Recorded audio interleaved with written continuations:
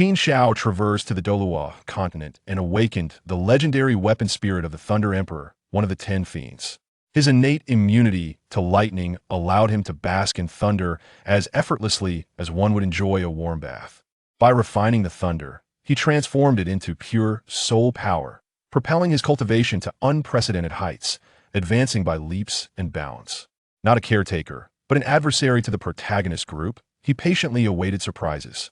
By the age of 18, he reached the awe-inspiring realm coveted by countless soul masters, attaining the title of Douluo, while the Haotian Hammer or the Angel Spirit. They paled in comparison. The Thunder Emperor Spirit delivered a dimensional strike against them. It was also in this year that he awakened a novice guidance system. Beep. Novice guidance task initiated. Novice Soul Master, your talent barely qualifies you for entry into Shrek Academy. Qin Xiao gazed at this task, lost in contemplation. Qin Xiao, a Title Douluo, joined Shrek. Chapter 1. Thunder Emperor Spirit, Qin Xiao. Boom. Douluo continent. In a remote area, the sky was woven with thunder like a spider's web, oppressive, as if the apocalypse had descended. Yet, upon a solitary peak, a youth stood with closed eyes, bathed in thunder. Ordinarily, the might of heavenly thunder would deter even a Title Douluo from facing it directly, urging them to evade its fury. Yet the youth remained unharmed, even appearing to revel in the experience truly terrifying. Crack! After an indeterminate time, a crisp sound emanated from within the youth, and simultaneously, he opened his eyes, brimming with exhilaration. I have broken through. After 18 years in the Douluo continent, I, Qin Xiao, have finally surpassed level 90 in soul power today. His voice resonated with joy. His name was Qin Xiao, hailing from Blue Star, a traveler of realms. In his previous life, he was an orphan, and in this life, he remained one. At the age of 6, he awakened his weapon spirit, the Thunder Emperor, a miraculous and powerful spirit. With innate lightning immunity, he could manipulate thunder and consume it, converting its power into pure soul energy. This was the primary reason he attained level 90 in soul power at the tender age of 18. The so-called methods of soul power cultivation on the Douluo continent were utterly inferior when compared to his straightforward and brutal ability to devour thunder. Once I acquire the 9th spirit ring, I shall officially step into the realm of a Title Douluo. Haha, an 18-year-old Title Douluo, truly a feat unprecedented in history. Qin Xiao recalled Tang Hao, who was dubbed the youngest Title Douluo on the Douluo continent, yet he was already over 40 when he achieved that title. Compared to him, Tang Hao was merely a gifted elder. Qin Xiao's emergence shattered the established history of the Douluo continent. If the soul masters of this world were to discover this, their jaws would surely drop in astonishment. Turning, he descended the mountain. Qin Xiao sought to hunt for his 9th ring. However, just as he stepped off the peak, he froze in place, as if struck by a binding spell, for a mechanical voice resounded in his mind. Congratulations, host. Novice guidance system binding successful. Beep. Novice gift package has been distributed. Please check. What is this? A system? Qin Xiao wore a bewildered expression. Was he only activating the system now, just as he was about to become a Title Douluo? What a joke. After all, a Title Douluo was revered as the pinnacle in the hearts of countless soul masters. Did he still need system? At this moment, Qin Xiao felt no stirrings within, even finding it amusing. What functions do you possess? While he did not hold much regard for the system, it was still his golden finger. He ought to familiarize himself with it. Wouldn't he? What if it turned out to be useful? The ultimate goal of this system is to guide novice soul masters toward the pinnacle of the Douluo continent. What a novice soul master. That cannot possibly be me. It seems you have mistaken the person. Qin Xiao chuckled confidently. System verification is accurate. You are the host. I'm a novice soul master. Do you have some misunderstanding about novice soul masters? Qin Xiao asked with irritation. Do you know my cultivation level? 90 level. Are you still sure you want to guide me? Affirmative. Qin Xiao. He understood this system lacked common sense, which explained why it had only activated after 18 years. Never mind. Let's see what treasures the novice gift package contains. Qin Xiao, disinterested in the dim-witted system, thought to himself as he opened the novice gift package. Suddenly, several items appeared before him. To be precise, there were a few tomes. Qin Xiao examined them one by one. Encyclopedia of Soul Beasts, Theories of Soul Masters, Map of Douluo Continent, Introduction to Douluo Continent. Is this all garbage? Qin Xiao raised an eyebrow, disdainfully tossing the tomes down the mountain. No need to feel sorry. These are common items. He had already purchased a set for a single gold soul coin. When he was still a soul master, they were not worth anything. Beep. Since the host has acquired a preliminary understanding of the Douluo continent, the novice guidance will commence. Novice guidance? I'm already level 90. I am no novice. You may skip the novice guidance and provide me with introductory or higher level tasks. Qin Xiao expressed his dissatisfaction. Engaging in novice tasks was a waste of time. You must complete the novice guidance before subsequent tasks can be unlocked. Qin Xiao was at a loss for words. Fine, this system lacks sense. I shouldn't stoop to its level, he silently admonished himself. Then, the mechanical voice of the system echoed in his mind once more. Novice guidance. As a novice soul master, joining a soul master academy for learning is particularly important. Given your talent and age, you barely meet the admission criteria for Shrek Academy. Please proceed to register and pass the initial test conducted by Li Yusong. Task reward. First spirit ring with a duration of 1,000 years. 500 gold soul coins. Join Shrek Academy? Qin Xiao furrowed his brows in contemplation, immediately recalling information related to Shrek. Shrek Academy does not admit ordinary individuals, only monsters. The admission criteria state that students must not exceed 13 years of age and must possess a soul power level of no less than 21. Qin Xiao recalled that by the age of 8, his soul power had already reached level 30. Was that barely qualified? Moreover, I am already 18 and poised to acquire a spirit ring that would make me a Title Douluo. You wanted to go to Shrek to study? Qin Xiao could not help but scoff. I could easily serve as a teacher there. The task is correct. Please execute it immediately, host. Clearly, attempting to reason with the system was not a wise choice. However, if the first spirit ring's duration increases by 1,000 years, that would be quite advantageous. The first spirit ability would be equivalent to other soul masters' third spirit ability. To be fair, this reward stirred a hint of interest in Qin Xiao. After all, it could enhance his strength. Just right, I recently broke through a bottleneck and need to solidify my cultivation. It is not suitable to absorb thunder. To raise my level in the short term, I'll accept this task. With that thought, Qin Xiao closed the task panel and began his descent down mountain. As for the requirements of Shrek Academy, he paid them no mind. Rules are dead, people are alive. In this world, the one with the strongest fist dictates the rules. At the age of 18, being titled as a Douluo, what is so wrong with being a student? Is it excessive? Half a month later, Shrek Academy. Qin Xiao gazed at the weathered sign and the dilapidated institution, narrowing his eyes slightly. It must be said that Shrek Academy appeared even more rundown than Qin Xiao had envisioned.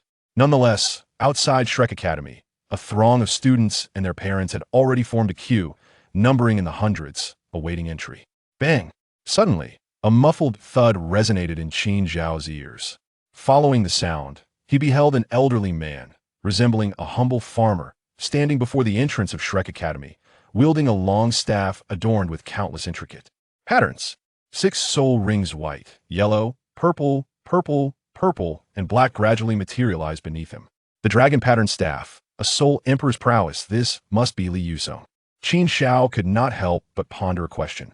How should he conduct himself during the entrance examination to avoid startling this esteemed teacher Li? Chapter 2. Altering the rules of Shrek, a soul emperor. How terrifying! Before the academy, numerous students and parents could not suppress their gasps, instinctively retreating. Such formidable beings were beyond their reach, intimidating and unapproachable. At that moment, Li Yusong spoke up, addressing the crowd. For those of you who have arrived late and are unfamiliar with the academy's admission criteria, allow me to reiterate. Anyone over the age of 13 or lacking a soul power of at least 21 may leave. Shrek only admits exceptional talents, not ordinary individuals. His voice, though not loud, resonated throughout the gathering. What? Such stringent requirements? Let's disperse. We shall not enroll here.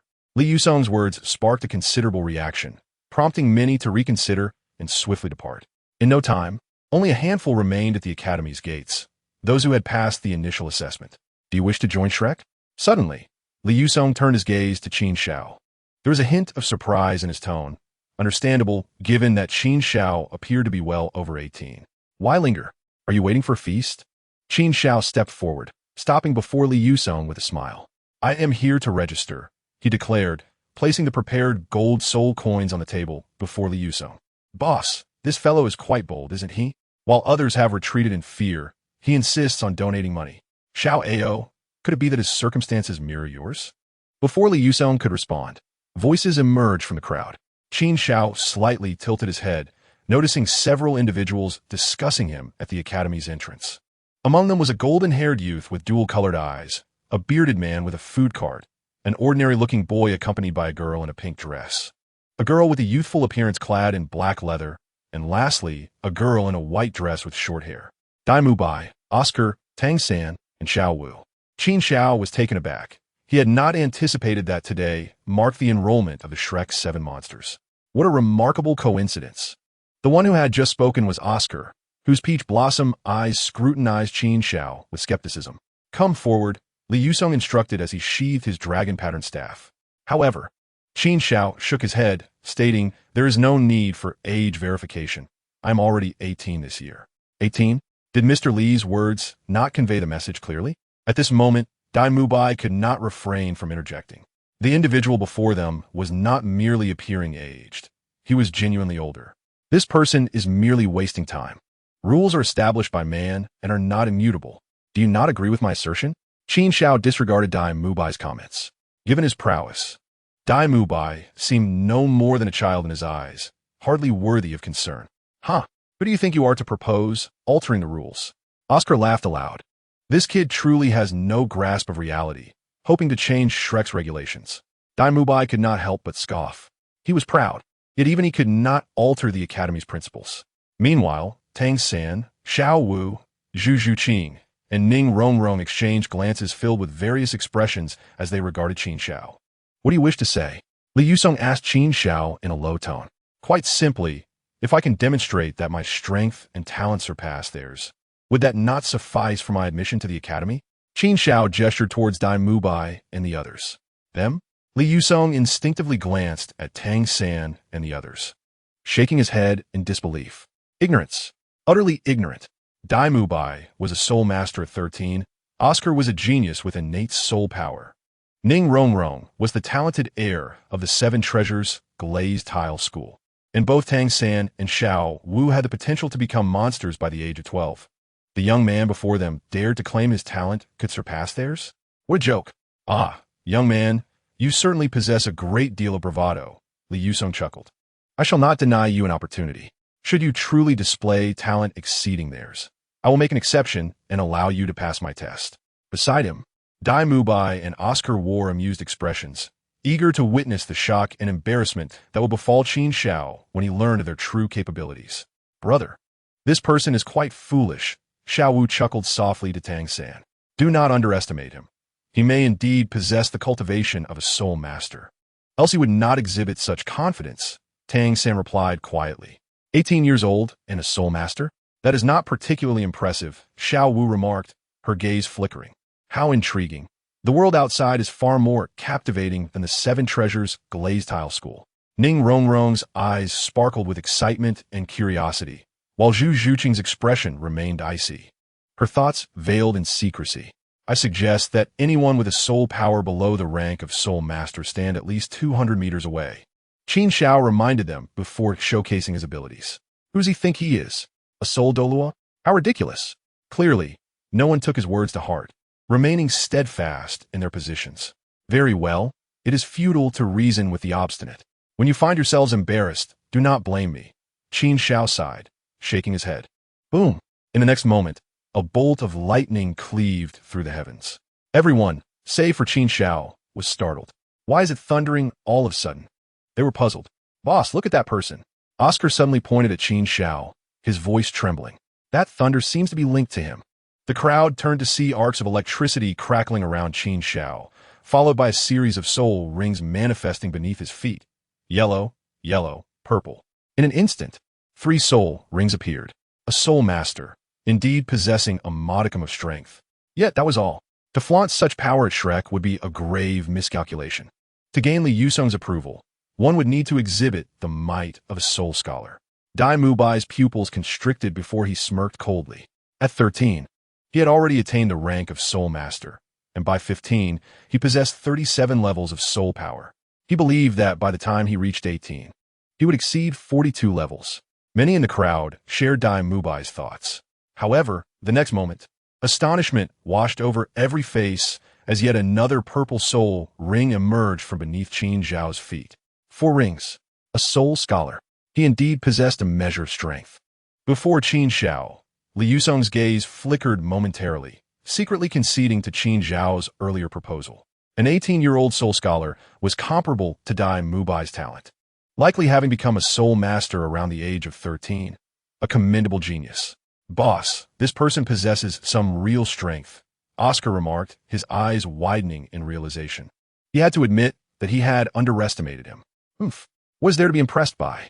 Who among us cannot attain the rank of soul scholar by 18? Dail Mubai scoffed, dismissing Oscar's surprise. Yet, the unfolding events were far from over. At this moment, Ning Rongrong suddenly spoke, her voice crisp. What if it's an 18-year-old soul king? Newcomer, new book, seeking support. In the third chapter, the first assessment was passed, and the second task commenced. An 18-year-old soul king? Dail Mubai's gaze sharpened, instinctively shaking his head. I have never encountered anyone who could become a soul king at such a young age. Achieving the rank of soul master by 18 is already an extraordinary talent. Not only have I never seen it, but even in the historical records of our star Luo Empire, there has never been an 18-year-old soul king.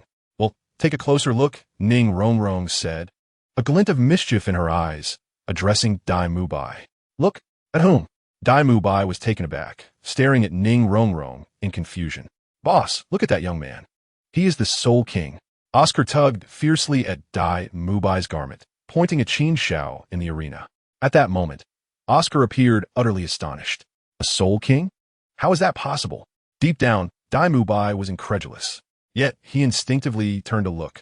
In an instant, he was stunned. How can this be possible? After comprehending the scene before him, he found himself speechless. Beneath Qin Xiao's feet lay a newly emerged soul ring. Yellow, purple, black. Indeed, it was a soul king. Xiao San. He truly is a soul king, an 18-year-old soul king.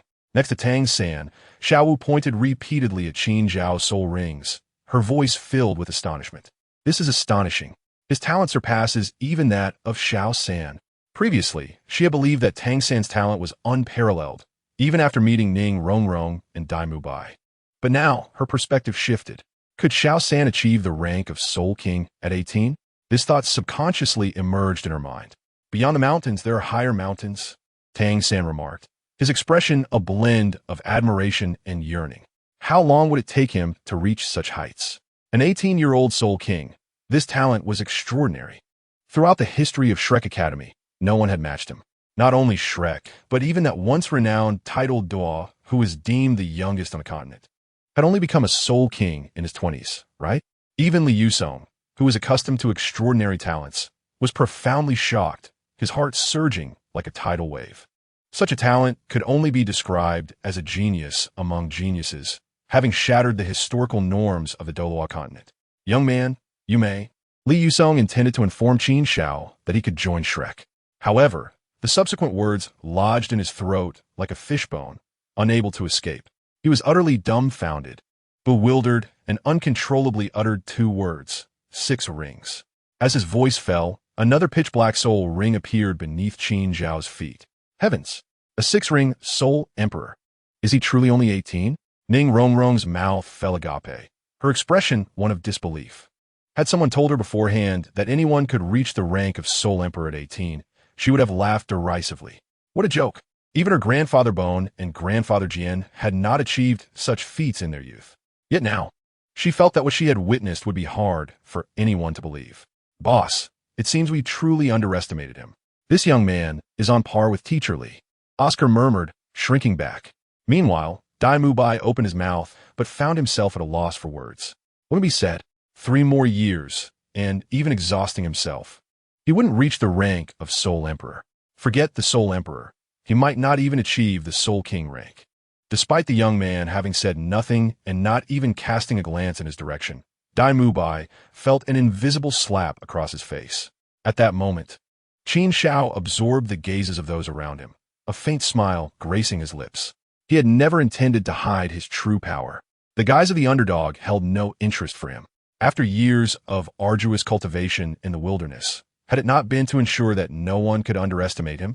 A powerful surge of soul power erupted in the arena, stirring a tempest. 1 soul ring after another appeared. 7 rings, Soul Sage. 8 rings, Soul Douluo. 9 rings, Title Douluo. When a ninth soul ring manifested around Qin Xiao, time itself seemed to freeze. Every heart present nearly halted in its rhythm. The dark, profound radiance captivated all eyes. However, a colossal wave of soul power suddenly descended, overwhelming everyone, pressing them to the ground as if they could not withstand such formidable force. Boss, am I seeing things? He has 9 soul rings.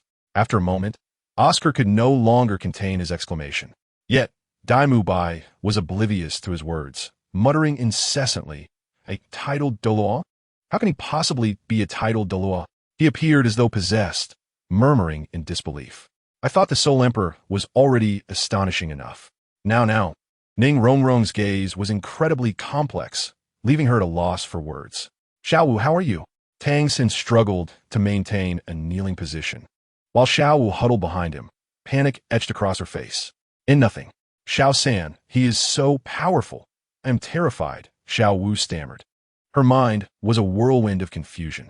This person was a Title Douluo. How could such a figure appear in such a remote location? What was his purpose? Surely it couldn't be for her.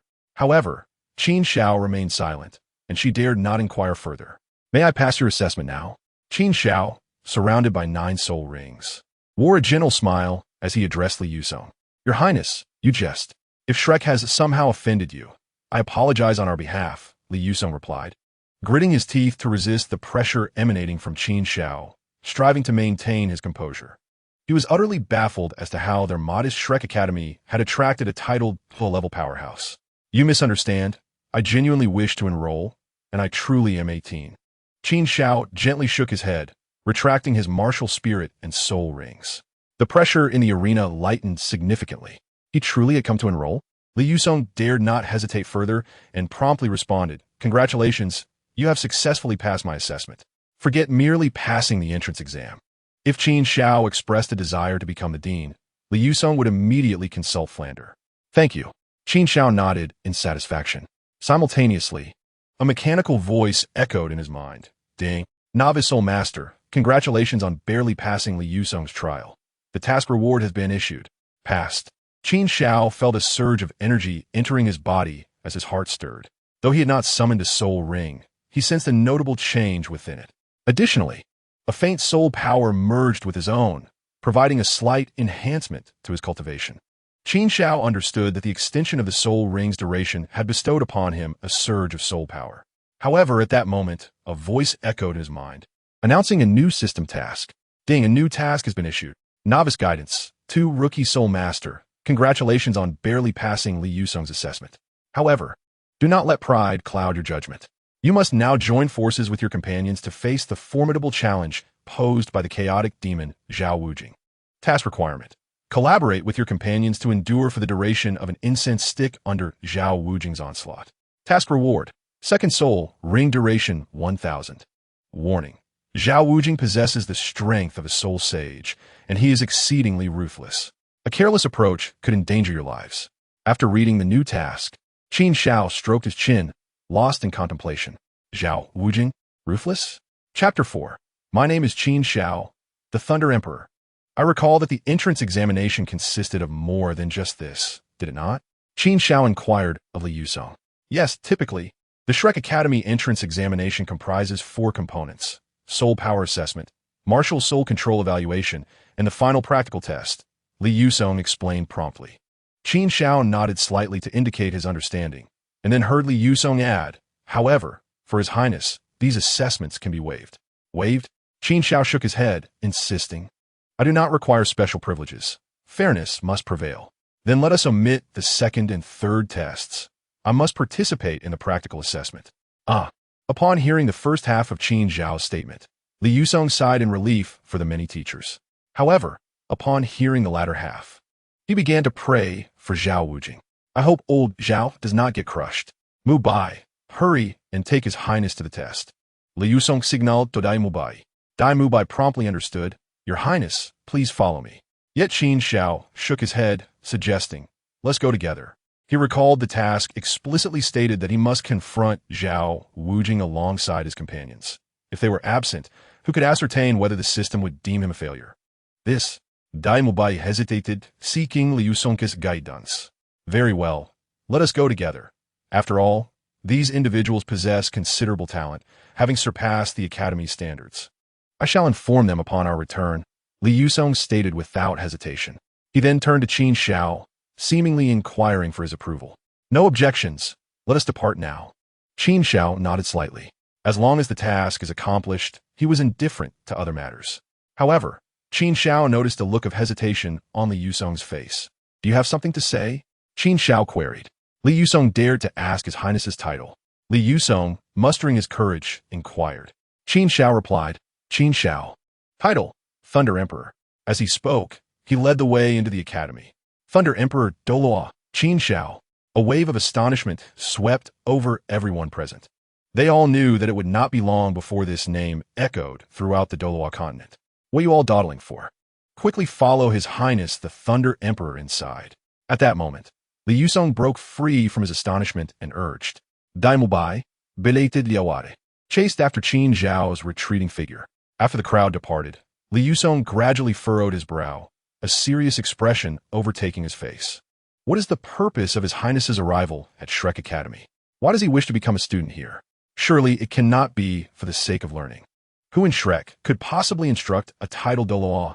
Li Yusong felt that the reverse was more plausible. It would be more fitting for the Thunder Emperor to teach them instead. I must inform the Dean. Such a significant matter cannot rest solely on my shoulders, Li Yusong thought as he exited the entrance and entered the academy. This is the place. Shortly thereafter, Dail Mubai led the group to another open area, approximately 200 square meters in size. Qin Xiao noticed a middle-aged man, appearing to be in his 50s, dozing in a chair not far away. It was evident that this was the unmoving King Zhao Wujing. Zhao Laoshi, Dail Mubai called out, a hint of urgency in his tone. Normally, your penchant for showboating would be tolerable, but today is not the day. I have a Title Douluo in my team.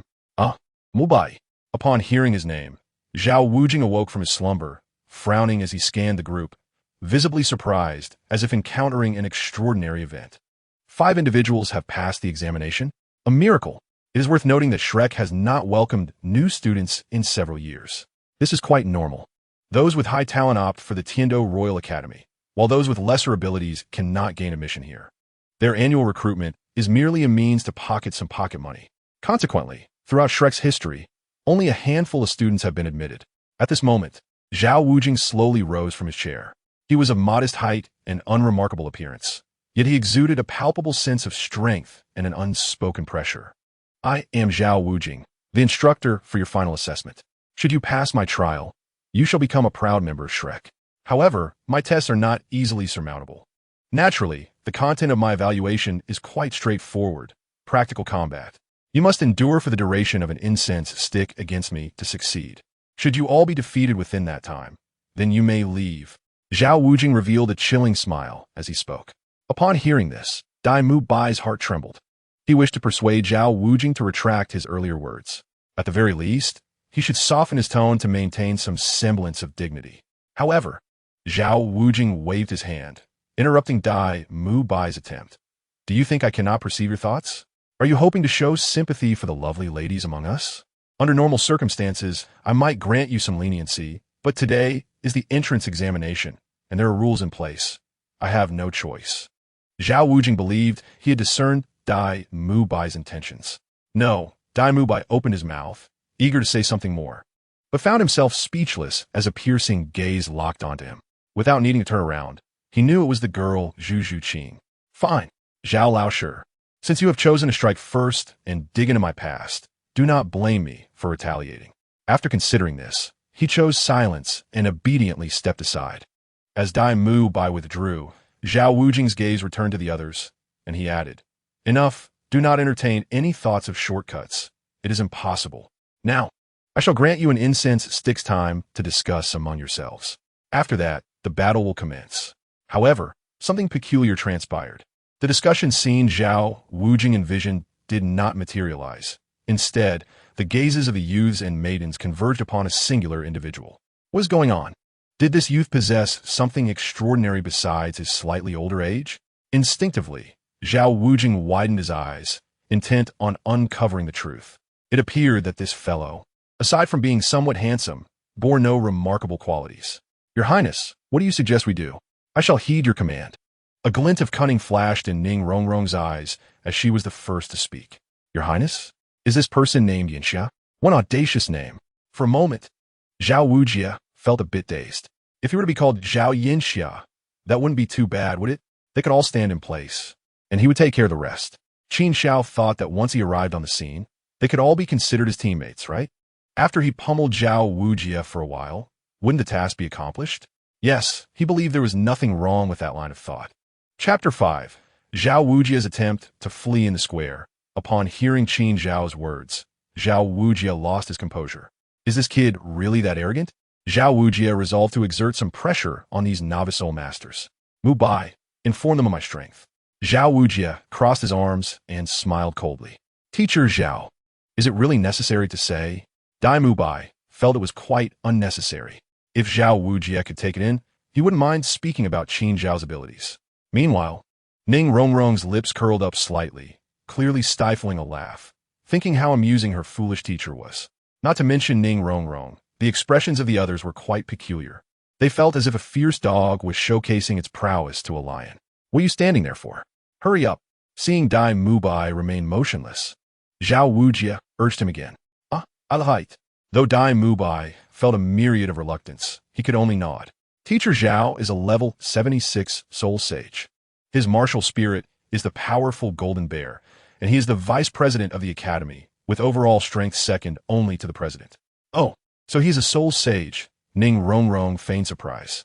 Even the usually icy Zhu Zhuqing's eyes flickered with a hint of intrigue. Had this been before, she would have been astonished. But after witnessing a Title Douluo like the Thunder Emperor, a soul sage seemed rather ordinary. In contrast, Zhao Wujia was taken aback. What kind of attitude is this? Is this the demeanor one should expect from a group of teenagers? Forget it, Mubai. You need not explain further. I see they won't shed tears until they witness the grave. Zhao Wujia clenched his fists and started to crack his neck, the bones popping audibly. Teacher Zhao, please be careful. Oscar, who had been silent until now, finally spoke. However, he was quickly interrupted by Zhao Wujia. Why are you acting like Dail Mubai? Is there someone among them you fancy? Rest assured, I will be careful not to hurt them. Zhao Wujia replied with a furrowed brow. Sigh, let it be, Oscar muttered, unsure of what else to say. At this moment, Zhao Wujia produced an incense stick, igniting it with a flick of his fingers and casually thrusting it into the ground. Since they hold you in such high regard, I shall first defeat you. His gaze was fixed intently on Qin Xiao as he spoke, bending down to gather strength. Simultaneously, his body suddenly swelled. His already formidable muscles expanded almost twice their size, and he grew a full meter taller, transforming into a remarkably imposing figure. 7 radiant soul rings emerged simultaneously around him, 2 yellow, 2 purple, and 3 black, encircling him. With a resounding boom, dust flew as Zhao Wujia launched himself like a cannonball towards Qin Xiao. The ground beneath him cracked under the immense force he exerted, making it hard to fathom the power contained in his frame. Is this kid paralyzed with fear? As Zhao Wujia rapidly approached Qin Xiao, the latter remained unmoved, standing still. In truth, Qin Xiao was not idle. He simply found no reason to move.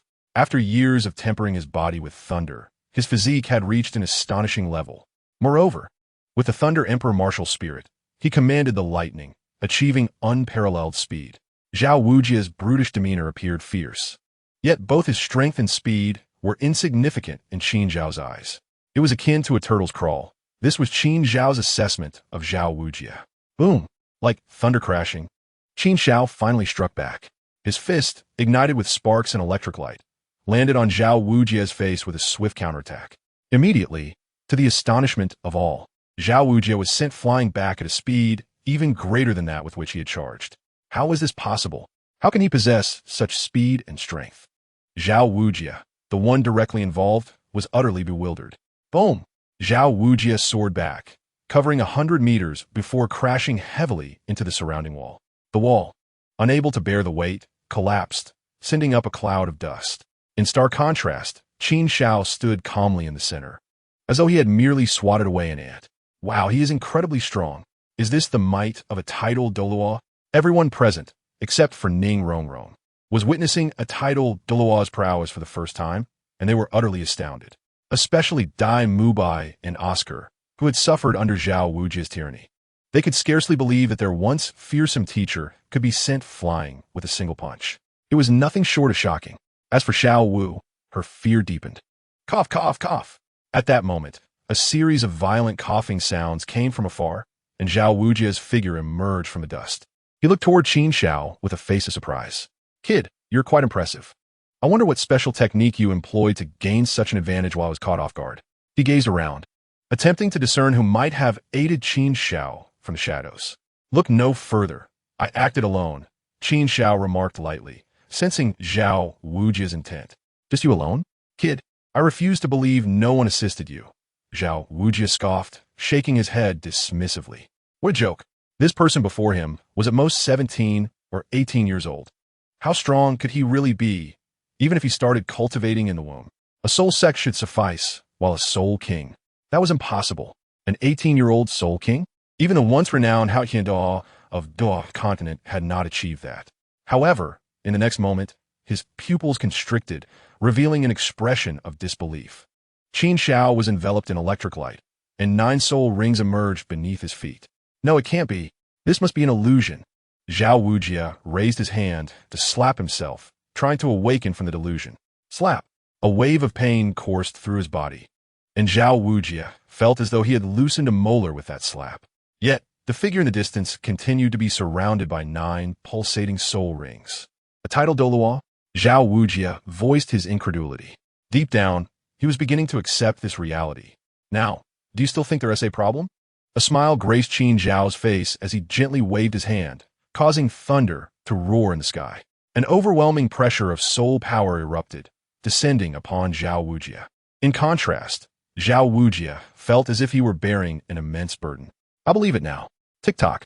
Beads of perspiration continuously rolled down Zhao Wuji's forehead as he hastily declared, Zhao Wuji means no offense, Your Highness. Ignorance is no crime. Qin Xiao gently shook his head, glancing once more at the incense stick embedded in the ground, which had yet to burn halfway. He continued, Let us proceed. There remains ample time with more than half an incense stick to go. More? Zhao Wuji immediately shook his head vigorously, akin to a rattling drum. What nonsense!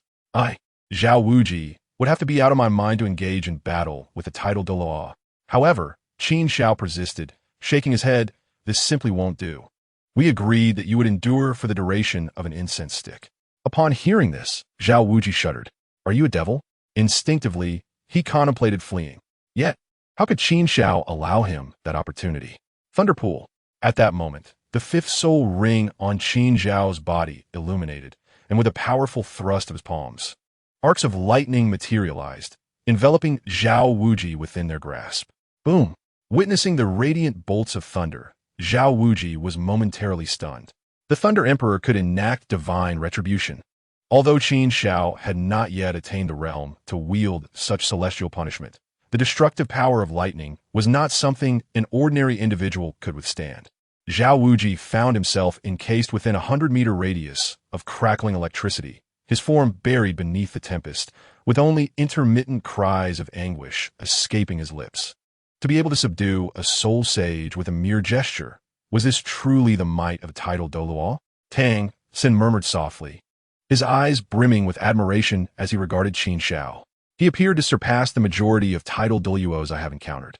Xiao Wu's eyes were filled with profound apprehension, while Dail Mubai and Oscar instinctively recoiled, aware that such a formidable being was best avoided at all costs. After a considerable duration, the incense stick finally extinguished. As the thunder pool dissipated, Zhao Wuji's form re-emerged before the onlookers, looking utterly wretched. This is too tragic, is it not? They all gaped in astonishment at the sight of Zhao Wuji, whose garments were tattered and whose face was smeared with a dark hue. No, to be precise, his exposed skin appeared as though it had been coated in black paint. Thank you, Your Highness, for your mercy. Zhao Wuji bowed deeply to Qin Xiao, though smoke still wafted from his mouth as he spoke. Qin Xiao merely nodded slightly. Zhao Wuji ought to be grateful, had it not been for the reduction in the power of his soul skills. Zhao Wuji might have been reduced to mere ashes after enduring for the duration of an incense stick. May I inquire if I have passed the assessment? Qin Xiao then posed a question. Assessment? Zhao Wuji was momentarily taken aback before quickly realizing, nodding vigorously like a chick pecking at grains. Yes, yes, I passed. Ding. Congratulations on cooperating with your teammates to barely endure under Zhao Wuji's command for the duration of an incense stick, completing the evaluation. Barely? Upon hearing the system's notification, Qin Xiao couldn't help but chuckle. He glanced at Zhao Wuji in the distance, acknowledging that enduring for most of an incense stick under his thunder pool was indeed quite a stretch. As for his teammates, he scoffed. They merely played a passive role throughout the ordeal. Were it not for the task at hand, he would have had little interest in bringing them along. Task rewards have been distributed. Following this, Qin Xiao sensed a slight enhancement in his strength. Quite satisfactory. Yet, he soon discovered a troubling matter. System, why is it no new task? He questioned inwardly.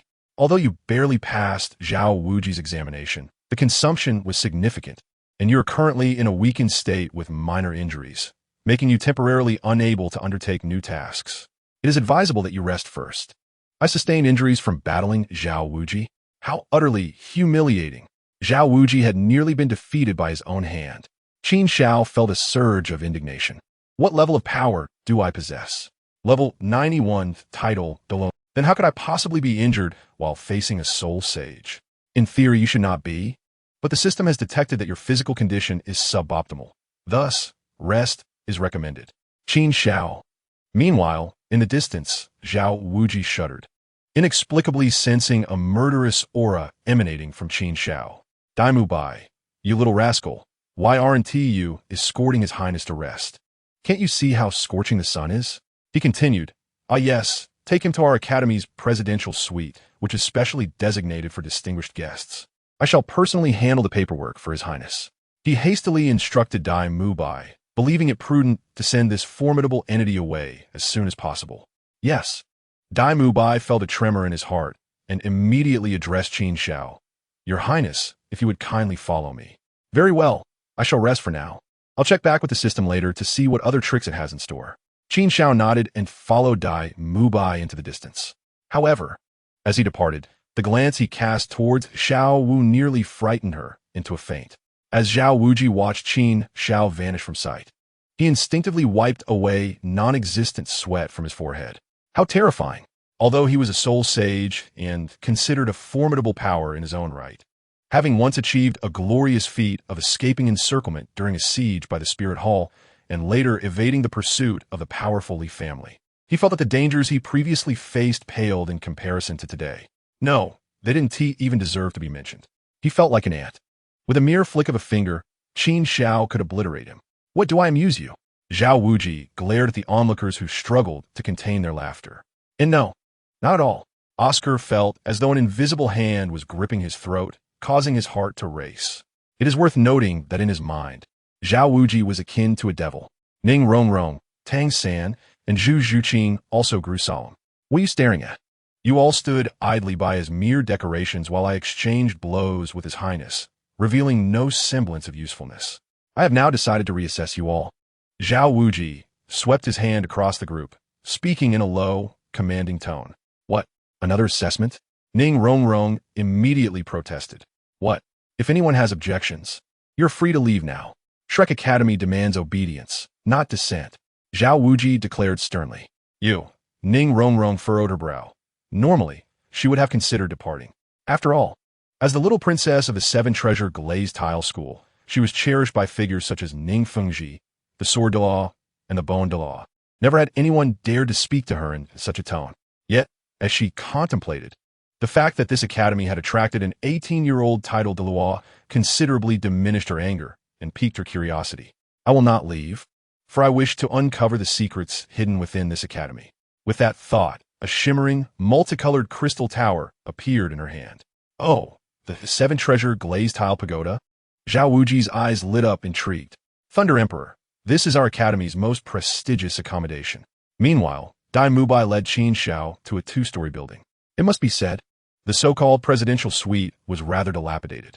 However, Qin Xiao was no delicate flower. The conditions he endured while training on the solitary peak were far worse than this. He was acutely aware that his purpose for coming to Shrek was not for leisure, but rather to fulfill the mission assigned by the dog system and to enhance his own abilities. Mubai, We are of similar age. There is no need to address me as your majesty. The Thunder Emperor, Qin Xiao remarked with a smile as he regarded Dail Mubai, who was guiding him. Really? Dail Mubai's eyes sparkled with delight. How could he not be excited? He perceived Qin Xiao's words as a friendly overture towards him. Moreover, the recognition from a Title Douluo was particularly significant, especially considering his own identity as a prince of the Star Luo Empire. Establishing a connection with this esteemed individual could yield numerous advantages. In an instant, his mind was flooded with possibilities. However, Qin Xiao continued, "You may simply refer to me as your majesty. There is no need to mention the title of Thunder Emperor unless absolutely necessary. I prefer to maintain a low profile." What? Dail Mubai was momentarily taken aback, as the situation deviated from his expectations. Chapter 7. I am already a Title Douluo, and you expect me to toil in training? Very well. You may leave me here. You may take your leave now. Qin Xiao ignored the stunned Dail Mubai, gesturing dismissively as he walked toward the small two-story building before him. Mubai, you may withdraw. Upon hearing this, Dail Mubai snapped back to reality but did not dare to linger. He bowed and retreated. The small courtyard was simply adorned, featuring a pavilion, a round table, a few modest flowers, and a bamboo rocking chair. Qin Xiao approached the rocking chair and reclined. He remembered the system's reminder to adjust his state. Have you been observing from the shadows for so long, yet do not intend to reveal yourself? He spoke softly, closing his eyes slightly. Yet, no response came. How unfortunate that you, a Title Douluo, lack the courage to show yourself, Qin Xiao continued. His words were not mere conjecture. Ever since demonstrating his prowess at the academy's entrance, he had felt the weight of scrutiny upon him, a sense of impending danger. At this moment, within Shrek Academy, he was acutely aware that it was Tang Hao observing him. Especially after Dail Mubai had left, the sensation of being watched grew ever stronger, prompting him to abandon pretense and confront the situation directly. After all, no one relishes the discomfort of having unseen eyes upon them. Nevertheless, his remarks received no answer, and he sensed the scrutiny dissipate. It seems Tang Hao has departed? Perhaps he could not ascertain my true strength, and therefore refrain from taking action. The Haotian Hammer is not so formidable after all, Qin Xiao chuckled. In truth, he could surmise Tang Hao's motives for watching him. It was likely that his very existence posed a threat to Tang San and Xiao Wu. Director, we have arrived at the courtyard of His Majesty, the Thunder Emperor. What should we be mindful of? At that moment, Qin Xiao heard footsteps and the sound of animated chatter. He recognized the voice of Liu Song, who was overseeing the entrance examination at Shrek Academy. Shortly thereafter, another voice chimed in. You all should act according to my demeanor. Those who can speak should say little, and those who cannot should remain silent. Remember, do not provoke this esteemed individual. Understood. Rest assured, boss. Qin Xiao discerned that the speakers were Liu Song, Flender, and other instructors from Shrek Academy. Before long, the chaotic footsteps ceased at the entrance. Your Majesty, Liu Song requests an audience. Flender, the principal of Shrek Academy, requests an audience. Xiao Xin requests an audience. Lu Qibin requests an audience. Outside, a voice imbued with deep respect reached Qin Xiao's ears. To have the principal and instructors personally greet him on the first day of enrollment was indeed a rare occurrence. Qin Xiao chuckled to himself, acknowledging that had it not been for the peculiar dog system he was entangled with, he would not have come to this place out of sheer boredom. Please enter. Qin Xiao's voice resonated as he rose to greet the incoming guests, a gesture of basic courtesy. Soon, the four individuals entered the courtyard. Qin Xiao had seen Liu Song before, merely glancing at him before shifting his gaze to the next person. Next to Liu Song was Flender, wearing gold-rimmed glasses and exuding an air of shrewdness. Following them was Xiao Xin, a slightly portly food-type soul master. The final individual was an elderly man with white hair and beard, Lu Qibin, a soul master from the Star Luo Academy. Principal Flender, if you have matters to discuss, please do not feel the need to make such a fuss.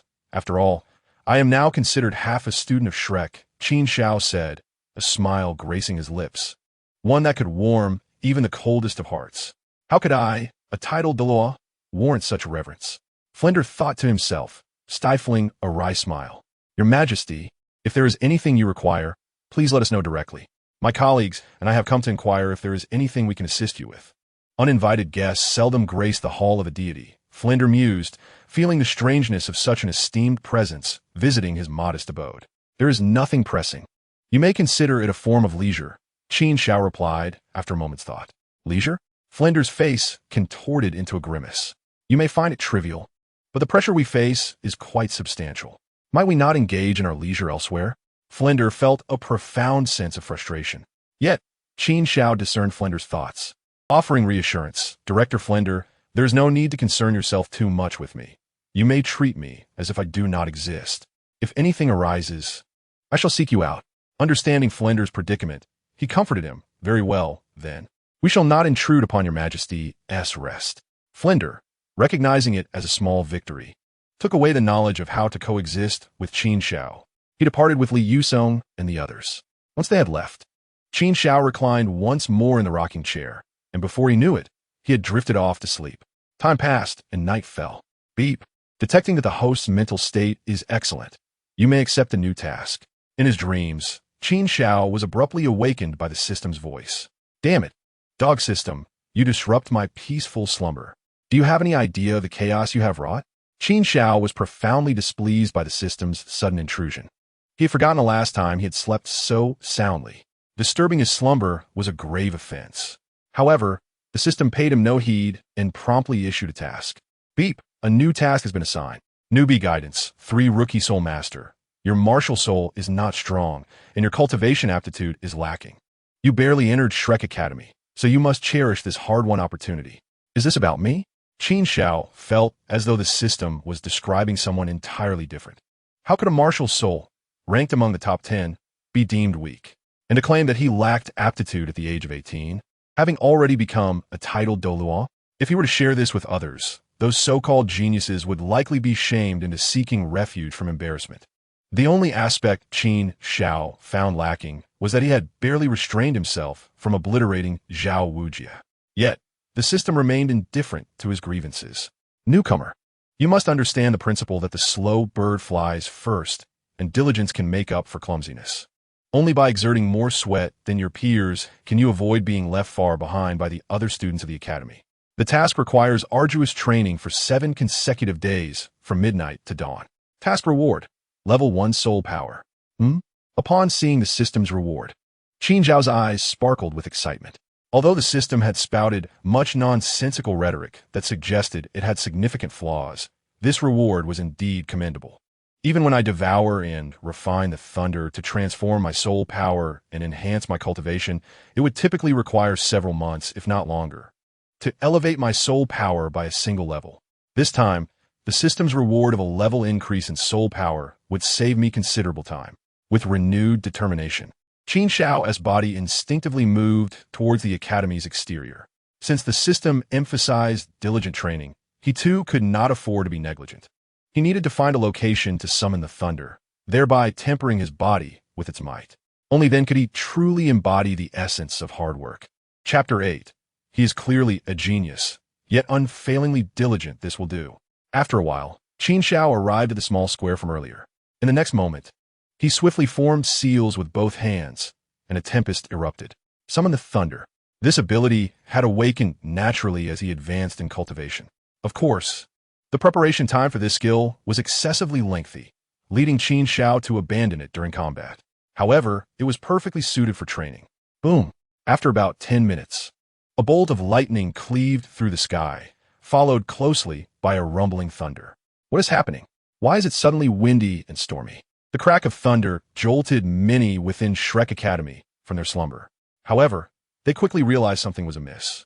The brilliant arcs of electricity did not spread across the boundless heavens. Instead, they descended vertically. What the heck? Who is this? What kind of wicked deeds must one have committed to be struck by lightning? In Flanders' office, Zhao Wujia, Li Yusong, and several other teachers were present. With the arrival of the son of a Title Douluo and another Title Douluo, sleep eluded them. Ha, old Zhao, just how many misdeeds have you committed to be struck so mercilessly? Flander inquired with a grin after hearing Zhao Wujia's words. Me? That is not comparable. Zhao Wujia initially displayed a hint of embarrassment on his face, then retorted with a laugh. Regardless, I have at least faced a Title Douluo and lived to tell the tale. Keep dreaming. If it weren't for the mercy of the Thunder Emperor, You'd be racing alongside your little friends by now. Flander countered without hesitation. Oomph. After listening to Flander, Zhao Wujia snorted coldly, just as he was about to retort.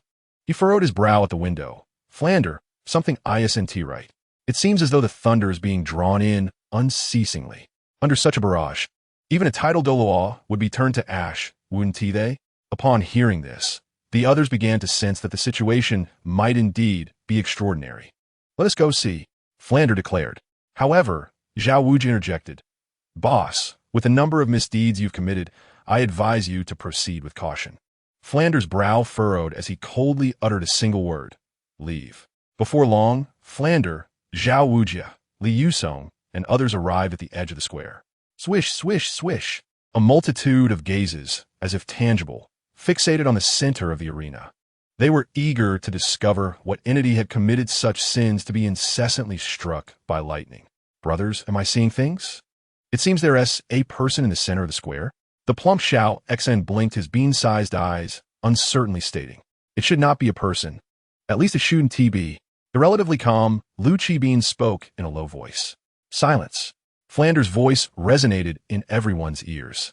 His martial soul was the cat eagle, which granted him enhanced vision, allowing him to barely discern the figure bathed in lightning. It's Qin Xiao. Flander even observed that as Qin Xiao breathed, serpentine currents of electricity were drawn into his body. He truly wanted to be blown to bits? A spasm coursed through him, and cold sweat broke out on his back. Flander could hardly fathom the level of strength required to achieve such a feat. Everyone, quiet. It's the Thunder Emperor, absorbing the lightning for cultivation. Flander recalled Qin Xiao's earlier appearance. He must be in the midst of training, right? What? That is the Thunder Emperor?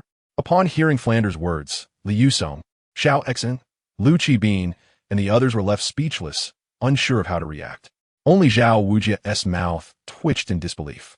The Thunder Emperor is truly remarkable, not only striking others with lightning, but also using it on himself. A fierce individual, more intense than most. Such a person deserves the title of Title Douluo. Zhao Wujia, who seldom acknowledged others, found himself compelled to respect Qin Xiao. In truth, it was not just him who was astonished. A hidden observer witnessed everything unfolding. Who could he be? What grants him such strength? If I were to be within this thunder, I would surely face catastrophic destruction. In a black cloak, he could not conceal the astonishment etched on his face. Those eyes, filled with the weight of experience, had never before beheld such a spectacle, not to mention anyone else. Even the possessor of the blue lightning tyrant dragon martial soul would struggle to wield such power over lightning, wouldn't they? Teacher, what is happening? At that moment, a voice called out from behind Zhao Wujia. Turning around, he spotted Dail Mubai, Oscar, Tang San, and others approaching from afar. Meanwhile, Zhu Zhuqing, Xiao Wu, and Ning Rongrong were also making their way over. Observe quietly, but do not make a sound. Disturbing the emperor during his training would lead to dire consequences. As the crowd approached, Zhao Wujia solemnly instructed. Zhao teacher, what do you mean? You're saying that the emperor is training? Is the Thunder Emperor truly bathing in lightning? The group was left in shock. This is completely illogical. He shouldn't survive being struck by lightning. Could there be any doubt? If it weren't the Thunder Emperor, who else could possess such strength?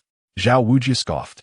The group fell into silence, contemplating who else could possibly match such prowess. I must say, you all are rather idle. What time is it, and you're still asleep? Zhao Wujia observed the students clad in sleepwear, his brow furrowing. Look at the Thunder Emperor. At just 18, he has already become a title-level powerhouse, yet he still works so diligently. Are you not ashamed? Dail Mubai and Oscar were immediately left red-faced by the reprimand. Who has time to train when one is a proper person? If not out having fun, wouldn't that be a waste of youth? Tang San, however, sighed inwardly. If diligence were the measure, he believed he was not lacking. He slept later than a rooster and rose earlier than one. Yet here he was only at the great soul master level, while others had already become Title Douluos. In this world, is innate talent truly that significant? Could it be that the teacher's assertion that there are no useless martial souls, only useless soul masters, is flawed? At that moment, Tang San instinctively began to doubt the soul master theories he had diligently studied for years. Beside them, Ning Rongrong and her two companions displayed a spectrum of emotions. Initially stunned, Ning Rongrong's eyes soon brimmed with intense curiosity. The enigmatic man before her exuded an irresistible allure. Xiao Wu, on the other hand, was gripped by fear, terrified that Qin Xiao would eliminate her to seize her soul bone. As for Zhu Zhuqing, her expression was a complex tapestry of emotions, leaving no one aware of her thoughts. After what felt like an eternity, as the crowd's senses dulled from the thunderous sounds, the ominous clouds overhead abruptly dissipated. In the arena, Qin Xiao stood tall, unfazed by the tempest. To him, this thunderstorm was trivial, if one were to describe it. Being bathed in lightning felt as effortless as eating or drinking. Your Majesty, the Thunder Emperor, resonated the respectful titles in succession around Qin Xiao. Enough, he uttered dismissively before turning to exit the arena. Just as Dail Mubai and Oscar intended to follow suit, they were halted by Zhao Wujia's commanding voice. Wait, what do you think you're doing? Do you not see that even the formidable Thunder Emperor is toiling diligently in his training? Why do you have to be complacent? The group fell silent, internally berating themselves as they recognized their own inadequacies. Meanwhile, from a distance, Qin Xiao overheard Zhao Wujia's booming admonition, nearly causing him to stumble. He wished to clarify, do not misunderstand. I do not genuinely aspire to train diligently. Upon exiting Shrek Academy, Qin Xiao wandered aimlessly. Though Shrek was modest and the village he found himself in was desolate, it exuded a sense of tranquility, soothing the soul. Unbeknownst to him, he entered a profound state of contemplation. Truthfully, having resided on Douluo continent for over a decade, such leisure was a rarity. He had been engrossed in elevating his prowess for years. Thus, he continued his stroll until dawn broke. The morning light cascaded gently, akin to warm hands caressing one's cheeks. At that moment, Qin Xiao awakened to a realization. This newfound insight had solidified his cultivation, ensuring no hindrance to future advancements. Noticing a shift in his power, he felt a surge of exhilaration. A glance around confirmed he remained in the village adjacent to Shrek. However, as he prepared to return, two figures interrupted his thoughts. Suehua, if you wish to break up with me, so be it, but let us have one last encounter. Otherwise, it's not happening. A rotund man with a round face, small eyes, and short hair, adorned with two wisps of mustache, gripped an ordinary girl's arm. Suehua pleaded, no please, just let me go. Are you even human? Qin Xiao couldn't help but chuckle at the absurdity of the scene. The cliché dialogue in the man's lewd persona unmistakably identified him as Shrek's most unsavory character, Ma Hongjun. Nevertheless, he had heard that Zhao Wujia intended to train Tang San, Xiao Wu, and others, making it unlikely for him to intervene. As for whether he would take action, that seemed far-fetched. He had no inclination to engage with matters that were unrelated to him. After all, there were far too many injustices occurring in the world daily, and he had long grown numb to them. He averted his gaze from Ma Hongjun and Suehua, continuing onward. Beep, side quest activated. As a true hero, one serves the nation and its people. Though you may be a novice soul master with limited power, do not lose your childlike heart. Contribute to combating malevolent forces. Task, dismantle the current evil and rescue the girl in need. Reward, 100-year soul ring. Qin Xiao. Does the system meddle a bit too much? He dismissed the task. Beep. Abandoning the side quest will prevent future quests from triggering. Do you wish to continue abandoning it? Abandoning this quest meant he might miss out on better rewards in the future. It seemed unwise to forsake a whole forest for a single tree. Fine. I shall accept this mission. This time, I will be the good Samaritan. Qin Xiao resolved not to abandon the task. Beep. Side quest accepted. Warning. Your opponent is formidable and on par with you. Proceed with caution. Opawisma?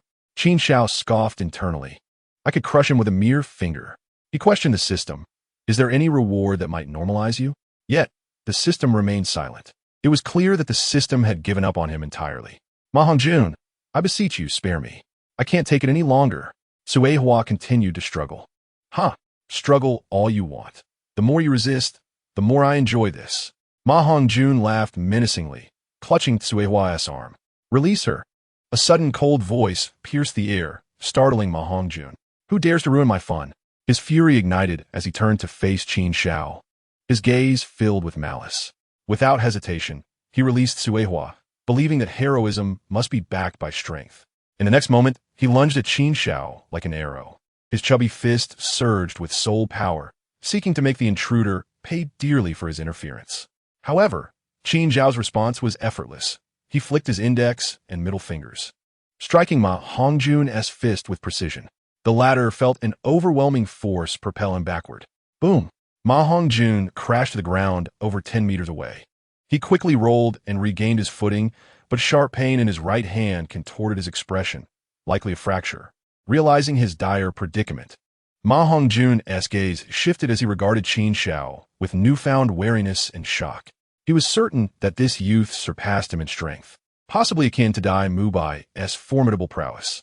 The notion of anyone being a sole master above that seemed implausible, considering the youth's age. Very well. You have my attention. Just wait here. With that, without waiting for Qin Xiao's reply, he turned and fled. Qin Xiao mused, truly a disciple of Flender. At times, he displays remarkable wit. Beep, side quest completed. Rewards dispensed. The mechanical notification rang in his ears, and Qin Xiao sensed a subtle enhancement in his abilities. Thank you. Thank you. Sui Hua, now free from shock, expressed her gratitude towards Qin Xiao. Just a trivial effort, he replied, retrieving a pouch from his soul guide and tossing it to her. Here are 10 gold soul coins. Leave this village and find a new place to live. In aiding others, he ensured Sui Hua would no longer be threatened by Ma Hongjun in the future. 10 golden soul coins would suffice for an ordinary person like Sui Hua to lead a stable life. However, Hua shook her head and said, Sir, I do not desire money. Let me accompany you instead. I can be of great assistance. Her words were laden with unspoken implications. Huh? Qin Xiao was taken aback, gazing at Sui Hua in disbelief. You do not want money, yet you seek my life instead? I saved you. Why repay kindness with malice? This is a grave injustice. You should keep the money. Henceforth, we shall have no further dealings. Do not even mention that you know me. With that, he vanished from sight. At long last, after what felt like an eternity, Ma Hongjun gasped for breath as he returned to Shrek Academy. Fatty, what happened to you? Oscar, having just finished training, rushed over, followed closely by Dail Mubai. How many times did you train yesterday? You look pale, unsteady on your feet, as if your very essence has been drained. Here, eat my giant sausage to recover. Oscar produced a bright red sausage, but Ma Hongjun felt a wave of revulsion. Please, spare me the disgust, he said, pushing Oscar aside and turning to Dail Mubai. His voice tinged with despair. Boss, you must help me. Chapter 10. Oscar and Dail Mubai in trouble. Fatty, who has injured you? Dail Mubai was not as carefree as Oscar. He recognized Ma Hongjun's distress. The drooping arm indicated that he had sustained a serious injury. Boss, it was a stranger from the village, someone who inexplicably interrupted my intimacy with Soa. You know how hot-headed I am. I couldn't bear it and confronted him. But I was no match for him. Ma Hongjun recounted the events in his own straightforward manner. What? Someone dared to act recklessly on our Shrek grounds? Oscar was immediately incensed. Having grown up with Ma Hongjun, their bond was deep. However, to Ma Hongjun's surprise, the usually righteous Dail Mubai did not respond immediately. Instead, he frowned. Boss, what is troubling you? Ma Hongjun could not contain his curiosity. After all, he had returned seeking assistance to reclaim his honor. Otherwise, how could he face anyone at Shrek again? Fatty, describe this person to me.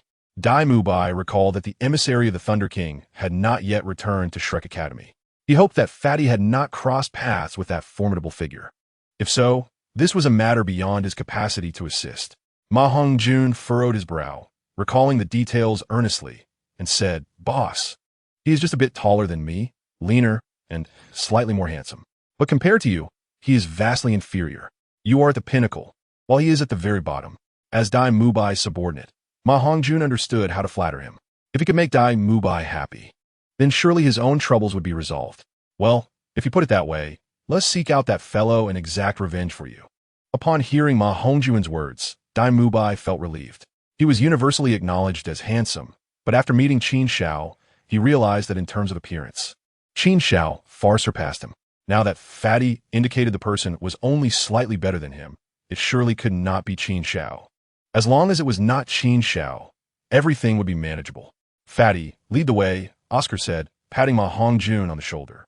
All right, let us hope that fellow hasn't fled.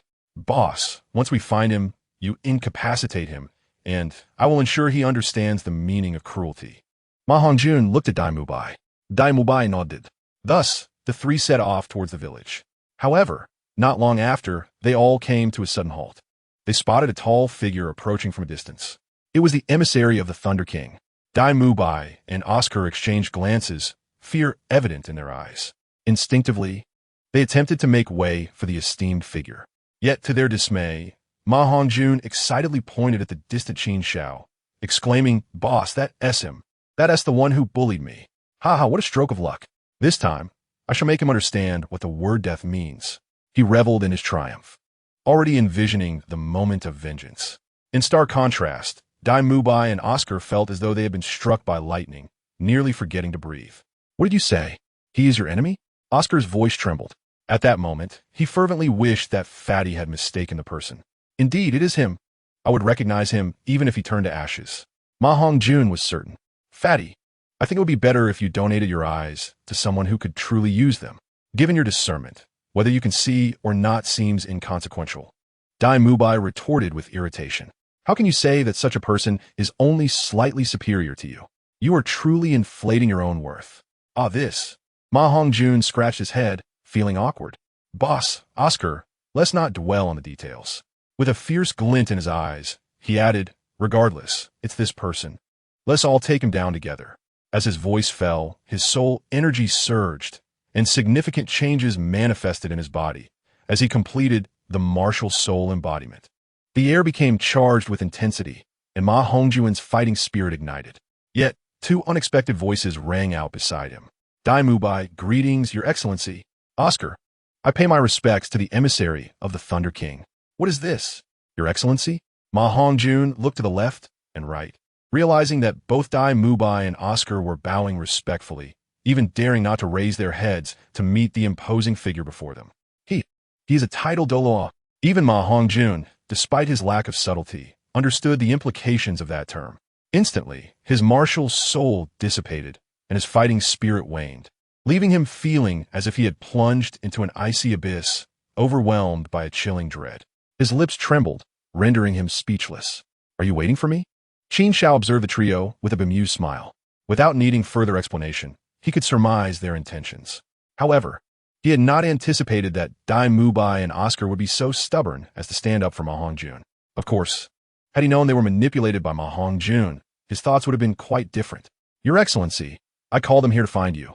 I have arranged breakfast for you, and it is ready." Suddenly, a figure descended from the sky. It was Flinder, the head of Shrek Academy. "Oh!" Qin Xiao regarded Flinder with an amused expression, and only after he noticed Flinder's slight discomfort did he nod. "Then, let us proceed. Your kindness is appreciated, and I shall not refuse." With that, he stepped past the others, casting a meaningful glance at Ma Hongjun. Thud! The latter, struck by the weight of realization, collapsed onto the ground. Flinder's eyelids twitched at the sight, but remained silent. Hastily, he quickened his pace to catch up with Qin Xiao's figure.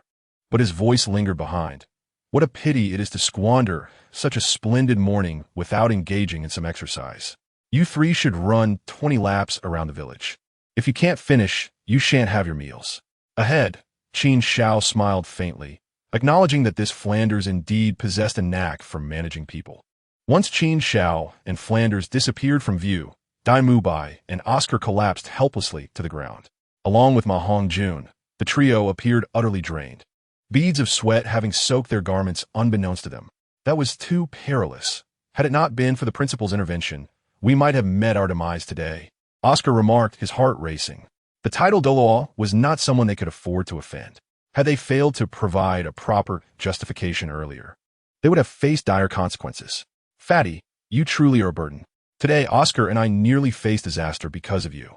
Dail Mubai, usually carefree, now directed his grievances at Ma Hongjun. This was understandable. He had traveled a great distance to reach Shrek, hoping to preserve his life for a few more years. Now, it seemed he nearly found himself at odds with a Title Douluo due to Ma Hongjun's foolishness. Was this not akin to a longevity seeker hanging themselves? It was worth noting that he had witnessed Qin Xiao's cultivation process firsthand. The intensity was unparalleled. Even scouring the entire imperial family of the Xingluo Empire would yield no such extraordinary prowess. To provoke such a formidable individual and face retribution without anyone to avenge him was quite the predicament. Chapter 11. A New Task. Ma Hongjun, upon hearing Dail Mubai's words, grew increasingly anxious. Boss, what on earth is going on? Can you explain it to me properly? Dail Mubai said nothing, but Oscar sighed. Let me tell you. This matter should start from yesterday's entrance examination. Soon, Oscar recounted the events of the previous day, and the expression of shock on Ma Hongjun's face deepened, eventually turning to a semblance of panic. Good heavens! So that mysterious youth was not merely playing the fool. He is indeed a fierce tiger. An 18-year-old Title Douluo, this is truly astonishing. Meanwhile, Qin Xiao accompanied Flanders to the Academy's cafeteria. In simple terms, the establishment could only be described as rudimentary. Your Highness, this is our Shrek cafeteria. It is somewhat lacking, Flanders said with a hint of embarrassment. The cafeteria resembled a farmhouse, or rather, it had been converted from one, with the cooks being villagers from the area. He anticipated that Qin Xiao might express disdain. However, to Flanders' surprise, Qin Xiao's response was, being sheltered from the wind and rain is already quite commendable. I often practice in the depths of the mountains, where the conditions are far more arduous. Not to mention, there's someone preparing breakfast. With that, he stepped into the cafeteria. Flanders felt a profound impact from Qin Xiao's words. He realized that for someone so young to attain the status of Title Douluo was no mere coincidence. Upon entering the cafeteria, Qin Xiao noticed that some individuals had already arrived. Zhu Zhuqing and Ning Rongrong sat across from each other, silently consuming their porridge and buns. Tang San and Xiao Wu were seated at another table, partaking in similarly light fare while whispering to one another. However, upon Qin Xiao's entrance, their gazes shifted towards him. Ning Rongrong did not conceal her curiosity, while Zhu Zhuqing merely cast a glance at Qin Xiao before averting her gaze. Still, Qin Xiao discerned the fleeting complexity in the girl's eyes. Tang San, after a brief look at Qin Xiao, lowered his eyes. Xiao Wu's reaction was the most pronounced. Her face was filled with panic, and with a clatter, she dropped the unpeeled egg from her hand onto the floor. To be candid, since the moment Xiao Wu laid eyes on Qin Xiao, she had wished to flee. Yet, fear held her back. She felt as though Qin Xiao had already fixated on her, apprehensive that her impulsiveness might provoke an extreme reaction from him. Your Highness, your breakfast is ready, Flanders called out as he approached a long table. Qin Xiao paused, turning towards a voice. Buns, pancakes, dumplings, steamed buns, wontons. There were an array of breakfast items, at least 7 or 8 varieties. It was evident that Flanders had put in considerable effort. There is no need for such trouble, Principal. Treating me as you would any student suffices, Qin Xiao replied with a gentle smile. Given the limited resources of Shrek Academy, achieving such a spread was already a testament to their dedication. Simultaneously, Qin Xiao understood that Flanders was quite anxious in his presence. Upon hearing Qin Xiao's words, Flanders managed a wry smile. It was said that Title Douluo possess strong personalities. One could never be certain if he resembled a smiling tiger, ready to strike from behind. Truthfully, even with such assurances, he dared not treat Qin Xiao lightly. In fact, as long as Qin Xiao remained, he would have to approach him with utmost caution. There was no other option, for the circumstances dictated otherwise. Very well, Qin Xiao said, dismissing Flanders and beginning to eat. The quality of the breakfast was average, yet he savored it heartily. In no time, his plate was cleared. At that moment, the sound of a bell echoed throughout Shrek Academy. Flanders adopted a serious demeanor. Attention, all students. This is the assembly bell. All students are to gather in the playground immediately. Hearing the call, Tang San, Xiao Wu, Ning Rongrong, and Zhu Zhuqing promptly stood and made their way outside the cafeteria. Your Highness, Flanders suddenly noticed that Qin Xiao was also moving. If I have nothing else to do, I might as well take a stroll, Qin Xiao remarked as he headed out as well. Boss, Fatty, do you hear the bell? Outside the academy, Oscar urged. Let us return to the academy first, Dail Mubai said solemnly. However, Ma Hongjun remained rooted in place, a look of indecision on his face. Fatty, why aren't you moving? Oscar frowned. Ma Hongjun chuckled bitterly. It's not that I don't want to move. My legs simply want to obey. They're trembling uncontrollably. Oscar understood that Ma Hongjun was afraid of Qin Xiao. Dail Mubai snorted. Fatty, if you devoted half the effort you put into chasing women to thinking about your problems, you wouldn't be burdened with so many worries. Do you really think the Thunder Emperor considers you significant? Don't overestimate yourself. Really? After hearing Oscar's words, Ma Hongjuan's eyes lit up momentarily, his expression brightening, only to quickly revert to one of disappointment. What's wrong now? Dail Mubai asked impatiently. Nothing, Ma Hongjun sighed. I just feel your words are too brutally honest, making me feel like a useless being. In the presence of a Title Douluo, I am like an ant. Fatty, I can't sum you up in one word, Oscar said, patting Ma Hongjun on the shoulder. Handsome? Ma Hongjun asked tentatively. Vile, Oscar shot back, leaving that one word before hastily catching up to Dail Mubai. After a while, when Dail Mubai and the others arrived at the square, they found that they were the last three remaining. Amusingly, upon noticing that Qin Xiao was also present, Ma Hongjun did everything in his power to shrink behind Oscar. However, with his broad frame, how could he conceal himself effectively? He could merely hide his head behind Oscar's back, a classic case of covering one's ears while stealing a bell, oblivious to the consequences. Now that everyone had gathered, I shall succinctly outline a few matters. First, all freshmen are to approach the faculty office to pay a fee of 100 gold soul coins as tuition. Second, the first lesson will commence tonight, so in the meantime, conserve your energy and prepare yourself. It shall be an unprecedented class. Third, Ning Rongrong and Oscar. You two are exceptions. You have an additional task. Each of you must run 20 laps around the village, returning only upon completion. And Tang San remains. The others may go about their business. Flinders stated, itemizing each point. To the onlookers, the first point seemed merely a blatant demand for money. Tolerable. The second raised curiosity. What kind of lesson starts the evening? As for the third task, while others refrained from commenting, it sparked dissatisfaction in Ning Rongrong. How could I possibly accomplish this? She exclaimed involuntarily. You may employ auxiliary abilities, Flinder added. Auxiliary? Ning Rongrong was taken aback, instinctively glancing at Oscar. Rely on him? Fear not, Ning Rongrong.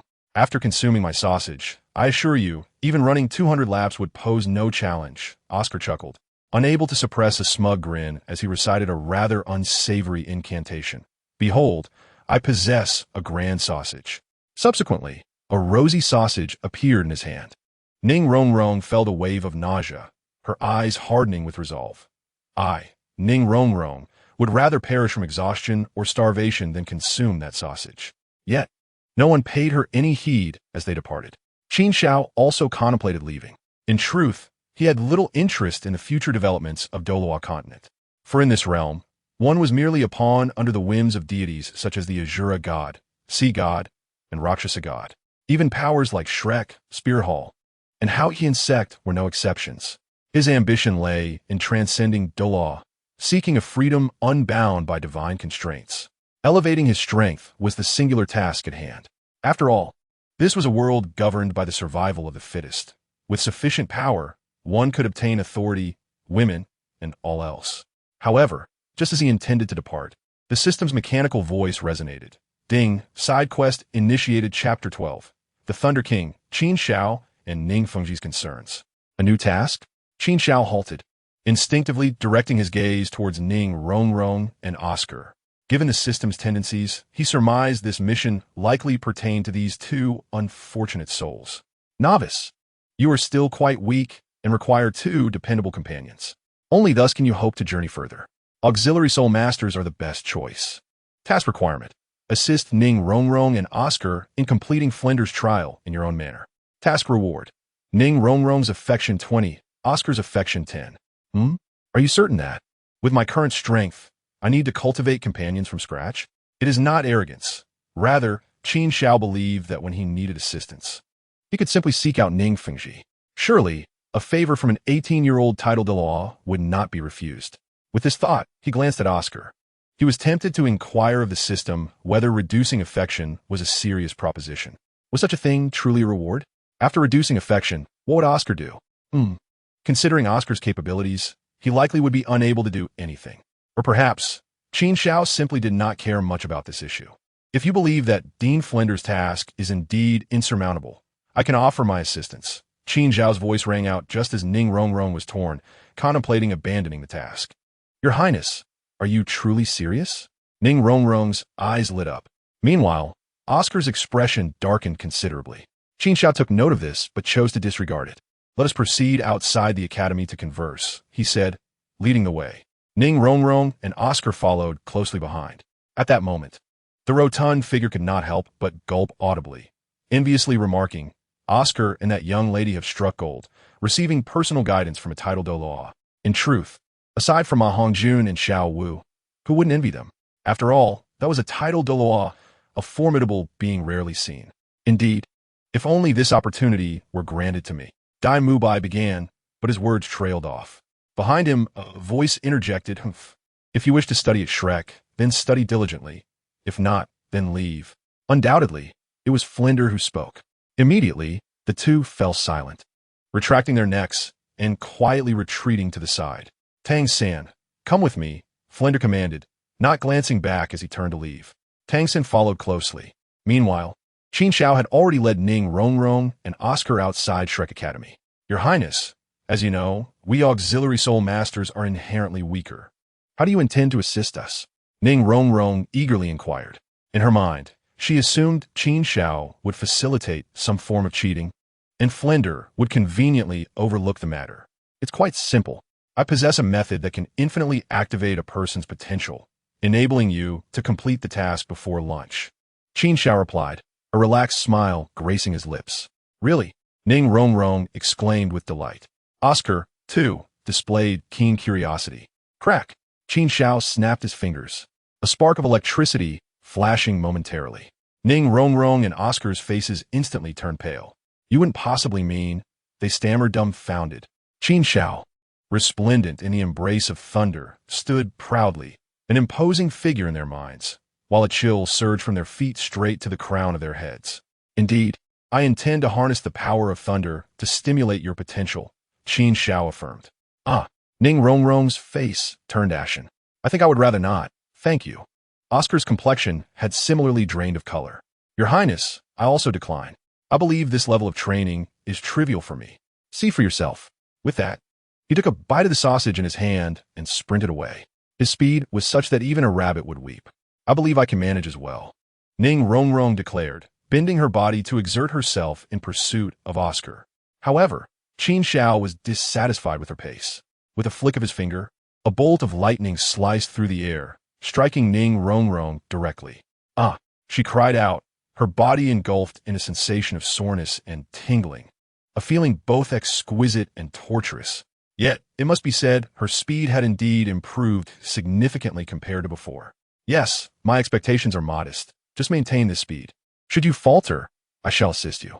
Suddenly, a voice whispered in Ning Rongrong's ear. She instinctively glanced to her side, where Qin Xiao was unexpectedly following closely. However, Qin Xiao's leisurely demeanor made Ning Rongrong acutely aware of the vast disparity in strength between them. What was she daydreaming about? She was lagging behind. At that moment, Qin Xiao flicked his finger, and a bolt of lightning struck Ning Rongrong like a small whip. Ow!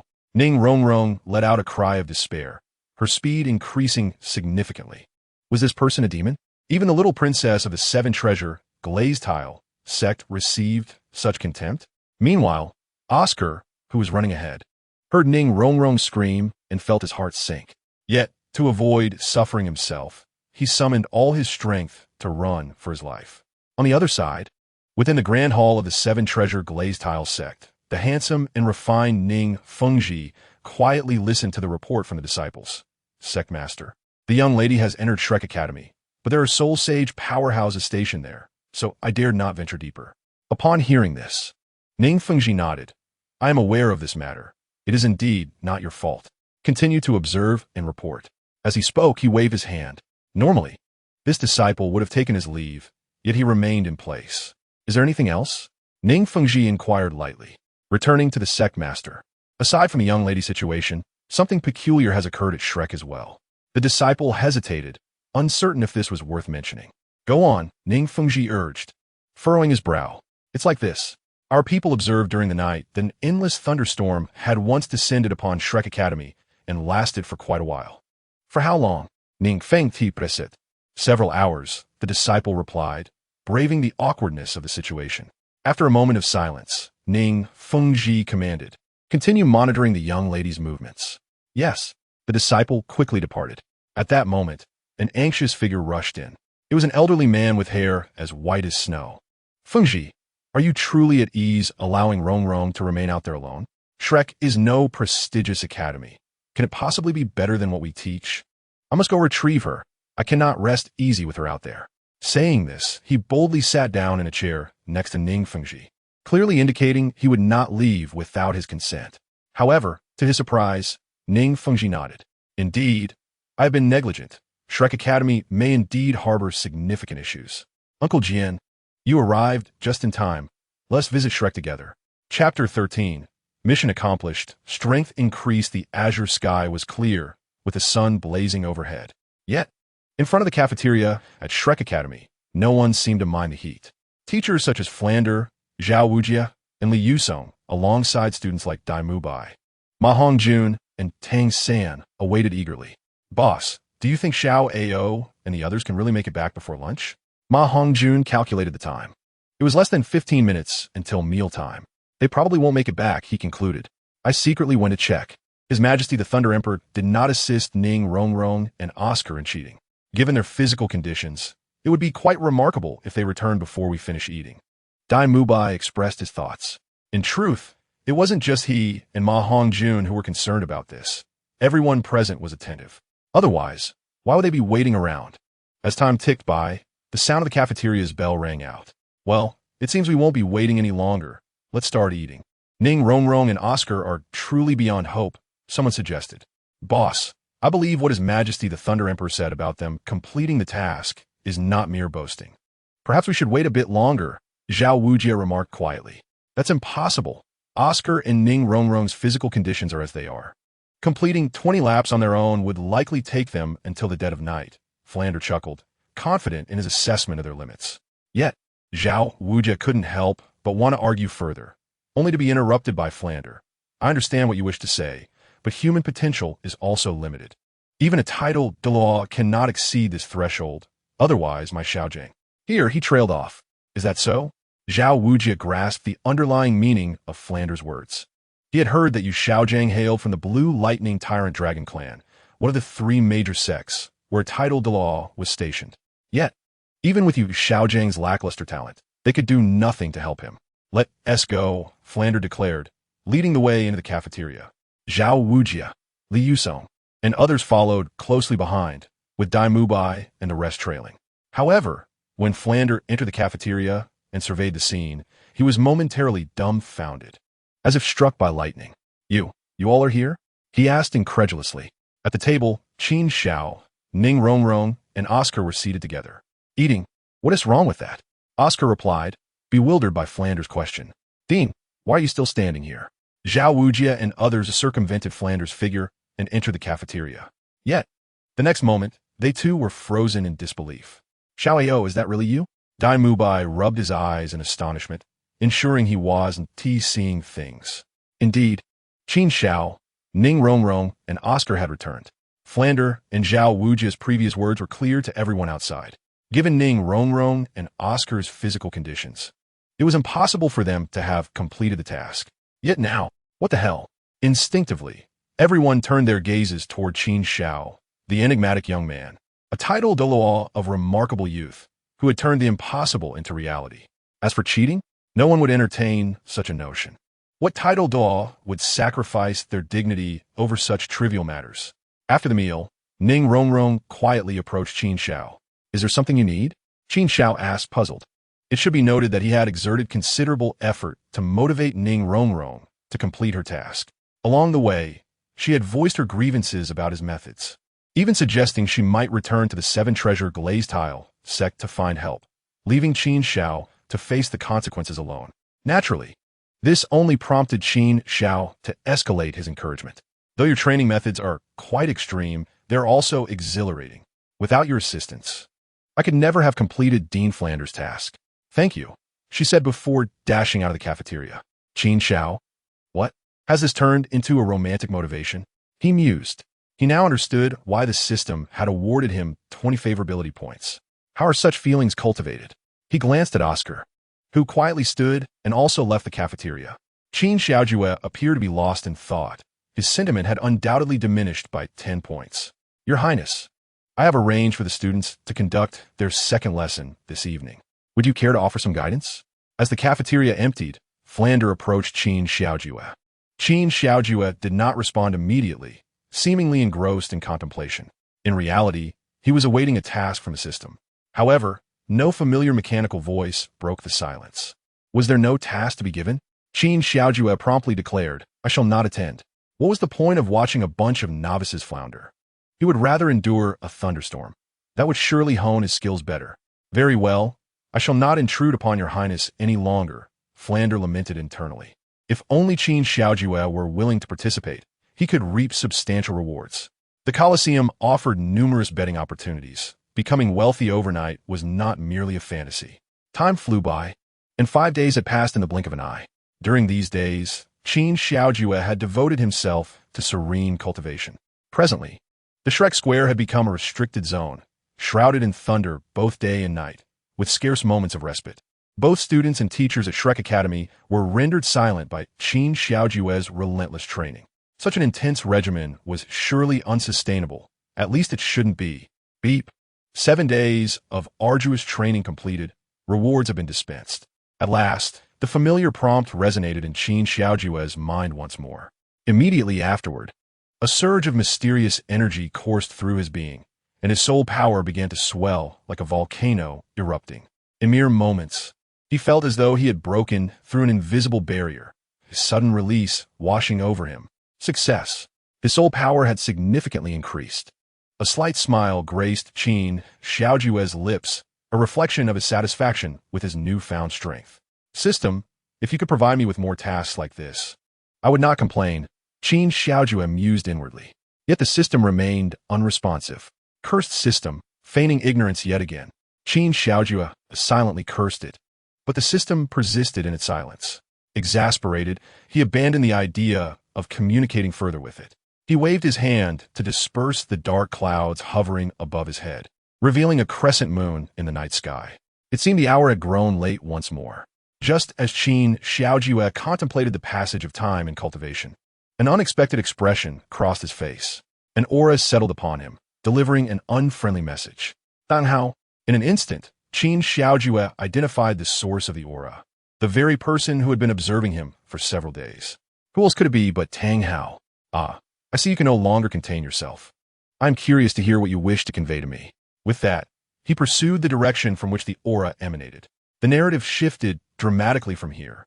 Readers loyal to the original work should proceed with caution. Do not say I did not warn you. Chapter 14. Tang Hao's shock.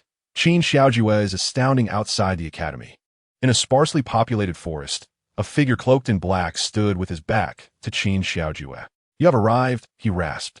Qin Xiaojue, uninterested in idle chatter, replied. Speak plainly, we are all quite busy. At his words, he noticed Tang Hao's body tremble slightly. Slowly, Tang Hao turned to face him, removing his hood to reveal his disheveled visage. When I was your age, I was merely a spirit master, Tang Hao remarked, a hint of nostalgia in his eyes. Such praise from the Haotian law is undeserved, Qin Xiaojue replied coolly. You. Tang Hao was taken aback. He had not anticipated that Qin Xiaojue would see through his identity so quickly. However, this was no longer of consequence. He had lured Qin Xiaojue here to dissuade him. Since you have recognized me, I will be direct. Although I do not know why you have come to Shrek Academy, I implore you to leave and refrain from revealing Xiao Wu's true identity. Tang Hao's gaze bore into Qin Xiaojue. Originally, he intended to wait and assess Qin Xiaojue's intentions before confronting him. However, Qin Xiaojue's recent breakthrough forced him to alter his approach. He perceived boundless potential within Qin Xiaojue. Should he allow him to grow unchecked, he would find himself at a greater disadvantage. As for why he targeted Qin Xiaojue so fiercely, the answer was simple.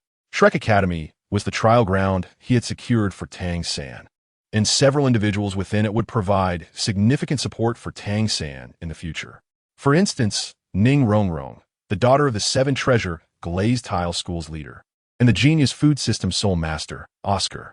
Moreover, there was Xiao Wu, a 100,000-year soul beast that had transformed into a human. Her value to soul masters was immeasurable. In his plan, Tang San was to be the core, the one revered by all. Yet, Qin Xiaojue's emergence disrupted this plan. He had become the focal point at Shrek. Ning Rongrong favored him, while Dail Mubai and others regarded him with awe, relegating Tang San to obscurity. Only Xiao Wu remained, nervously accompanying Tang San. Tang Hao could see that, given the opportunity, Xiao might very well plunge into the Stardow forest and never return, which would be a tremendous loss. Thus, Tang Hao was resolved to ensure Qin Xiaojue's departure. His mind was set. He would first attempt persuasion. Should Qin Xiaojue remain obstinate, he would resort to force. A talent like Qin Xiaojue posed endless future threats. Only his demise would bring peace of mind. Haotian Douluo, what an imposing presence. Qin Xiaojue laughed. And what if I refuse? I, Tang Hao, have been famous for decades. Young man, I advise you to tread carefully, Tang Hao declared, clenching his right hand, summoning the Haotian Hammer, which was as large as a water bucket. With a whoosh, he swung it, producing a low whistle. Tang Hao intoned, I shall grant you one more opportunity to articulate your thoughts clearly. Should you choose to retreat, I may offer compensation, even a favor. You must understand, my favors are not easily given, Tang Hao continued, but Qin Xiaojue interrupted him with a gesture. This man was exceedingly self-absorbed, merely a wandering spirit with nowhere to return. A scapegoat for Bibi Dong. Qin Xiaojue shook his head. No matter how many times you ask, this is simply impossible.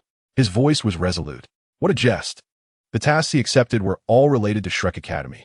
How could he possibly leave? Furthermore, he was a person who responded better to kindness than to threats. Even the Haotian Douluo Tang Hao could not compel him to yield. Very well, very well. Tang Hao's expression fluctuated, a mix of anger and mirth. You are indeed formidable. I shall show you what lies beyond the mountains. Qin Xiaojue remained silent, demonstrating his answer through action. Crackling, arcane electricity enveloped him, and his martial spirit activated. He transformed into the embodiment of the Thunder Emperor, commanding the tempestuous forces of nature. Your power far exceeds that of a typical Title Douluo, Tang Hao exclaimed, his pupils contracting in astonishment. It must be said that Qin Xiao is exceptionally strong. Given his current prowess, he indeed presents quite a challenge. With a grin, Qin Xiao vanished from his position. He initiated the attack. When he reappeared, he was already before Tang Hao. His right fist clenched and striking towards Tang Hao's chest like a shooting star. Such incredible speed. Tang Hao's pupils constricted sharply as he barely managed to react to Qin Xiao's astonishing velocity. He raised his hand, and the Haotian Hammer acted as a shield, blocking his front. Boom! A sound akin to thunder reverberated through the forest. Immediately, Tang Hao felt a tremendous force emanating from the Haotian Hammer, accompanied by a numbing sensation that nearly caused him to release his grip. He staggered back several steps, struggling to counteract this overwhelming power. How formidable! The swiftness was unmatched by any Title Douluo of the agility attack type below level 95, and the power was comparable to that of a level 95 Title Douluo. This was undeniably akin to a level 95 Title Douluo. Tang Hao was astounded. The talent of this young man was simply monstrous. He himself was a genius, the youngest Title Douluo on the Douluo continent. Yet compared to Qin Xiao, his talent seemed to pale in comparison. It was evident that the title of the youngest should now be reassigned. Moreover, due to his unresolved injuries from years past and a prolonged period of despondency, his strength had significantly regressed, barely allowing him to exert the power of a level 95. This individual could not be left unchecked. Tang Hao resolved to bide his time, waiting for the right moment to employ the secret techniques of the Haotian sect to whisk Qin Xiao away. However, in the next instant, he was horrified to see Qin Xiao slowly dissipate before him. An illusion? Tang Hao was momentarily stunned, then shook his head. No, it was merely an afterimage left by his incredible speed. Thunderpool. At that moment, a voice resonated above Tang Hao, and thick bolts of lightning, akin to serpents, enveloped him. If Zhao Wujie were present, he would be utterly astonished. This thunderpool was at least 10 times more powerful than anything he had ever experienced. Just a single bolt of lightning could obliterate him. Martial soul, true form. Haotian shield. In an instant, Tang Hao devised a countermeasure, activating his strongest defense while searching for an opportunity to break through the thunderous confinement. Yet it was not so simple. Within mere hundreds of meters, the ground was reduced to scorched earth. Moreover, Qin Xiao had no intention of granting Tang Hao a moment's respite. Thunder Beast. The voice echoed from above, and as Tang Hao looked up, he was met with an astonishing sight. Previously, Qin Xiao had stood adorned in lightning, his body surrounded by 9 bizarre soul rings. Following this, his 8th soul ring illuminated, and 9 colossal electric orbs materialized around him. Gulp! Tang Hao swallowed hard, sensing the aura of annihilation. This power had already surpassed the limits of level 95. Regardless of Tang Hao's strength, could one truly claim that Qin Xiao, the wielder of the Thunder Emperor martial soul, was anything less than formidable? The invincible text. Chapter 15 Tang Hao. I cannot perish yet. Haotian 9 absolutes. In an instant, Tang Hao made his decision, promptly utilizing the secret techniques of the Haotian sect. As he evaded the bombardment of the Thunder Pool, he readied himself for an explosive counterattack. The so-called Haotian 9 absolutes did not consist of 9 skills, but rather 9 methods of exerting force. Void, seal, penetrate, pierce, entangle, shock, break, halt, and collapse. Compared to this, the energy-intensive chaotic hammer technique seemed rather obsolete. At this moment, Qin Xiao's soul skills had already been unleashed. The so-called Thunder Beasts were not merely 1, but 9. Each thunder orb transformed into a grotesque, fearsome thunder beast, each as thick as a barrel, resembling a massive python with a menacing single horn atop its head. The pressure was palpable. Seal, entangle, break, halt. Witnessing this, Tang Hao steeled himself, forcibly suppressing the injuries within him, elevating his power to its zenith. Furthermore, for techniques from the Haotian 9 absolutes manifested instantaneously. In this moment, the combat power he displayed was sufficient to crush any level 96 Title Douluo. Boom! A series of explosions erupted as the Thunder Beasts were obliterated in an instant. Tang Hao was not surprised by this outcome. The secret techniques of the Haotian sect were indeed potent, surpassing soul skills and strength. He recalled that in the later stages of the original narrative, Tang Hao had relied on secret techniques to defeat the Golden Crocodile Douluo with a combat power of level 97. Though it must be noted that the Golden Crocodile Douluo had been nearing the end of his life and was no longer at his peak. Nevertheless, that was still level 98. Thus, it was reasonable for Tang Hao, at level 95, to unleash the combat power of level 96. At this moment, Qin Xiao's output was merely at the threshold of level 96. Penetrate, pierce, collapse, entangle. In the blink of an eye, Tang Hao unleashed 4 additional techniques. And in a mere instant, only 1 Thunder Beast remained. Seizing this opportunity, Tang Hao burst forth from the confines of the Thunder Pool. Roar! At that moment, the last Thunder Beast charged at Tang Hao. The outcome was inevitable. Destruction. Is that all? After completing these actions, Tang Hao's eyes brimmed with disdain. Young man, I once offered you kind counsel and an opportunity, yet you proved to be ineffectual. Rejuvenated and invigorated, he pointed the Haotian Hammer toward Qin Xiao, only to sense something amiss. Why were so many bolts of lightning converging towards Qin Xiao? This was his 9th soul skill. Upon noticing the gleaming soul rings surrounding Qin Xiao, Tang Hao suddenly grasped the situation. Huh! Just then, with a clear shout from Qin Xiao, the tempestuous thunderclouds dissipated. Qin Xiao's figure reappeared before Tang Hao, but this time, he donned a fearsome purple armor. Undoubtedly, this was Qin Xiao's 9th soul skill, Thunder Emperor armor, forged from the convergence of countless bolts of lightning. Clad in this armor, his cultivation, speed, and strength received tremendous enhancements, at least a 50% increase. The armor was extraordinary, an embodiment of condensed thunder. Furthermore, his aura had risen significantly, likely comparable to level 97. Tang Hao's heart sank. How alarming. It was one thing to be an 18-year-old Title Douluo, but for a level 92 Title Douluo to unleash the combat power of level 97 was indeed outrageous. Meanwhile, Qin Xiao's eyes sparkled with electric light as he dove down, arriving before Tang Hao in an instant. Instant transmission. This was true instant transmission, a skill bestowed by his 3rd soul ring. So swift. Just as this thought crossed Tang Hao's mind, he was sent hurtling away. In a moment of panic, he barely managed to activate the Haotian shield. Yet, he was still met with Qin Xiao's relentless onslaught. Boom, boom, boom. Tang Hao was struck like a mere punching bag, sent flying and crashing down, only to be struck again. Enough. Tang Hao was once again sent flying, unable to suppress a roar of fury. Who is he? He is the Haotian Douluo. From childhood, he has always dominated his opponents. Upon entering the realm of Title Douluo, he effortlessly repelled the Pope of the Spirit Hall along with numerous elders. Yet now, Qin Xiao is merely repeating what he himself did in the past, and even surpassing it. How humiliating, but is not enough. Only when one person has completely fallen and cannot rise again will it be considered over. Qin Xiao's voice was chilling. In truth, he had no thoughts regarding Tang San, Xiao Wu, or others prior to this moment. He merely sought to complete tasks at Shrek Academy. However, things have changed. Since Tang Hao attacked him, there is no possibility of mercy. Not just Tang Hao. Even Tang San must pay the price. A father's debt must be repaid by his son. It is only right.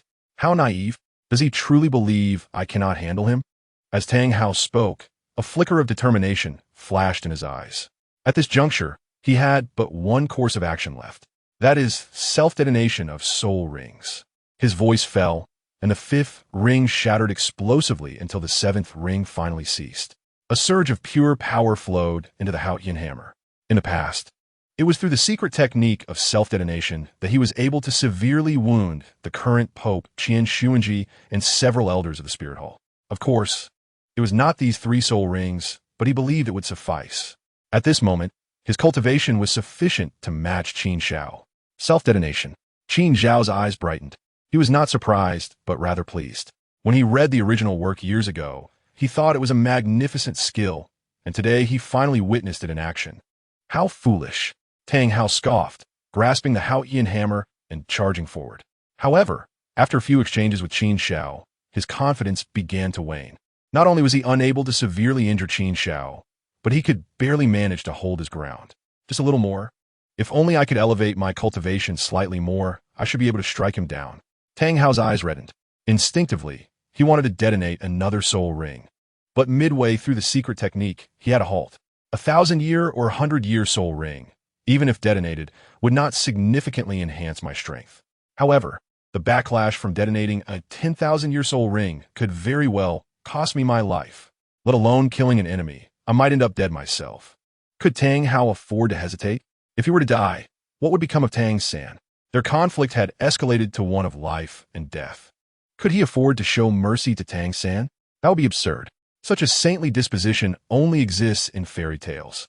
Regardless, he was certain that if Qin Xiao returned to Shrek, the first thing he would do is drag Tang San out for blood.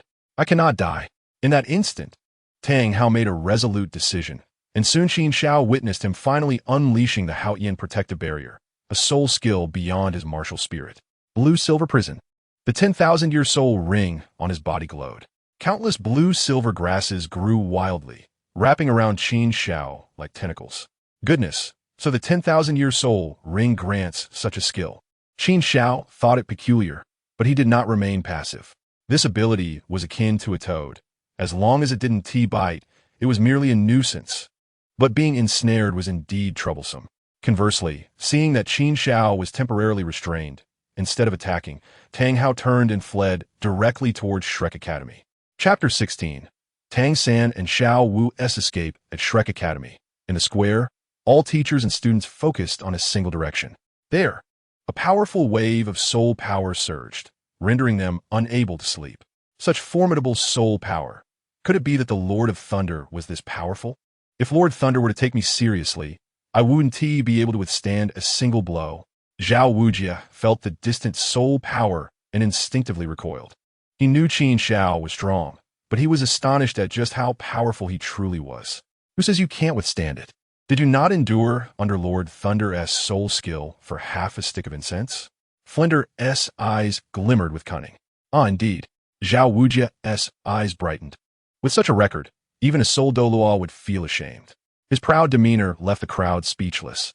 This man truly knew how to embellish his own reputation. Be cautious. A formidable presence is rushing toward the academy. Suddenly, Flinder's expression shifted, his voice serious. Has it come to the academy? The crowd felt a wave of trepidation. What could such a powerful figure want at the academy? Instinctively, a sense of foreboding arose in their hearts. Zhao Wujia and Flinder resolutely positioned themselves at the forefront, while Li Yusong and Lu Qibin flanked Dail Mubai, Tang San, and other students, shielding them in the center. The food system's sole master, Xiao Xian, stood amidst them. At that moment, a figure appeared before the crowd. Flinder, it has been a long time. He spoke first. Lord Haotian. Flinder's eyes filled with surprise.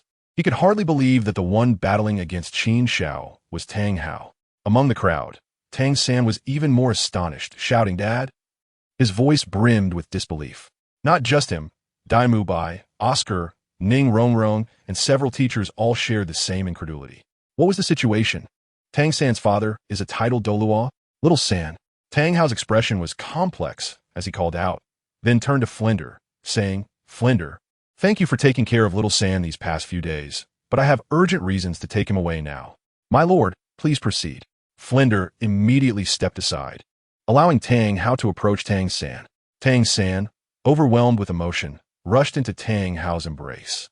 "I know you have many questions, but now is not the time to discuss them. Come with me, and I will reveal the truth to you later." Tang Hao spoke solemnly. Though Tang San was filled with innumerable questions, he could only swallow them down. "Dad, can we take Xiao with us?" His question carried an implicit plea. "Are you willing?" Tang Hao looked toward Xiao. Instinctively, she shrank back, filled with trepidation. Her heart was tumultuous. Little San claimed his father was merely a downtrodden man who only knew how to hammer iron.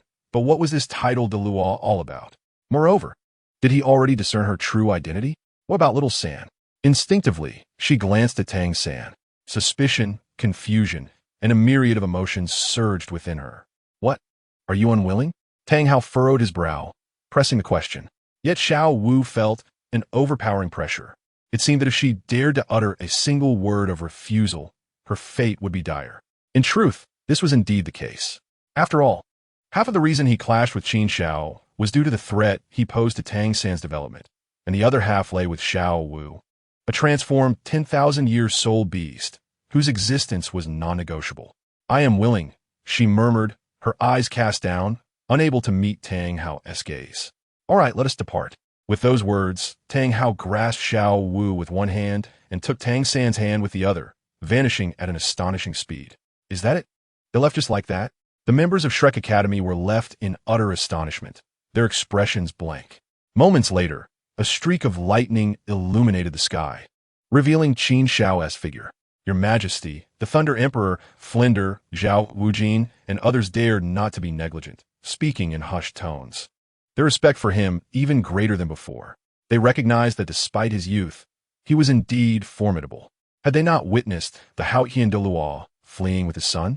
Qin Xiao surveyed the scene and quickly realized that Tang San and Xiao Wu were absent. A smile crept onto his lips as he mused, "Ah, Tang Hao, the greatest mistake of your life will be opposing me." A chill ran through everyone present. After a lengthy pause, Qin Xiao withdrew his gaze. He chose not to pursue them. The energy expended in his recent assault had drained him significantly, leaving him with scant soul power. If he were to provoke Tang Hao further, forcing him to unleash another soul ring, the outcome would be unpredictable. Yet he was young, with ample time ahead. In no more than 3 to 5 years, through his own efforts, he would surpass Tang Hao. Assuming the system did not betray him, that timeline could be greatly accelerated. Meanwhile, Tang Hao had flown over 100 miles with Tang San and Xiao Wu before finally landing beside a stream. Coughing, he could no longer suppress the blood that surged from his mouth. The injuries he had forcibly held at bay now erupted, compounded by the backlash from soul rings and the damage inflicted by Qin Xiao. The convergence of these factors meant that his survival was a testament to his strength. "Daddy, what's wrong?" Tang San's voice filled with concern. Xiao Wu, frightened, retreated to the side. "I just need to rest for a moment," Tang Hao replied, sinking to the ground. "Fine? You're spitting blood." Disregarding Tang Hao's protests, Tang San grasped his father's arm and checked his pulse. In an instant, his face turned ashen. "Your blood flow is obstructed, your meridians are blocked, and your soul power is in disarray. Is this what you call being fine? If it were anyone else, they would surely be dead." With little time to spare, Tang San summoned a set of golden needles. He intended to use acupuncture to restore his father's breath. "What are you doing?" Tang Hao asked, taken aback. "This is a technique my teacher taught me. It should help you," Tang San replied without hesitation. "Does you Xiaojiang know this?" Tang Hao frowned, but realizing the urgency of the moment, he nodded in agreement. Tang San stepped forward, inserting the needles into Tang Hao's acupoints. Moments later, Tang Hao's eyes brightened, and his complexion improved significantly. "Ah, who would have thought that you Xiaojiang possessed such skills after all these years of research?" He marveled. Yet Tang San remained focused on a more pressing matter. Father, who is responsible for your injuries? After a thoughtful pause, Tang Hao replied, You already know, it was Qin Xiao. Confirmation of his suspicion ignited a blaze of hatred in Tang San's eyes. His forehead throbbed with anger, fists clenched tightly, teeth gritted in fury. He yearned for revenge, but knew he was no match for Qin Xiao, leaving him helpless and seething. Little San, do not dwell on it. I will avenge this wrong in due time, Tang Hao reassured him. Tang San's anger lessened slightly at his father's words. Indeed, if he could not exact revenge himself, it would be a futile hope to rely on Tang San. Father, is it time you tell me some things? Tang San asked, his heart heavy with questions. Since awakening his martial spirit, he had sensed its uniqueness and perceived that Tang Hao was far from ordinary. Yet after all these years, he still did not understand his origins. He had even questioned Yu Xiaojiang about the second martial spirit, but received only silence in return, leaving Tang San frustrated. Oh well, some truths must come to light eventually, Tang Hao sighed, realizing the moment had arrived sooner than he had anticipated. I'm not a fallen blacksmith. You must have surmised that much. I was born into the Haotian clan. Our martial spirit is the Haotian Hammer. Certain events forced us into a life of hardship. Tang Hao recounted, his eyes reflecting nostalgia as he shared tales of the past. What? The spirit hall forced you into a corner? Tang San and Xiao Wu were left in shock, struggling to process the revelations. It was my fault. Had I not taken Ain to the bustling spirit city, she would not have drawn the attention of a Title Douluo from the spear hall. None of the subsequent tragedies would have occurred. It is all my fault. Ain, I am so sorry, Tang Hao lamented, tears streaming down his face, his voice thick with guilt. Father, please calm down. I believe Mom in spirit would not blame you. Tang San tried to console him. However, Tang Hao's gaze hardened, a flash of anger igniting within him. What are you saying? She is not dead. She has merely returned to her original form. I firmly believe she will regain her true self, and we will reunite as a family. Tang San was at a loss for words. Would he really wait for the blue-silver emperor to reshape and reunite? Even if he were to reincarnate countless times, it would be an eternity. Yet he understood that Tang Hao was in no state to handle such harsh truths. He could only acquiesce. Father, I was wrong. Indeed. Tang Hao nodded, then turned to Xiao Wu. Now that I've shared my origins, let us discuss this young girl. Xiao Wu. Tang San was taken aback. Father, what about Xiao Wu? All these years without you, I have treated her as my sister, as my kin. He instinctively shielded Xiao Wu. Tang Hao sighed, little girl. Perhaps it is best if you explain. Xiao Wu sighed, Tang San, please step aside. I trust that the Haotian Douluo will not harm me. In truth, like your mother, I too am a 100,000-year-old beast in human form. What? Tang San felt as though he had been struck by lightning. Utterly unprepared for such a revelation, he instinctively turned to Xiao Wu, struggling to believe the truth of her words. Is it difficult to accept? Xiao Wu smiled sadly. No, that is not it. Xiao Wu. Tang San hastily shook his head. No matter what, you are still my Xiao Wu, my sister. Upon hearing Tang San's words, a flicker of emotion flashed in Xiao Wu's eyes. All right, I understand you have much to discuss, but you may converse as we travel, Tang Hao remarked slowly. Having risen to his feet, his breath now considerably steadied. Clearly, Tang San's acupuncture technique had proven quite effective. On the road? Father, where are we heading? Tang San inquired. Perplexed. It is not we, but you. Tang Hao's expression turned grave as he declared. Qin Xiao is the most gifted soul master I have ever encountered. An 18-year-old Title Douluo, capable of unleashing combat power comparable to that of a level 97 monster. Such talent is unmatched, not even by my ancestor, Tang Chun. During the resurgence of the Haotian sect, if left unchecked, he may become a tremendous calamity in the future. Father, do you intend to confront Qin Xiao? Your injuries are severe, and your fighting capability is nearly non-existent. You cannot possibly contend with him, Tang San exclaimed anxiously. He was well aware of Tang Hao's condition. Seeking trouble with Qin Xiao now was tantamount to courting death.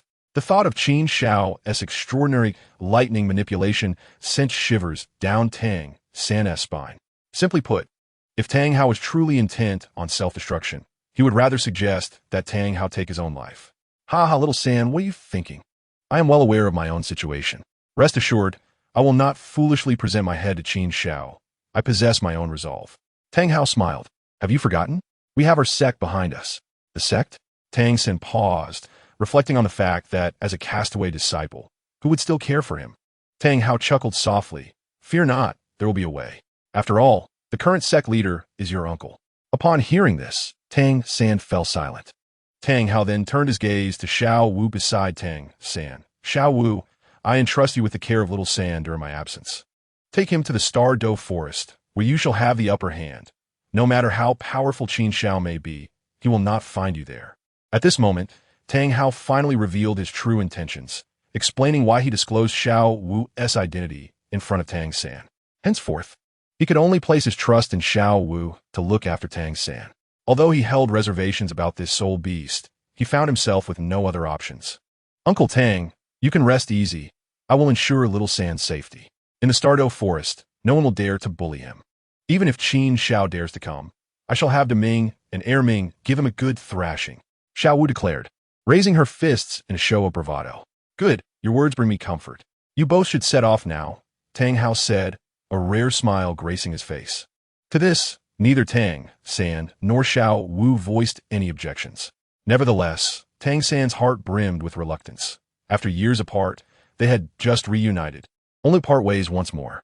As the sun rose and set, 3 days swiftly passed. In this time, Qin Xiao had fully restored himself to peak condition. It was a rare opportunity, and he felt the urge to step outside for some fresh air. Upon arriving at the square, he discovered Dail Mubai, Oscar, Mahongjun, Ning Rongrong, and Zhu Zhuqing preparing for action. Zhao Wujing stood before them, arms crossed. What are you all planning? Hunting soul beasts? Qin Xiao deduced.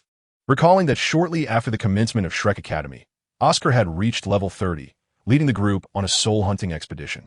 It was during this venture that Tang San had acquired one of the most formidable external abilities, the 8 spider lances.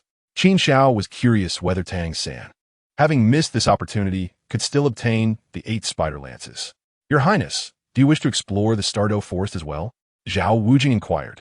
Noticing Qin Xiao's silence, what is there to see in the Stardow Forest? Qin Xiao instinctively shook his head in refusal. Just then, the system's voice rang out. Ding. New beginner guidance task issued. Newcomer, after several days of cultivation, your strength has significantly progressed. However, while cultivation is crucial, practical experience is equally vital. Task requirement. Collaborate with Shrek students to slay a soul beast over 5,000 years old in the Stardow Forest. Task reward. The soul ring from the slain soul beast will merge with your own. Caution. 5,000-year-old soul beasts possess formidable strength. A group of novice soul masters must exercise utmost care to avoid life-threatening dangers. This task is indeed of hellish difficulty, Qin Xiao mused, feeling no disturbance within himself, even finding it somewhat amusing. Were this task to be issued under normal circumstances, and he were to possess typical great soul master cultivation, it would indeed pose a considerable danger. However, he was anything but normal, and neither was the system. With his prowess, a mere thought could dispatch a 5,000-year-old soul beast. To warn him of danger? The true danger lay with the soul beast. Yet, the task held a certain allure. To slay a soul beast of over 5,000 years was to suggest that slaying one of 10,000, 20,000 years, or even older, would pose no issue. Furthermore, the reward for completing the task, the soul ring of the slain beast merging with his own, implied that the age of certain soul ring might receive a significant enhancement. Qin Xiao's eyes sparkled with excitement. Could it be that a 10,000-year first ring was not merely a dream, but a possibility for something even greater? Meanwhile, Zhao Wujing, relieved to see Qin Xiao shake his head, exhaled slowly. He could not deny the pressure he felt with Qin Xiao's presence beside him. His earlier question had been merely polite banter. In that case, we shall set off, Zhao Wujing stated solemnly to the group. Very well, let us depart, Qin Xiao replied. Zhao Wujing was taken aback. I just saw you shake your head. Didn't you say you and go? What's wrong, Teacher Zhao? Is there an issue? Qin Xiao asked with a smile at Zhao Wujing, who was left speechless. No problem at all, Zhao Wujing responded with great urgency. We shall set off now. Among the crowd, Ning Rongrong stifled her laughter behind her hand at Zhao's predicament, while Zhu Zhuqing's eyes sparkled, a subtle smile forming at the corners of her mouth. The group mused that it was only in front of His Highness that the so-called immovable teacher, Xiao, truly appeared to be the one incapable of moving. The Stardo Forest lies in the southeast of the Barak Kingdom, with a small part bordering it. Soto City itself is also situated in the southeast of the Barak Kingdom, not far from the Stardo Forest, less than 500 kilometers away. Zhao Wujing estimated that, even with Oscar's assistance, the journey would take about a day. Although the Shrek students were no ordinary individuals, most of them were merely great soul masters. Remarkably, they covered over 400 miles in just half a day, reaching a small town not far from the outskirts of the Stardo Forest. This achievement was largely thanks to the leisurely paced youth at the back of the group. He was truly formidable. Anyone who faltered would be zapped by him, Zhao Wujing thought, nearly moved to tears. It was truly ruthless. At the very least, one should not be this merciless. Your Highness, the small town ahead is the only place to rest outside the Stardo Forest. Let's take a moment to recuperate and procure some supplies, Zhao Wujing suggested. As Oscar, Ning Rongrong, and the others heard these words, their eyes brimmed with gratitude. In that moment, they found Zhao Wujia to be unexpectedly gentle.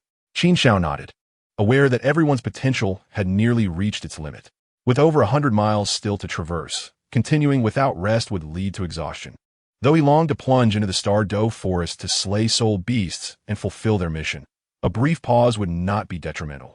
Did you hear that? Why are you still dawdling? Prepare what you need. We will gather here in an hour. We aim to exit the forest before nightfall, Zhao Wujia commanded, his voice resonating.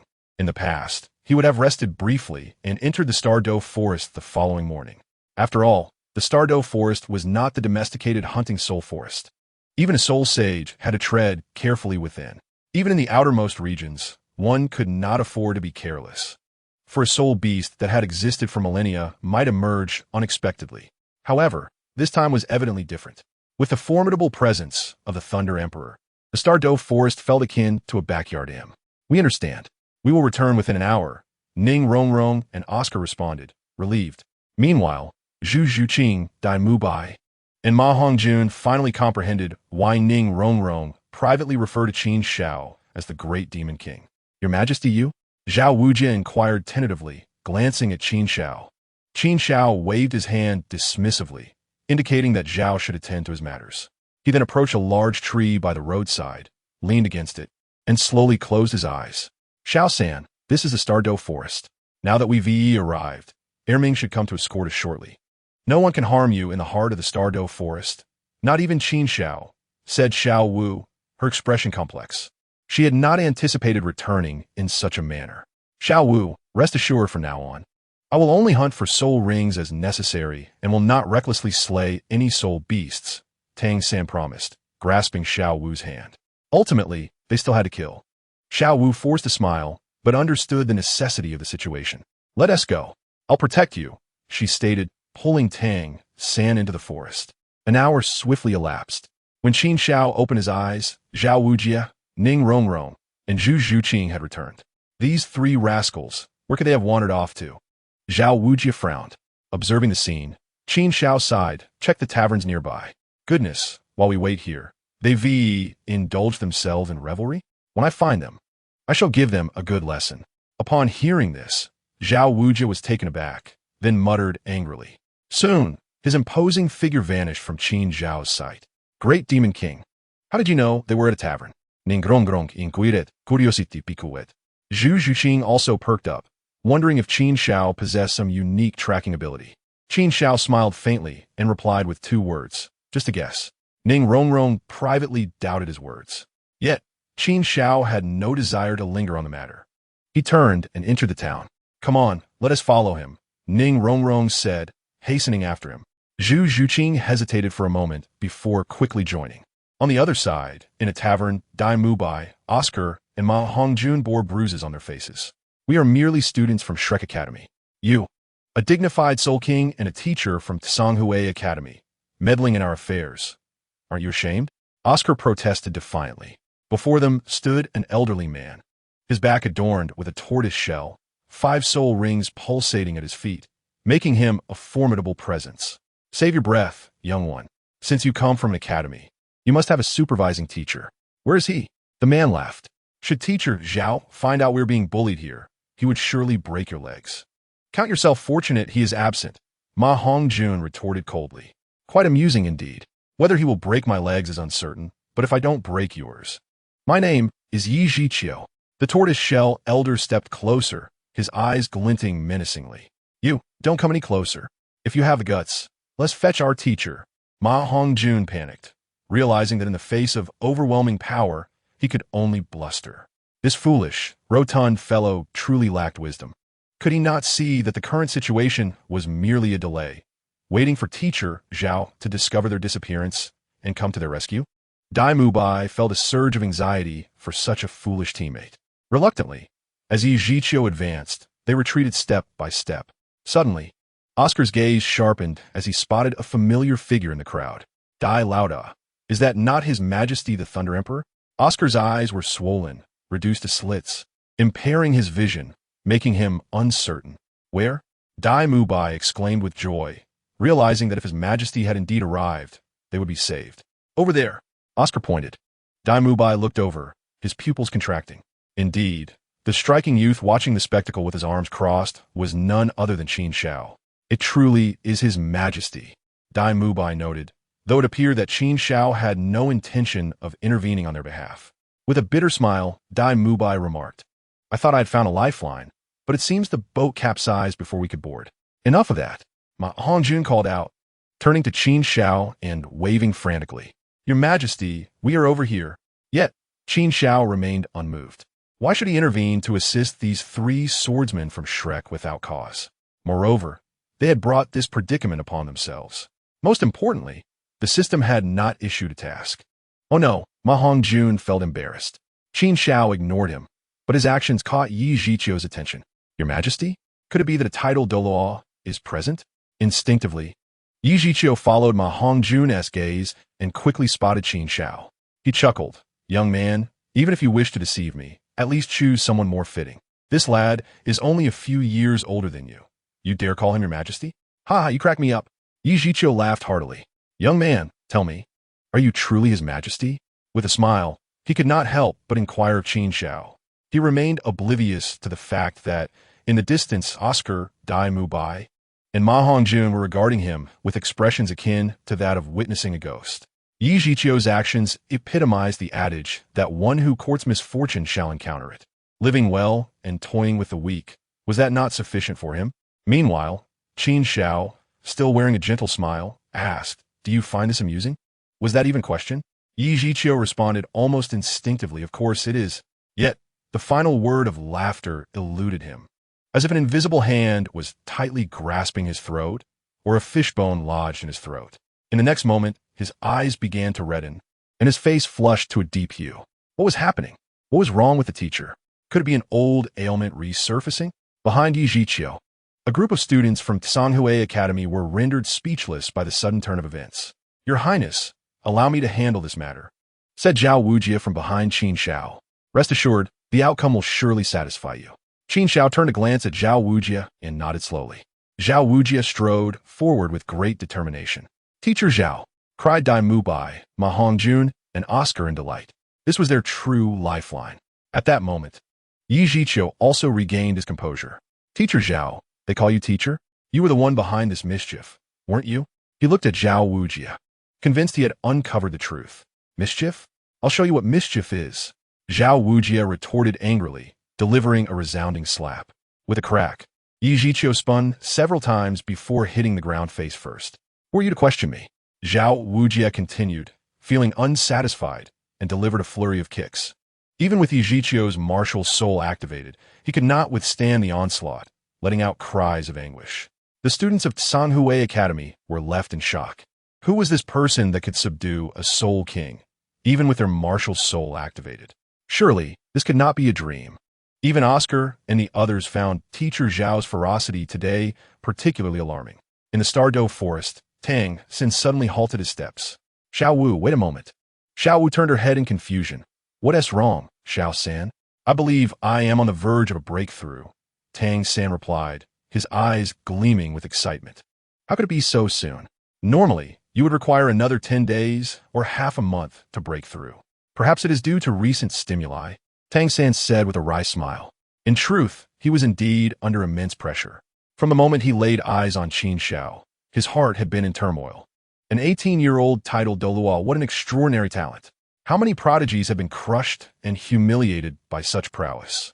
Furthermore, this level of achievement was unattainable for him, no matter how hard he tried. Even with his past life's experience and the Xiantian skill, he felt inadequate. Qin Xiao's talent was simply too formidable. Initially, he could only envy, perhaps even harbor a tinge of jealousy, but they had maintained a respectful distance. However, Tang Hao's emergence had rewritten all of that. Such a genius had become an adversary. It was utterly absurd. Simultaneously, anxiety began to swell within him. An enemy like Qin Xiao was truly terrifying. If he could not rapidly grow stronger, then his future. No, he might not have a future at all. Moreover, his father was also in danger, Tang San whispered.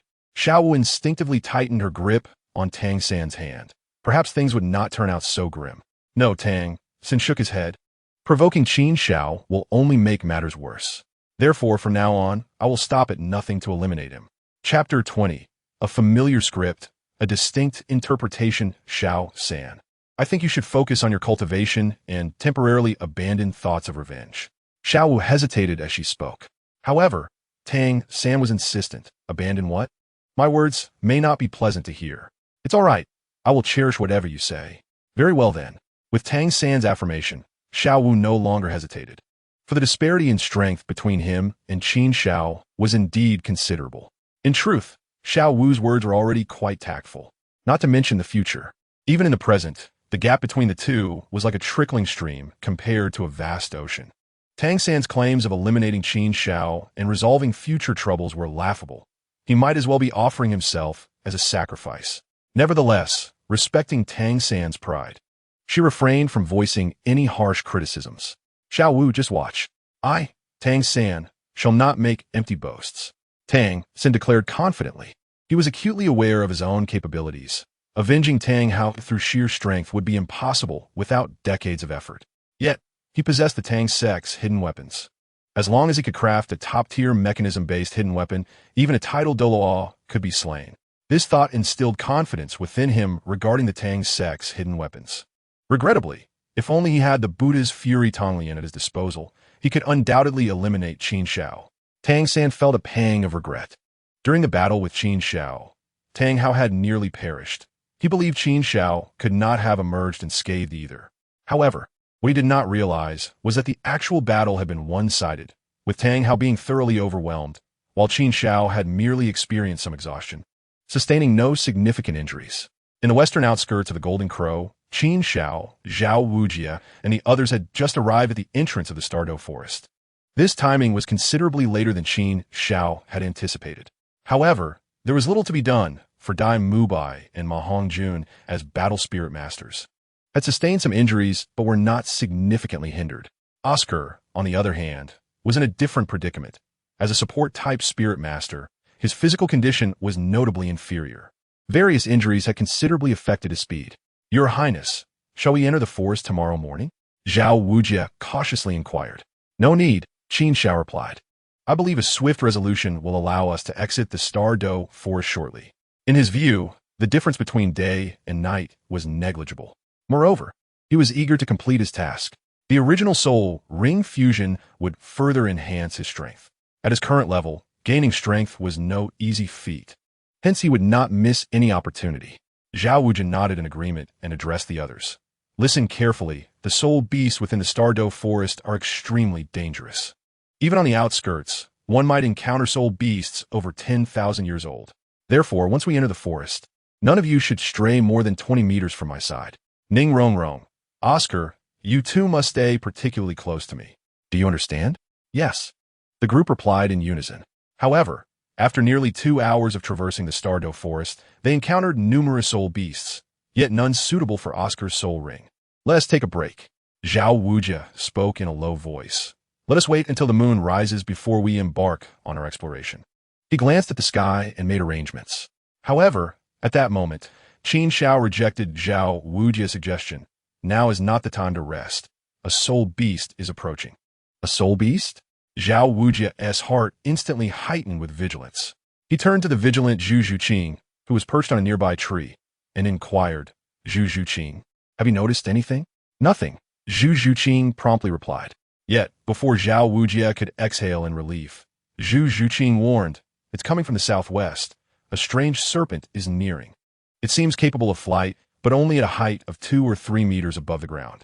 Prepare yourselves, Zhao Wujie commanded in a deep voice, not uttering a single unnecessary word.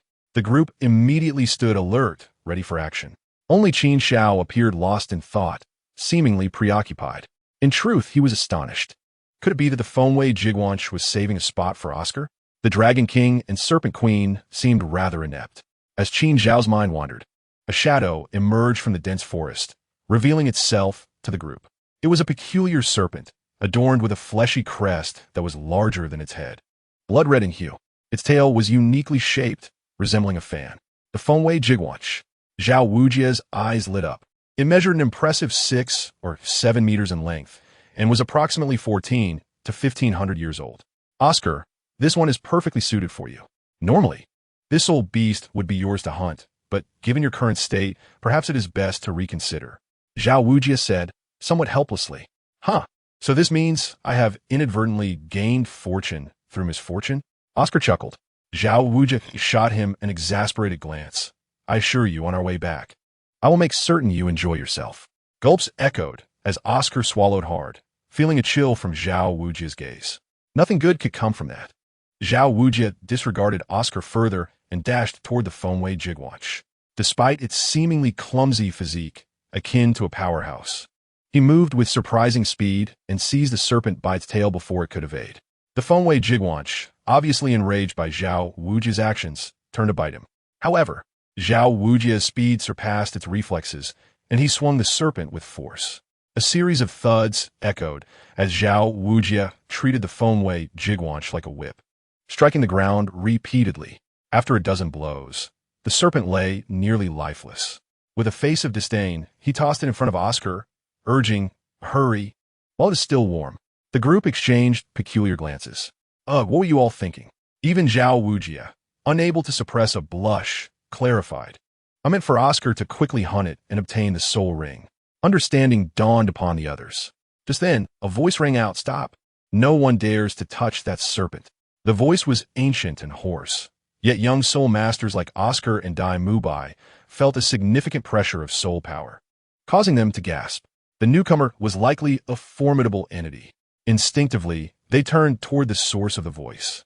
2 figures emerged from the rustling foliage, an elderly woman and a young girl. The elderly woman appeared to be in her 60s or 70s, yet her complexion was as rosy as that of an infant, with silver hair meticulously arranged. The young girl, with a bobbed haircut, seemed to be around 16 or 17, clad in a fitted outfit that accentuated her well-developed figure, her deep brown eyes filled with vigilance and anger as she regarded the group before her. Upon seeing the 2 newcomers, Qin Xiao's eyes brightened. Could this be the Serpent Queen and Meng Yuran? He glanced at the Fengwei Jiguanch discarded by Zhao Wujie and shook his head slightly. It wasn't that they were incapable. They simply proved ineffective, as this serpent had eluded them. Do you have business here? Zhao Wujie asked, furrowing his brow at the 2 figures. My name is Qin Xiao, and I apologize for the disturbance. The Serpent Queen introduced herself, gripping a serpent-headed cane. 6 soul rings materialized beneath her. Qin Xiao? My apologies. Zhao Wujie raised an eyebrow, then clasped his hands in greeting. He hadn't anticipated that this elderly lady was the renowned Serpent Queen from the legendary dragon and serpent duo. Although her cultivation was merely that of a soul emperor, the Dragon King was a remarkably powerful Title Douluo. It was said that their martial soul fusion technique could rival Title Douluo. More importantly, the Dragon King and Serpent Queen were nearly inseparable, with the Serpent Queen present. Zhao Wujie was certain the Dragon King was nearby. Yet, Zhao Wujie was not one to be intimidated merely by a name. How shall I address you? The Serpent Queen inquired. I am Zhao Wujie, he replied, offering a faint smile as 7 soul rings appeared around him. A soul sage? Zhao Wujie? The Serpent Queen's pupils dilated in surprise, realizing she had encountered a formidable opponent. So, it is the unmoving King Zhao Wujie. I must apologize for my rudeness. She inclined her body slightly, supporting herself with her cane. Beside her, Meng Yiran's mouth hung slightly ajar, astonished. She had not expected to encounter a soul sage among a random group in the Stardo forest. Zhao Wujie merely nodded, refraining from further commentary. The Serpent Queen quickly grasped his intent. To be honest, we are here for the Fengwei Jiguanch you possess. Would you consider letting it go? To be candid, we have been tracking this old beast for quite some time, but it has proven exceedingly elusive. The Serpent Queen confessed with a rueful smile. Letting it go? The group was taken aback by the Serpent Queen's unexpected request. Teacher Zhao, Oscar exclaimed, feeling anxious. He had done his homework and knew this Fengwei Jiguanch was a perfect match for a soul beast. He certainly did not wish for it to be taken away. Moreover, in its current state, what was the difference between it and a duck ready for the pot? You see, my students also require this soul beast. I'm terribly sorry, but we cannot part with it, Zhao Wujie stated solemnly. Grandmother, Meng Yiran implored, tugging at Qin Xiao's sleeve. Brother Zhao, matters must have some order. After all, we were the first to lay eyes on this soul beast. If you could concede a little, it would be a favor owed to me and my husband. The Serpent Queen proposed earnestly. I cannot yield. A suitable soul beast is hard to come by, Zhao Wujie firmly replied. Very well, very well. The Serpent Matriarch smiled. It seems that my husband and I have not roamed the mainland for quite some time. Many are unaware of the significance of the great dragon serpent. With that, she struck her staff heavily upon the ground, stirring up a cloud of dust. Was she about to take action? Zhao Wujie felt a weight in his heart. With the conversation having reached this point, it was time to reveal their true abilities. Even Ma Hongjun and Oscar, who stood behind Zhao Wujie, sensed that something significant was about to unfold. Still, we must depart. However, in the next moment, the Serpent Matriarch's unexpected action left everyone astonished. What is happening? They were bewildered. I was prepared for battle, and yet you turned to leave? Zhao Wujie exclaimed in disbelief. Grandmother, even Meng Yiran is confused about your intentions. Let us go find your grandfather first, the Serpent Matriarch declared with unassailable authority. Reluctantly, Meng Yiran had no choice but to acquiesce. Teacher, what is happening? Oscar asked, puzzled. Zhao Wujie instinctively glanced at Qin Xiao, then turned to Oscar and urged, forget it.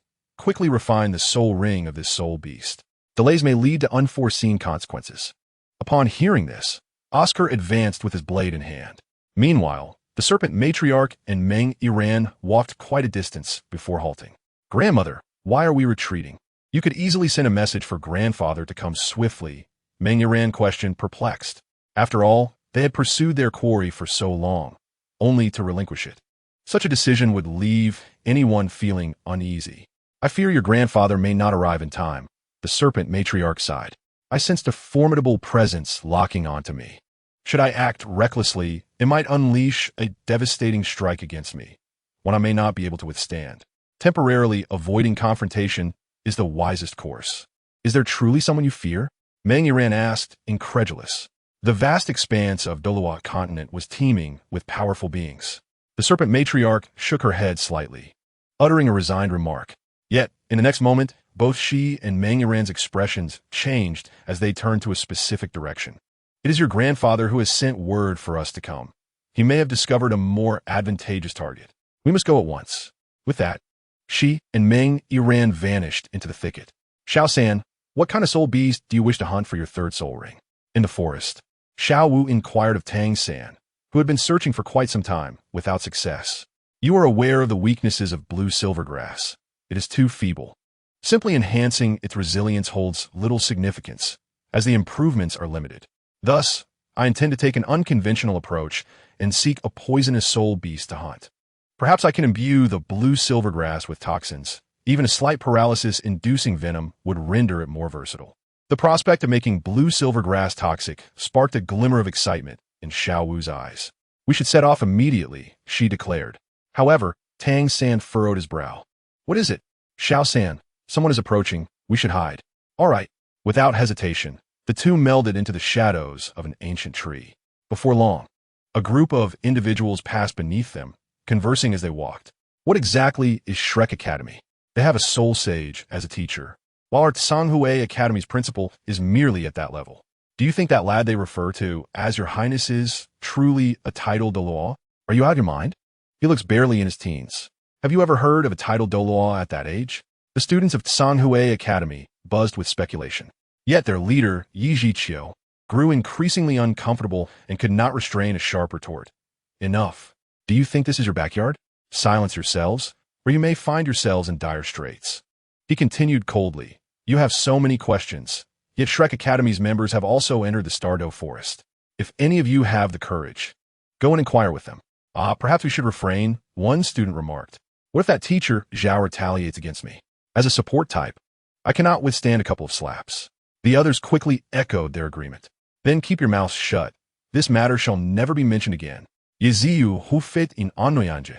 Limping forward, the students of Tsanghui Academy followed closely behind, having learned their lesson and refraining from discussing past events.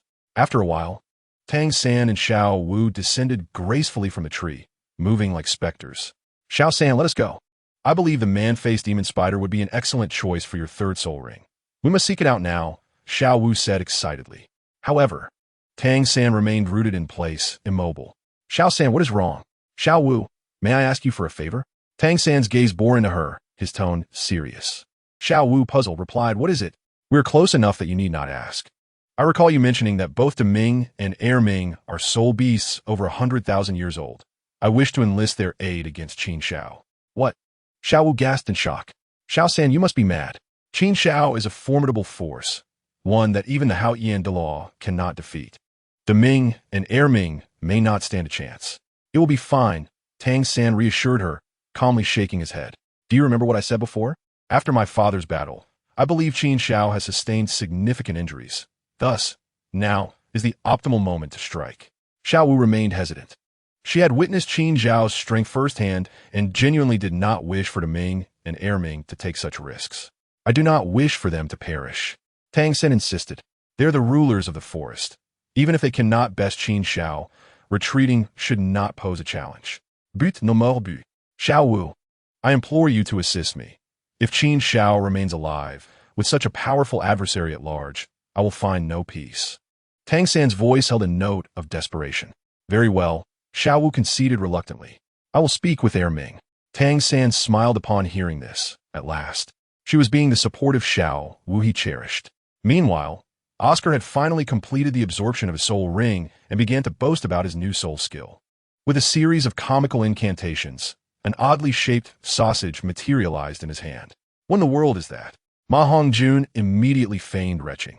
Though Dail Mubai, Ning Rongrong, and Zhu Zhuqing said nothing, they instinctively took a few steps back. What does this mean? Oscar's expression changed as he felt a significant blow to his pride. Now that you disregard me, wait until I show you something astonishing. My third soul skill, Sausage Mushroom. Effect Flight, he announced, fixated on the reactions of his companions. Eager not to miss a single detail. As expected, their jaws dropped in surprise. Wow, let me have a taste. Ma Hongjun eagerly reached out for the sausage. However, Oscar's response was a derisive eye roll, as if to say, the further your thoughts wander, the better. Were you not the one who reacted most dramatically just moments ago? Ma Hongjun remarked. Little AO truly holds grudges. Well, now that the soul ring has been successfully acquired, let us set off for home. At that moment, Zhao Wujin clapped his hands, capturing everyone's attention. Yet just then, Qin Xiao languidly spoke up. Wait, I have one more thing to do. Chapter 22. Your Highness is cultivating you. Just do it. As Qin Xiao spoke, the gazes of the crowd immediately turned towards him. To be frank, I wish to wander into the depths of the Stardow Forest. Faced with the puzzled expressions of his companions, Qin Xiao spoke candidly. However, their confusion only deepened. You are the leader. If you wish to go, then go. Who could possibly stop you? They mused, not to mention the depths, if you so desired. Even the heart of the Stardow Forest would pose no obstacle. Coughing lightly, Qin Xiao discerned the unspoken meaning in their eyes, and continued. I hope you will accompany me into the depths. That is no problem. Ning Rongrong was the first to agree. Let's go together. However, upon noticing the peculiar gazes from Zhao Wujin, Zhu Zhuqing, and others, Ning Rongrong suddenly realized, wait, did you say we should go into the depths of the Stardow Forest? She had initially thought he meant they should exit together first. Qin Xiao nodded slightly. The mission entails collaborating with teammates to hunt a soul beast over 5,000 years old. Qin Xiao mused. Wouldn't it be better to hunt one over 50,000 years old? Ning Rongrong shrank back slightly. Though she loved fun and mischief, She was also aware of the limits of what was feasible. It would be one thing if Qin Xiao were to bring her alone, but there was a whole group to consider. Could they truly ensure their safety? Yet could she refuse? The others felt similarly reluctant, but ultimately acquiesced. Thus, they ventured deeper into the Stardo forest alongside Qin Xiao. Your Highness, this area is undoubtedly inhabited by soul beasts over 50,000 years old. I senti it? Zhao Wujin exclaimed, his eyes gleaming with excitement. Teacher Zhao, something feels off. Dail Mubai, Oscar, and the others observed Zhao Wujin with unease. They were all aware of the dire situation they were in. Soul beasts over 50,000 years old were no trivial matter. Even Qin Xiao might struggle to protect himself against them. Boom! Boom! Boom! The ground trembled noticeably, and without needing Qin Xiao's prompting, the group could sense a colossal entity approaching. Before long, a gigantic visage loomed above them. Your Highness, Zhao Wujin's curiosity faded, replaced by tension. Do not fear. It is a 100,000-year soul beast, the Titan Great Ape. Qin Xiao turned slightly, offering reassurance to the panicking crowd. Plop! Without the needed reassurance. Upon hearing Qin Xiao's words, Ma Hongjun felt his knees weaken and fell to the ground. Is it really that alarming? Qin Xiao questioned. At that moment, the Titan Great Ape, Di Ming, had fixed its gaze upon Qin Xiao, recognizing him as the one the sister of Xiao was searching for. Human, Di. Its voice, though fragmented, conveyed an unmistakable chill of murderous intent. Is this directed at me? Qin Xiao was momentarily taken aback. Normally, a 100,000-year soul beast would possess intelligence comparable to that of a human. Such extreme aggression was unexpected. Moreover, Qin Xiao was certain there was no enmity between him and the Titan Great Ape. Wait, there's a familiar aura behind the Titan Great Ape. It's Xiao Wu and Tang San. Qin Xiao instinctively glanced behind the Titan Great Ape, where something seemed to lurk in the shadows. Suddenly, realization dawned upon him. The Titan Great Ape was being manipulated. Well, I cannot be blamed for this, Qin Xiao thought to himself with a cold smile.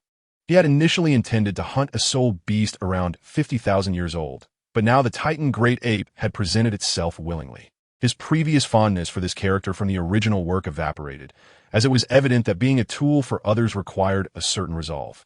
Prepare for battle. Qin Xiao whispered urgently. Yes, let us go. Ning Rongrong lightly waved her small fist, offering her moral support to Qin Xiao. Of course, she would have preferred to stand beside him rather than hide behind a tree several meters away. Dail Mubai and Oscar hurriedly dragged Ma Hongjun a few steps back, while Zhu Zhiqing had seemingly vanished from sight, likely activating her nethercat martial spirit to conceal herself in the darkness. Sigh, what a predicament this is, Qin Xiao lamented. Ma Hongjun, Dail Mubai, Komiya. Your Highness, Ma Hongjun and Dail Mubai felt overwhelming trepidation but still approached cautiously, asking, what are your orders? Activate your martial spirits and attack it, Qin Xiao commanded, pointing at the Titan Great Ape. In truth, he had no choice. The mission required teamwork. He could not ascertain whether the task would be deemed complete if they refrained from engaging. What? Attack it? Ma Hongjun was dumbfounded. He felt that Qin Xiao was leading him into a perilous situation. This was a reckless endeavor. If you do not attack it, I will be forced to turn my aggression upon you, Qin Xiao warned, as arcs of electricity crackled between his fingers. What are you waiting for? His Highness is merely trying to cultivate your courage. Zhao Wujin admonished the hesitant duo. You must be brave enough to strike against foes far stronger than yourselves. Hurry.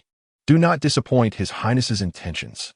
In truth, Qin Xiao merely wished for them to experience a skirmish with the creature, without any intention of testing their resolve. However, after Zhao Wujin's encouragement, Dail Mubai and Ma Hongjun were visibly invigorated, their earlier hesitance replaced with determination. White Tiger Manifest. Phoenix Manifest. In an instant, they completed their martial spirit transformations and unleashed their soul skills simultaneously. White Tiger's Radiant Wave. Phoenix Fire Line. The two attacks, one white and one red, struck the Titan Great Ape, but the outcome was clear. To the Titan Great Ape, their efforts were akin to mere tickling. Though their assaults inflicted no real damage, they nonetheless succeeded in igniting the Titan Great Ape's fury. Thud, thud, thud. The Titan Great Ape stood upright, pounding its chest as though beating a war drum, clearly on the verge of a rampage. Ning Rongrong, give me a boost, and then Oscar can provide everyone with mushroom sausages. You can wait for me outside the Stardow Forest or return to Shrek. Qin Xiao pondered whether this could be considered a concerted effort. As for Zhu Zhuqing's abstention from attacking the Titan giant ape, it mattered little. Lanling's stealth and cunning could also be regarded as a form of engagement. One could interpret it as her imposing a psychological deterrent. Oscar harbored no objections to Qin Xiao's strategy and instinctively set about executing it. Upon laying eyes on the Titan giant ape, he remained in a state of heightened tension, only snapping back to reality when Qin Xiao called out his name. "What do you want me to do?" Ning Rongrong exclaimed, her face flushing with embarrassment upon hearing Qin Xiao's words. It was utterly mortifying. How could he utter such a thing? Qin Xiao, taken aback by her misinterpretation, clarified, "I meant for you to assist me with the 7 treasures glazed tower." "Oh, so that's what you meant," Ning Rongrong said, momentarily dismissing her embarrassment. With both hands, she summoned the 7 treasures glazed tower into her grasp. The 7 treasures emit brilliance. The first is strength. The 7 treasures emit brilliance. The second is speed. In an instant, 2 radiant beams enveloped Qin Xiao. Was this the auxiliary ability of the 7 treasures glazed tower? Truly, it deserved its reputation as the finest support in the world. Qin Xiao could distinctly feel his strength surging. Boom! Boom! At that moment, the Titan giant ape, having vented its fury, closed the distance in 2 strides, raising its fist, larger than an iron pot, ready to strike fiercely. "I'm eager to test your strength." Qin Xiao's eyes bore no trace of fear as he stepped forward, delivering a punch in response. Crack! Crack! An invisible ripple erupted, and within a radius of several dozen meters, trees shattered in response to the clash between the 2 titans. "Let's leave this place," Zhao Wujia exclaimed, swiftly taking hold of Ning Rongrong with one hand while pulling Oscar away with the other. Following his lead, Zhu Zhuqing, Ma Hongjun, and Dail Mubai hastened after him, leaving only Qin Xiao and the Titan giant ape in a standoff. However, 3 pairs of eyes observed the unfolding scene from a distance, jaws agape in astonishment. "Good heavens! Am I mistaken? That youth in the distance is one of Zhao Wujia's students, isn't he? He possesses the strength to confront the Titan giant ape head-on." Meng Iran exclaimed incredulously, struggling to believe the scene before her. She rubbed her eyes vigorously. The snake lady, equally astonished, soon bore an expression of realization. "Indeed, the sense of crisis I felt earlier must have emanated from that youth. I never anticipated his strength would be so formidable." A wave of relief washed over her as she reflected on her decision not to engage. Otherwise, if Long Gong arrived, there would be nothing left but ashes. "What? Old woman, are you suggesting they're the ones who previously attempted to seize the phoenix-tailed coxcomb snake?" asked a gaunt elder beside them in disbelief. "Indeed," the snake lady affirmed with a slow nod. "Hiss!" Long Gong inhaled sharply, beads of sweat forming on his forehead. "Thank goodness. Simply escaping from such a powerful presence is a stroke of luck in itself." He wiped the sweat from his brow, feeling a lingering dread. "But the human-phased demon spider we were tracking has approached that individual." Meng Iran sighed. "Alas, Long Gong, we must remain cautious. At this juncture, we cannot afford to be seen as adversaries by that person and his soul beast."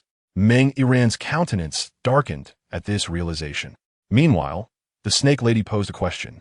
"Old man, who do you think will emerge victorious in their battle?" Long Gong contemplated thoughtfully. "The combat prowess of a 100,000-year soul beast is sufficient to surpass that of an average Title Douluo, let alone the Titan giant ape. That youth, even if he possesses the strength of a Title Douluo, would undoubtedly fall short.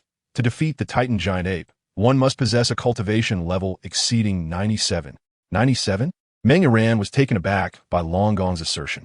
The Titan giant ape's strength was astonishing. She had never encountered, nor even heard of, anyone possessing such a level of power. In her eyes, a soul master of such caliber was a legendary figure. Such astonishment is unwarranted.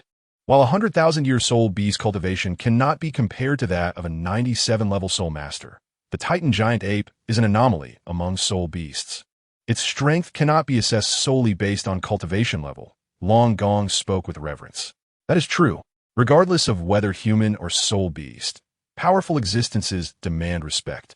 After a brief pause, he added, "However, while the Titan giant ape is formidable, it would not be difficult for that young Title Douluo to make his escape if he so desires.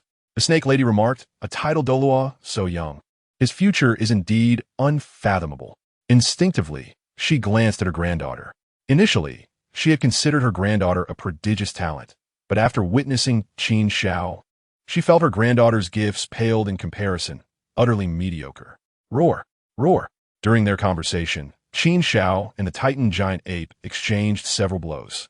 The Titan giant ape, now brimming with excitement, let out a deafening roar. Long Gong observed the scene and cautioned, Old woman, Iran, be vigilant. The Titan giant ape appears to be on the verge of unleashing its ferocity. That young Title Douluo may very well retreat. We must not linger here. The snake lady nodded in agreement, while Meng Iran replied, quietly, understood. Meanwhile, facing the Titan giant ape's escalating rage, Qin Xiao felt exhilarated. It was a thrilling prospect.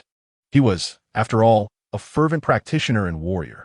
If he had not engaged in such rigorous training, even the ability to refine thunder to enhance his soul power would have been unattainable. If it became even more ferocious, it would be ideal. He had begun to grasp new insights into his martial spirit. He was on the cusp of unleashing a fraction of its potential. Throughout the battle with the Titan giant ape, Qin Xiao had refrained from utilizing soul skills, relying solely on his martial spirit to manipulate the power of thunder, an exercise in self-discipline. It is essential to recognize that the might of the Thunder Emperor resides not in mere soul ring abilities, but in his divine arts.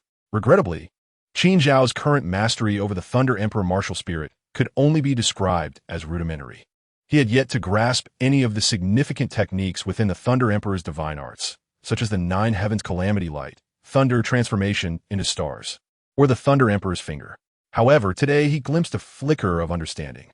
Suddenly, he noticed the Titan giant ape's chest swelling ominously, gathering strength with each breath. Was it preparing to unleash the Titan sky cannon? An idea struck Qin Xiao. Perfect. I too wish to test whether the path I tread is the correct one. With that thought, he raised his right hand, aligning 4 fingers together while leaving only the index finger extended, pointing towards the Titan giant ape. Crack! A bolt of electricity surged from Qin Xiao's fingertips. Initially, it was slender, but in the blink of an eye, it expanded to the girth of a water barrel. Roar! At that moment, the Titan giant ape was equally formidable, unleashing an invisible shockwave from its mouth. Boom! The 2 energy forms collided in the void. The shockwave was instantly obliterated beneath the thunderous force, yet the lightning continued its relentless assault upon the Titan giant ape's head. Boom, boom, boom. The Titan giant ape staggered back several steps before finally regaining its footing. In the distance, Meng Iran was astounded. Grandfather, you just said this esteemed one was going to retreat, right? But why does it feel even more ferocious than before? Ah, the Dragon Lord recalled his earlier analysis, which had been thoroughly contradicted by reality, causing his cheeks to flush with embarrassment. Well, I may have overlooked one key aspect. Perhaps this esteemed one has an inherent advantage over the Titan giant ape. The Dragon Lord hastily sought a way out for himself. Yes, that's it. The Titan giant ape excels in strength and brute force. In a clash of soul power, it is not its forte, which explains the earlier situation. However, given the Titan giant ape's formidable defense, it is likely that this esteemed one's attack cannot breach its defenses. Thus, being struck by lightning a few times is inconsequential. However, before he could finish his sentence, the snake lady beside him gripped his shoulder. Old man, look, the Titan giant ape seems to be acting strangely. The Dragon Lord could distinctly feel her hand trembling. What could have transpired? With this question in mind, he glanced over, only to be taken aback. The Titan giant ape had stabilized itself, yet its fur was marred by large patches of charred black. Moreover, it spewed forth a mouthful of fresh blood, and the Dragon Lord even witnessed 2 enormous teeth, nearly a meter in height, being expelled. Could this be real? Was the esteemed one's attack truly so powerful that it had severed 2 of the Titan giant ape's teeth? It was utterly unbelievable. As he rubbed his eyes vigorously, fearing he had misperceived the scene, he heard Meng Iran exclaim, Grandfather, is this what you meant by weak attack, not being able to break through defenses? Do you have some misunderstanding of weakness?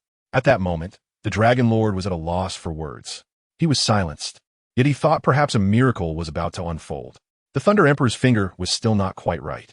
If the Titan giant ape received a genuine Thunder Emperor's finger strike, it should have already knelt. However, Qin Xiao felt unsatisfied with the damage inflicted upon the Titan giant ape. He hesitated to even call it a Thunder Emperor's finger.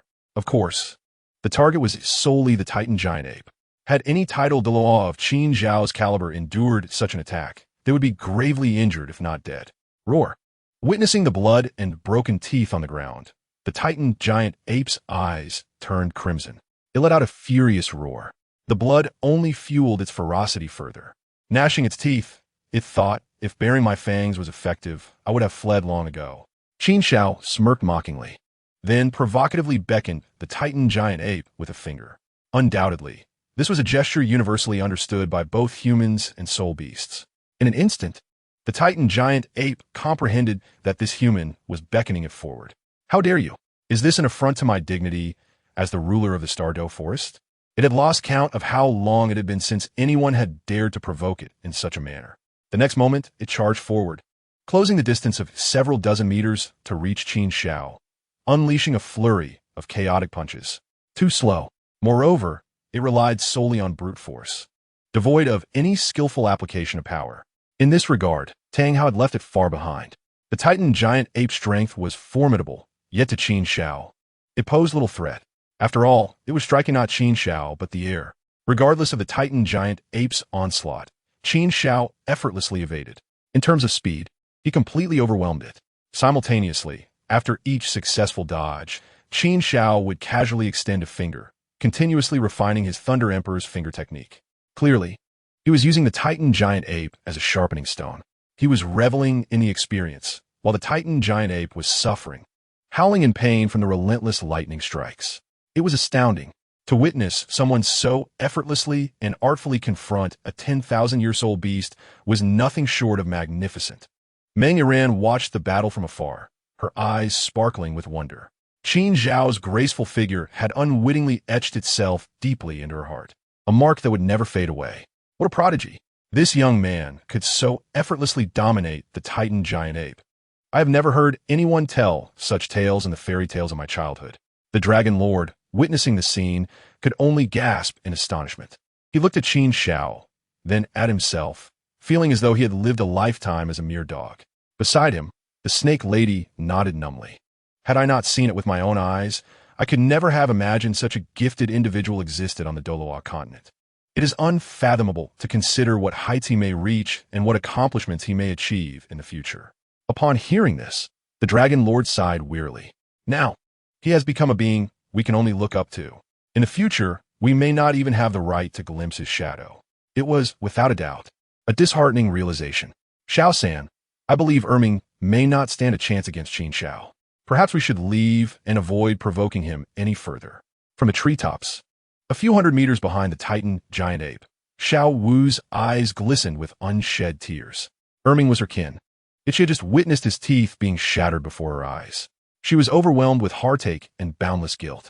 Had it not been for her pleas, Erming would not have sought trouble with Qin Xiao and would not be in such a dire state now. No, that's impossible. I refuse to believe Qin Xiao is unscathed. My father has sustained such grievous injuries. I refuse to accept that he can still unleash his peak combat power. This must be intentional. He is deliberately showing us this. Tang San's eyes shimmered with a violet hue as he closely monitored the battle between the Titan giant ape and Qin Xiao. At that moment, Xiao Wu's words were unbearable for him to accept. Can't you see that Erming cannot even touch the hem of Qin Xiao's garment? Yet each of Qin Xiao's attacks inflicts significant damage upon Erming. If this continues, I fear Erming will truly be unable to endure. Xiao Wu said with a face full of concern. Regrettably, Tang San disregarded her words, pondering deeply for a moment before a look of realization crossed his face. Xiao Wu, I have discerned the issue. It's the soul skills. From the beginning of the battle, Qin Xiao has not utilized a single soul skill. He must be unable to use them due to some limitation. I knew it. As a Title Douluo at level 92, how could he compete with my father without paying a price? Tang San was convinced that Qin Xiao was employing a self-created soul skill akin to the explosive ring secret technique Tang Hao had mentioned. Could this truly be the case? Xiao was confused. Tang San nodded emphatically. If we could just hold on, Erming will surely emerge victorious. The teacher has said that a soul master without soul skills is like a bird that has lost its wings. Very well, Xiao Wu agreed, though still filled with doubt. But still seemed somewhat off. The arrangement of runes remained unstable. Qin Xiao was immersed in his insights, repeatedly executing the Thunder Emperor's finger, rendering himself numb. He was even oblivious to the roar of the Titan giant ape. Time passed, and suddenly, enlightenment struck him. I understand now. The issue lies here. A smile of realization unconsciously graced Qin Xiao's lips. Through relentless practice, he finally comprehended the dispersing technique within the Thunder Emperor's treasure art, Thunder Emperor's finger. In the next instant, he moved and retreated 100 meters away. The Titan giant ape was bewildered. What is happening? Why has the fight ceased? You have aided me in understanding the Thunder Emperor's finger. In gratitude, I shall grant you a swift end. Qin Xiao scoffed as the electric arcs surrounding him began to morph, twisting into a series of enigmatic runes. These runes, seemingly drawn by a peculiar force, began to align and combine. With a thunderous boom, a clap of thunder reverberated across the Stardow forest. A terrifying spectacle unfolded as pale electric arcs coalesced. Converging towards Qin Xiao, the Titan giant ape gulped, its throat constricting in fear. This was overwhelming. The power gathering around Qin Xiao instilled a sense of dread even within it. Explosive, terrifying, devastating, waves of energy erupted from Qin Xiao, causing all soul beasts within a 10-mile radius to prostrate in submission. It was utterly fearsome. This aura was not directed at us, yet made my very soul tremble. It was unimaginable how the Titan giant ape could withstand such pressure from the Crown One. In the distance, Long Gong, Shi Pa, and Meng Yi-run leaned on each other, barely managing to remain standing, struggling against the oppressive atmosphere. It was too powerful with this strike. The Titan giant ape would likely not endure. Shi Pa was left speechless. Ming, we must flee. Unable to contain herself, Xiao Wu shouted at Ming. The Titan giant ape turned its gaze towards Xiao Wu, and she met its eyes. In that shared glance, no words were needed. They both understood the unspoken meaning. The Titan giant ape appeared helpless and despondent. Xiao-san, Ming has told me that an invisible force has locked onto him. Qin Xiao's soul skill is inevitable. More importantly, the power within this soul skill is something Ming cannot withstand. What should we do? What can we do? Xiao-san, please save him. Xiao Wu spoke frantically, tears cascading down her cheeks. What? Ming cannot endure it either? Tang San exclaimed in shock. His mind raced. Xiao Wu, we must leave. It is no longer safe here. If we delay, it will be too late. Qin Xiao will not spare us. He felt a rising panic, knowing that once Qin Xiao dealt with Ming, he would undoubtedly pursue them. Leave. Xiao Wu shook her head defiantly. I want to go. I cannot abandon Ming here. Xiao Wu, you must see. The fluctuations of soul power ahead are overwhelming. Our presence there would only lead to our deaths. Fleeing is the wisest choice. What? Flee. Xiao Wu was taken aback. Xiao-san, how can you say such a thing? Ming is our companion. You would abandon him? Tang San frowned, attempting to reason with her. Xiao Wu, please calm down. Ming would surely wish for us to escape. Remaining here is akin to waiting for death. If we survive, we will avenge him in the future. No, I will not leave. I cannot abandon Ming. Xiao Wu resolutely insisted, preparing to leap from the tree towards the Titan giant ape. But in the next moment, pain shot through her neck, and darkness enveloped her as she collapsed. Behind her, Tang Sin caught her. Xiao Wu, I'm sorry. I cannot allow you to face death, nor can I let you accompany a beast to its demise. I have too much to accomplish. With a cold expression, he hoisted the unconscious Xiao Wu onto his shoulder and fled deeper into the Stardow forest, ignoring the Titan giant ape's despairing gaze. He recalled Xiao Wu mentioning a powerful sky blue bull python named the Ming dwelling deeper within the forest, boasting over 100,000 years of cultivation. With its presence, if Qin Xiao dared to pursue, he would meet his demise. Teacher Zhao, why hasn't the Crown One arrived yet? Is something amiss? On the other side, Ning Rongrong expressed her concerns among the Shrek group. Upon hearing, Oscar's eyes dimmed with apprehension. Zhao Wujin shook his head, dismissing her worries. What could possibly happen? You all know the Crown One's strength. Even the Haotian law could not contend with him. The Titan giant ape is no match. If the Crown One wishes to leave, the Titan giant ape cannot hold him back, Zhao Wujin said, waving his hand dismissively. It was as if he were speaking of Qin Xiao. However, He now held a profound respect for Qin Xiao, admiring his strength and character. Of course, it would be even more perfect if he could engage in more civilized actions. Teacher Zhao, look. Suddenly, Zhu Zhuqing, perched atop the treetops, pointed in a direction, calling out. The group turned to see a sight that startled them.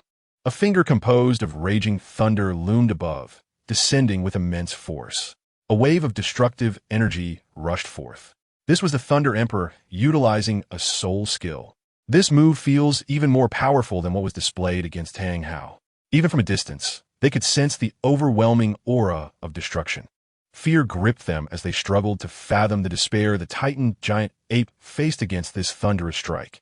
Fearful and helpless, the Titan giant ape no longer knew how to resist such an attack. It understood that no matter what it did, it could not withstand this onslaught. Protecting its vulnerable spots, it curled up, hands clasped over its head, as this was all it could do. Boom! A deafening clap of thunder erupted. The colossal finger of lightning crashed down with ferocity. Electric serpents danced wildly, illuminating the battlefield as bright as day. Mountains, stones, and vegetation were obliterated. Do you hate me? After a long pause, as the electric light faded, Qin Xiao coldly regarded the Titan giant ape before him. The Titan giant ape appeared wretched, its body severely scorched, with some wounds charred black, emitting a whiff of grilled flesh. It knelt on the ground, utterly drained of strength, yet its gaze towards Qin Xiao remained filled with hatred. Clearly, if it could, it would tear the person before it to shreds without hesitation. Rather than hating me, you should loathe yourself for your foolishness, Qin Xiao remarked, casting a glance into the distance. There was no trace of Xiao Wu and Tang San.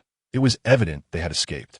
He then returned his attention to the Titan giant ape, speaking softly, remember, in your next life, do not allow yourself to be used as a pawn by others.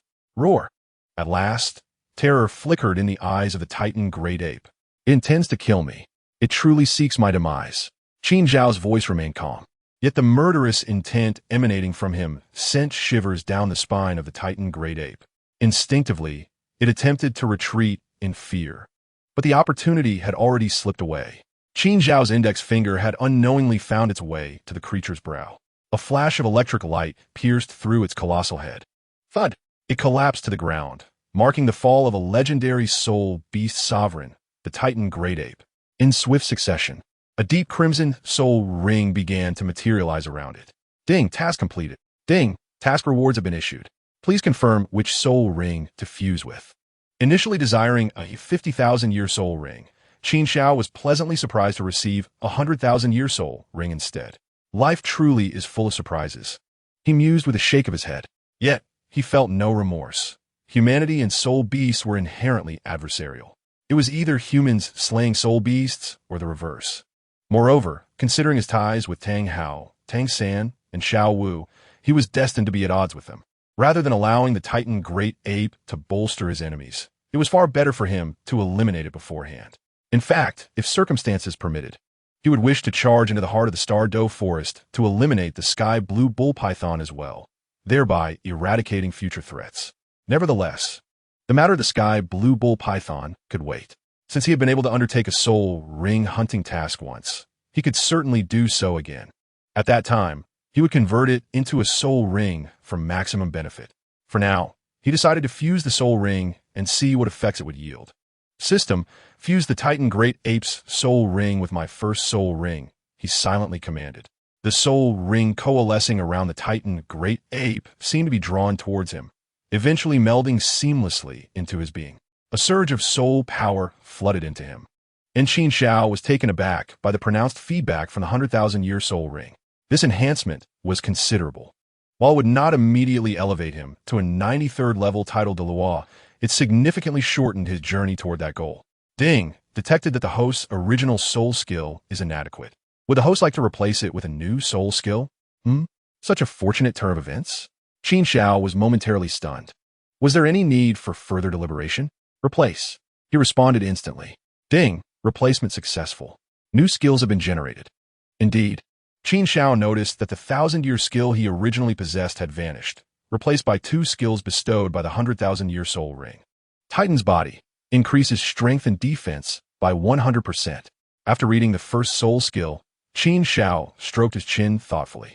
This seems to guide me down the path of a brute. However, he was not given much time to ponder as the effect of the second soul skill surfaced in his mind. Thunder Titan Soul. The soul ring transforms into a Thunder Titan entity corresponding to the user's cultivation years, launching a direct strike against the target. Is this due to my mastery over thunder? Has the Titan Great Ape evolved? Qin Xiao speculated the reason, believing it to be highly probable, and he surmised that the battle prowess of the Thunder Titan would surpass that of an ordinary Titan Great Ape. With this soul skill, could it be that I need not intervene personally against typical Title Douluo? I could simply unleash the Titan upon them. Qin Xiao chuckled, feeling pleased. This was indeed a remarkable acquisition. He had previously possessed a soul skill derived from a century-old soul beast, which in light of his current cultivation, offered paltry enhancements. The two soul skills granted by the Titan Great Ape were significantly superior, particularly the second skill, which catered perfectly to his lazy disposition. With such thoughts, a satisfied smile graced Qin Xiao's face. He could not help but acknowledge that this was a profitable venture. Chapter 25. Meng Yiran fuses with the face-devouring spider. Tang Hao seeks help, of course. Qin Xiao's gains did not end there. With a swift wave of his hand, a bolt of thunder descended from the heavens, crashing down upon the Titan Great Ape's form. Devoid of soul power, the Titan Great Ape was as fragile as parchment in the face of the thunder. Instantly, its mountain-like body was reduced to ashes. With a soft thud, a glimmering bone fell to the ground. A soul bone. Upon recognizing the fallen item, Qin Xiao's lips curled into a smile. He extended his hand, and the soul bone, seemingly drawn by an invisible force, floated into his grasp. As in the original text, this was a left arm bone. This would be my first soul bone. 100,000 years. Quite acceptable, I suppose. Of course, if other soul masters were to hear this, they would likely spit out blood. 100,000-year soul bone is not merely acceptable. It is extraordinarily rare. A treasure that countless soul masters could only dream of. Before long, the left arm bone erupted from the Titan Great Ape was assimilated and refined by Qin Xiao. This soul bone also possessed two skills, Gravity Quagmire and Titan Skybreak. Titan Skybreak was the signature skill of the Titan Great Ape, showcasing its formidable prowess in attack, a display of its sheer dominance. With Qin Xiao's cultivation level, it was unlikely anyone below the rank of Soul Douluo could withstand it. Gravity Quagmire, on the other hand, was a typical control-type skill that could dramatically increase gravity in a designated area, in Qin Xiao's understanding. This was a form of soft control skill. Undoubtedly, these two soul skills bore no difference from the abilities provided by the Titan Great Ape in the original narrative. Are you still not satisfied? At that moment, Qin Xiao's gaze shifted to the distance. Even during his confrontation with the Titan Great Ape, he had sensed someone observing him from afar. Among those presences, he recognized two familiar auras. It should be Meng Yiran and Snake Lady. The identity of the last individual was also becoming clear, long gone. Suddenly, a rustling sound echoed through the dense forest. Three figures emerged. I am Long Gong. Honored to meet your excellency, Long Gong said, bowing deeply, his demeanor exceedingly humble, devoid of the arrogance one might expect from an 80-plus level Title Douluo. Naturally, he would not dare to exhibit any bravado. Although he and Snake Lady together could contend with a Title Douluo, that was merely a contest of strength. The formidable figure before him had effortlessly slain the Titan Great Ape, a soul beast sovereign stronger than the average Title Douluo. The chasm between them was insurmountable. Lowering one's posture was entirely warranted. Chao Tianxiang, Meng Yiran. I pay my respects to your excellency. At that moment, Snake Lady and Meng Yiran also bowed before Qin Xiao. To their surprise, we meet again so soon.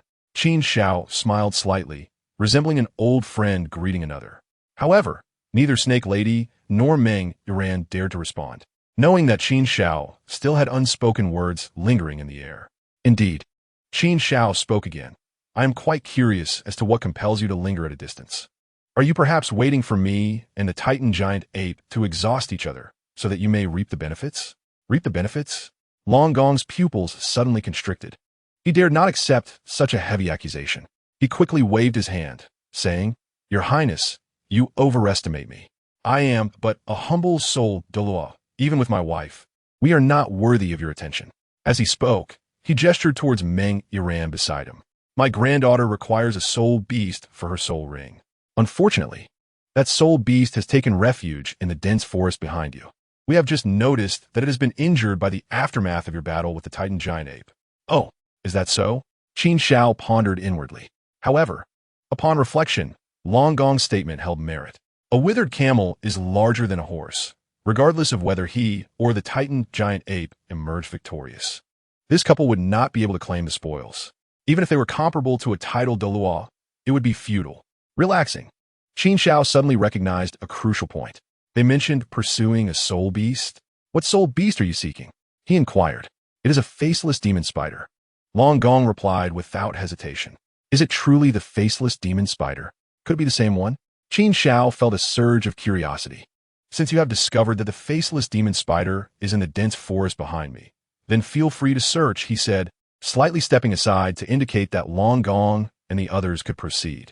Thank you for your indulgence, Your Highness, Long Gong exclaimed joyfully. Then called to the snake lady and Meng Iran, you stay here. I'll go take a look. With that, Long Gong transformed into a shadow and vanished into the dense forest behind Qin Xiao. Soon after, he returned, dragging a barely breathing gigantic spider behind him. The faceless demon spider.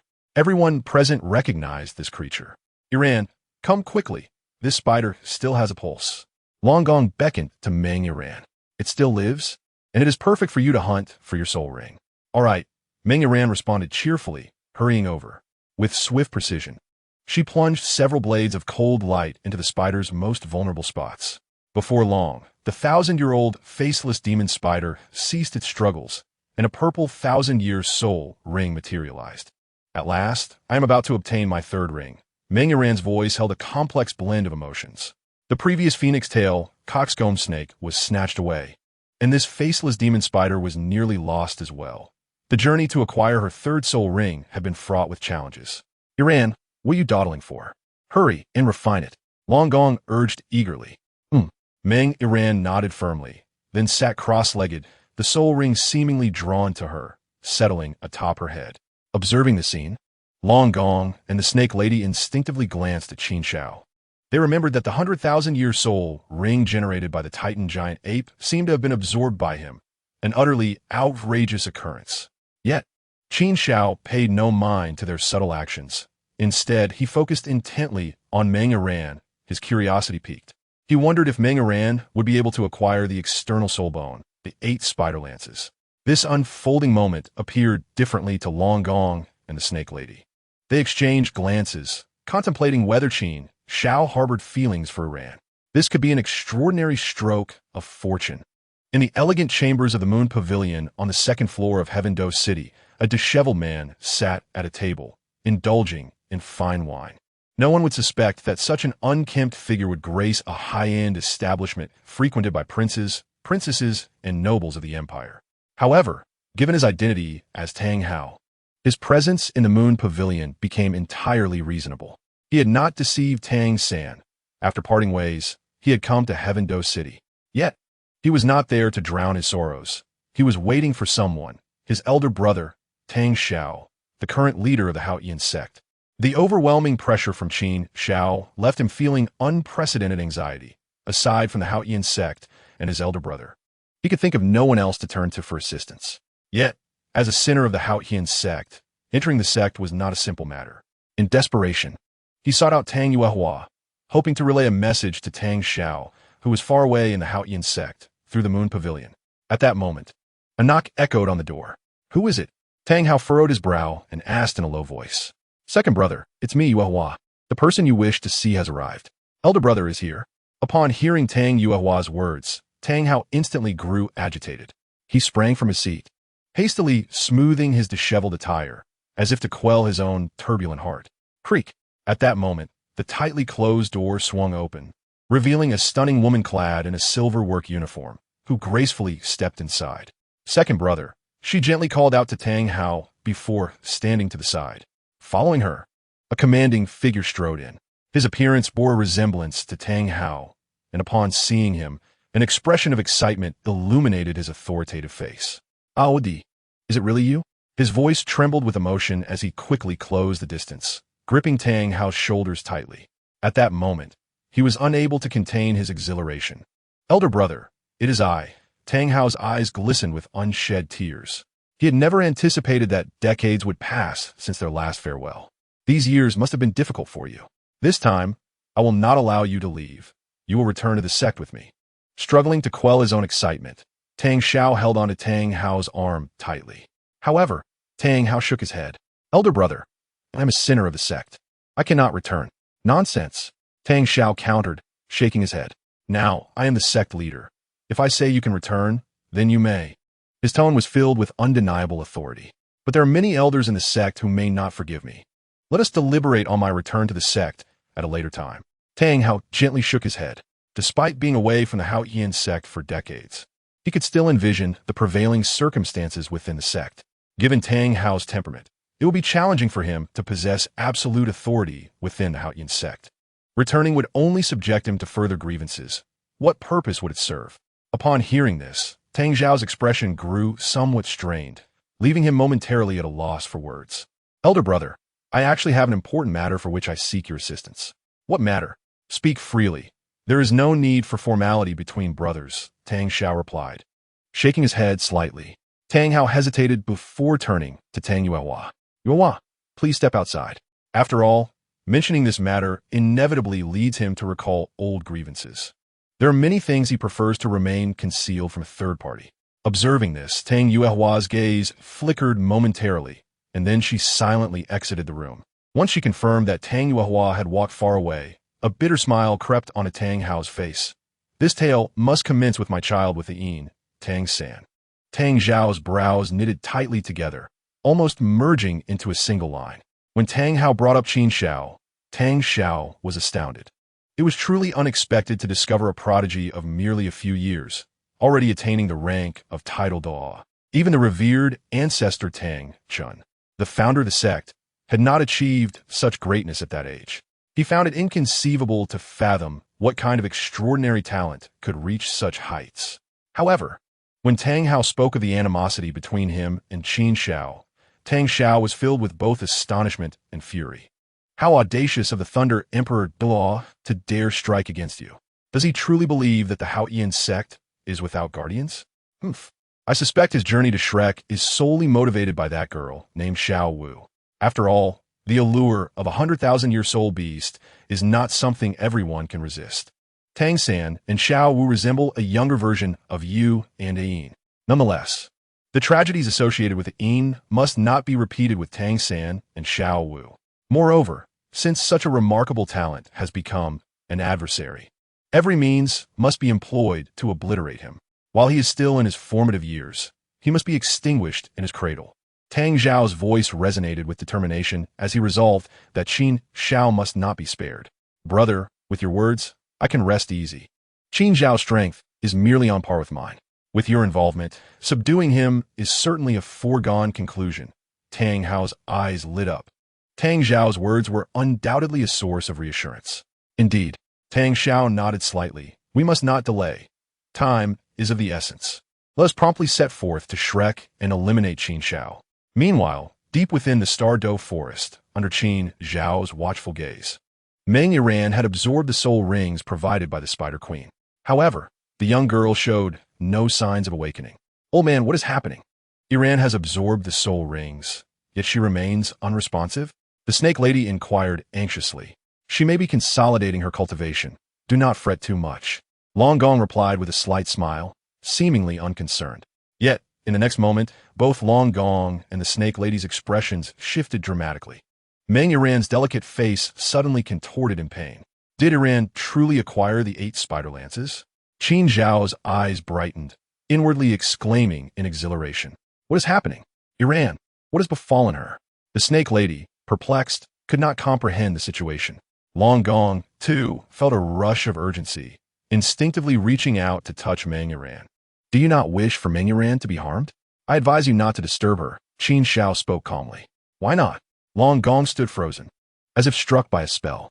After a moment, he turned to Qin Xiao, seeking clarification. Without hesitation, Qin Xiao asked, Have you heard of external soul bones? External soul bones? The Snake Lady appeared bewildered, glancing instinctively at Long Gong. After contemplating for a moment, Long Gong's eyes widened in realization. You refer to the legendary external soul bones that can grow. His voice brimmed with astonishment. He had encountered knowledge of external soul bones in an ancient text, regarding them as mere myths. For he had never heard of anyone possessing such a rarity on the entire Douluo continent. Old man, what exactly are external soul bones? The snake lady asked, bewildered. Long Gong opened his mouth to respond, but was interrupted by a sound. Meng Iran let out a pained groan as ate dark. Menacing spider legs tore through the fabric of her back, emerging with ferocity. The current Meng Iran was a harbinger of dread and malice. Good heavens! How could Iran transform into this? The snake lady exclaimed in shock. Beside them, Qin Xiao's eyes sparkled with intrigue, silently applauding. Well done. I am curious about Tang San's reaction upon witnessing Meng Iran adorned with the 8 spider lances. Chapter 27. Long Gong's Gratitude. Arrival of the Sword Douluo Iran. Kneel before the crown. Long Gong proclaimed solemnly after Meng Iran had sheathed the 8 spider lances. Kneel? Qin Xiao shook his head. There is no need for such formality. This is her opportunity. In truth, had it not been for Qin Xiao's inability to absorb the soul ring himself, he would have been tempted to try it. The snake lady interjected, Your Highness, please do not decline. Had you not intervened to severely injure that soul beast, we would have spent an eternity in pursuit, perhaps even facing the fate of that phoenix-tailed chicken-crowned snake. At this point, she fell silent, as it was clear that had it not been for Qin Xiao, she would have contested with Zhao Wujing for the phoenix-tailed chicken-crowned snake. If that had come to pass, the notion of external soul bones would have been rendered moot. Upon hearing the snake lady's words, Qin Xiao couldn't help but smile mysteriously. Indeed, had he not intervened, the human-faced demon spider would have become Tang San's soul ring, and the external soul bones would have been Tang San's prize. Your Highness, were it not for you, with our limited knowledge, we would not have understood Iran's condition and may have disturbed her absorption of the external soul bone, potentially causing her irreparable harm. Long Gong continued, addressing Meng Iran. Iran, express your gratitude to His Highness. Upon hearing this, Meng Iran knelt before Qin Xiao, earnestly saying, Your Highness, I am deeply grateful for your immense kindness. I have no means to repay you, so please accept my bow. With that, she pressed her forehead firmly to the ground, exerting such force that it echoed with a resounding thud. At this juncture, Qin Xiao could only accept her gratitude graciously. However, his regard for Meng Iran rose significantly. Her sincerity was commendable. Your Highness, are you departing? At that moment, Long Gong noticed the intent to leave in Qin Xiao's eyes and promptly inquired, Why would I linger? Am I to wait for a feast? Qin Xiao thought to himself, unable to suppress his inner musings.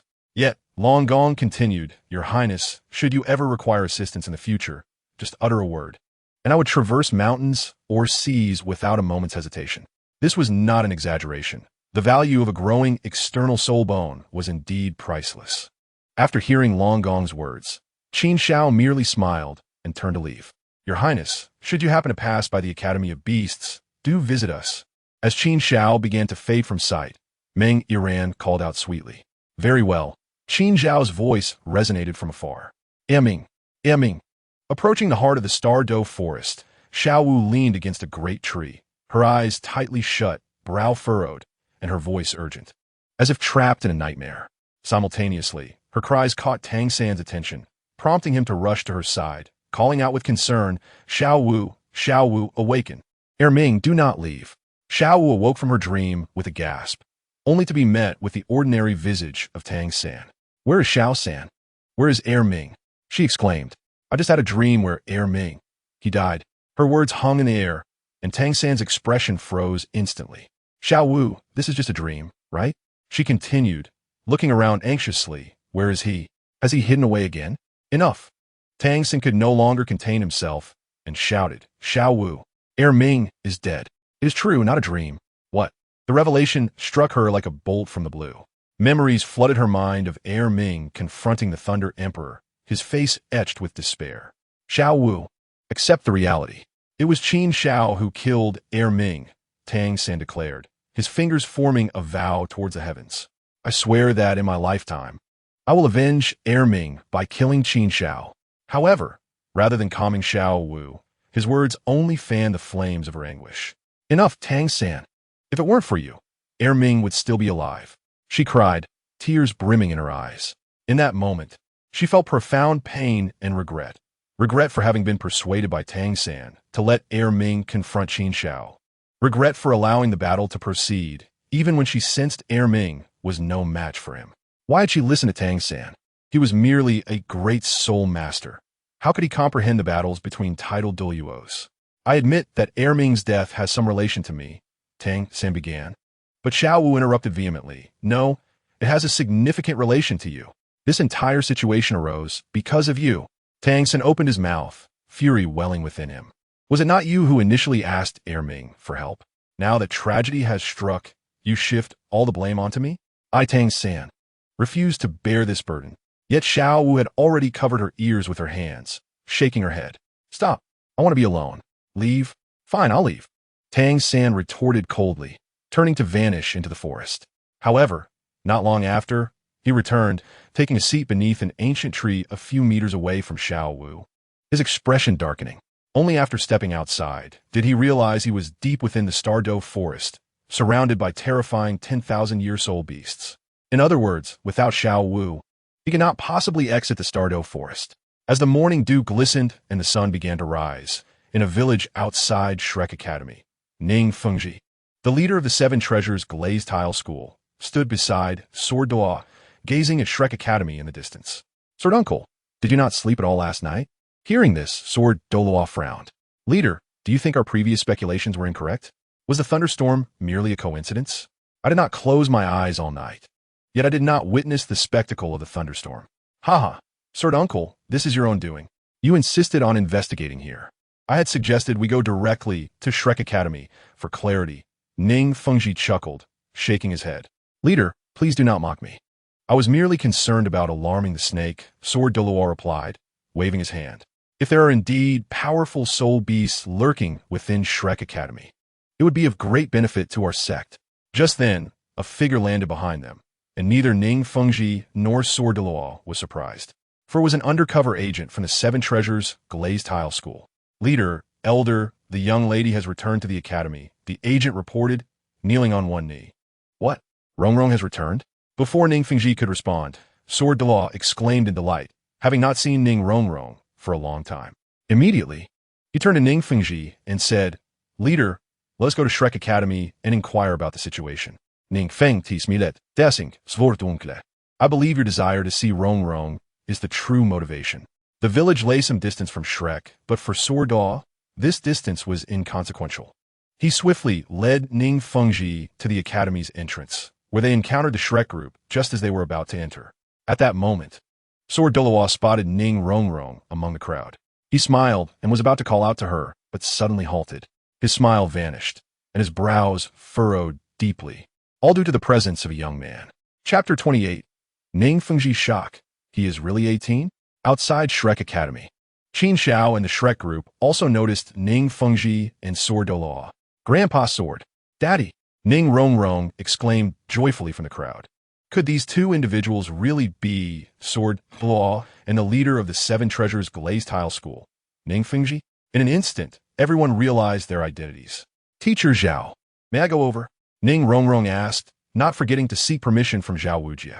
Go ahead, Zhao Wujie replied with a nod, then addressed the others behind him. Since you're already at the academy, go about your business. Today is a holiday. Classes resume tomorrow. With that, he turned and returned to the academy. Ning Rongrong, like a fledgling swallows returning home, approached Ning Fengji and Sword Douluo, chattering excitedly. Meanwhile, Qin Xiao withdrew his gaze, intending to return to his residence. Just then, a voice called out from behind him, Your Highness. Qin Xiao turned, slightly surprised to see Zhu Zhuqing had stopped him. It was rare for this icy beauty, known for her youthful appearance and voluptuous figure, to approach him, unlike Ning Rongrong, who was more affectionate. Is there something you need? He inquired, curious about her request. Could you follow me for a moment? Zhu Zhuqing asked, her expression troubled. Nodding, Qin Xiao understood that this was not a suitable place for discussion, given the crowd. Soon, he and Zhu Zhuqing vanished from sight. Watching their departure, Dail Mubai unconsciously clenched his fists. His friends noticed this reaction. Dai, I know you have feelings for Zhu Zhuqing, but I advise you to let it go, Ma Hongjun said, patting Dail Mubai on the shoulder. The fatty talks too much, But this advice is sound. Just give it up. There are plenty of fish in the sea. Oscar chimed in, sharing his sentiments. As someone who had experienced similar feelings, he felt compelled to offer guidance. However, the more he tried to counsel Dail Mubai, the angrier he became. Yet, could his situation be compared to Oscar's? Oscar was merely infatuated, but Zhu Zhuqing was his fiancée. Yet now, she was off with someone else. Come on, boss, we've been out for so long. Let's find a place to unwind. My treat, you pay. Ma Hongjun suggested, pulling Dail Mubai towards Soto City. Oscar glanced at Ning Rongrong, gritted his teeth, and joined in. On the other side, Ning Fengji jested, Rongrong, it appears that your grandpa Jian is more important to you than I am as your father. Then why did you not call me father first, and instead address Grandpa Jian? Ning Rongrong responded. Grandpa Jian, look, my father's being unreasonable, she continued, as she found herself at a loss for words. Seeking assistance from Jian Duoluo, she was proven correct when Jian Duoluo remarked, Secmaster, you are being rather petty. It is merely a title. The order in which it is spoken is of no consequence. Ning Fengji was left speechless. If she had called you father first, I would have said the same. Unfortunately, neither of the two before him seemed to care about his feelings.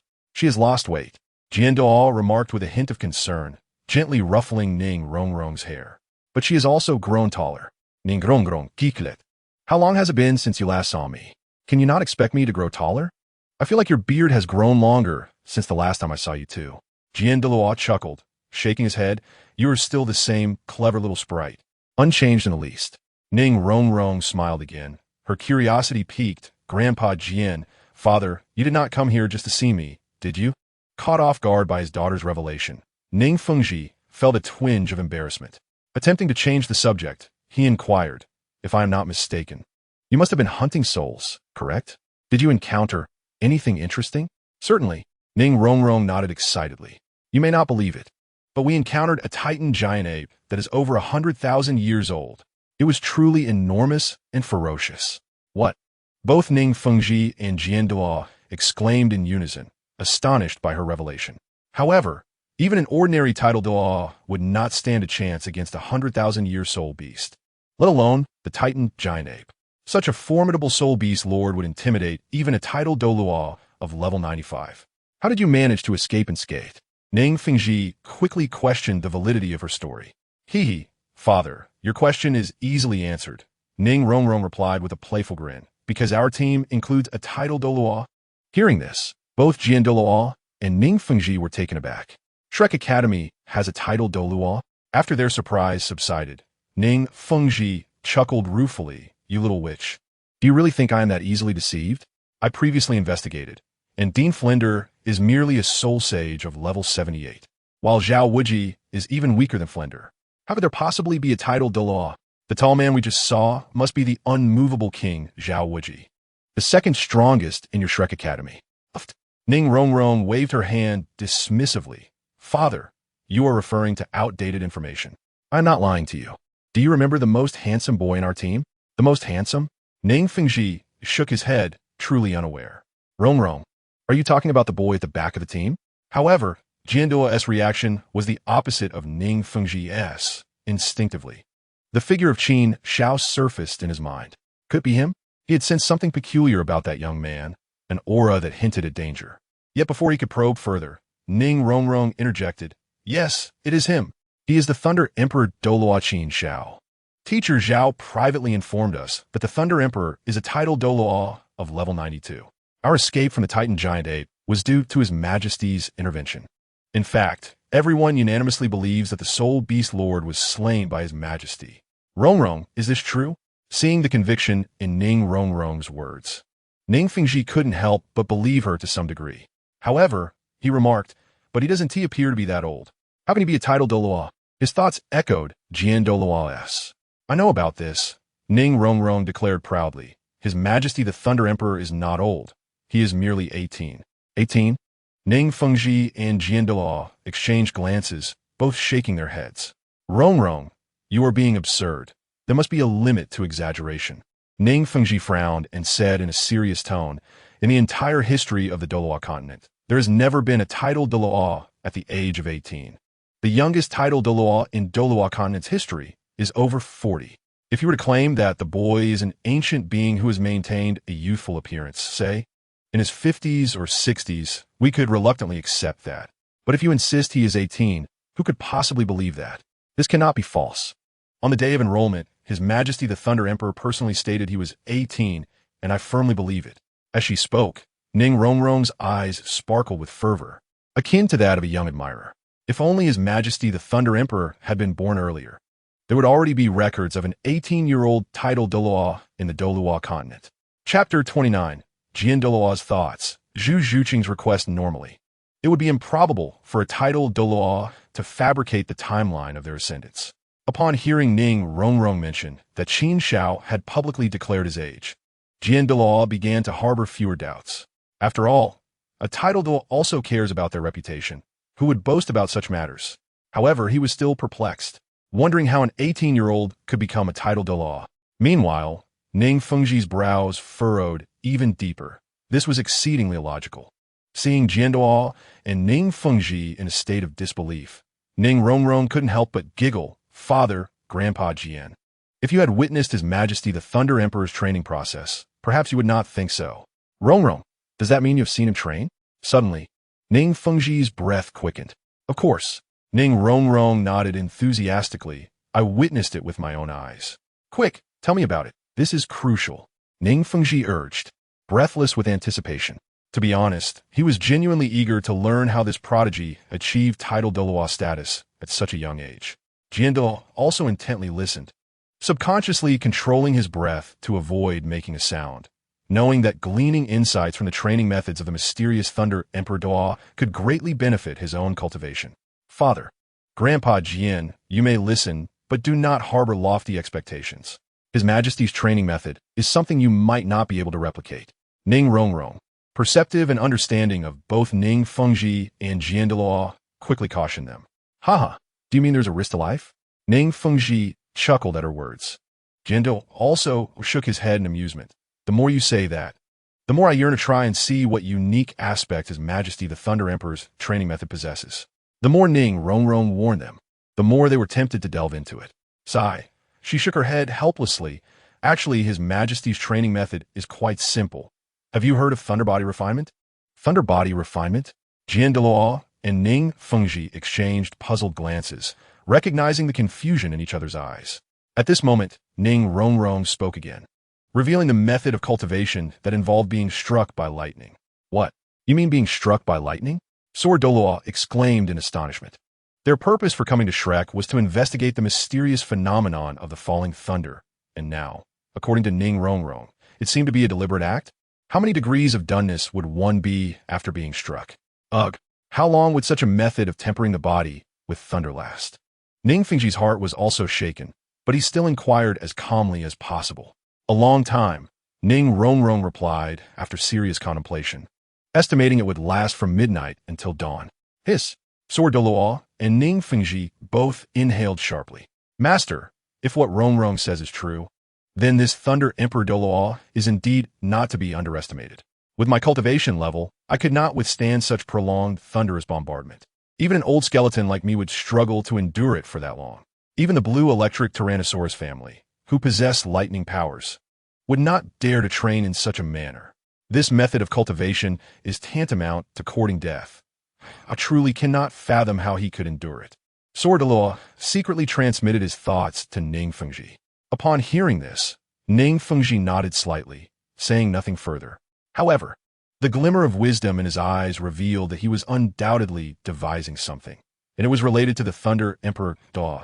Grandpa Jian, do you still wish to draw inspiration from this? Ning Rongrong asked, her large eyes blinking. Sword Douluo's expression shifted. Then he bitterly smiled and shook his head. If it is truly as you say, I cannot take inspiration from it. In truth, his words were quite veiled. Inwardly, he was lamenting that such a formidable technique was not something anyone would dare to emulate. By the way, Father Grandpa Jian, there is another matter concerning his Thunder Emperor that you must know. Ning Rongrong revealed a rare, serious expression. What matter? Both Sword Douluo and Ning Fengji felt a stir in their hearts, becoming exceedingly serious. They understood that anything related to the Thunder Emperor was undoubtedly complex. It was said that Tang Hao once clashed with his Thunder Emperor, and in the end, Tang Hao fled with his son in disgrace, Ning Rongrong declared proudly. This expression resembled that of a starstruck fan witnessing their idol achieve a remarkable feat, feeling prouder than if they had accomplished it themselves. Ah, even Tang Hao was defeated? Considering the time, he has already been a Title Douluo for over a decade, and with the world's #1 weapon spirit and Haotian secret techniques. He couldn't best an 18-year-old Title Douluo. After hearing Ning Rongrong's words, Sword Douluo and Ning Fengji found themselves at a loss for words, their minds numbed by sheer shock. They could not conceive the terrifying talent it would take to produce such a genius. Wait, Sword Douluo suddenly recalled Ning Rongrong's earlier statement. Master, if that Thunder Emperor Douluo is truly so formidable, then perhaps he really did slay that 100,000-year Titan giant ape. Ning Fengji was taken aback. Are you suggesting he might possess a 100,000-year soul bone? A 100,000-year soul bone. Ning Fengji's eyes gleamed with excitement. Such a treasure was the dream of countless soul masters. Master, I have a bold idea. Sword Douluo's eyes suddenly shone with fervor. Uncle Jian, are you thinking of challenging that young man? Ning Fengji, knowing Sword Douluo so well, instantly guessed his intention. Yes. It seems the master understands me. Sword Douluo laughed heartily. An old skeleton like me cannot gain any battle insights from sparring with him. It would only leave me frustrated. But this Qin Xiao is different. I believe sparring with him would be greatly beneficial. After a moment's contemplation, Ning Fengji nodded slightly, deciding that it would ultimately depend on Qin Xiao's willingness. It couldn't be forced. Let us discuss everything here. In a tranquil, secluded forest, Qin Xiao halted his steps and addressed the young woman before him. Okay. The girl appeared somewhat distracted. As she turned around, Qin Xiao could distinctly see the fluster on her face. What was wrong with this ice-cold beauty today? Perplexed, Qin Xiao straightforwardly asked, "What is it you wish to discuss with me?" I. Zhu Zhuqing hesitated for a moment, unsure of how to begin. "If you don't speak, I will leave." Qin Xiao frowned, finding women to be quite troublesome. "Your Highness, please don't go, I will tell you." Zhu Zhuqing, in a sudden rush, implored, "I want to ask for your help." Having read some comments, I found them quite interesting. Everyone has their preferences. If you don't enjoy this book, simply remove it from your shelf. There is really no need for harsh words. To put it another way, if you read without spending a dime, what is there to be dissatisfied about? Chapter 30, Dail. Don't take it too hard. They are merely cultivating. In the serene forest, a lone man and woman faced each other. After a moment of silence regarding Zhu Zhuqing's request, Qin Xiao finally asked, "How do you wish for me to assist you?" Just like before, when we traversed the Stardow forest, Zhu Zhuqing said, her delicate face turning crimson as she uttered the last two words, "Strike me." You seem different.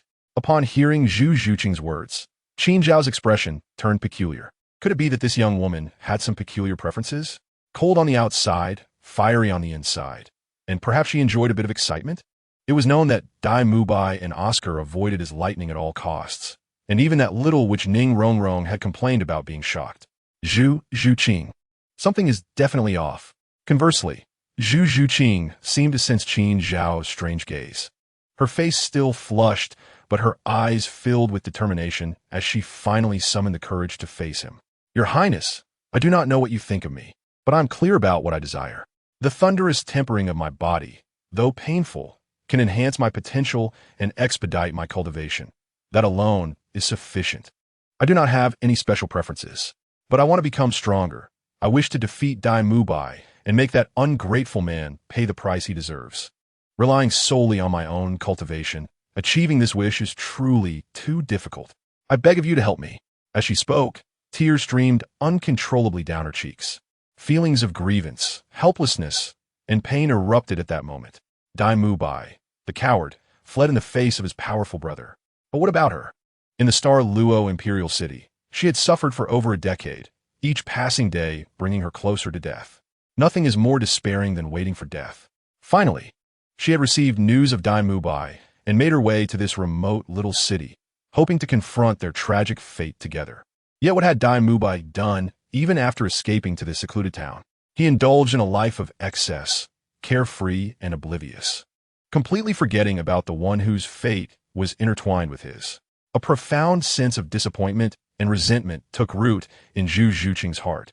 compelling her to ensure that Dail Mubai, the unfaithful scoundrel, would pay the price he deserved. This was her only wish before facing death. Unexpectedly, Zhu Zhuqing displayed an unyielding strength that surprised Qin Xiao. In the original narrative, Zhu Zhuqing was rather inconspicuous, with average talent, a mediocre martial spirit, and a commonplace strength. Aside from her frosty demeanor and youthful, voluptuous appearance, it was challenging to discern any remarkable traits. However, today, she unveiled a hidden aspect of herself before Qin Xiao. For the sake of vengeance, she willingly endured the torment of the thunder refinement, compelling Qin Xiao to regard her with newfound respect. Not to mention, Dail Mubai had also experienced the benefits of thunder refinement, and with Davis's looming threat, his failure to seek assistance spoke volumes. Thud! Upon noticing Qin Xiao's silence, Zhu Zhuqing immediately knelt, her tear-filled eyes pleading, "Your Highness, I implore you to grant me this. I can agree to your request, but I have a condition." Qin Xiao stated. "A condition?" Zhu Zhuqing was taken aback, then nodded. "As long as it does not violate my principles, I shall comply with whatever I can." Qin Xiao raised an eyebrow, a bemused smile gracing his lips. "I believe you have misunderstood. I merely wish to convey that this opportunity is singular. Should you falter one day, do not come seeking my aid. That is all." Zhu Zhuqing's face flushed crimson, rendered speechless. "Let's begin at once," Qin Xiao commanded. Grateful. Zhu Zhuqing nodded at him and shifted from her kneeling position to sit. Crack! In the next moment, a flash of lightning struck her. The thunder is so intense. It brings both pain and a tingling sensation, prompting Zhu Zhuqing to emit a series of moans. "Your Highness, why is the intensity so overwhelming this time?" she managed to utter in broken words. Qin Xiao replied with a serious expression. "The previous intensity resulted in slow progress. How do you expect to surpass Dail Mubai at this rate? Only by increasing the intensity can you rise swiftly. No talking, endure." "Here it comes again," Qin Xiao announced, unleashing another bolt of lightning. Zhu Zhuqing's cries grew louder. "Dai, what's wrong? We agreed to relax. Why have you changed your mind?" Ma Hongjun voiced his dissatisfaction from a distance, standing alongside Dail Mubai and Oscar. "If you wish to relax, go ahead. I have no obligation to return with you. Besides, I have stated that I can only relax once I confirm Zhu Zhuqing is safe," Dail Mubai replied, brow furrowed. Just moments ago, the more he pondered, the more uneasy he felt. What was his fiancée doing in the woods with another man? He initially intended to endure for the sake of tranquility, but his irritation only intensified. Upon hearing this, Ma Hongjun fell silent, fearful of provoking Dail Mubai further. "It seems you have genuine feelings for Zhu Zhuqing," Oscar remarked quietly, a glint in his eye. "Genuine feelings?" "Perhaps," Dail Mubai responded ambiguously. In reality, he felt no true affection for Zhu Zhuqing, but rather a surge of possessiveness and a desire to conquer. After all, isn't it a significant achievement to tame a proud girl like a wildcat? "Fatty, stop dawdling. Let's split up and help the boss find her. That way we can expedite things," Oscar instructed Ma Hongjun. "Why am I the target of your ire? What have I done to deserve this?" Ma Hongjun grumbled internally, though his body complied. Before long, Ma Hongjun suddenly exclaimed from 100 meters away, "Dai, Oscar, come quickly. Listen to that sound. Is there a discovery?" Dail Mubai and Oscar hurried over to listen. "Is that Zhu Zhuqing's voice?" Dail Mubai's eyes lit up. "Let's investigate." However, Oscar grasped his arm, cautioning Dail. "Don't you think that rhythm sounds familiar?" "Familiar rhythm?" Dail Mubai paused, reflecting, and suddenly his face drained of color. "Could it be that they are— I can't take it anymore." Dail Mubai shouted, his eyes ablaze, ready to rush forward. But Oscar and Ma Hongjun swiftly restrained him on either side. "Dail, acting on impulse is folly. If you charge in now, you might be split in two by the Thunder Emperor," Ma Hongjun urged anxiously. Oscar quickly concurred. "Indeed, perhaps things are not as we perceive. They might simply be training." "Training? Does training necessitate such loud cries? Have you never trained before?" Dail Mubai retorted, his eyes reddening, trembling with rage, his teeth nearly grinding to dust. Chapter 31. Dail Mubai spits blood. The request of the Sword Douluo. Little Oscar is quite the talent. Ma Hongjun mused, secretly admiring Oscar for his forced comfort. Ordinarily, he would sympathize with Dail Mubai's plight, but after Oscar's remark, he could only stifle his laughter. "So, what do you think I should do now?" Dail Mubai asked, struggling to maintain his composure. I believe we should observe the developments, Oscar suggested thoughtfully. Ma Hongjun pondered and added, I think we should remain steadfast in our approach. Isn't that just stating the obvious? Dail Mubai scolded. In other words, we are left with nothing to do but wait here? Boss, if that is your perspective. It seems reasonable. Ma Hongjun and Oscar nodded in agreement. Dail Mubai remained silent, his expression darkening. Over 2 hours passed before the forest finally quieted down. Truly, a Title Douluo is worthy of the title, possessing enduring power, Ma Hongjun thought enviously. Oscar instinctively glanced at Dail Mubai, noticing his complexion had turned a shade of purple, resembling liver. Dai, is it worth it for a woman? With your qualities, finding one as beautiful as Zhu Zhuqing is not difficult, he cautiously consoled. What do you understand? No other woman, no matter how beautiful, can compare to Zhu Zhuqing. Dail Mubai's voice was almost a growl, his palms already punctured by his own nails. Women from outside are just that, outsiders. But Zhu Zhuqing is bound to me by engagement. By all appearances, she is indeed Dail Mubai's woman. Boss, stop talking. They seem to be emerging. Ma Hongjun suddenly pointed in a direction. Dail Mubai and Oscar turned to look, and indeed, 2 shadowy figures began to materialize. Qin Xiao, Zhu Zhuqing. Dail Mubai's pupils constricted, instantly recognizing them. Oscar quickly tugged at Dail Mubai's arm, signaling him to remain calm and avoid any impulsive actions. Soon Qin Xiao stood at the forefront, with Zhu Zhuqing following closely behind, making their way to the assembled crowd. Your Highness! Your Highness! Oscar and Ma Hongjun called out in unison. Regardless of their inner thoughts, they felt compelled to maintain the necessary respect in the presence of a Title Douluo. Dail Mubai's gaze briefly flickered over Qin Xiao before settling on Zhu Zhuqing. At that moment, Zhu Zhuqing appeared disheveled, her hair tousled and somewhat damp. The sweat-soaked fabric accentuated her curvaceous figure, leaving Dail Mubai momentarily stunned, as if struck by lightning, his mind blank. He swayed slightly, and had it not been for Oscar's quick reflexes in catching him, he might have fallen to the ground. What are you doing? Qin Xiao inquired, a frown creasing her brow. We're picking mushrooms, Ma Hongjun replied hastily, his eyes darting. Indeed, we plan to prepare a mushroom soup for the cafeteria at noon. The red-capped, white-stemmed mushrooms are the most delectable, Oscar chimed in eagerly. Qin Xiao raised an eyebrow. Red-capped, white-stemmed? Are you certain it's safe to eat? With a hint of significance in her tone, she added, I hope to see this mushroom soup of yours at noon. Ah, understood. Ma Hongjun and Oscar nodded in unison after a moment of surprise. Zhuqing, let us return and rest well. We have more to do tomorrow. Qin Xiao said to Zhu Zhuqing, who nodded silently. Oscar, Dail Mubai, and Ma Hongjun watched the 2 depart in silence. After Qin Xiao left, Dail Mubai could no longer contain himself, his emotions overwhelming him to the point of spitting blood. Once is forgivable, but tomorrow too? Do they not regard us as human? Dail Mubai, what is wrong with you? Oscar exclaimed, alarmed by his friend's volatility. Come on, it's not that serious. Since it's already someone else's shape, why not just let it go? 3-legged frogs are hard to find, but 2-legged women are plentiful. Xiao Oscar, fatty, I'm in distress.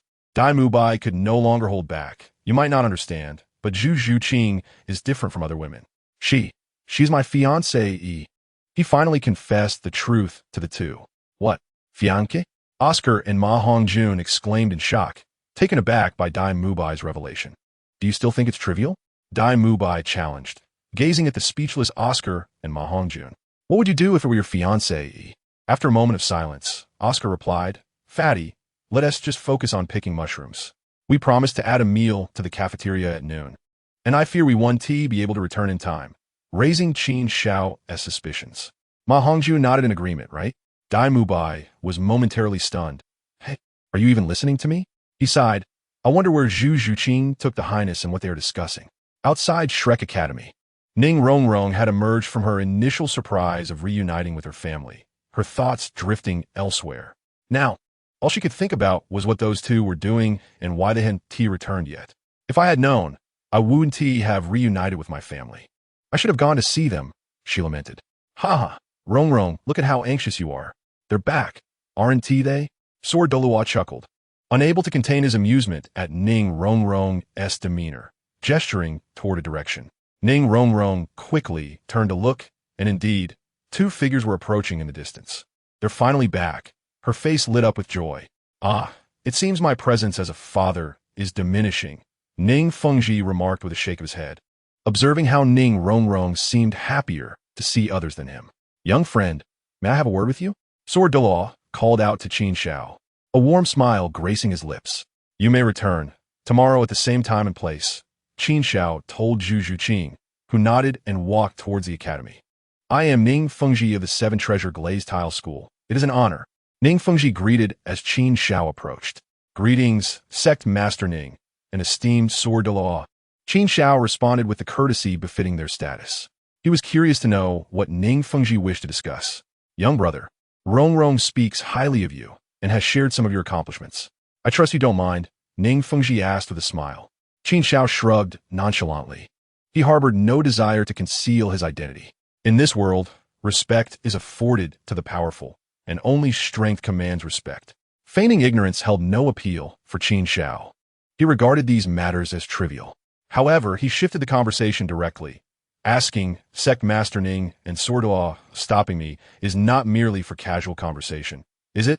Surprised by his straightforwardness, both Ning Fengji and Sword Douluo exchanged glances. Ah, young friend, you are refreshingly candid, and I appreciate that, Sword Douluo laughed heartily. To be frank, I have a rather unusual request to make. I wonder if it is appropriate to voice it? Without hesitation, Qin Xiao replied, if it is an unusual request, perhaps it is best left unspoken. Ning Fengji and Sword Douluo were momentarily taken aback, unsure of how to respond. Especially Sword Douluo, who felt that bringing up a request for a duel at this moment might be impolite. Is there a problem? Qin Xiao asked, slightly frowning. If you truly wish to speak, I shall not obstruct you. After all, the right to speak lies with you. Ning Fengji and Sword Douluo were both bewildered, momentarily at a loss for words.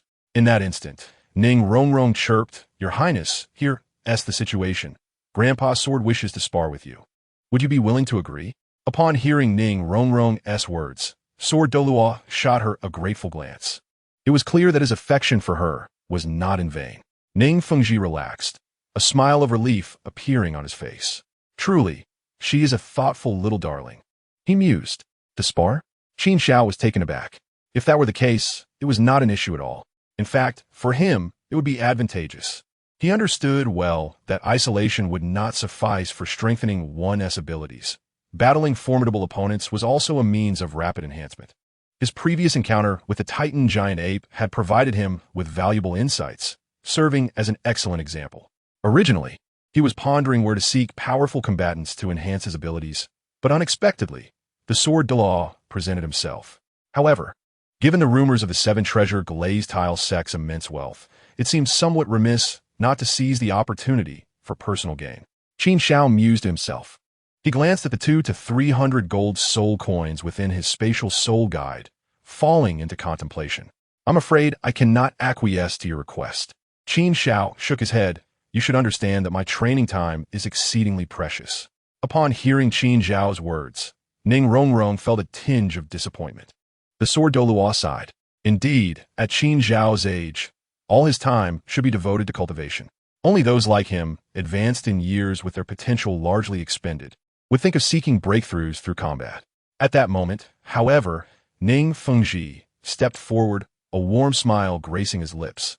I am a few years your senior. May I address you as Brother Qin? What? If you call me brother, then what should I call you? Ning Rongrong immediately frowned, remaining silent. She felt the need to have a serious discussion with Ning Fengji regarding this matter. As the saying goes, one should not strike a smiling face. Qin Xiao responded with a smile. No need for formality, Brother Ning. Ha ha ha, splendid. Ning Fengji laughed heartily, and with a flash of light from his hand, a sleek black card appeared. Our meeting is fated. This black card contains 1 million gold soul coins. For calling me brother, you must not decline. This is all we in the Seven Treasure Glazed Tile sect can offer. Qin Xiao thought to himself, as expected of the wealthy Ning Fengji. He is indeed generous. 1 million gold soul coins is an astronomical sum for the majority of soul masters. Brother Ning, you truly are too polite. How can I accept this? Qin Xiao expressed his reluctance, yet his body was quite honest, swiftly securing the black card. The onlookers were left speechless. They had not perceived the supposed embarrassment. However, Qin Xiao's subsequent words left the Sword Douluo momentarily stunned. Senior Sword, I have just had an epiphany. Shall we spar to verify it? He inquired of the Sword Douluo. Just had an epiphany. The Sword Douluo could not help but internally scoff. Of course, if it burdens you, we need not proceed. Noticing the Sword Douluo's hesitation, Qin Xiao added, After all, I am not merely taking Brother Ning's money. The opportunity is given to you. Let us see if it bears fruit. Not a burden at all. Not in the slightest. The Sword Douluo hastily replied, Shall we head to the dense forest ahead? He gestured toward the direction from which Qin Xiao had returned with Zhu Qing. Qin Xiao nodded, No problem.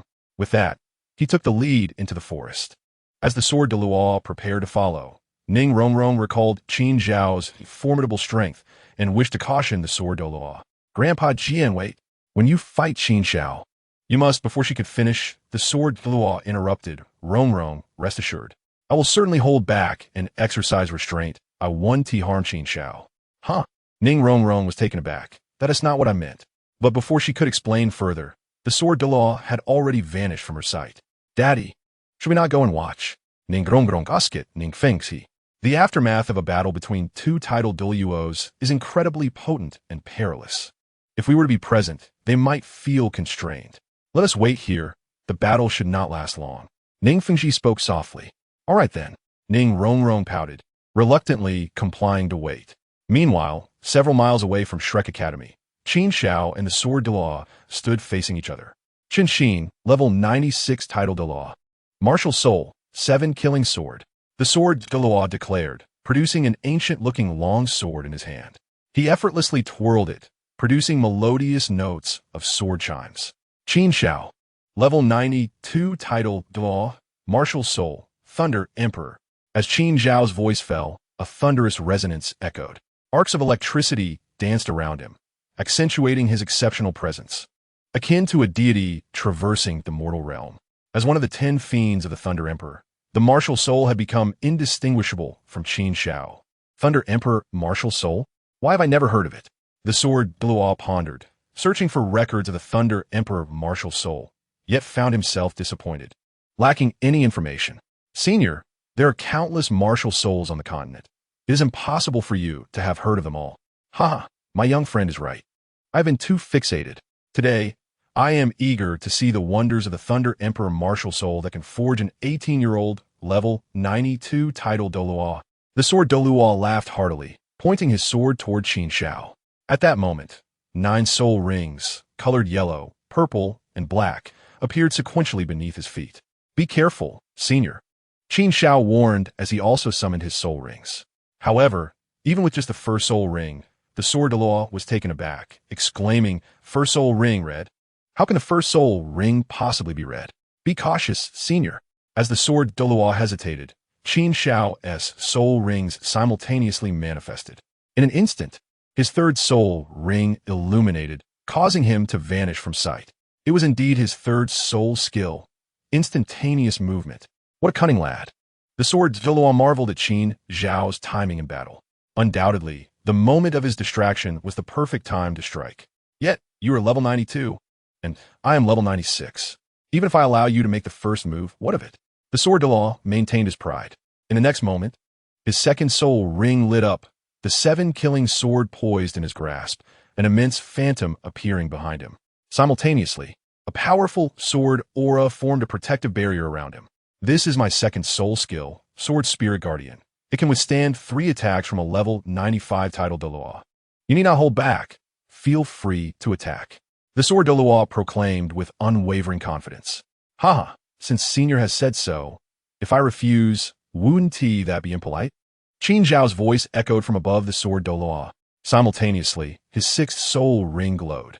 Thunder God's annihilation. Qin Xiao proclaimed, raising both hands overhead. Boom! A thunderous sound erupted, and in his grasp appeared a colossal hammer forged entirely of lightning. The aura emanating from it seemed not to pale in comparison to that of a level 95. Seeing this, the Sword Douluo furrowed his brow slightly, realizing he may have underestimated his earlier statements. However, who was he? A distinguished level 96 Title Douluo, an elder of the 7 Treasure, Glazed Tile sect, known as the Sword Path Qinshin across the Douluo continent. To retract his words now would indeed be rather embarrassing. Forget it. Even if my strength reaches level 95, it may not be sufficient to breach my sword spirit's protection in a single strike. Sword Douluo pondered. Whoosh! In the next moment, Qin Xiao descended from the heavens, his speed far surpassing the speed of sound. He resembled a shooting star from the cosmos, and one could scarcely imagine the magnitude of destruction contained within his attack. Yet, in an instant, Qin Xiao swung the colossal hammer of thunder, striking heavily against the shield before Sword Douluo. Crack! The sound echoed like shattering porcelain, as the sword aura shield before Sword Douluo collapsed in ruins. How formidable! Sword Douluo was momentarily taken aback. Do not underestimate this century-old soul skill of mine. I had previously claimed that it could withstand 3 attacks from a Title Douluo below level 95, and I spoke no falsehood. First soul skill, Sword Blade emerges. Sword Douluo took a slight step back, thrusting the 7-killing sword, imbued with a fierce edge, directly towards the thunderous hammer in Qin Xiao's grasp. Boom! Another resounding impact reverberated. Sword aura surged, and electric light flickered. An invisible force erupted, decimating all flora within 100 meters surrounding Qin Xiao and Sword Douluo. Thud, thud, thud. Following this, both Qin Xiao and Sword Douluo staggered back several steps to regain their footing. Sword Douluo furrowed his brow, glancing at his right hand gripping the 7-killing sword. He could still see flickering arcs of electricity dancing erratically upon the blade, sending a tingling sensation through him. Ha! Elder, you have broken your promise. Qin Xiao laughed heartily. You said I could have 3 moves, and yet after just 1, you have already launched an attack against me? Sword Douluo's face flushed with embarrassment upon hearing this. How utterly awkward. Just moments ago, he had been so haughty, and now he faced a striking reality. Who could have imagined that a sword aura shield capable of withstanding 3 strikes from a Title Douluo below level 95 would shatter in a single blow from a level 92 Title Douluo? It was simply preposterous. One must admit that Qin Xiao's performance exceeded his expectations. He had initially thought he had given Qin Xiao sufficient respect, only to realize he had overestimated himself. Heroes emerge from youth. I underestimated you. Sword Douluo, not one to be compared to ordinary individuals, fully embodied the essence of resilience and adaptability. I take back my earlier words. From this moment forth, I shall regard you as an opponent of equal standing. My young friend, beware. A note of seriousness infused his voice. Very well. However, before Qin Xiao could respond, Sword Douluo's 4th soul ring began to glow ominously. The aura of death was palpable. Sword Douluo unleashed a flurry of sword energy towards Qin Xiao. Crackle! Qin Xiao gathered his soul power, forming a protective barrier before him. Yet, he sensed something amiss. No, these sword energies are primarily aimed at my surroundings. Qin Xiao's pupils contracted. There is something hidden here. In a flash of insight, his mind raced, and within the briefest moment, he deduced Sword Douluo's intent. You seek to seal off my escape route for a fierce assault? Qin Xiao remarked, directing his gaze at Sword Douluo. Haha, your perception is quite sharp. I just noticed your remarkable displacement ability akin to teleportation. However, I suspect that this soul skill cannot be activated when the spatial environment around you is unstable. Am I correct? Sword Douluo smiled slightly. Indeed. Qin Xiao nodded candidly. Teleportation is not without its constraints. When a space becomes unstable, his body transforms into thunder molecules, rendering him incapable of reassembling. However, creating such spatial disturbance is no trivial matter without an attack power exceeding level 95. Today, however, Qin Xiao's opponent is the level 96 Sword Douluo, making this endeavor quite feasible. Haha, enough. At this moment, Sword Douluo laughed heartily. I took one of your hammer strikes. Now, receive one of my sword strikes in return. Qin Xiao acutely sensed the activation of Sword Douluo's 5th soul skill. It must be an immensely powerful attack soul skill. He immediately recalled the effects of this soul skill. Moreover, Sword Douluo had laid the groundwork for this moment, clearly possessing formidable confidence in it. Do you intend to eliminate me with your 5th soul skill? Naive. I shan't allow you to execute it. Sensing Sword Douluo's intent, Qin Xiao's reaction was swifter. Unbeknownst to Wen, his 10 fingers had interlocked. Simultaneously, his 2nd soul ring glimmered to life. 2nd soul skill, Thunder Sound Shockwave. Effect. Upon activation, thunderous vibrations erupt from his palms, causing varying degrees of disorientation to any life forms within the wave's reach. Naturally, those of lesser strength might be instantly incapacitated. At that moment, he forcefully brought his palms together. Boom! A tremendous, thunderous roar resounded throughout the arena. Simultaneously, an invisible wave radiated from Qin Xiao's center, enveloping Sword Douluo in the blink of an eye. Buzz! In the next instant, Sword Douluo felt his ears ringing, his vision darkening. The fifth soul skill he had yet to unleash was instantly lost. Awaken. However, being a level 96 powerhouse, he quickly devised a countermeasure. He bit down on his tongue to regain clarity. Yet, where had Qin Xiao's figure vanished? Fourth soul skill, Wrath of the Thunder God. At that moment, a voice resonated from the heavens. Sword Douluo looked up to see Qin Xiao suspended midair, and above him loomed a dark cloud that had materialized unbeknownst to him. This did not bode well. Crack! Just as he hesitated, a bolt of lightning struck down. What on earth is this? Sword Douluo was taken aback. The lightning was slender, barely as thick as a needle. Is this a mocking skill? Who does he look down upon? Sword Douluo swung the 7-killing sword to deflect it. However, astonishingly, it passed right through. The bolt of lightning struck him squarely. In the next moment, Sword Douluo's body stiffened, an overwhelming sensation of numbness, rendering him powerless. What soul skill is this? It attacks the soul directly. Sword Douluo exclaimed in shock. Fortunately, his soul was incredibly robust, and the effect lasted less than half a second before dissipating. Wrath of the Thunder God summons invisible lightning to assault the soul. Indeed, your cultivation is profound, Elder. If it were an ordinary Title Douluo, they would have little to no capacity for resistance. Qin Xiao couldn't help but marvel. Boy, I am no ordinary Title Douluo. Do not think that a single strike will suffice. Even if you were to strike me again, it would make no difference. Sword Douluo snorted, seemingly feeling that this statement lacked sufficient gravitas. He added, even if you were to strike me 3 more times, I would still endure it. Is that so? Qin Xiao mused, counting on his fingers. Wrath of the Thunder God has a total of 9 strikes. After deducting the first, there are still 8 remaining. Elder, be cautious. What nonsense. That bizarre lightning has 9 more strikes? One extraordinary skill this is. Upon hearing Qin Xiao's words, the Sword Douluo's expression immediately darkened. If indeed 9 bolts of lightning were to strike at his soul, even he would be in dire straits. Crack! However, before he could voice further complaints, another faint bolt of lightning descended. Is it impossible to withstand? Faced with this soul attack, the Sword Douluo found himself somewhat at a loss. Third soul skill, Sword Wings Soar. He pointed forward, and the 7-killing sword appeared at his feet, its speed surging dramatically. Can you match the speed of lightning? Even if you were 10 times faster, it would likely be in vain. Qin Xiao shook his head slightly, choosing to ignore him as he began to prepare for his next assault. 7th soul skill, True Body of the Thunder Emperor. 8th soul skill, Thunder Beast. Meanwhile, the Sword Douluo, who had retreated to a distance, let out a mournful howl. There was no choice. He could not help but react. For the sensation of being struck by lightning was far from pleasant. You have successfully provoked me, boy. True Body of 7 killings. With his voice echoing, the Sword Douluo grasped the 7-killing sword once more. However, at this moment, the sword had grown considerably in size, its sharp aura more formidable than before. At the same time, his attributes had been significantly enhanced. Crack! Another bolt of lightning targeting the soul struck down. Yet this time, the Sword Douluo merely emitted a muffled groan, fully embodying the terror of his current state. What terrifying soul skill is this boy concocting?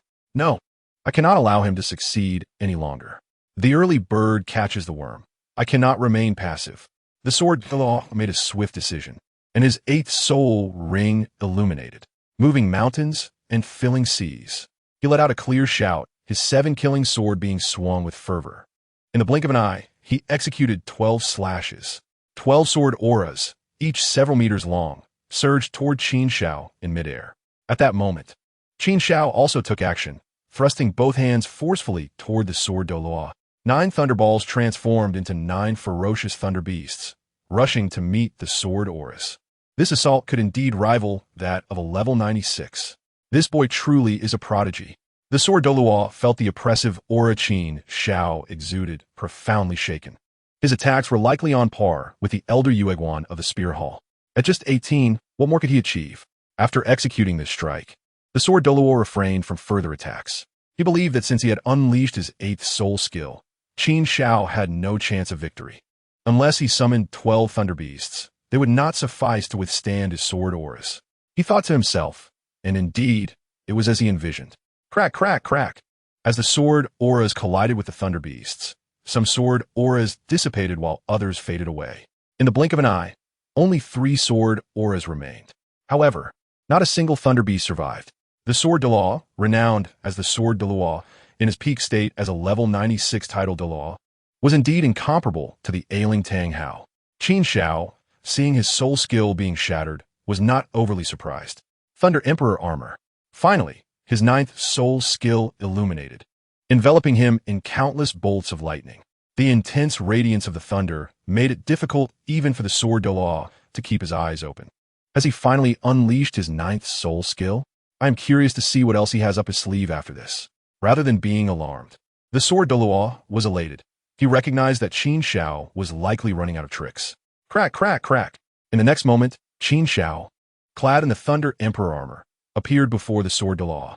With his palm shaped like a blade, he swiftly executed 3 slashes, shattering the remaining 3 sword auras of the Sword Douluo's 8th soul skill.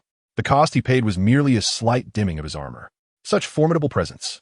The Sword Douluo was taken aback, gazing at the re-emerging Qin Xiao, utterly astonished. You now exude an aura that feels almost on par with mine, perhaps even surpassing me in soul power. Truly a prodigy. I am eager to learn how you have come to such heights. The Sword Douluo shook his head in disbelief. This youth before him was simply too remarkable. In comparison, he felt as though he had merely existed for the sake of it. Senior, shall we continue this contest? Qin Xiao asked, his gaze intense. Why not? Boy, I admit you are strong, but I still have hidden cards to play. The Sword Douluo snorted dismissively. My 9th soul skill is something even I fear to use. You should tread carefully. To be frank, since my debut, apart from the old bones, no one has witnessed my 9th soul skill and lived to tell the tale. However, I will afford you a chance. If you cannot withstand it, do speak up. Qin Xiao was taken aback, then smiled wryly. In that case, please show mercy, senior. The Sword Douluo was indeed quite taken with himself. Rest assured, I will do my utmost not to kill you. The Sword Douluo declared in a deep voice, divine and demonic dual slashes. Boom! In the next instant, a towering 7 killing sword, over 10 meters tall, tore through the heavens and descended. Then, an even larger giant than he reached out to grasp the sword's hilt. Time for a drink. There's no time to divide chapters. Wishing everyone a joyous National Day. Chapter 34. First Soul Skill, Thunder Titan. Outside the forest, before Shrek Academy, Ning Rongrong clasped her hands together, anxiously observing the distant woods. There, lightning flashed and thunder roared. Sword auras crisscrossed, and she could scarcely imagine the epic battle between Qin Xiao and the Sword Douluo. It was surprising that Qin Xiao could endure for so long under the Sword Uncle's onslaught. Such resilience marked him as a contender among the powerful on the Douluo continent. Ning Fengji was equally astonished. The combat prowess displayed by Qin Xiao was truly impressive. Is everything all right? Ning Rongrong asked nervously. Rongrong, do not worry. Uncle Jian will exercise restraint, and he will certainly not harm Qin Xiao. Ning Fengji gently shook his head, signaling for Ning Rongrong to stay calm. However, he noticed no sign of relaxation on her face. Instead, she furrowed her little brow. What is the matter? Do you doubt my words?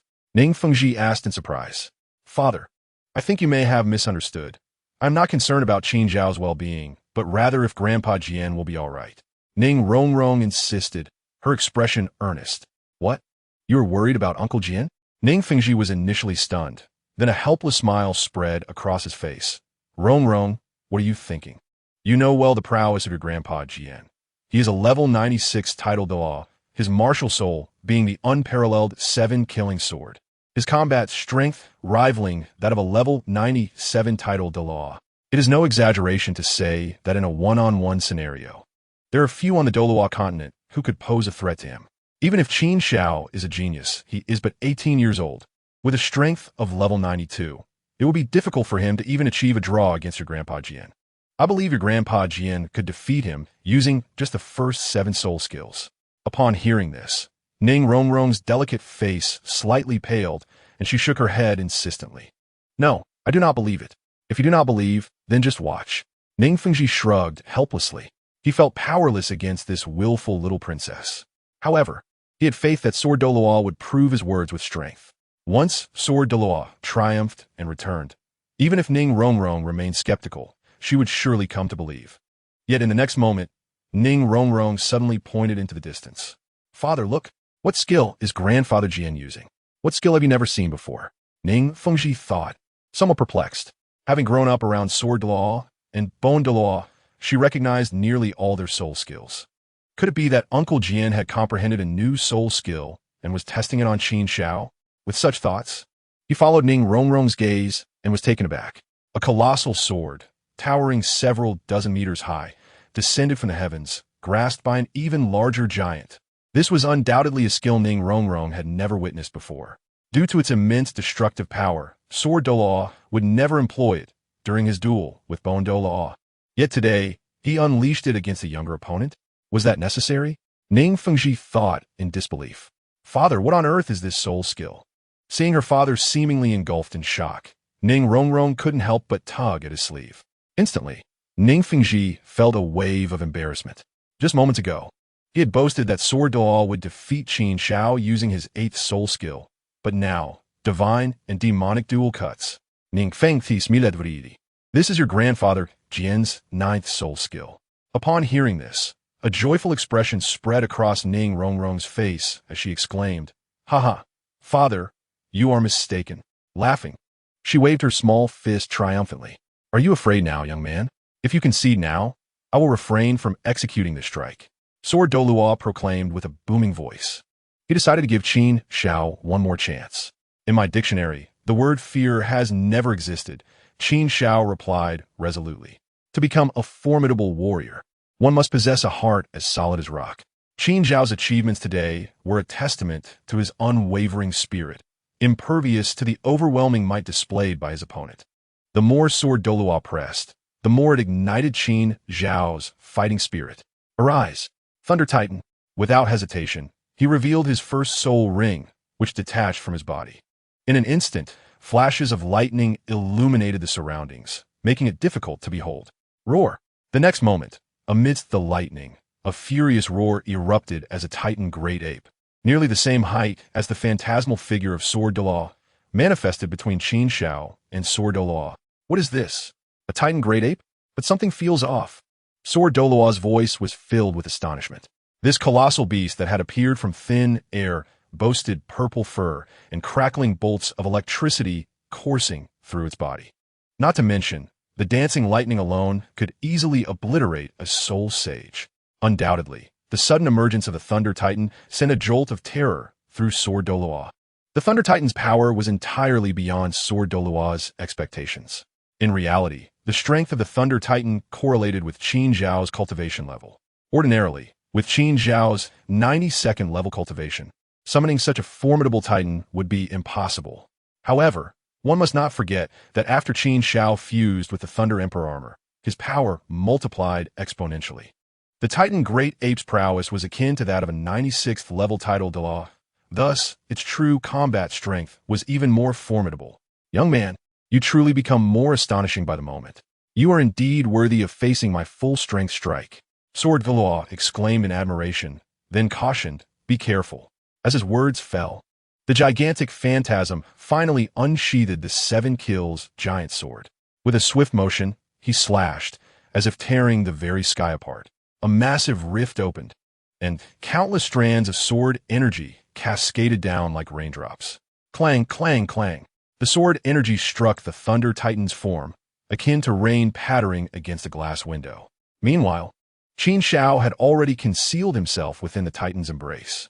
What formidable defensive power, Sword Douluo remarked with surprise. In short, Qin Xiao's first soul skill had proven to be significantly stronger than he had anticipated. However, this is not my strongest attack. The sword rain is merely the prelude. The true spectacle lies ahead. Sword Douluo acknowledged the strength of the electrically charged Titan, but held unwavering confidence in his attack. Since his debut, no one had ever withstood his 9th soul skill. Not even a Title Douluo. Boom! As if to affirm his words, Qin Xiao noticed a more potent sword energy emerging from the rift in the sky. This sword energy was an enormous 7 kills sword magnified countless times, spanning 100 meters in length. Its terrifying might seemed capable of rending the very fabric of reality, splitting the world in twain. Truly, the 7 kills sword, renowned for its lethal prowess, possessed an attack power far surpassing that of Tang Hao. Qin Xiao's pupils constricted as he made a comparison.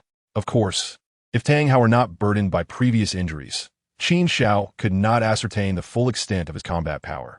Nevertheless, even the heavenly Do Sec's secret techniques, as extraordinary as they were, could only elevate a 95th level fighter to the strength of a 97th level combatant. If I had not fused with the 100,000-year Titan Great Ape, confronting such a level of attack would have necessitated my use of the Thunder Emperor's finger for defense. However, now I have another option. Qin Xiao promptly made a decisive choice. Thunder Titan, Celestial Cannon. As his voice resounded, the Thunder Titan, which had been safeguarding him, opened its maw and unleashed an overwhelming torrent of lightning. One must admit, after transforming into the Thunder Titan, its combat prowess had become even more terrifying. This thunder-infused Titan, Celestial Cannon, was exponentially more powerful than its predecessors. Boom! The colossal 7 kills sword trembled violently under the assault of the Thunder Titan's Titan, Celestial Cannon, and its blade dimmed at an observable rate. Nevertheless, it ultimately cleaved through the lightning and descended with fierce intensity. What a powerful strike! Qin Xiao's pupils constricted further as he recognized the terrifying nature of divine and demonic dual cuts. Young man, if you concede now, you still have a chance. Delay too long, it will be too late. At that moment, Sword Douluo's voice echoed in Qin Xiao's mind. One must acknowledge that Qin Xiao's performance today had been enough to astonish him. He had not anticipated that, even after employing his final soul ring skill, this youth still had the capacity to resist. Given time, this young man would undoubtedly achieve greatness, surpassing even him. Sword Douluo silently assessed Qin Xiao. In my lexicon, the word surrender does not exist. Qin Xiao similarly communicated back to Sword Douluo through thought. Then he bellowed, Thunder Titan, self-destruct. With the command given, the Thunder Titan ceased its protective stance and leaped toward the massive 7-kill sword. Insane. This young man is utterly mad. Sword Douluo's pupils contracted in shock. Boom! Boom! Boom! This time, a series of thunderous roars erupted, and the terrifying, surging lightning was enough to instill fear even in those who stood far away. This was entirely understandable, as the Thunder Titan at this moment was equivalent to a rank 96 Title Douluo. Its self-detonation was akin to that of a formidable warrior of the same level. The power unleashed far exceeded what it had just demonstrated with the Titan Celestial Cannon. Simultaneously, amidst such a dreadful assault, the colossal 7-killing sword, towering 100 feet high, shattered violently. In the dense forest, chaos reigned. The intense battle had taken a toll on the Sword Douluo, causing a surge of blood and discomfort. Yet, his gaze remained unwavering, firmly fixed ahead. There, amidst the billowing smoke and dust, he could discern a figure, enveloped in crackling electricity, standing defiantly. Unbidden, the corners of his mouth twitched. What manner of monster is this young man? Even now, he remains upright. What he did not know was that Qin Xiao's heart brimmed with exhilaration. This was truly remarkable. The explosive power of the Thunder Titan surpassed its inherent combat strength by leaps and bounds. Indeed, soul skills must be developed. This ability is currently my most formidable trump card, second only to the Thunder Emperor's finger. He felt elated. The rewards from this battle against the Sword Douluo were immense. Young man, you are indeed powerful. Give you another 10 years. No, merely 3 to 5 years, and your strength could very well surpass mine. The Sword Douluo regarded Qin Xiao solemnly and stated, however, today you have still lost. I have lost. Qin Xiao shook his head slightly. Senior, you misjudged the situation. Huh? Even now you refuse to concede? The Sword Douluo chuckled. Young man, do not be too arrogant. With a bemused shake of his head, the Sword Douluo continued. Allow me to clarify your defeat. Your soul skills above the 7th ring have become unusable, haven't they? Likewise, I am temporarily unable to use skills above the 7th ring. However, my cultivation far exceeds yours. To put it simply, my Millennium Soul skill can rival your 10,000-year soul skill. What do you have left to contest with me?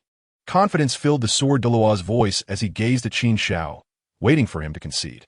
Under normal circumstances, the senior's words held truth. Qin Xiao did not deny this, but added, "I do not fall under the realm of normalcy." As his voice fell, red, purple, purple, purple, black, black, black, black, black, 9 soul rings manifested. Then, the first soul ring on his body detached, transforming into a thunder titan that landed between the two. Qin Xiao smiled and inquired, "I wonder how many times you can withstand the thunder titan's self-detonation?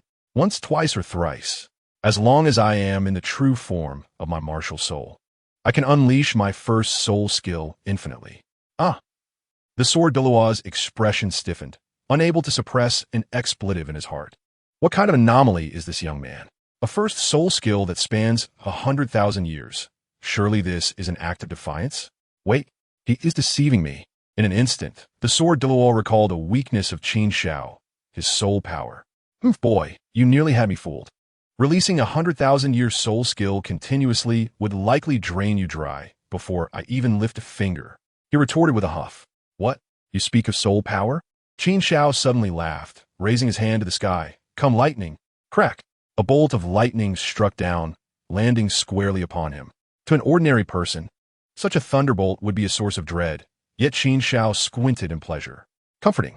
In fact, he could not contain a moan of satisfaction. A monster, indeed. He is a true monster. The Sword Douluo's eyes widened.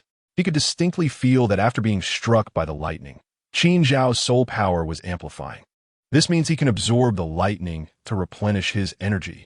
What on earth is this? The Sword Douluo was at a loss for words. Senior, why have you fallen silent?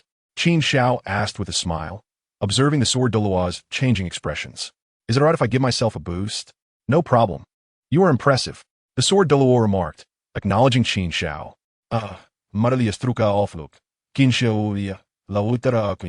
It must be said that forcing a powerful figure like the Sword Douluo to yield was indeed a matter of great satisfaction.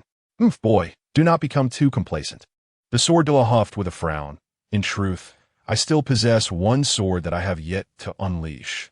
And its might is so formidable that even I find it terrifying. To be precise, that could only be considered a half-sword. The Sword Douluo vowed that once he fully mastered that sword, he would return to confront this young man. However, that day was drawing closer. Previously, he had only harbored a vague idea. Yet after battling Qin Xiao, many insights had emerged. The complete understanding and mastery of that sword should not be far off. Upon hearing this, Qin Xiao was taken aback. Could it be the notion that the successor is the sword, and the sword is the person? The unity of man and sword? But what does that matter? Qin Xiao chuckled, mimicking the Sword Douluo's tone. Senior, you are unaware that I too possess a powerful move that is yet to be unleashed. Its might is astonishing, and I fear that should I be careless, I might inadvertently crush a rank 96 Title Douluo. Ha, boy, you're merely boasting, the Sword Douluo scoffed, finding it hard to believe. Suspecting that this young man was intentionally mimicking his tone to provoke him. Chapter 36. Ning Fengji's plans. Tang San's life for a life, they have returned. They have returned. Ning Rongrong exclaimed with joy as she watched 2 figures emerge from the dense forest, side by side. Without a doubt, they were Qin Xiao and the Sword Douluo. Wonderful. Neither of them has lost a limb. She examined them closely, her delight palpable as she deemed this a most joyous occasion. Qin Xiao. Sword Douluo, why do I feel as though you were hoping for our misfortune? Ning Sectmaster. Taking a few steps forward, Qin Xiao cupped his fists towards Ning Fengji. I, along with Senior Sword, have exhausted ourselves in battle and must return for recuperation. I cannot accompany you any longer. Quite right. Ning Fengji replied with a slight smile, also returning the gesture. What nonsense! You claim to be exhausted? The Sword Douluo, upon hearing Qin Xiao's words, could not help but twitch at the corners of his mouth. He knew very well that this young man was exceptionally talented, capable of refining the power of lightning into pure soul power. The so-called soul power depletion for him was merely a matter of being struck by lightning a couple of times to recover most of it. To fully recover was not difficult, just a bit more time under the lightning's embrace. Senior Sword, I take my leave. Qin Xiao once more cupped his fists towards the Sword Douluo. You have taken your gold and gained battle experience. Do not think I am unaware of your plunder. The Sword Douluo huffed in annoyance. Yet, would Qin Xiao care about what he said? Clearly not. After leaving a casual see you, He turned and departed with a flourish. This young man, is he truly so arrogant? The Sword Douluo felt utterly disheveled. Father, Sword Grandpa, I just remembered that the academy is about to serve meals. If I return late, I shall go hungry. Farewell. Just as misfortune befalls one, Ning Rong Rong, this little cotton-padded jacket, suddenly exclaimed, her eyes gleaming with mischief. Without waiting for Ning Fengji and the Sword Douluo to nod in agreement, she dashed after the figure of Qin Xiao, shouting, Your Highness, wait for me. The Sword Douluo was momentarily taken aback, utterly at a loss for words. Ning Fengji could only shake his head in resignation, sighing, a girl, once grown, cannot be kept. Well, let us not concern ourselves with him for now. Ning Fengji turned his gaze back to the Sword Douluo, expressing with some sentiment, heroes emerge in youth. I never anticipated Qin Xiao's combat prowess to be so formidable, compelling you, Sword Uncle, to unleash your divine and demonic strikes to achieve victory with such difficulty. In his view, the Sword Douluo had already employed such powerful soul skills, rendering defeat inconceivable. However, upon hearing Ning Fengji's words, the Sword Douluo bitterly shook his head. Secmaster, you are mistaken. In my battle against that lightning-struck lad, I did not emerge victorious. What? You did not win? Ning Fengji was astonished, realizing he had underestimated Qin Xiao even more than he thought. After hearing the Sword Douluo's words, Ning Fengji was left in disbelief, truly incredulous, and filled with curiosity about what hidden cards this young man possessed to match you so evenly. Secmaster, do not speculate. There was no tie between Qin Xiao and me. It was I who lost. Each of Ning Fengji's guesses left the Sword Douluo feeling mocked. Fortunately, before Ning Fengji could inquire further, the Sword Douluo divulged the truth himself. What? You are a 96-level Title Douluo, a being whose power rivals that of a 97th level expert. And you actually lost?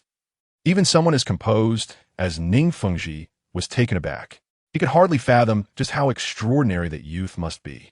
I cannot recall the last time I witnessed the sect master exhibit such astonishment. The Sword Douluo mused inwardly. Sect master, I assure you, I am not deceiving you. In my confrontation with that lightning-struck lad, I held nothing back. In my many years of life, I have encountered countless prodigies, yet none, not even the most exceptional, could compare to him in the slightest. He is truly extraordinary. This child is destined for greatness, and even I must look up to his achievements. The Sword Douluo's voice brimmed with admiration. He had once considered himself a genius, proud of his accomplishments, but compared to the current Qin Xiao, were his past achievements even worthy of mention? They seemed utterly insignificant. After a lengthy pause, Ning Fengji finally exhaled deeply. Now I must reassess my plans. I must place a significant wager. Hearing this, the Sword Douluo frowned slightly. Sect Master, you have already granted him 100,000 gold soul coins, which is a considerable display of goodwill. If we were to draw even closer, I fear trouble may arise, especially since Rong Rong mentioned that Qin Xiao harbors considerable enmity towards Tang Hao and the Haotian sect. Ning Feng Ti Smilet Feng Ti. Are you concerned that our closer ties with Qin Xiao will displease the Haotian sect? The Sword Douluo hesitated for a moment before replying. It is said that the three upper sects are united in their interests. Ha ha. The notion that the three upper sects are united in their interests is now merely a jest. Ning Fengji laughed. In the past, the Haotian sect, having angered the Spirit Hall, quickly retreated, even abandoning their loyal subordinate soul master families. What else could they not forsake? The so-called unity among the three upper sects is nothing more than a verbal agreement. What are your plans, then? The Sword Douluo's pupils contracted, as he began to sense Ning Fengji's intentions. Of course, I shall spare no effort in wooing Qin Xiao to join our seven-treasure glazed tile school. Ning Fengji spoke with gravity. Qin Xiao is young and possesses great strength. A Title Douluo at just 18. Who could predict how far he will ascend?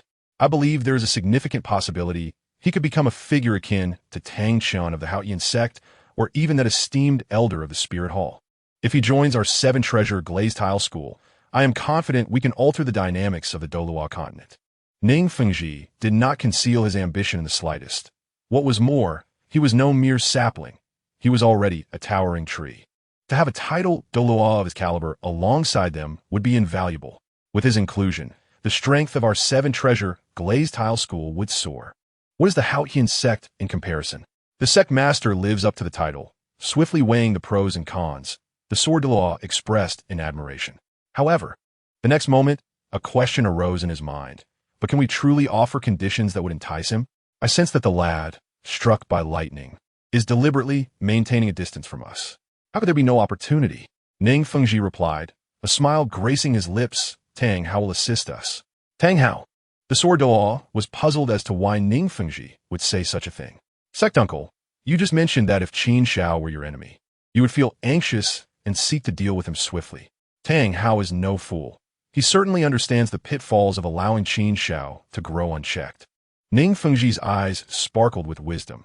Having failed once, he should be aware that he could not slay Qin Xiao alone. The Sword Douluo's eyes brightened. So he will seek assistance, and the Haotian sect is Tang Hao's support. Even if he is a cast-off from a sect, he would have the audacity to seek help from them. Otherwise, allowing Qin Xiao to grow would spell disaster. Indeed, but also not entirely correct. Why is that? Sect Ankid. Have you forgotten? The sect master of the Haotian sect, Tang Xiao, is Tang Hao's elder brother. Tang Hao can simply seek aid from Tang Xiao without needing to endure disdain from the sect. Blood is thicker than water. Tang Xiao will undoubtedly assist Tang Hao. Ning Fengji remarked with a slight smile. Calculating the time, they may already be en route to Shrek. The Sword Douluo fell silent for a moment before asking, Sectmaster, is it truly worth severing ties with the Haotian sect for that lightning-struck lad? What is there that is not worth it? Ning Fengji waved his hand dismissively. For these years, the Haotian sect has remained hidden, while we have faced the Spirit Hall alone. Moreover, does the Haotian sect possess the courage to truly oppose us?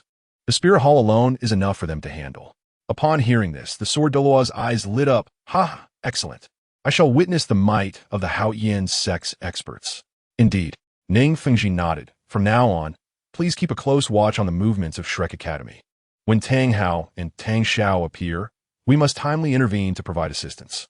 The Sword Douluo nodded solemnly. Sect Master, you can rest assured. This matter is in my capable hands. Ning Rongrong, why are you following me? Can't you find a cafeteria on your own? Qin Xiao frowned at the persistent Ning Rongrong. Originally, he intended to return to his quarters to rest. However, after fully relaxing, he realized that although his soul power was not greatly depleted, his physical energy was significantly drained. In simpler terms, he was hungry. Passing by the cafeteria, he decided to grab something to eat. You said it yourself. The cafeteria is right ahead. I am merely following you because I walk slowly, Ning Rongrong retorted defiantly. Oh, Qin Xiao elongated his tone. So that's it. You should have said so earlier. Let me help you. What do you mean by that? Ning Rongrong's delicate face shifted slightly in the next moment. She was horrified to discover that electric sparks were flickering between Qin Xiao's fingers. She began to retreat, her expression one of sheer panic. No, please. However, Qin Xiao had but one method to deal with this disobedient little sorceress, to zap her. He flicked his fingers, and sparks accompanied by lightning struck Ning Rongrong. Stop! Ah! Ning Rongrong screamed, darting away faster than a rabbit. Qin Xiao called out behind her. Helping others is my greatest joy. If you need assistance again, just speak to me directly. As Qin Xiao entered the dining hall, he was taken aback. Goodness, this is incredible. The dining hall indeed had mushroom soup, and it was made from red-capped, white-stemmed mushrooms. His gaze fell upon Dail Mubai, Ma Hongjun, and Oscar. Ma Hongjun, with a flirtatious grin, said, Your Highness, you must try this. The mushroom soup is delightful. Qin Xiao shook his head. There are always troublesome individuals trying to harm me. Before he could take a seat, he noticed another issue. Flander, Zhao Wujin, he said, scanning the teachers Li Yusong, Lu Qibin, and others, what is troubling you? Speak freely. He sensed that their gazes were quite peculiar. Your Highness, we are simply curious about the powerful opponent you battled today, Zhao Wujin asked nervously, rubbing his hands. Qin Xiao maintained his composure and replied nonchalantly. The Seven Treasures Glazed Tile School, Sword Douluo. The crowd was momentarily stunned. Then their faces filled with admiration. Regardless of the outcome, to contend with Sword Douluo was indeed an achievement reserved for the most formidable of warriors on the Douluo continent, a realm they could scarcely hope to attain in their lifetimes. Incredible. Your Highness, please grant me an autograph. I am your fan.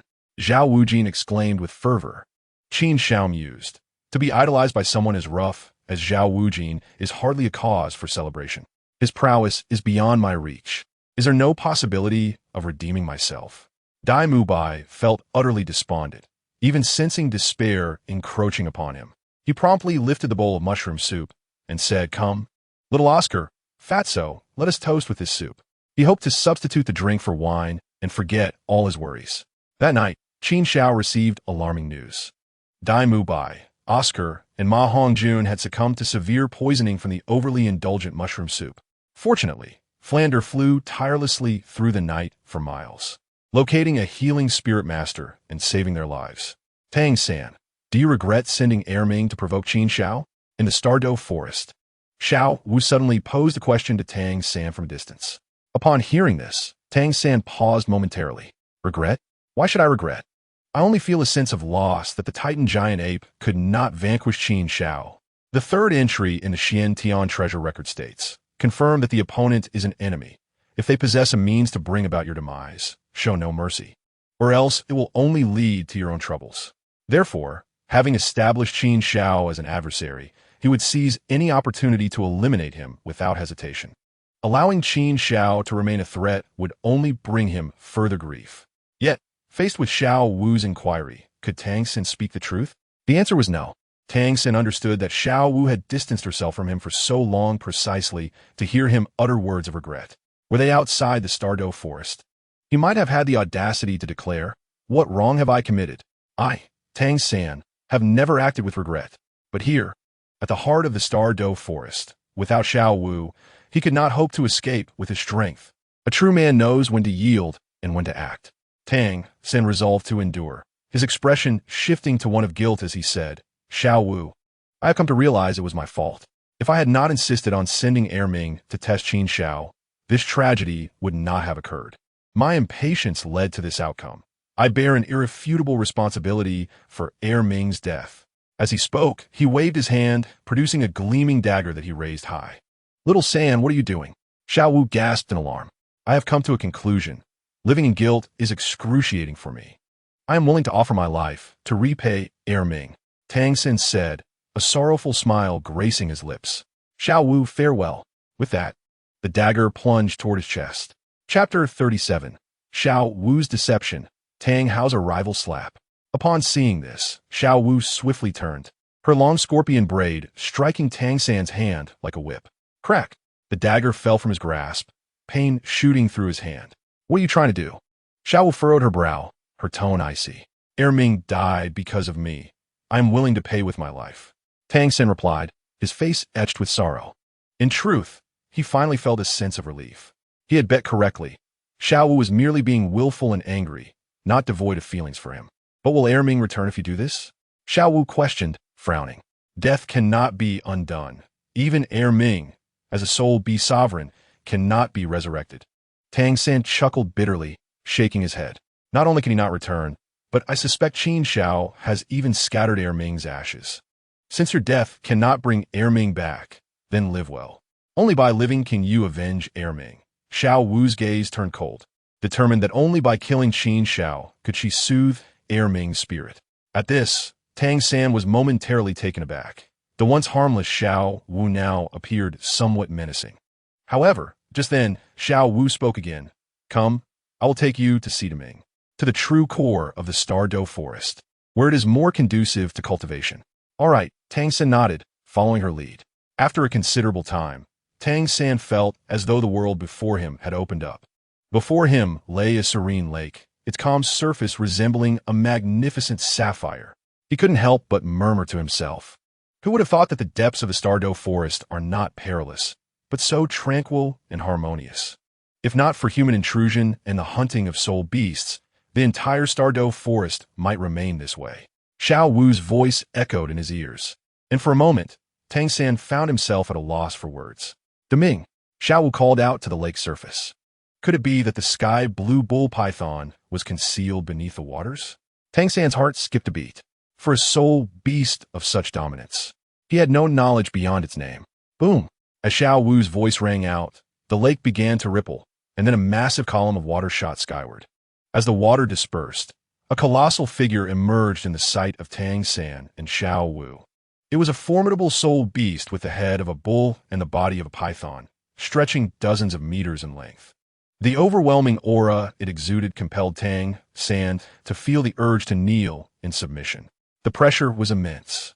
Gritting his teeth, he held on. Deming, he is my friend. You must not treat him with disrespect, Xiao Wu chided, her brow furrowed in displeasure. Very well, the sky blue bull python spoke, and Tang San felt the pressure on him ease significantly. Breathless, Tang San gasped, his heart filled with astonishment. Is this the blue heaven bull python? It is significantly more powerful than the Titan giant ape. How could you possibly befriend such a feeble human? At that moment, the blue heaven bull python inquired of Xiao Wu. If I do not befriend the weak, should I then offer my soul rings to the strong? Xiao Wu retorted sharply. The blue heaven bull python hesitated, pondering the validity of Xiao Wu's assertion. What about Erming? Wasn't he sent to fetch you? Has he wandered off again? It ceased its futile musings and shifted the topic. Upon hearing its words, Xiao Wu became hesitant. Tang San, catching the bull python's remark, felt an immediate sense of unease. If the blue heaven bull python discovers that I sent Erming to confront Qin Xiao, resulting in his tragic demise at Qin Xiao's hands, might it not strike me down with a single sweep of its tail? Instinctively, he glanced at Xiao Wu, silently praying that this little lady would refrain from revealing his involvement. Erming, what happened to him? Xiao Wu, can you stop being so vague? Erming is not returning. He has perished at the hands of a powerful human. Xiao Wu finally mustered the courage to divulge the truth to Tang San. What? The blue heaven bull python was utterly shocked. Its emotional upheaval summoned dark clouds above the Stardo forest, while the waters below boiled as if in a tempest. What on earth transpired? It coldly demanded of Xiao Wu. Xiao Wu glanced at Tang San and saw the pleading look in his eyes. In an instant, she understood the depth of his unspoken request. Help me. If you do not assist me, I will be doomed. With a long sigh, Xiao Wu recounted how a Title Douluo from the human race had discovered her identity and pursued her into the Stardo forest. Erming fought valiantly against that Title Douluo to protect my escape, but ultimately he sacrificed his life for me, she said, tears streaming from her eyes. She felt guilty towards both Erming and Tang San, yet for Tang San's sake, she felt compelled to lie. Fortunately, Xiao Wu was on my side, Tang San thought, secretly relieved. Ultimately, it was Xiao Wu who bore the entire burden. Humans. Once again, it is the humans. Erming roared, thrashing upon the lake's surface. The tranquility of the waters shattered, massive waves soaring to heights of over 10 meters. Boom! Thunder rumbled across the Stardo forest. Crack! Pale lightning converged, rendering Erming even more terrifying. Xiao Wu, tell me who it was. I shall slay him. Erming's voice was chillingly cold. To Tang San's ears, it sent an involuntary shiver down his spine. The culprit is called Qin Xiao, the Title Douluo known as the Thunder Emperor. However, I would advise against seeking vengeance for the time being. Why? Erming inquired, astonishment evident in his tone. I suspect he may possess immunity to lightning. Immunity to lightning? Erming was taken aback. With both water and lightning attributes, Qin Xiao's immunity would diminish Erming's strength by half. After the initial shock, he calmed down, realizing that this matter required careful consideration. Xiao Wu, please elaborate on who Qin Xiao truly is and what his capabilities entail. Xiao Wu nodded and began recounting their encounter with Qin Xiao. After a lengthy pause, the blue heaven bull python was astounded. So the one pursuing you, Qin Xiao, is merely an 18-year-old Title Douluo? His talents are indeed extraordinary. And the thunder body refinement. Can a human truly accomplish such feats? At least, one would presume not. Time swiftly passed, and 3 days flew by in the blink of an eye. On this particular morning, as the sun rose, 2 uninvited guests arrived above Shrek Academy. One was cloaked in black, while the other donned a resplendent black formal attire, exuding an air of authority. Without question, these two were Tang Hao and Tang Xiao. Among them, Tang Hao spoke coldly. Qin Xiao, come forth and meet your demise. Chapter 38. Ning Fengji's Dilemma. Qin Xiao, come forth and meet your demise. Tang Hao's voice, imbued with soul power, resonated far and wide, not only within Shrek Academy, but even those far away in a neighboring town. Ning Fengji and the Sword Douluo could hear him clearly. Truly, the Haotian clan is formidable and domineering. Ning Fengji chuckled softly, shaking his head beside the Sword Douluo. Shall we proceed, Sect Master? The Sword Douluo asked in a grave tone. Ning Fengji nodded indeed. Who dares to be so arrogant as to speak so disrespectfully?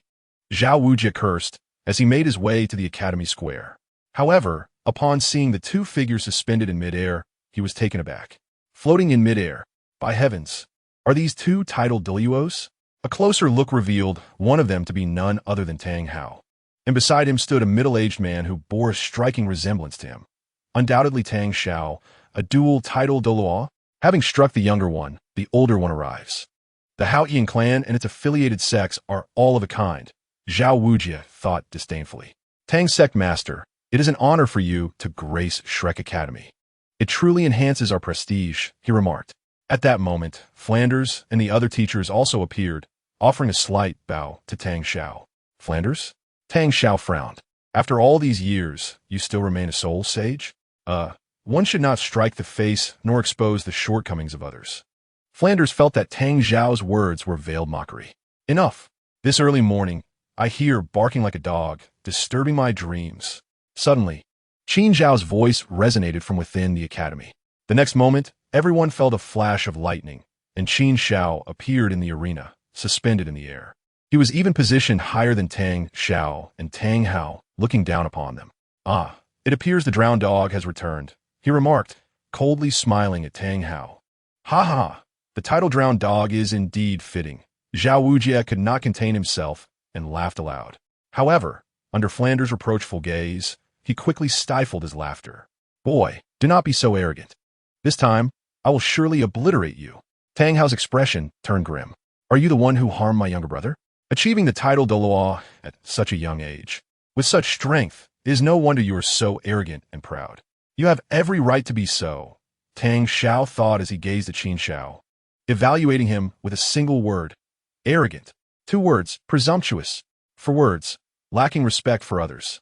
Yet soon, he shook his head. With your strength, you could stride across the Douluo continent. Yet you have chosen the wrong path, provoking members of the Haotian clan, people you cannot afford to antagonize. You will pay for this with your life. At that moment, Tang Xiao had made up his mind. Qin Xiao must be eliminated. Ha ha. Yet, Qin Xiao merely chuckled. So you intend to engage in a 2-on-1 today, do you? We do not aim to overpower the fewer with our numbers. Rather, Tang Xiao seeks a grandiloquent justification for his actions. However, before he could finish his thought, Qin Xiao interrupted him. So, it is indeed a 2-on-1, is it? Ah. Tang Xiao opened his mouth, utterly at a loss for words. Tang Hao, in a fit of rage, exclaimed, Brother, stop wasting your breath. Let us subdue him. History is always written by the victors. In due course, whatever we declare, who could possibly oppose us? He believed that as long as Qin Xiao was slain, everything would be worthwhile. Ha ha, splendid. Truly befitting of the unparalleled Haotian sect. Today I have gained newfound insight. Suddenly, a resounding laughter echoed through the arena. Who could it be? Both Tang Hao and Tang Xiao were taken aback, turning to look simultaneously. They beheld the white-haired Sword Douluo and the composed Ning Fengji approaching from afar. The 7-treasure glazed tile sect, Master Ning, and the esteemed Qin Xiao. Tang Xiao's pupils constricted sharply, followed by disbelief as he spoke. Greetings, Sect Master Tang. Ning Fengji addressed the somewhat stunned Tang Xiao with a cupped fist salute, remarking that after decades, Sect Master Tang's charisma remained undiminished. Charisma intact? Upon hearing Ning Fengji's words, Tang Xiao's expression turned somewhat awkward. He glanced at Tang Hao, feeling as though Ning Fengji was ridiculing them. Once, the Haotian sect held its dignity. Although they engaged the young with the old, they would never resort to overwhelming the few with the many. Today, they had utterly shamed the Haotian sect, Tang Xiao thought with embarrassment. Brother, do not hesitate. Let's first eliminate this threat, Qin Xiao. After all, the Haotian sect has already sealed its gates, isolating itself from the world. Why should they care what others say? Sensing Tang Xiao's wavering thoughts, Tang Hao urgently interjected. More lives make no difference, do they? Tang Xiao mused helplessly, instantly grasping the deeper meaning of Tang Hao's words. Nevertheless, Tang Hao's crude words held a kernel of truth. At that moment, he resolved to act. Regardless of what others might say in the future, first, he would eradicate Qin Xiao and eliminate this hidden danger. Master Ning, I have pressing matters to attend to. We shall converse later. As he spoke, Tang Hao shifted his gaze back to Qin Xiao. At that moment, all present understood that Tang Hao had lost all sense of shame. The two brothers were preparing to join forces against Qin Xiao. Sectmaster, at this juncture, Sword Douluo looked towards Ning Fengji. Ning Feng Ti Supti Notet, signaling Sword Douluo that he could proceed. Without further ado, Sword Douluo stepped forward, ready to summon the 7 killing sword along with his spirit rings to assist Qin Xiao in resisting the two from the Haotian sect. However, just then, a voice resonated in their minds. Master Ning, Senior Sword, I appreciate your goodwill, but I can manage this small matter. It was Qin Xiao. Both Sword Douluo and Ning Fengji recognized it was Qin Xiao's voice. You reckless lad, do not overestimate yourself. Without my assistance today, you would undoubtedly struggle. Despite Tang Zhao's mere 95-level cultivation, the Haotian Hammer, combined with the Haotian sect's secret techniques, bore a fighting strength close to 97, capable of matching you. Furthermore, there is a watchful Tang Hao looming behind. How do you intend to cope? Sword Douluo's voice conveyed his displeasure. Qin Xiao was indeed formidable, he conceded. However, he believed that the combined might of Tang Hao and Tang Hao would far exceed what Qin Xiao could handle. Then I humbly request that you and Master Ning stand by as my support. If I truly find myself outmatched, you may intervene at that point. Qin Xiao communicated once more to Sword Douluo and Ning Fengji. He could discern that both had ulterior motives for assisting him. Yet, regardless of their reasons, the fact that they were willing to stand against the esteemed Haotian sect on his behalf stirred a sense of gratitude within Qin Xiao. In other words, had Qin Xiao not fused with the Titan giant ape's spirit ring and comprehended the Thunder Emperor's finger, overcoming Tang Hao and Tang Xiao today would have necessitated the intervention of Sword Douluo and Ning Fengji. Sectmaster, Sword Douluo looked again at Ning Fengji. Ning Fengji nodded slightly, clearly indicating his intent. Young man, brimming with vigor, allow Qin Xiao to test his mettle first. Should he falter, we shall then step in. Chapter 39. Qin Xiao, Tang Xiao, and Tang Hao. Just then, a fierce sound of tearing air erupted in the arena. It turned out that the brothers Tang Xiao and Tang Hao had each summoned a colossal Haotian hammer, wielding it with tremendous force. Yellow, purple, black, 9 spirit rings ascended beneath Tang Xiao. Conversely, Tang Hao did not yield, similarly unleashing his spirit rings. However, the 9th ring upon Tang Hao appeared somewhat dim, due to the fact that he had previously employed the explosive ring secret technique against Qin Xiao, and had yet to complete the cooldown period. Haotian, you are injured. Simply provide me support from the sidelines, Tang Xiao said, furrowing his brow as he spoke to Tang Hao. Tang Xiao, I wonder who bestowed this confidence upon you. Not long ago, you were as self-assured as you are now, yet ultimately fled like a frightened dog, Qin Xiao mocked, adding, having resolved to employ numerical advantage. Why maintain any pretense? Do not claim I am denying you an opportunity. If you two brothers do not strike together, you shall have none. Qin Xiao's words dripped with unrestrained scorn, prompting Flinder and the others to suppress their laughter. Meanwhile, Sword Douluo's lips twitched slightly. This lad, struck by lightning, certainly had a sharp tongue. However, the truth of his words was undeniable. In contrast, the expressions of Tang Xiao and Tang Hao fluctuated between pale and flushed. To be frank, Qin Xiao's remarks were profoundly insulting, inflicting considerable harm. Brother, do not hold me back. Let me tear his mouth to shreds. Yes, let's rip it apart. Tang Hao was engulfed in fury, feeling as though a fire raged within his chest. What a sharp-tongued brat. Tang Xiao too furrowed his brow. He recognized that aside from the elder council of the Haotian sect, this was the only individual who dared to insult him so brazenly. This was intolerable. However, just then, Qin Xiao defiantly released his spirit rings. The mere appearance of his first spirit ring astonished the entire assembly, except for Sword Douluo and Ning Fengji. All present wore expressions of shock, unable to believe their own eyes. The first spirit ring was actually red? Surely, I am not hallucinating. This cannot be right. I recall that the Crown Prince initially displayed a yellow first ring of 100 years. How could it have turned red? The members of Shrek Academy exchanged bewildered murmurs. Haotian, what is going on? Tang Xiao Guethin Tang Hao, Popo. Qin Xiao's strength does not align with what you described to me. A first spirit ring of 100,000 years. What in the world is this? Tang Xiao was at a loss, and Tang Hao wore a similarly bewildered expression. Brother, I swear I did not deceive you. When he fought against me, He indeed had a first ring of 100 years. And as for his first spirit skill, he did not even employ it. As for why things have come to this point, I am utterly clueless. Tang Hao felt completely innocent.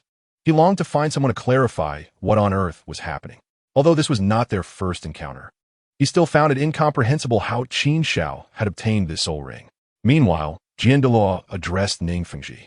In contrast, Ning Fengji casually shook his head, asserting that existence has its reasons. This was a secret belonging to Qin Xiao, destined to remain inscrutable to others. At this moment, the remaining 8 soul rings of Qin Xiao had manifested, and without any ostentation, his soul rings illuminated consecutively. One by one, soul skills were activated.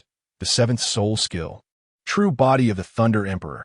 The 9th soul skill, Thunder Emperor Armor. The 8th soul skill, Thunder Beast. In an instant, the skies above Shrek Academy were filled with the sound of thunder, and the atmosphere shifted dramatically.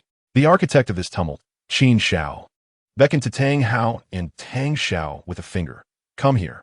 Tang Hao exclaimed, "Brother, I can't hold back any longer. Let's not delve into how this 100,000-year first soul ring appeared. We should eliminate him first."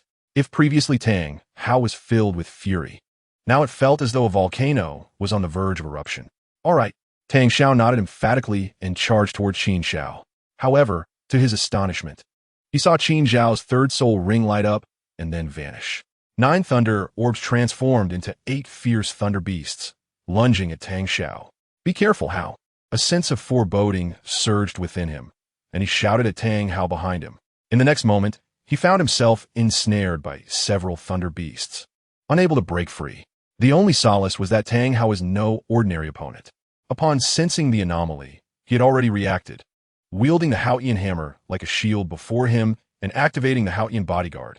At that moment, Qin Xiao appeared before Tang Hao, wielding a colossal thunder hammer as thick as a water jar, and brought it down with tremendous force. Thunderous annihilation. The hammer collided violently with the Haotian Hammer. At this juncture, Qin Xiao's cultivation and combat strength were far beyond what the ailing Tang Hao could contend with. Tang Hao was immediately struck by an unimaginable force, pushed back as deep gouges marred the ground beneath him. What immense strength! The esteemed Haotian Hammer proved so vulnerable, unable to withstand a single blow from the Thunder Emperor. Most present had never witnessed Qin Xiao's serious strike before. The scene was profoundly shocking. Incredible. It is said that the Haotian sect is overwhelmingly powerful. Yet I feel that the Thunder Emperor surpasses even the Title Douluo of the Haotian sect in dominance. As a fan of Qin Xiao, Zhao Wujia clenched his fists in excitement. A true man should be so fierce. Jian Shu, I now begin to understand why you were defeated. Qin Xiao is truly formidable. Ning Fengji whispered behind Jian Douluo. Protected by Jian Douluo's soul power shield, he had no fear of his words reaching Tang Hao and Tang Xiao. Is this all? Merely a probing attack from a boy struck by lightning. The real spectacle is yet to come. Jian Douluo scoffed. Tang Hao, I didn't expect you to be this weak. With his strike successful, Qin Xiao's smile grew wider. At this moment, Tang Hao appeared considerably weaker than he had anticipated, merely akin to a rank 94. However, should he be given the chance to join forces with Tang Xiao, it could still pose a challenge. He had to attempt to eliminate Tang Hao before Tang Xiao could free himself. I will fight you to the end. Tang Hao's eyes glowed red. A man may be killed, but must not be humiliated. He was determined to forcibly unleash the explosive ring secret technique. Given his current strength, only after self-detonating the ring could he threaten Qin Xiao. How no? Tang Xiao, surrounded by thunder beasts, bellowed, halting Tang Hao. Just then, a voice echoed. Haotian 9 extremities. Break, seal, slash. He was attempting to break free. Sensing the anomaly, Qin Xiao no longer hesitated and delivered a powerful punch towards Tang Hao. Titan's celestial cannon. A roar echoed, resonating in everyone's ears. A moment of daze enveloped them, as if they beheld a Titan ape bellowing at the heavens.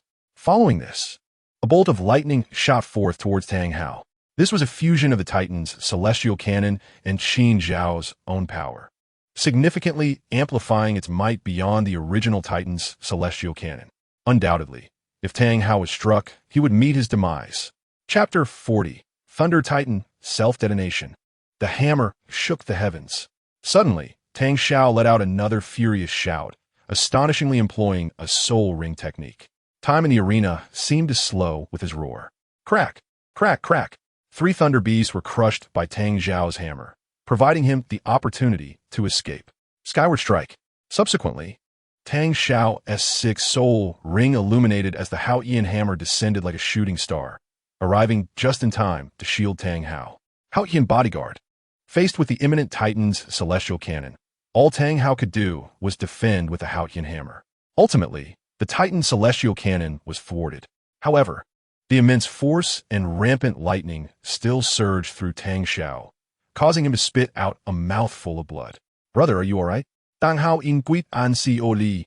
A mere minor injury. Nothing to worry about. Tang Hao waved his hand, solemnly instructing, Hao, you must be cautious. Qin Xiao's strength is far greater and more troublesome than we anticipated. This time, we must not stray too far apart to prevent him from picking us off one by one.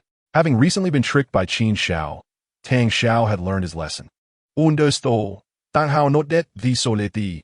Do you truly believe this will restrain me? Qin Xiao coldly smirked, naive. Finally, under the gaze of all, Qin Xiao's first soul ring illuminated, the striking crimson 100,000-year soul ring. Principal Flander, quickly evacuate the Shrek students. Tindo sensed the danger and urgently warned Flander. He understood that should the rampaging Thunder Titan emerge while these individuals remained, it would be perilous. He recalled that even the sparks from the Thunder Titan could claim the life of a soul sage. The destructive power of a self-detonation was even more catastrophic, capable of reducing Shrek Academy to ruins. In reality, even without Title Douluo's warning, students like Ning Rongrong, Zhu Zhuqing, and Dail Mubai had already been escorted out of the academy by teachers such as Yu Song, Xiao Xan, and Lu Qibin. Only Zhao Wujia and Flander, both soul sages, remained on the scene. Upon hearing Title Douluo's warning, the two hastened their retreat. At that moment, a massive figure enveloped in crackling electricity descended from the sky, the imposing Thunder Titan. Boom! It landed heavily on the ground, causing the earth to tremble as if an earthquake had struck. My cafeteria. Flander's lips twitched involuntarily. Although he was positioned at a considerable distance, he instantly recognized the enormous creature, which had just crushed the cafeteria of Shrek Academy beneath its foot. His heart bled at the sight. The thoughtless actions of the Thunder Titan had exacerbated the already dire circumstances of the impoverished Shrek Academy. Director, perhaps you should retreat a little further. I fear that even a mere spark from that colossal ape could cost us our lives, he advised. Zhao Wujia, however, was more concerned about his own survival than material wealth. You speak wisely, old Zhao, Flander conceded, slowly backing away alongside him. Their retreat took them 2 miles back. What is that thing? Tang Hao exclaimed in astonishment. He had never before witnessed such a soul skill. Tang Zhao's brow furrowed upon seeing Qin Xiao. The aura was overwhelmingly potent, seemingly surpassing his own cultivation level. He felt that this 10,000-year soul skill was rather extraordinary. Go, Qin Xiao commanded. Pointing at the brothers Tang Xiao and Tang Hao, annihilate them. With a tremendous roar, the earth trembled as the Titan leapt high, casting a colossal shadow over the two brothers. A fist, the size of a house, descended towards them with formidable force. Big brother, what do we do? Tang Hao cried. Do not panic, let me handle this. Tang Xiao frowned, wielding the Haotian Hammer with the swiftness of thunder. The technique he employed was the break technique from the Haotian 9 extremes. Though the Thunder Titan was powerful, he felt confident he could withstand this blow. This is it. Tang Xiao is doomed. The Sword Douluo thought, concern tightening his heart. What is wrong, Sword Uncle? Ning Fengji inquired. You've never witnessed a Title Douluo of level 96 or 70 self-destruct, have you? The Sword Douluo's jest was met with a chuckle from Ning Fengji, who believed it to be an absurdity. However, a moment later, a realization struck him, and his pupils dilated in disbelief as he uttered, Are you suggesting? Before he could finish, a cataclysmic explosion erupted, shaking the very ground beneath them. The deafening sound and blinding light assaulted their senses. Shrek Academy had been utterly obliterated by the Thunder Titan's self-detonation. No, I want to end up both deaf and blind, will I? Dail Mubai, Ma Hongjun, and the other Shrek students, despite their distance, felt the impact of the explosion. It's just temporary, Li Yusong reassured them, though his voice trembled despite his efforts to appear composed. He had overlooked the fact that those around him could no longer see or hear anything. It's over. Shrek is completely gone. Flandre was initially stunned, then heartbroken. To him, the destruction of the academy was a fate worse than death. The thrill was overwhelming. Was this truly the might of the Thunder Emperor? In stark contrast, Zhao Wujia, the rugged man, felt a rush of exhilaration as the battle intensified. Cough, cough, cough. Qin Xiao, what a remarkable figure you are. I thought I had elevated my expectations of you, but you have exceeded them, he exclaimed. Amidst the ruins of Shrek, two figures emerged, Tang Hao and Tang Hao. Though their clothes were tattered and their hair disheveled, their exposed skin blackened. They had just been stunned by the explosion and were only now regaining their senses. I never expected you to be so resilient, Qin Xiao remarked from the void above, surprised that they could still stand after such a fierce detonation. However, that matters little. Let us unleash another wave. With a wave of his hand, he sent the remaining 6 thunder beasts charging towards Tang Hao, while he prepared to gather more energy. How? Fight alongside me. This boy has exhausted his strength. Dan Xiao Uget.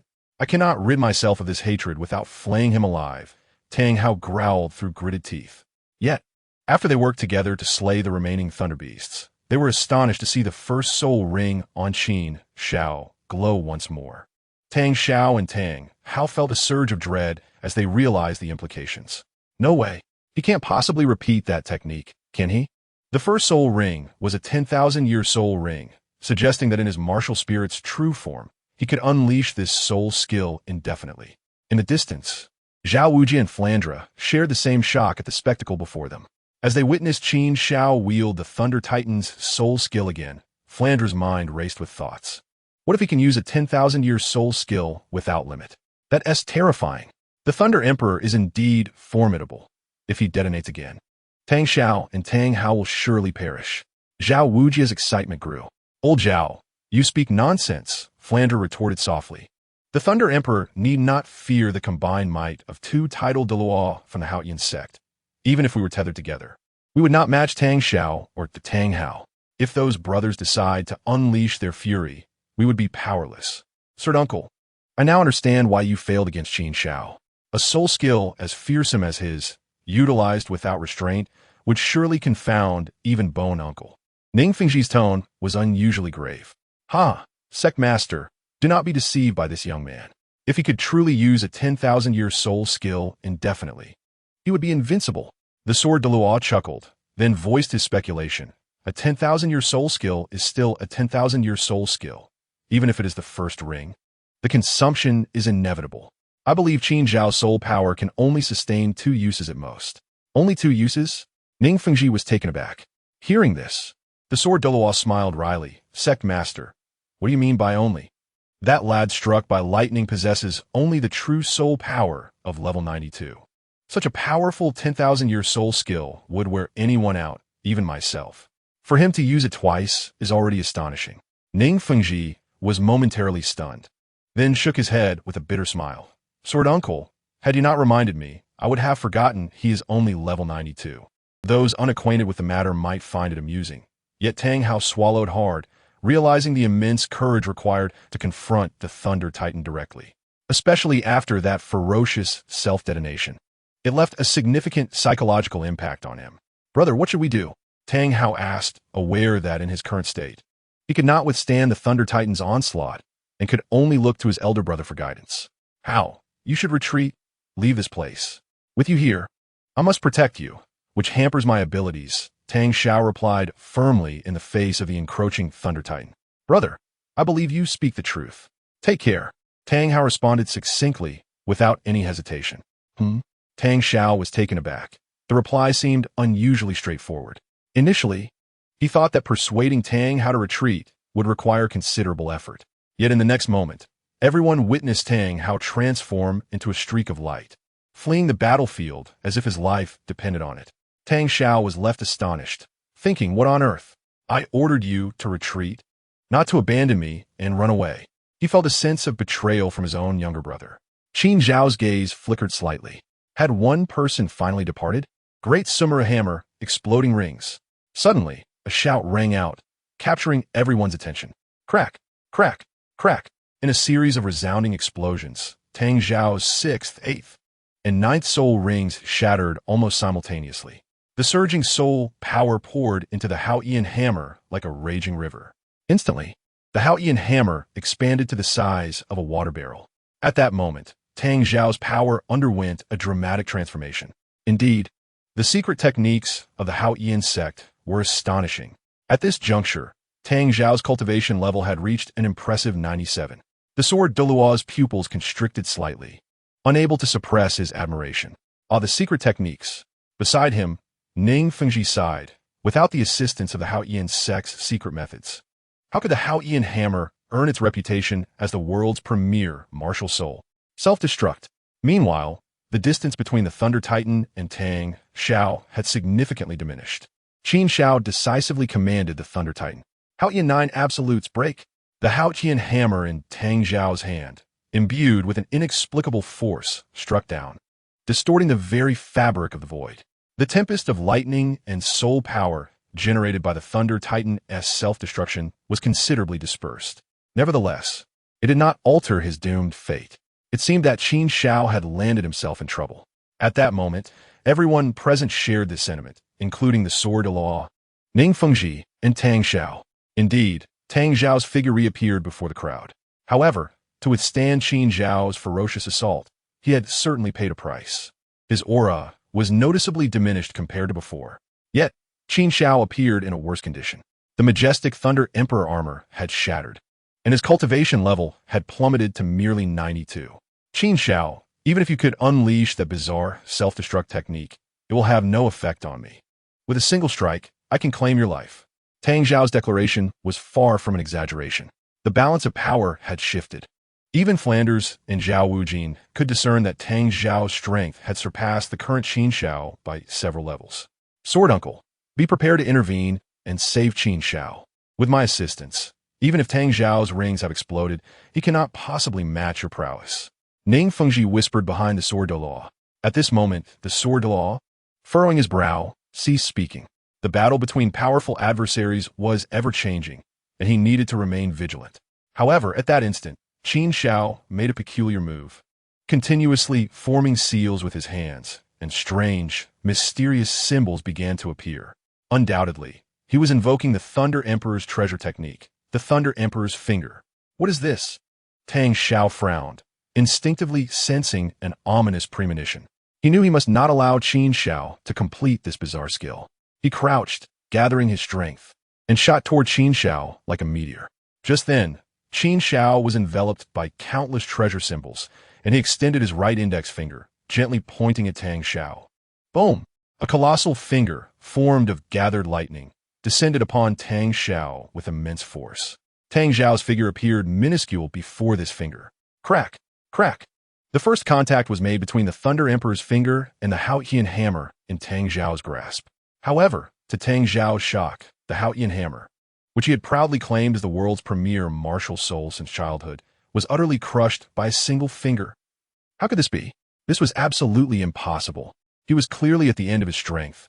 How could he still possess such power? His astonishment reached an unparalleled level.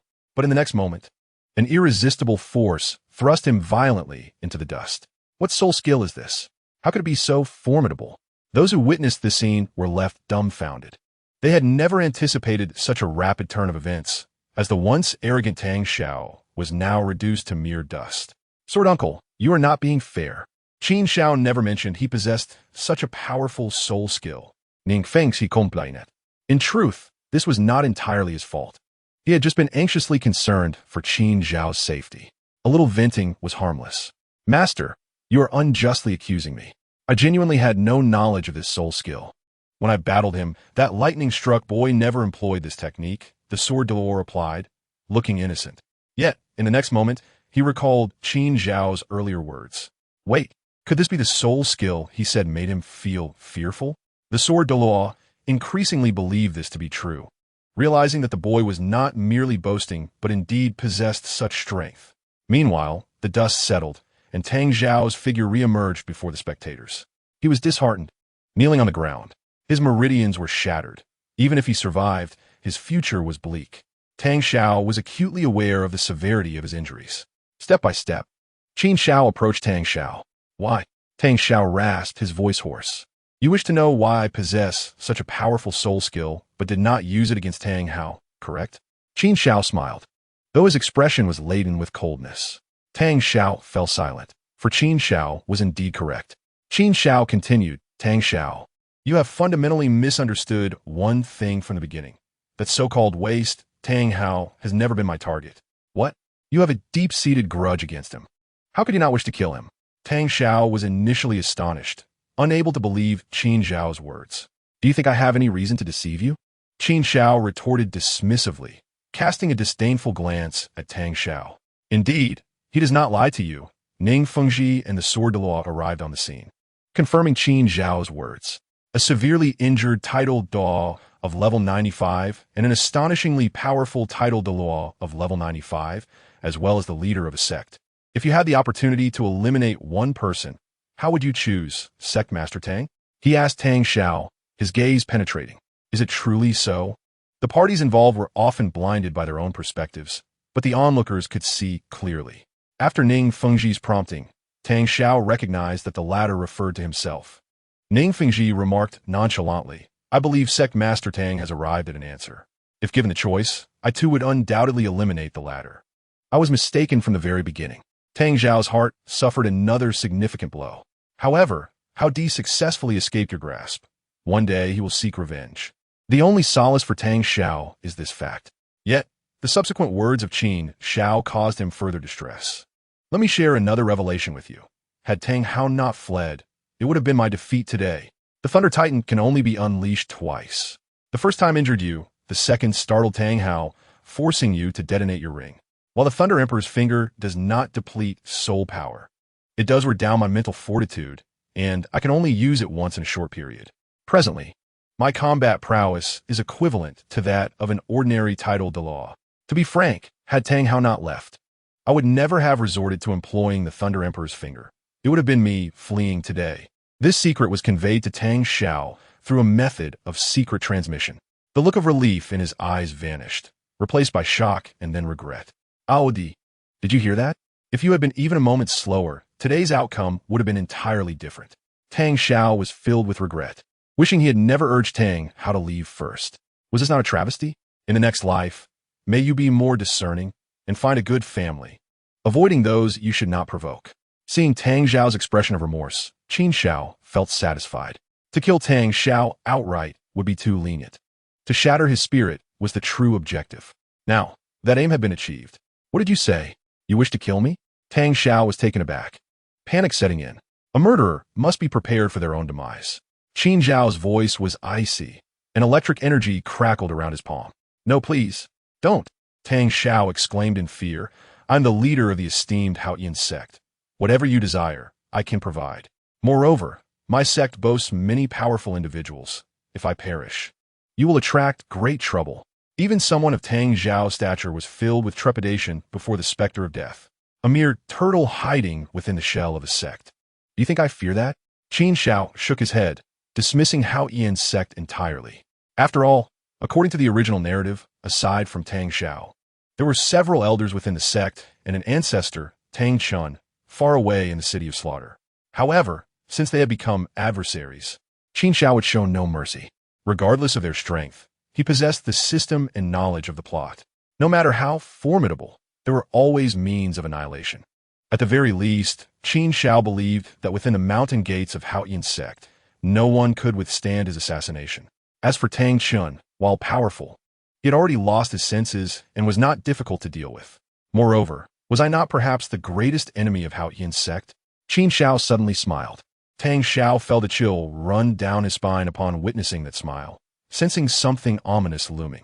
You claim that the sect's disciples, previously led astray by Tang Hao, suffered massive casualties, and now the Haotian sect has sealed its gates, becoming a turtle hiding in its shell.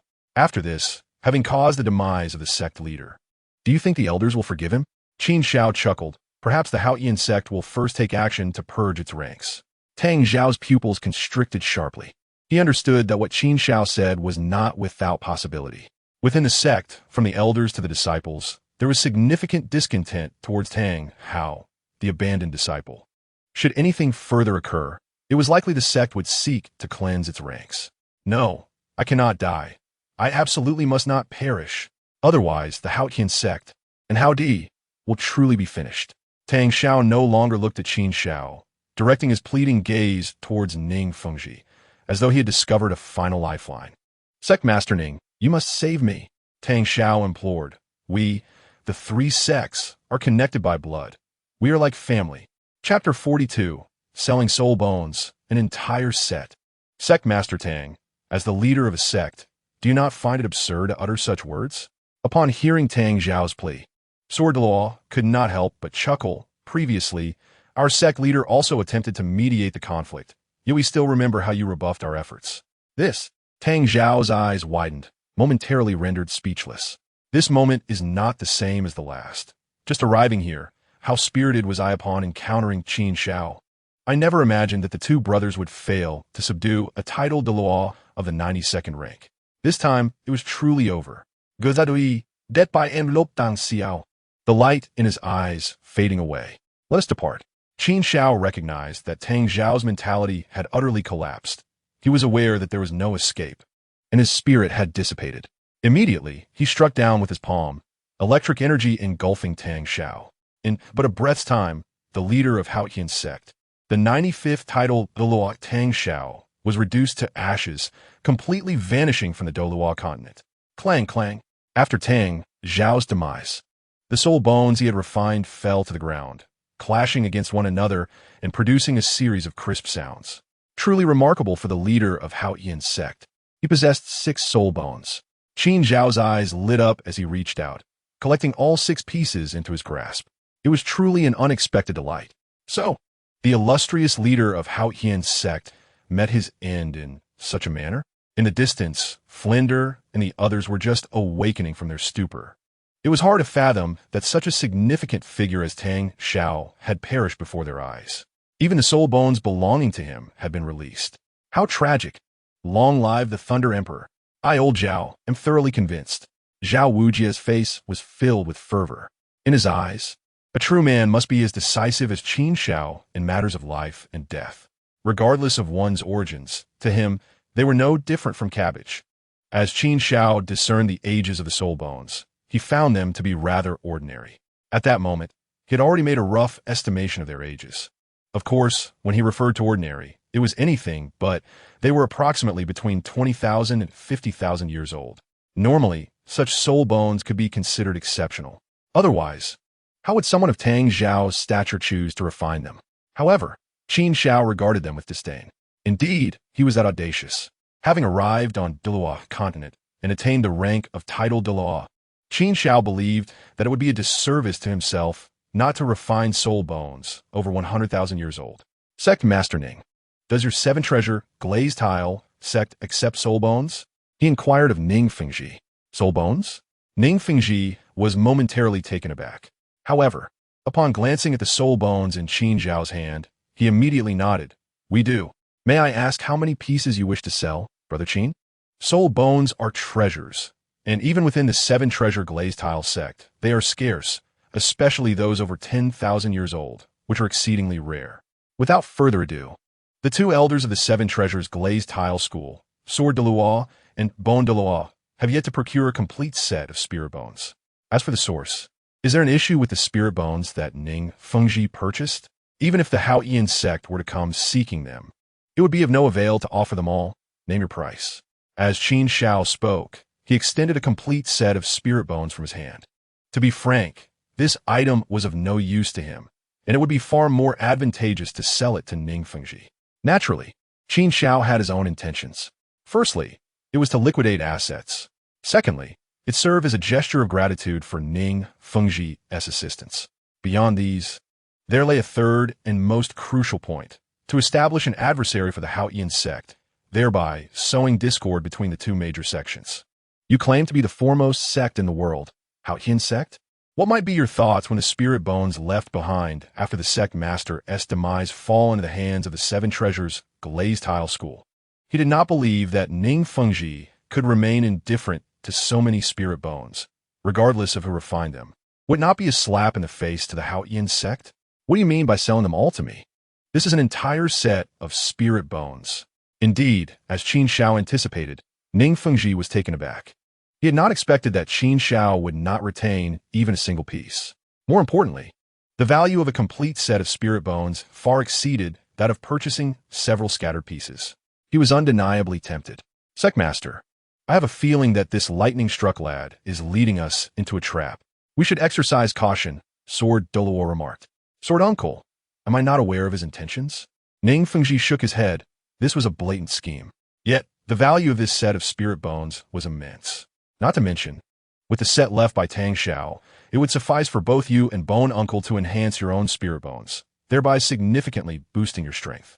In fact, Bone Uncle might seize the opportunity to refine the spirit bones and finally break through the bottleneck that has hindered him for years. Achieving the rank of a 96th level Title Douluo, do you think I could resist such temptation? Even knowing that this lad is attempting to pit us against the Haotian sect, I must acquire this set of spirit bones. With Ning Fengji's intelligence, he naturally grasped Qin Xiao's intentions. Yet, he still found himself irresistibly drawn to the proposition. Alas, this lad's scheming is truly profound. Sword Douluo shook his head helplessly at a loss for words. However, his assessment of Qin Xiao rose considerably. A person endowed with talent, strength, and such deep-seated cunning. Who could possibly rival him in the future? Sword Uncle, in truth, by selling us these spirit bones, Qin Xiao is also returning a favor. Not to mention, he could easily engage in this transaction with the Blue Lightning Tyrant Dragon family or the Spear Hull, achieving the same outcome. At this moment, Ning Fengji added. Sword Douluo raised an eyebrow. So you're suggesting that we should be grateful to him for being a mere pawn? That could be one way to interpret it. Ning Fengji replied with a resigned smile. Sect Master Ning, Sword Elder, may I inquire how your discussions are progressing? If this is proving difficult or unnecessary, I can seek other buyers, Qin Xiao said, observing the two enveloped in a barrier of soul power. Ha ha, Brother Qin, do not misunderstand. Sword Uncle and I were merely deliberating on what price would be fair, Ning Fengji said, reassuring Qin Xiao as Sword Douluo dispelled the barrier. Oh, what price does Sect Master Ning intend to offer? Qin Xiao inquired curiously. Ning Fengji held up 3 fingers, 30 million gold soul coins. Typically, each of these spirit bones you possess has a value exceeding 2 million. Even the torso and head bones are worth at least 3 million. Upon hearing this, Qin Xiao smiled. So, Sect Master Ning is offering me a generous price. No, Ning Fengji shook his head. The price for selling a complete set of spirit bones must certainly be doubled. My offer is not excessive. It is merely fair. Chapter 43. Qin Xiao's Intentions. The show has just begun. Deal. Under the expectant gazes of Ning Fengji and Sword Douluo, Qin Xiao nodded. In truth, the price offered by Ning Fengji was even slightly higher than what Qin Xiao had anticipated. What could there be to disagree with? The transaction was swiftly completed, with Ning Fengji acquiring 6 spirit bones, while Qin Xiao collected 10 black cards. Brother Qin, rest assured, each black card holds a credit limit of 3 million gold soul coins. Should there be any discrepancies, you can always come to the 7 Treasures Glazed Tile School to find me, Ning Fengji assured, patting his chest. Ha ha ha, Brother Ning, you need not speak so formally. Since I am engaging in a transaction with you, I trust your integrity, Qin Xiao replied, stowing the cards without even glancing at the amounts inscribed upon them. He then waved towards Flinder in the distance. Dean Flinder, please come here for a moment. What do you want me for? Flinder wondered, his heart racing at the thought of being silenced. Fear not. It's good news. Qin Xiao discerned Flinder's hesitation and shook his head disapprovingly. Good news? Then there's no issue. Flinder trusted that Qin Xiao had no reason to deceive him. Regarding the destruction of Shrek Academy during the battle with Tang Hao, I am willing to provide the funds necessary for reconstruction. Upon Flinder's arrival, Qin Xiao declared. No, there's no need, Flinder waved his hand. However, upon seeing Qin Xiao produce a black card and extend it towards him, Flinder found himself saying, how can I accept such generosity? While his hands reached out to grasp the card eagerly. When he beheld the sum written on the card, Flinder was utterly astonished. 1 million gold soul coins? His hands trembled. Heavens, I have never seen so much money in my life. Your Highness, is this truly for me? Flinder asked tentatively. You're not mistaken, are you? You didn't mean to offer 10,000 or 100,000 gold soul coins and mistakenly presented this instead? Qin Xiao chuckled. Do you truly think I would make such an error? Certainly not. Flender beamed as he accepted the black card. This lad knows how to curry favor. Sword Douluo muttered under his breath. He recognized that the black card Qin Xiao had just presented was a gift from Ning Fengji. Senior, you're mistaken. What do you mean by currying favor? This is my money, and I can spend it as I please. Even if I were to spend or throw away 1,000,000. It would be no issue at all, Qin Xiao declared, revealing a stack of black cards, all of which were indeed given by Ning Fengji. Sword Douluo was momentarily speechless. At that moment, Ning Fengji stepped forward and clasped his fist towards Qin Xiao. Brother Qin, I still have some sect matters to attend to, so I will take my leave. Sect Master Ning, no need for formalities. Attend to your duties, Qin Xiao replied, momentarily taken aback as he returned the gesture. He certainly understood that Ning Fengji's so-called sect affairs involved returning to the Seven Treasures glazed tile school to distribute the spoils. Regardless, these spirit bones needed to be refined to assure peace of mind regarding their strength. Young Qin, until next time, I assure you my sword will surpass yours. Sword Douluo declared with a fierce determination. Haha, we shall see, Qin Xiao replied with a smile, his demeanor nonchalant, leaving Sword Douluo feeling frustrated to the point of wanting to vomit blood. He could not shake the feeling that Qin Xiao regarded him with disdain. However, Flender, received a significant piece of information from the words of the Sword Douluo.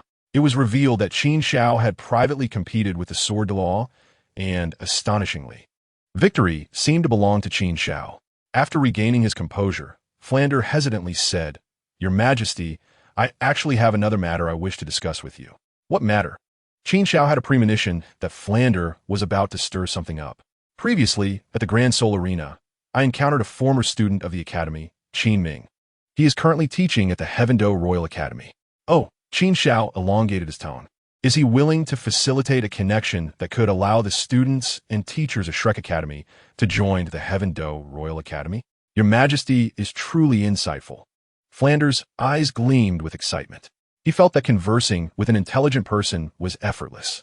The Heavendo Royal Academy, with its superior faculty and resources for students living and cultivation, was incomparable to Shrek Academy. Joining would greatly benefit both the students and teachers of Shrek Academy. Flander articulated his reasoning. Qin Xiao did not respond immediately, but fixed his gaze on Flander until Flander began to fidget. Then he softly inquired, Is it not a desire to secretly acquire 1,000,000 gold soul coins that leads to such a decision? Flander was momentarily taken aback. Then a look of terror crossed his face. Even if I had 100 lives, I wouldn't dare to do such a thing. If your Majesty is unwilling, I will commence the reconstruction of Shrek Academy right away to demonstrate my resolve. Flander was inwardly anxious. He had witnessed the leader of the world's #1 sect fall at Qin Xiao's hands and had seen Qin Xiao engage in light-hearted banter with Ning Fengji. He prided himself on being astute, but dared not play tricks in front of Qin Xiao. Ha! Dean Flander, do not be so tense. I was merely jesting. Qin Xiao suddenly laughed. Since you care so much for the Academy's students, I find no reason to decline your proposal. When shall we depart? With a sigh of relief, Flander glanced at the ruins of Shrek and suggested, Why not right now? We can even skip the packing process. Very well, Qin Xiao nodded slightly. In truth, even without Flander's proposal, he intended to leave Shrek Academy for a period. With foes like Tang San and Tang Hao, he could not allow them to grow unchecked. For instance, he could visit the ice and fire Yin Yang to reap some benefits or poison the Slaughter City, or even experiment with the Hanhai Chinquan cover in Heavendo City. Qin Xiao was determined to not let them escape unscathed. Flander's suggestion aligned almost perfectly with Qin Xiao's subsequent plans. It was just right to first head to the Heavendo Empire to collaborate with Dugubo on the development of medicinal fields. Qin Xiao had already formulated his next steps. His only hope was that Dugubo would not be ungrateful. How terrifying! Truly terrifying! Meanwhile, over 100 miles away, Tang Hao gazed in the direction of Shrek, still wearing an expression of dread. In fact, after Tang Zhao's explosion, he had not fled too far and was even contemplating helping Tang Xiao fight Qin Xiao again. However, upon witnessing the horror of Qin Zhao's formidable finger, he relinquished all thoughts of retreat. That overwhelming power, Tang Hao believed, even in his prime, he would not be able to withstand. Suddenly, Tang Hao knelt in the direction of Shrek. Brother, you will not have sacrificed in vain. One day, I will personally avenge you by slaying Qin Xiao. Brother, do not worry. I will look after the Haotian sect. Farewell, my brother. After saying this, Tang Hao bowed 3 times in quick succession. Chapter 44. Tang Hao's objective. External spirit bones, look at that person. He resembles a dog, one of them remarked. Enough talk. Let's hurry back to the academy. I can hardly wait to see senior sister Iran's external spirit bones. Another chimed in. Silence. Is that something to be spoken of so casually? Fortunately, there are no soul masters nearby. At that moment, 2 voices sounded from behind Tang Hao. He turned to see 2 young men in academy uniforms passing by. Wait. Tang Hao called out to them. What? Want to seek justice for yourself? I advise you not to cause trouble and hurry home to do your chores. One of them retorted. What did you just say? External spirit bones? Tang Hao ignored their insults and inquired. We're external spirit bones. I have no knowledge of them. The expressions of the 2 young men changed instantly, realizing that the seemingly downcast man before them could very well be a soul master. In the next moment, they felt a gust of wind rush past them, followed by sharp pain in their abdomen. They could no longer maintain their standing posture, collapsing to the ground like shrimp, writhing in agony. I will ask you one last time, where do you come from? Who possesses the external spirit bones? If you do not answer, you will meet your demise. Tang Hao's voice was icy, devoid of jest. We are from the Beast Academy. The one who possesses the external spirit bones is our senior sister, Meng Iran, who is also the granddaughter of our esteemed dean. If you know what is good for you, do not make things difficult for us. You may not be aware that our dean and vice dean have joined forces. However, before they could finish, Tang Hao interrupted them. The dragon and snake couple can contend against the Title Douluo. I am aware of that. You know, the 2 were dumbfounded. Tang Hao no longer paid them any mind, contemplating his next steps. Initially, he intended to seek out Tang San in the Stardow Forest. But now he had to make a trip to the Beast Academy. External spirit bones, capable of growth, were absolute treasures for soul masters. They were several times rarer than soul bones, and even Tang Hao believed them to be legendary. In the past, it might have been a different story. However, now burdened with a deep-seated grudge, he would not let any opportunity to enhance his strength slip away. An innocent man suffers when a jade is held. Dragon King and Snake Queen, Meng Iran, I hope my information is mistaken. Otherwise, I shall be forced to kill for bones. With these thoughts, Tang Hao set forth on the path to the Beast Academy. 3 days later, as night fell, led by Ning Rongrong, the members of Shrek Academy finally arrived at their destination, the Heaven Do Royal Academy. Rongrong, are you certain this is the Heaven Do Royal Academy? There are no mistakes? Flander asked repeatedly. Of course, Ning Rongrong affirmed confidently. Establishing an academy here must cost a fortune. Flander was left dumbfounded. The picturesque surroundings, with mountains and rivers, bore no resemblance to an academy. It was more akin to a paradise. Ning Rongrong tilted her head thoughtfully and replied, Dean Flander, to be honest, establishing an academy here cannot be achieved merely with wealth. This place symbolizes royal status. They say a golden nest or a silver nest is not as good as one's own doghouse. I believe this place is not even as good as Shrek Academy. At that moment, Zhao Wujin crossed his arms, expressing disdain. He disliked places laden with restrictions. What arrogance! Do you truly think our Heaven Do Royal Academy can be compared to a mere doghouse? Who are these bumpkins, and where did they come from? Accompanied by the sound, several figures emerged. They were all clad in the uniforms of the Tindo Royal Academy, gazing at the Shrek group as if they were observing a bunch of country bumpkins. Noticing these individuals, Qin Xiao's eyes flickered. The young man surrounded by the crowd must be Avalanche, right? However, even upon recognizing Avalanche, he had no intention of intervening directly. For it was only when Avalanche was beaten that he could seek out Xuexing and Dugabo. Moreover, Avalanche's words were indeed foul, and he seldom endured punishment. Greetings. We are invited by the Tindo Royal Academy. Flinder attempted to control his voice as he spoke. What a joke. What would our academy invite you for? To farm? Avalanche burst into laughter as he spoke. Mubai silenced him. At Flinder's command, Dail Mubai stepped forward. It must be said that Dail Mubai was quite impressive. In a flash, several students from the Tindo Royal Academy were knocked to the ground. PFF. Avalanche spat out a mouthful of blood, growling, "Do you know who I am?" However, before the Shrek group could respond, another voice rang out from within the academy. "Teacher, you have arrived." With a rustle, numerous gazes turned toward the voice, and a remarkable young man strode forward from the direction of the academy. Its teacher Qin. The students of the Tindo Royal Academy were dumbfounded, shocked to hear that these individuals were referred to as teachers. Qin Ming furrowed his brow, glanced at the students of the Tindo Royal Academy, and then addressed Flender and the others. Teachers, please follow me. The 3 committee members of the Royal Academy have been awaiting your arrival. With that, he led everyone into the Tindo Royal Academy. On exchange, is it? If you can manage that, I shall write my name in reverse. Avalanche glared venomously at the departing group and left the academy. Soon, the group arrived at the entrance of the Tindo Royal Academy's committee hall, where 3 elderly men dressed in black robes tailored by the Spirit Hall had been awaiting them for quite some time. The fact that 3 Title Douluos came to greet them was indeed a gesture of sincerity. Flender was taken aback. At that moment, everyone's feelings mirrored his, as the dissatisfaction from the earlier unpleasantness at the academy's entrance dissipated. Flender stepped forward, crossing his arms over his shoulders and slightly bowing. Shrek Academy, Flender. Greeting, estime de seigneur. Among the 3, the slender figure of Dream Machine strode forward, pulling Flender's hand from his shoulder. Director Flender, your presence graces us. Our academy shines with your arrival. I am the chief of the Academic Affairs Committee, Dream Machine. As he spoke, he gestured to the plump elder on his left, saying, "This is the vice chief of the committee, Title Douluo by Baoshan." Then he pointed to the elder on his right, stating, "And this is the 3rd seat of the committee, Title Douluo Jilin."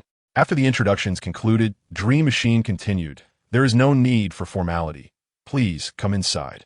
The interior of the committee hall was quite minimalist, adorned only with essential furnishings and a few simple green plants for decoration. Once everyone was seated, they exchanged pleasantries. Finally, Dream Machine could no longer contain his curiosity and inquired. Teacher Qin Ming mentioned that the students of Shrek Academy are all little monsters. I wonder if we might be allowed to witness this firsthand? This Flender was momentarily taken aback. While it was acceptable for others, such as Ning Rongrong and Zhu Zhuqing, to showcase their skills, could they ask Qin Xiao to perform before Title Douluo? Chapter 45. Is it feasible, little dog? Upon Dream Machine's utterance, many among the Shrek group wore expressions akin to Flender's. They instinctively turned their heads to look at Qin Xiao. They understood that Dream Machine sought to test the students of Shrek. While others might be amenable, would the esteemed Emperor of Thunder truly grant them such a favor? They were all eager to see if this student was indeed the most talented among Shrek. Such a gesture could very well encourage the young man to take the initiative to battle. Dream Machine by Baoshan and Jilin exchanged glances filled with curiosity as they regarded Qin Xiao, secretly speculating that it was quite possible. "Fear not, dear student, here. It is just like at your Shrek Academy." Dream Machine beckoned to Qin Xiao, his eyes and words brimming with encouragement. Conversely, Flender, Zhao Wujia, and others were rendered speechless. After all, Qin Xiao's identity was rather unique, and Flender had not disclosed it to the Tindo Royal Academy. Unexpectedly, Dream Machine had sought out Qin Xiao. Feeling unexpectedly cherished, Qin Xiao was astonished. He was here to await the poison daw, not to be tested by these 3 elderly men. He intended to showcase his strength to deter them. However, at that moment, the long-awaited system notification sounded. Ding, task issued. Novice, to become a formidable soul master. One must first possess a strong heart. This is of paramount importance. Even if your cultivation is far inferior to Dream Machine's, do not falter. Charge forth and confront him. Task requirements. Endure at least 50 levels of Dream Machine's soul power pressure. Task rewards. For each level of soul power pressure endured, the second soul ring's age will increase by 100 years. Above level 50, additional rewards for exceeding the task. Remember, proceed according to your capabilities. If I recall correctly, Dream Machine's cultivation is at the 88th level of Title Douluo.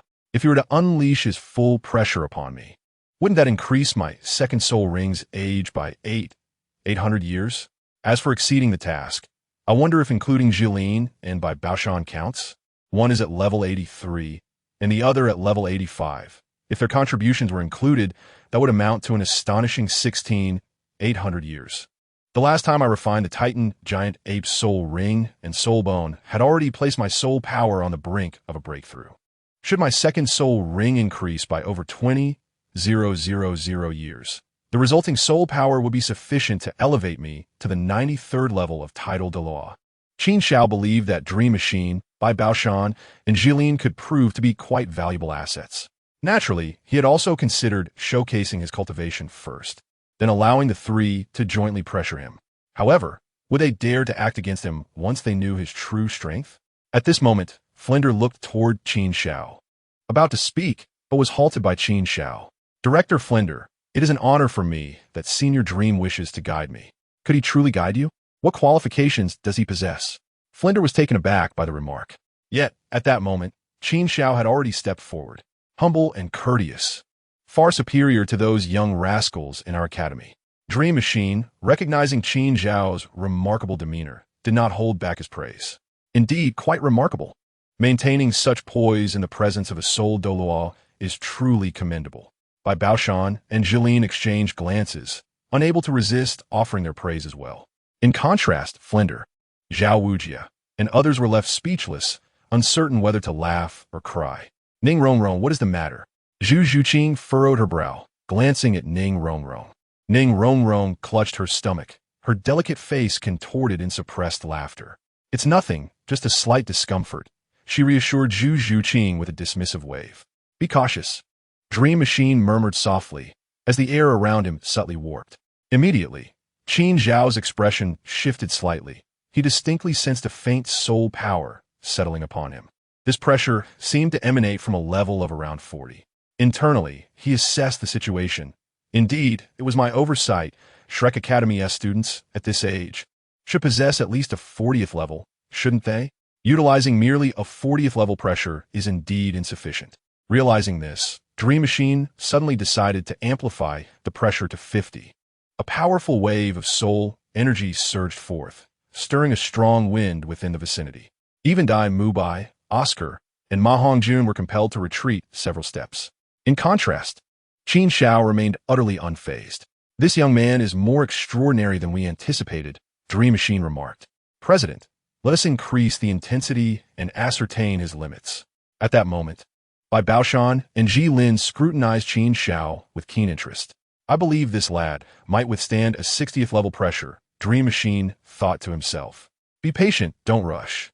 We must proceed gradually, Bai Baoshan and Jilin advised Dream Machine in hushed tones. Rest assured, I will handle this, Dream Machine replied quietly, progressively escalating the soul power pressure. Levels 51, 52, 53, 54. Yet Qin Xiao's demeanor exhibited no sign of change. Perhaps he is even stronger than I anticipated, Dream Machine muttered, gritting his teeth as he abruptly raised the pressure to 60. The students of Shrek Academy, including Dail Mubai and Ning Rongrong, could no longer withstand it and retreated. They were mere mortals and could not compare to someone of Qin Xiao's extraordinary cultivation. What on earth is this young man's cultivation level? Bai Baoshan exclaimed, his eyes widening in disbelief. To endure a 60th level soul power pressure as if it were nothing? I surmise he possesses an exceptionally rare mental-type martial soul. Otherwise, he could not withstand such formidable pressure. In stark contrast, Jilin's eyes gleamed with a calm rationality. Logically, a Soul King should also be able to endure this pressure, he mused, diverging from Bai Baoshan's perspective. How old could he possibly be to attain Soul King cultivation? Do you expect to find individuals like the golden generation of the Spear Hall everywhere? Jilin scoffed. Bai Baoshan, momentarily speechless, contemplated Jilin's assertions. After all, while geniuses are not uncommon, those akin to the golden generation of the Spirit Hall are indeed rare. Although Qin Xiao was remarkable, Bai Baoshan maintained that he could not possibly compare to the likes of the golden generation. Enough of this chatter. I shall simply increase the pressure further. I have a premonition that 65 may be his limit.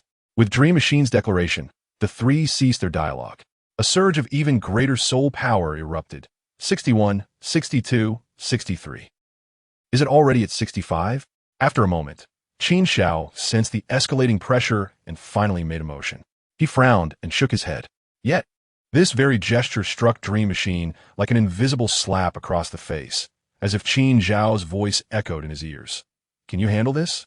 Though he had never solicited votes or rewards, many readers generously supported him. It is a great honor to be appreciated by those who understand me. To be candid, numerous comments had left him disheartened, not from the insults, but from those who had failed to grasp the narrative. Many seemed oblivious to the setting, equating Title Douluo with a great soul master, which left him astounded. Others hurled terms like nanny and bootlicker at him, which only evoked laughter, had they merely read 20 chapters. Such comments would have been unfathomable. But enough of this. I shall refrain from occupying public chapters with explanations. Let this be a moment of venting, and remember, if you dislike it, remove it from your bookshelf. I'm not begging for an audience. Chapter 46. The two committee members strike. The cunning Bon Douluo, the word no seemed to be a man's nemesis.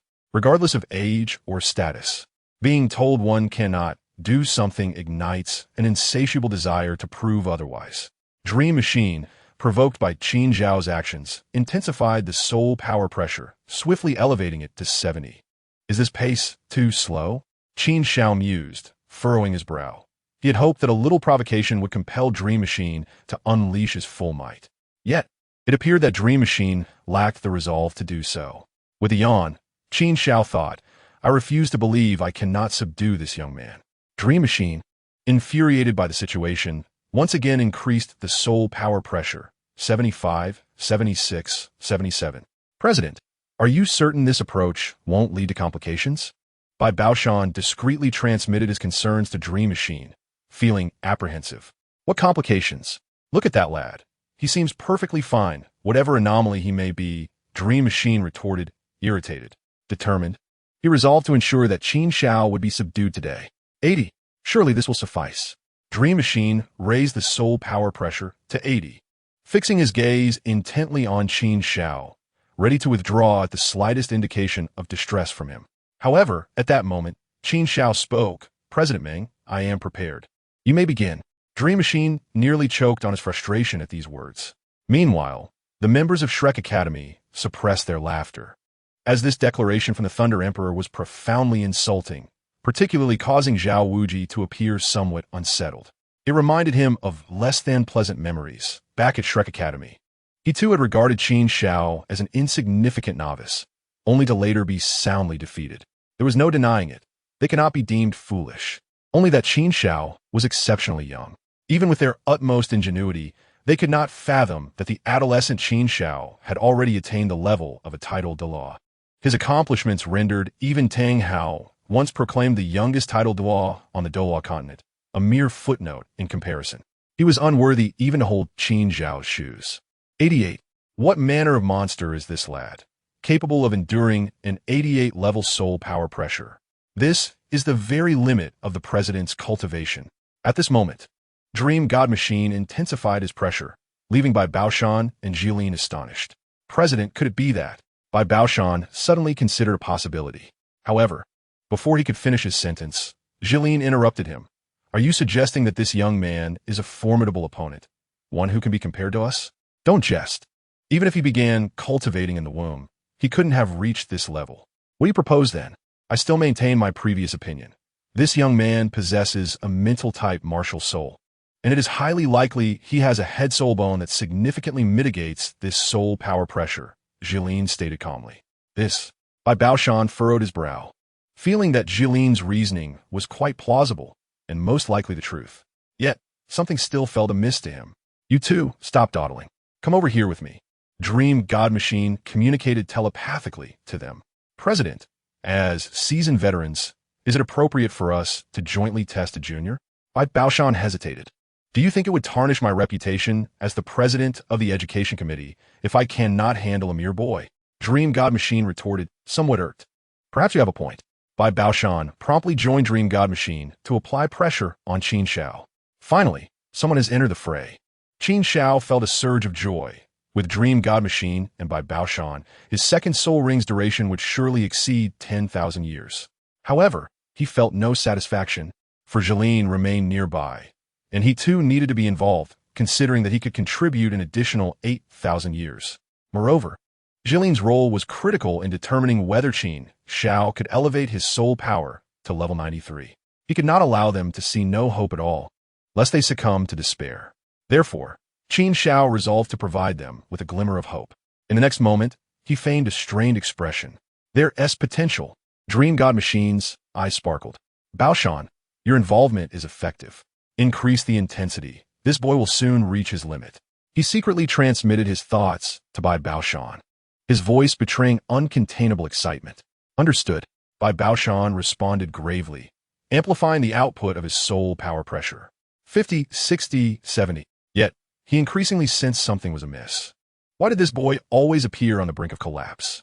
Meanwhile, at the Seven Treasures glazed tile school, Bondo sensed something and arrived before the main hall, where he found Sword Douluo Yujian descending slowly with Ning Fengji.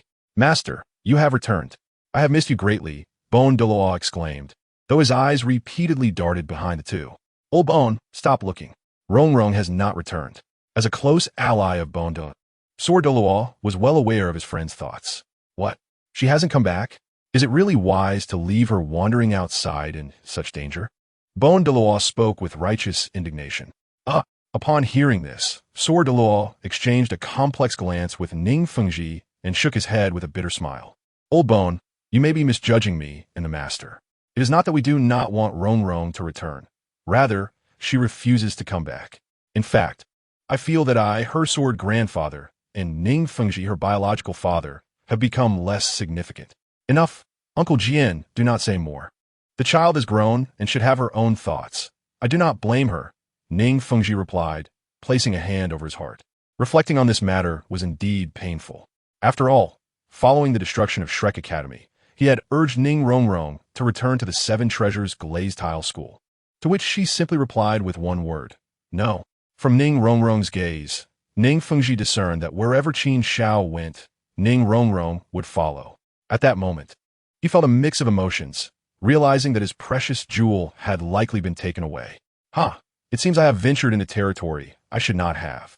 Bon Douluo observed Ning Fengji's demeanor and understood the dynamics between the little witch and the others. He decided to wait until Ning Fengji's emotional wounds had healed before probing further. Hey, old Bon, you are right. Let's not dwell on the master's pain, Sword Douluo chuckled, adding, in fact, we have had quite a fruitful trip and have brought back an important gift for you. A gift? Bon Douluo initially froze, then replied with a hint of disappointment. That would be better than bringing Rong back to keep me company. Sword Douluo raised an eyebrow and teased. That sounds rather superficial. Old Bon, do not speak in absolutes. I assure you, once you see the gift, you will think otherwise. It is worth noting that Ning Fengji had purchased 6 soul bones, none of which he had yet refined, waiting for Bon Douluo to select the suitable ones before making his own choice. He was confident that Bon Douluo would be tempted by the 6 soul bones capable of compensating for his own deficiencies. Do you not believe me? Bon Douluo laughed. I have long reached a state of desirelessness. Even if the master were to offer me a soul bone, I would remain unmoved. I would prefer Rong to stay by my side here at the Seven Treasures glazed tile school. Once these words left his mouth, the atmosphere grew tense. Ning Fengji and Sword Douluo fell silent. Observing this, Bon Douluo's heart trembled. Master, you truly did bring back a soul bone suitable for me, did you not? Honestly, I believe that sometimes it is quite beneficial for Rong to gain experience outside, Bon Douluo reiterated. Chapter 47. Bon Douluo's astonishment. Old Bon. You did not say that just now, Sword Douluo remarked lightly, casting a sidelong glance at Bon Douluo. Bon Douluo's face flushed with embarrassment. I suddenly understand the master's good intentions. Is that not acceptable? With that, he ceased to look at Sword Douluo and turned his gaze toward Ning Fengji. Master, please show me your treasures. Ning Fengji shook his head with a smile. Uncle Jian, Old Bon, let us discuss this further inside the great hall. Within the main hall, as Ning Fengji placed one exquisite box after another on the table, Bon Douluo's eyes widened in amazement. Master, these boxes cannot possibly contain soul bones, can they? Bon Douluo quickly scanned the boxes and counted 6. Congratulations, you are correct, Sword Douluo replied with a slight smile. To see his longtime companion so astonished brought Sword Douluo immense joy. Hiss, you did not wipe out all the soul beasts in the Stardow Forest, did you? Bon Douluo gasped in disbelief. Not at all, Old Bon. You should open the boxes and see the soul bones for yourself.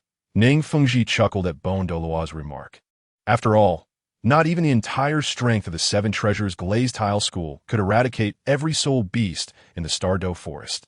And he understood that Bon Douluo was joking. Taking a deep breath, Bon Douluo opened the first box, and immediately he gasped in astonishment.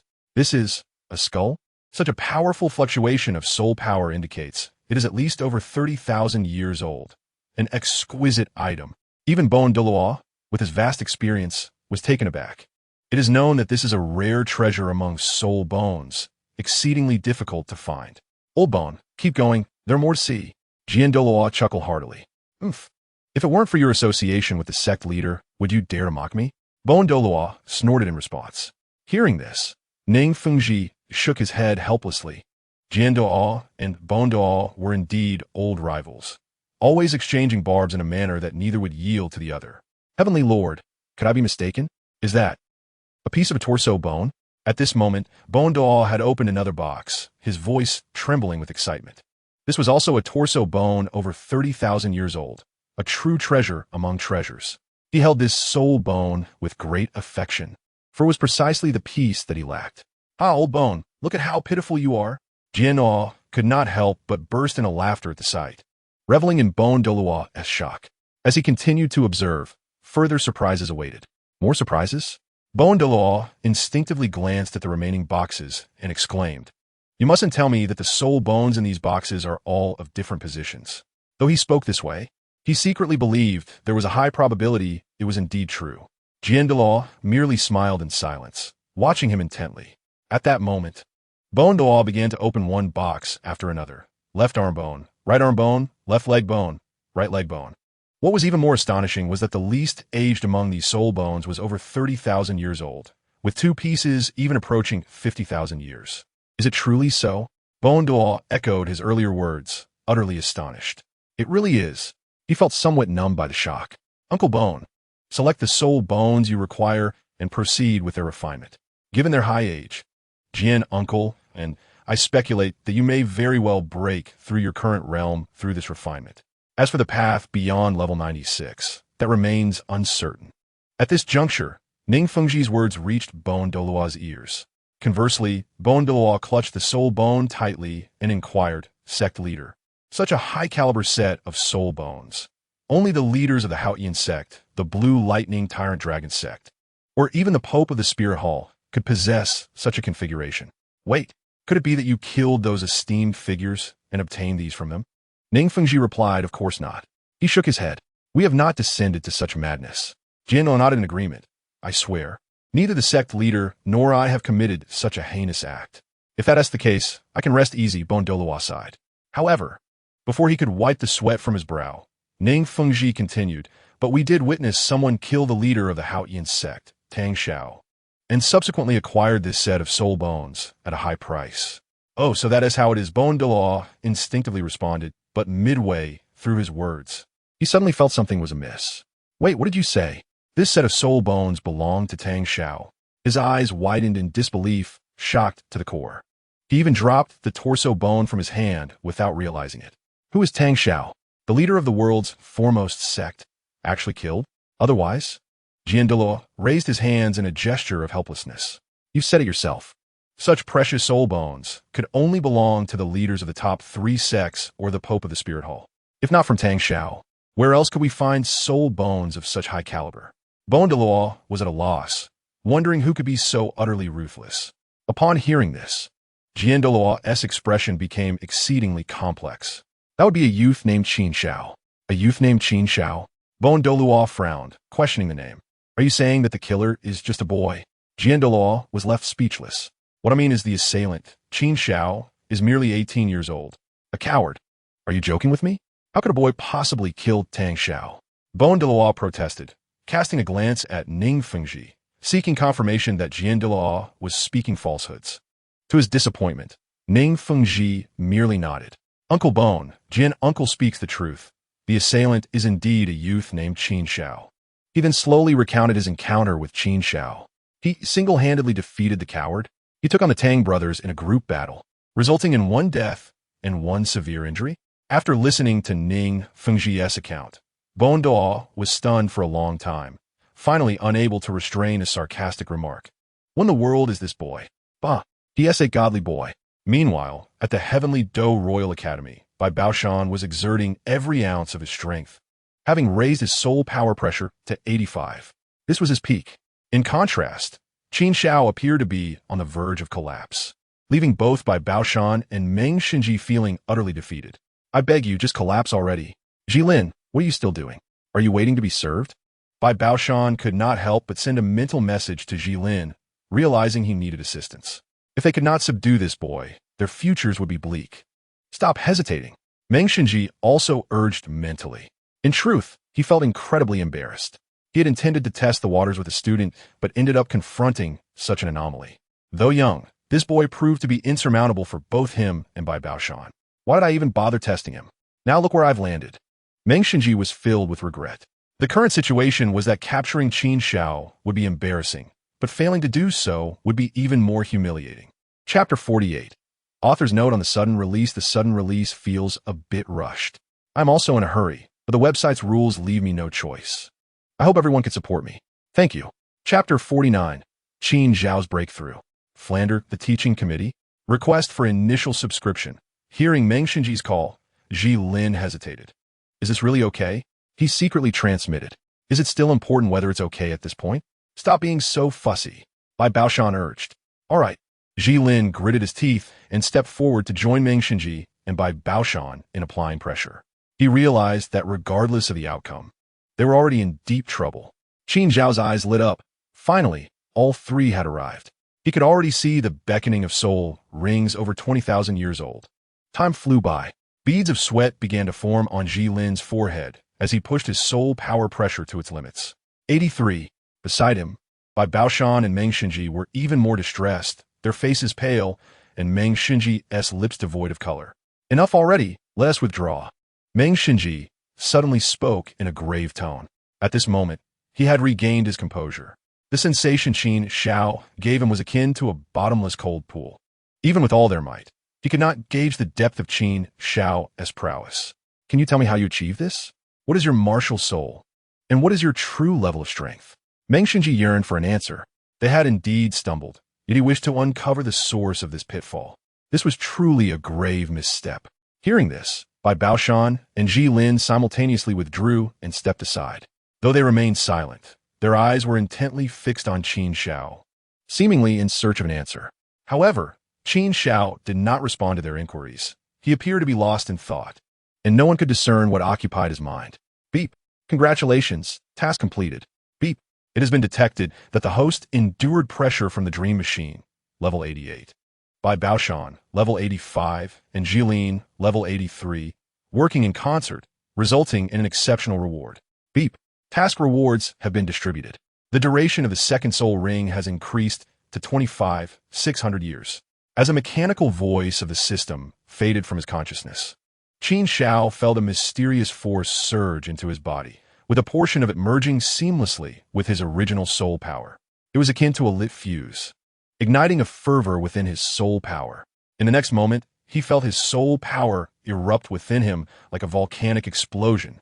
Crack!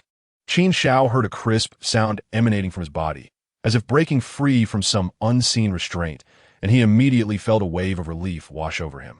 He had finally broken through to the 93rd level. In that moment, Qin Xiao comprehended what had transpired. It was the breakthrough he had long yearned for. It was truly a hard-won achievement.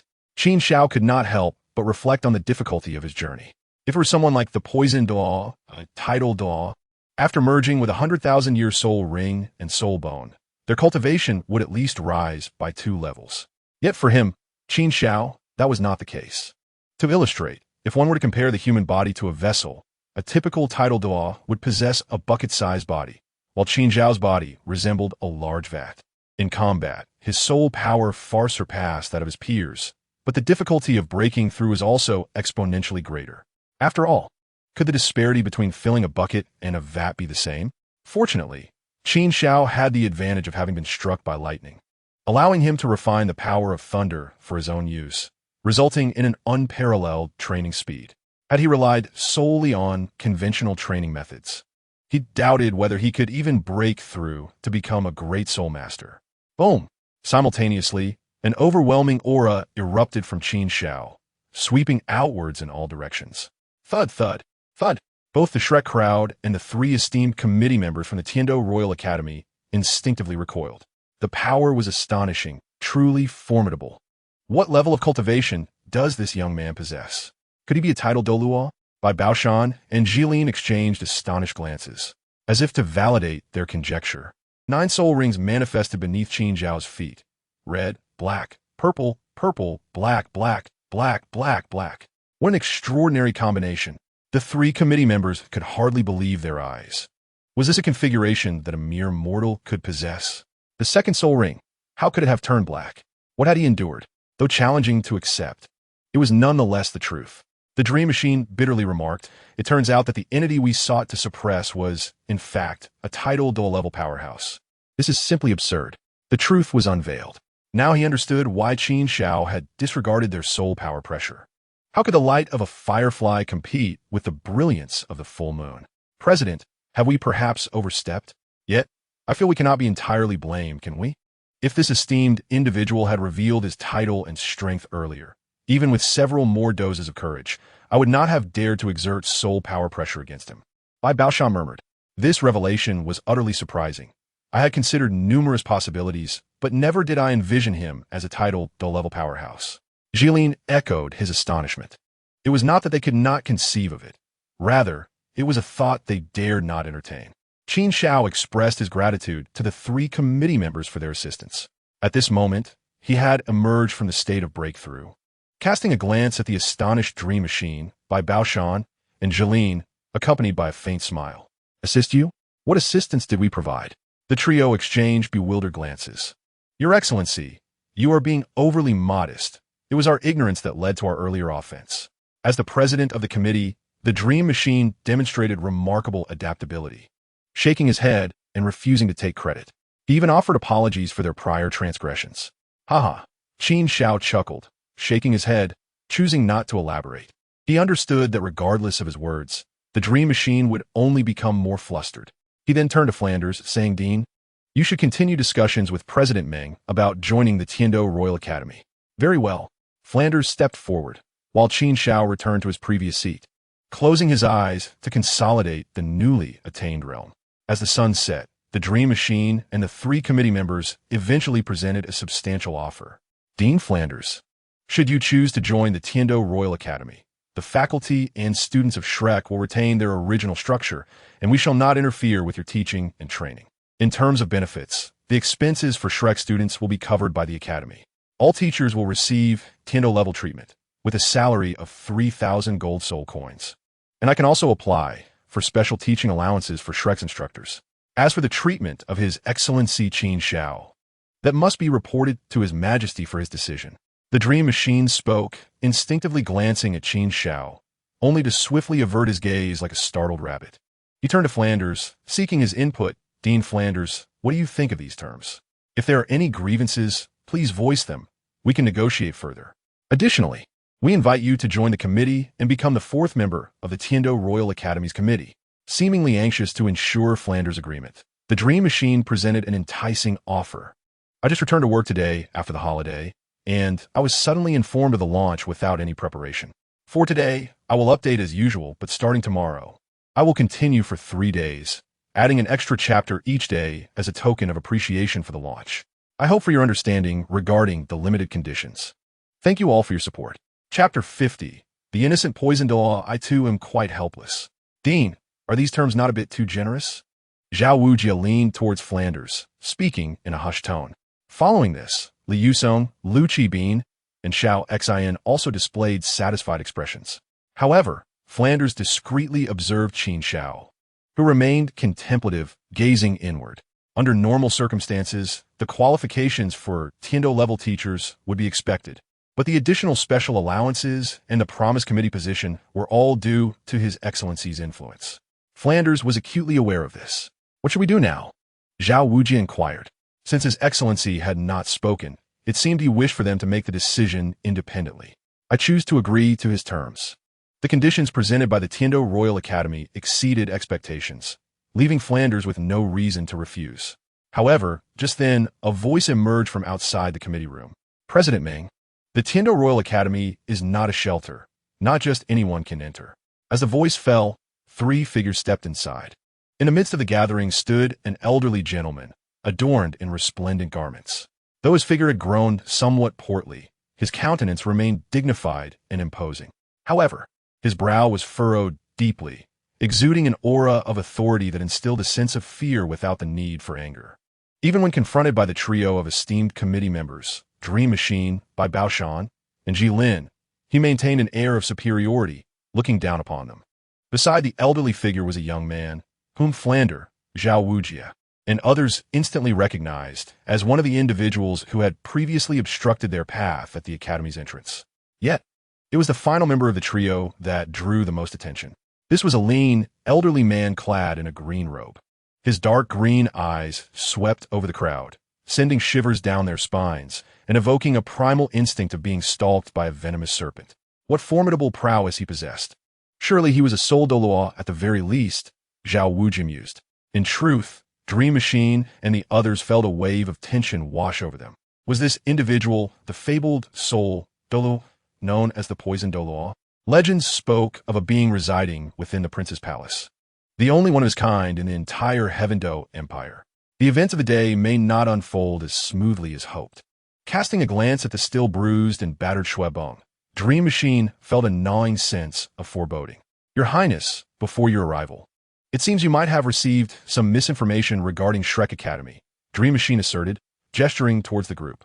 They are not devoid of capability. Teacher Qin Ming is a graduate of Shrek Academy.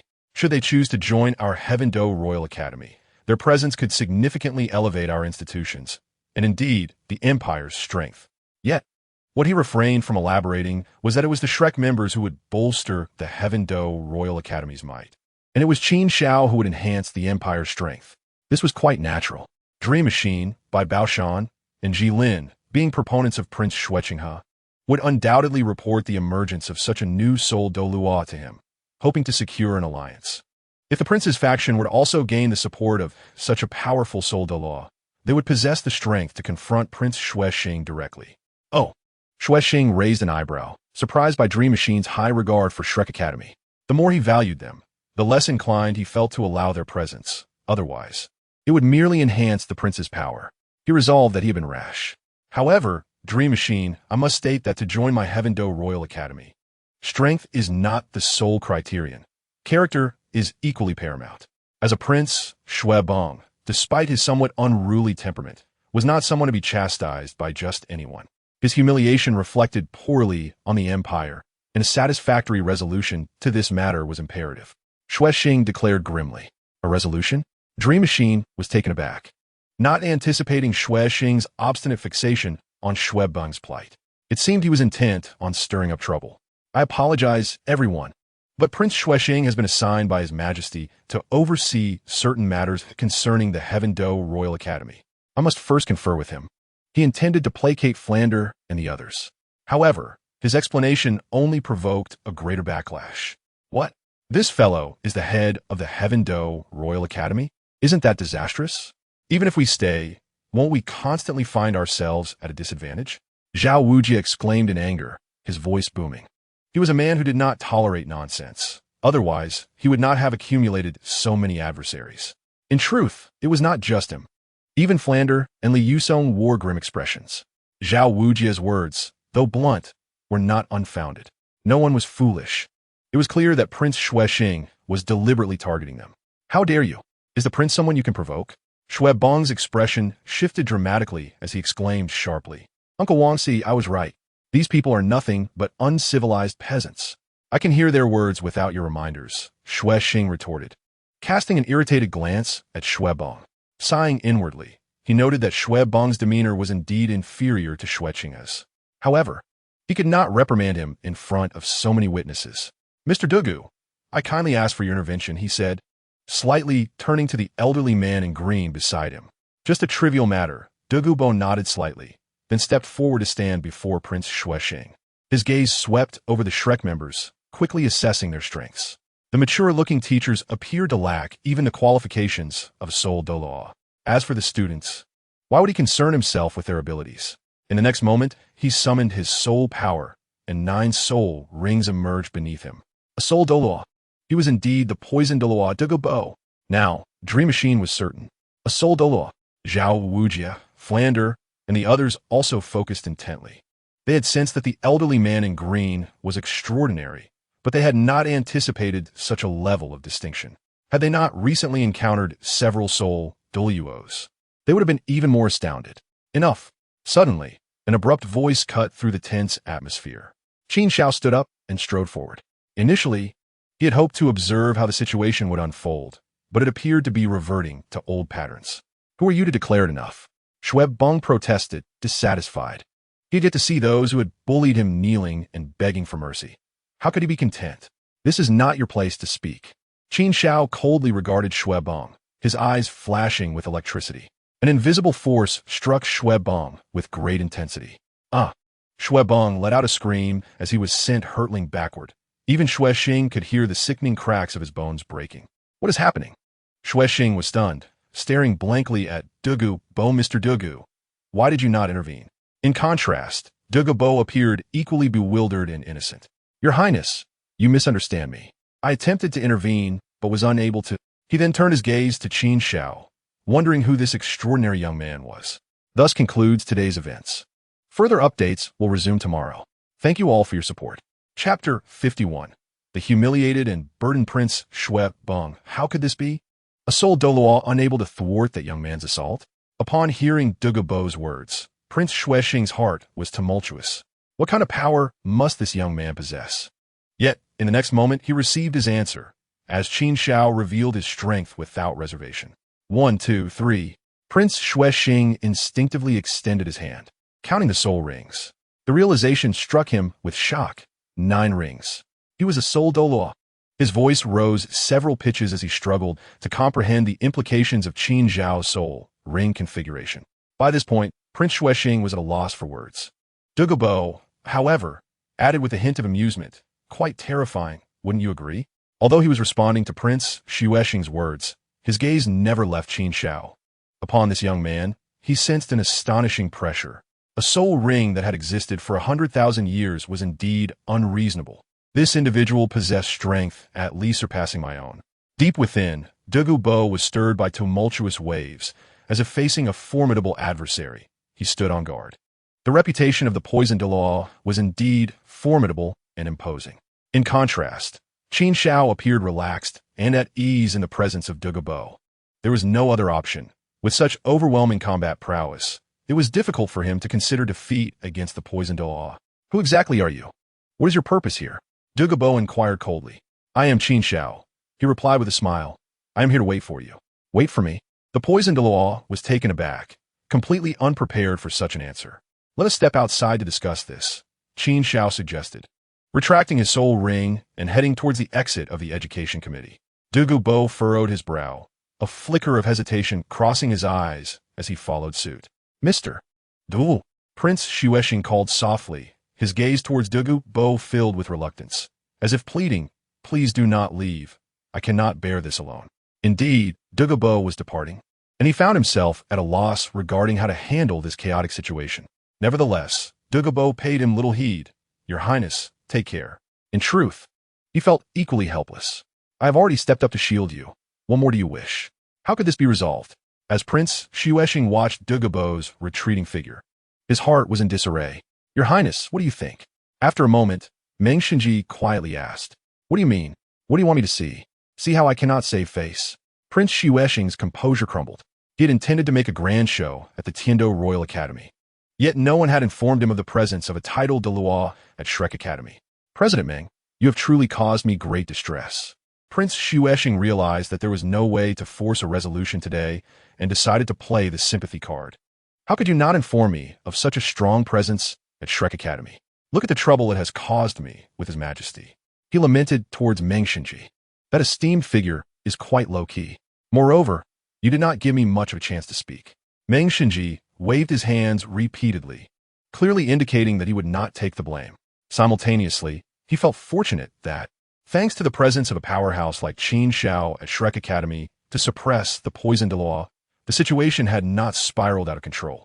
However, he estimated that most likely the teachers and students of Shrek Academy would leave with grievances.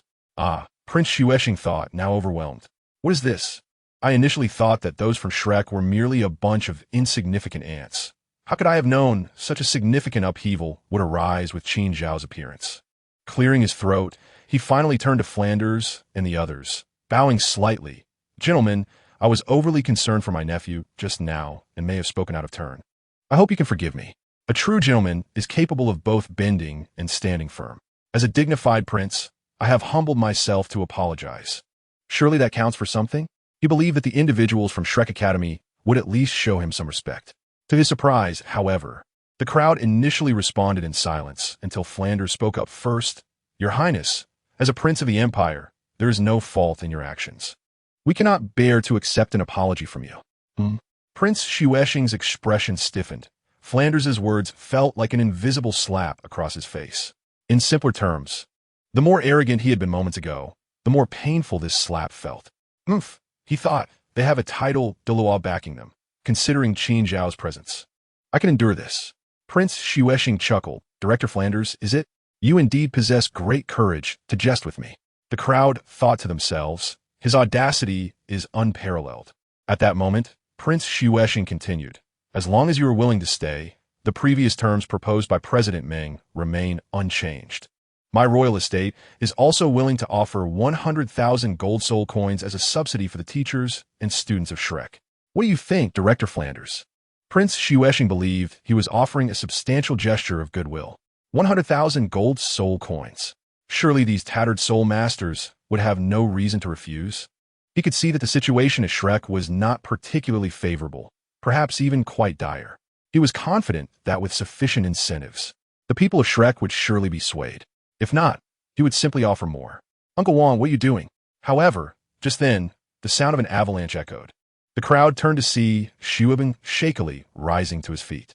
Yet, at that moment, Xuebing's appearance was pitiful, blood streaming from his mouth and nose. Despite Qin Xiao's mere display of imposing pressure, it had inflicted serious internal injuries upon him, causing him to faint. Now, he had just regained consciousness. Even more tragically, due to Qin Xiao's stunning entrance, everyone had forgotten about this unfortunate child. Xuebing, step back. You have no place to speak here, Prince Xuexing coldly commanded without turning around. Uncle Wong, what is the matter? Xuebing was taken aback, unsure why his brief, fainting spell had caused such a drastic shift in Prince Xuexing's demeanor. He rushed forward, grasping the prince's sleeve, and lamented, Uncle Wong, look at me. Look at how miserable I am. These lawless commoners have disrespected royal authority and gravely injured Prince. I believe they should not only be barred from joining the Tindo Royal Academy, but also face severe punishment. He glared fiercely at Flanders and the others as he spoke. Damn it, Director, if you obstruct me, it seems I will have to bear a life on my conscience today. Zhao Wujin could no longer contain himself and was about to charge forward. This man despised being threatened, especially by someone whose strength was far inferior to his own.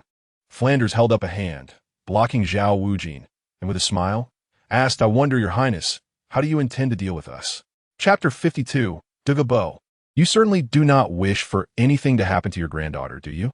Ha ha ha. So you have learned fear, have you? No longer so arrogant, are you? Hearing Flanders' words, Xuebing laughed, simultaneously releasing his grip on Prince Xuexing's sleeve. With a cold glare at Flanders and the others, he declared, Men are to be enslaved, women to be maidens, and as for the one who just attacked me, mentioning Qin Xiao, the hatred in Xuebing's eyes intensified. It is insufficient to merely inflict 1,000 cuts upon him to quell the hatred in my heart. He whispered. After hearing Xuebing's words, everyone fell into silence, pondering whether this was a case of ignorance breeding fearlessness. Simultaneously, they were curious about how one would go about dismembering a Title Douluo. Someone thought, how dare you speak such things? You wish to dismember a Title Douluo? If you are so powerful, why not ascend to the heavens? Do not presume to speak on behalf of others, even if it were your own progenitor. Prince Xuexing was thoroughly incensed, unable to contain himself any longer. He lifted his foot and delivered a forceful kick towards Xuebing. In stark contrast, Xuebing felt as if he were soaring into the clouds, swiftly exiting the educational committee's premises. Ensure he is closely monitored. After a moment's reflection, Prince Xuexing deemed the situation precarious and bellowed at the guards outside the door, seal his mouth. I wish to hear no utterance from him henceforth. Understood. The guards awaiting Prince Xuexing outside the committee responded solemnly. Uncle Wong, what is the meaning of this? Initially, the crowd could still hear Xuebing's anguished cries, but soon his voice was silenced. A useless fool, more trouble than he is worth. Prince Xuexing concluded that Xuebing had become utterly ineffectual. Once a source of his indulgent pretense, he now surpassed even the most extravagant of libertines. He cast an apologetic glance at Flander. "Your Highness, we have deliberated thoroughly. We are but simple villagers, unworthy of the limelight. A pastoral life suits us best," Flander remarked, bowing slightly to the dream god machine. "Thank you for your warm hospitality, esteemed committee members. Farewell." With that, he departed without a backward glance, closely followed by Zhao Wujia and the others. The Tindo Royal Academy was vast, and Qin Xiao effortlessly located a secluded spot. Dugabo soon followed. "Your Excellency, there is no one around. You may speak freely." Dugabo furrowed his brow, genuinely curious about Qin Xiao's intentions. It was becoming increasingly evident to him that Qin Xiao had approached him with a purpose. "To be candid, I wish to propose a transaction," Qin Xiao stated plainly. Though he was not a paragon of virtue, he adhered to a personal code that forbade him from resorting to robbery or theft. Moreover, those familiar with the original text knew of the existence of the Mandarin duck pot within the Sunset Forest, yet the forest's vastness posed a challenge in locating it. "Are you suggesting a trade with me?" Dugabo frowned, astonished by Qin Xiao's words. "What do you seek, and what could I possibly gain?" Though he had no desire to engage in any transaction with Qin Xiao, he was eager to discern the latter's true objective. "I can assist you in alleviating the torment of the Bailin snake poison within you." "What?" Dugabo exclaimed, taken aback. A fleeting glimmer of murderous intent flickered in his eyes. "What do you mean? I do not comprehend. Do you not understand?" Qin Xiao smiled. "Allow me to inquire. When it rains, do you not feel an itch beneath your ribs? And at midnight, around the third hour, do you not experience a sharp, stabbing pain in your head and soles, accompanied by convulsions throughout your body? How do you know this?" Dugabo could no longer suppress his astonishment, instinctively voicing his disbelief. He could hardly fathom how this young man, whom he had only met once, possessed such intimate knowledge of his affliction. However, upon recovering from his shock, his murderous intent deepened. He could not allow a stranger to possess knowledge of his secret. That was a grave threat. "I advise you to consider whether you have the capability to pose a threat to me before taking action." Qin Xiao observed Dugubo's expression closely, unperturbed. He turned his gaze towards the distant forest. The Tindo Royal Academy is indeed a splendid place. In stark contrast to Qin Xiao's calm demeanor, Dugubo's mind was tumultuous, engaged in an internal struggle. A voice incessantly urged him to eliminate Qin Xiao, proclaiming that doing so would safeguard his secret. However, another voice cautioned against impulsiveness, reminding him that he could not possibly be Qin Xiao's match. And what if his claims were in fact true? Furthermore, even if he did attempt to strike, he likely could not prevail against him. Yet, could he truly trust Qin Xiao? Dugabo found himself wavering. "My time is limited, Dugabo. You do not have much time to ponder." Qin Xiao decided to apply some pressure. In truth, he was determined to obtain the rare celestial herbs found in the ice and fire yin-yang eyes. Firstly, Qin Xiao believed these herbs would enhance his own cultivation. Secondly, having already made enemies of Tang Hao and Tang San, he could not afford to leave any resources behind for them. Securing the celestial herbs would be his immediate objective, followed by acquiring the Tindo Empire's national treasure, the Hanhai Qingquan Shield. Oh, by the way, Qin Xiao thought it was time to deliver a heavy blow to Dugabo. "You would not want anything to happen to your granddaughter, would you, Yin Yin?" Dugabo's mind momentarily faltered. Instinctively, the image of his granddaughter, Dugu Yin, with her charming smile, flashed before his eyes. Yes, she was still so young, with a long future ahead of her. He could not allow her to tread the same path he had. The softest part of Dugubo's heart was touched, and he became less resistant to Qin Xiao's proposition. If you're able to cure me, what would I need to offer in return?" Dugabo inquired, his tone subdued. "Dugabo, congratulations on making a wise choice," Qin Xiao said, a satisfied smile gracing his lips. "In truth, you need not be so disheartened. Once your poison is resolved, what need would you have for a medicinal garden?" Dugabo paused, considering the implications. That made some sense. However, while the medicinal herbs might become redundant, the poison was something he desperately needed to eliminate. "But I still require the herbs," Dugabo insisted. "How about this? You may take what you need or cultivate it within my medicinal garden," Qin Xiao suggested. "Is that agreeable?" "Really?" Dugubo's spirits said. "Of course," Qin Xiao affirmed. "As long as you are willing to compensate, Everything can be arranged. Upon hearing this, Dugabo almost spat out a mouthful of blood. This young man was utterly unyielding when it came to negotiations. This was the Wanshou Academy, where although there were no Title Douluo level powerhouses, the Academy's president and vice president were renowned as the formidable dragon and serpent couple of the Douluo continent. Together, they were a force to be reckoned with, rivaling even the mightiest of Title Douluo. This has brought a degree of fame to the Beast Academy on the Douluo continent. Old man, how is the soul bone refining progressing? In the principal's office, the serpent lady inquired with concern as she found the Dragon Lord.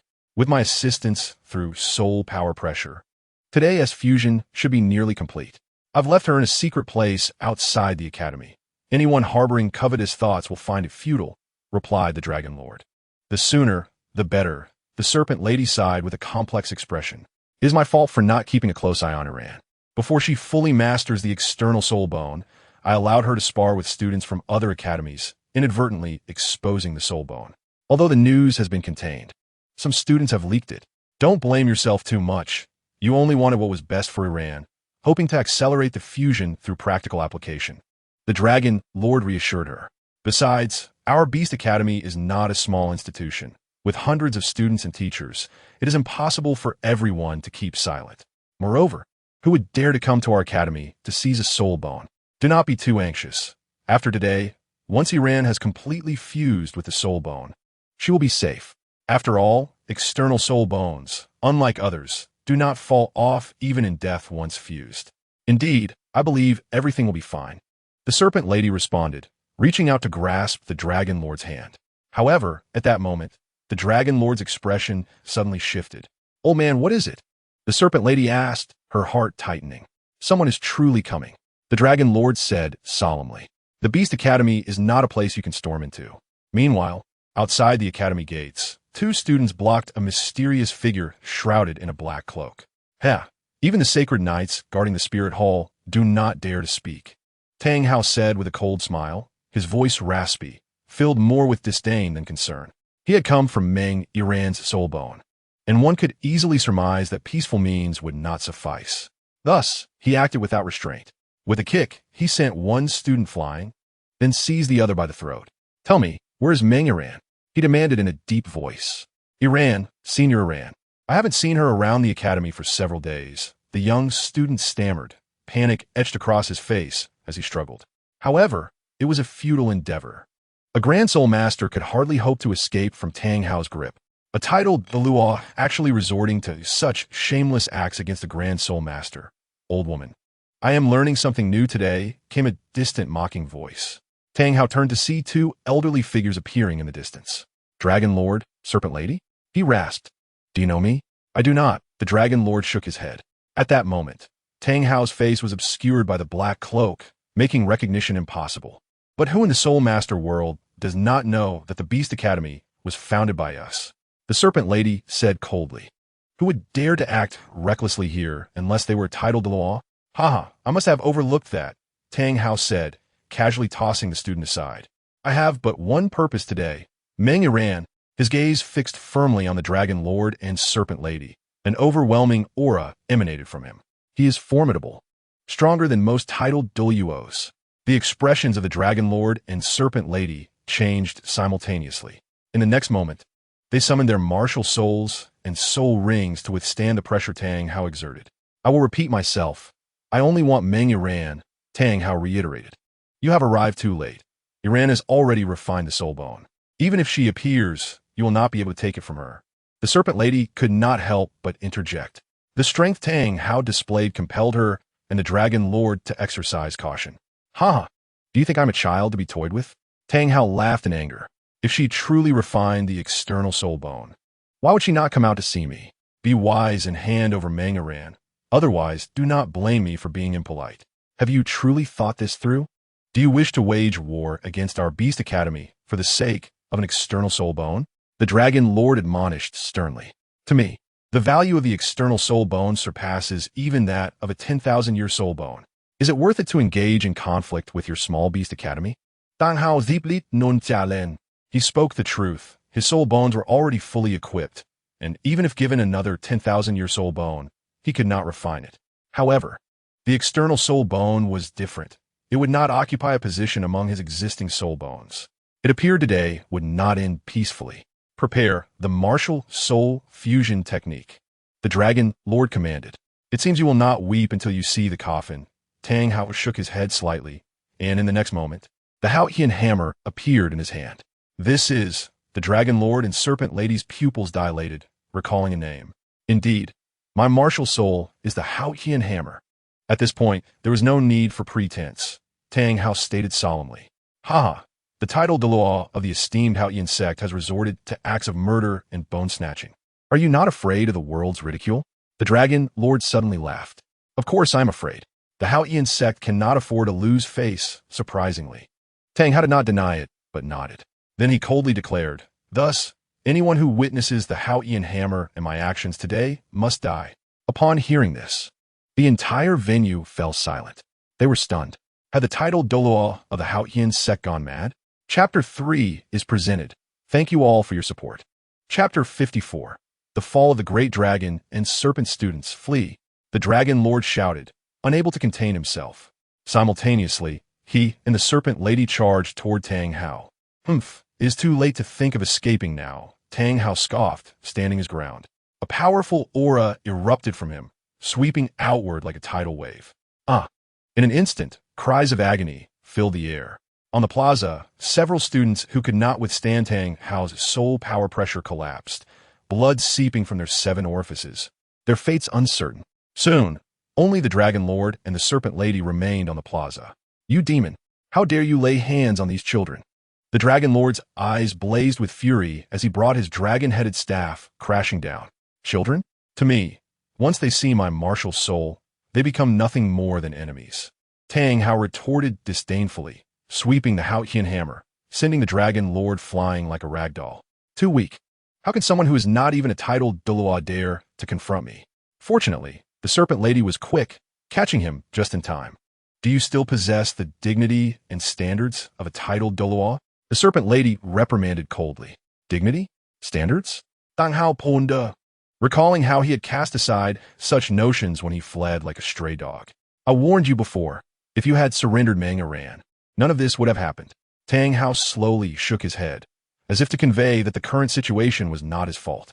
If someone were to intrude upon your home, intent on killing your son or daughter to seize their soul bones, what would you do?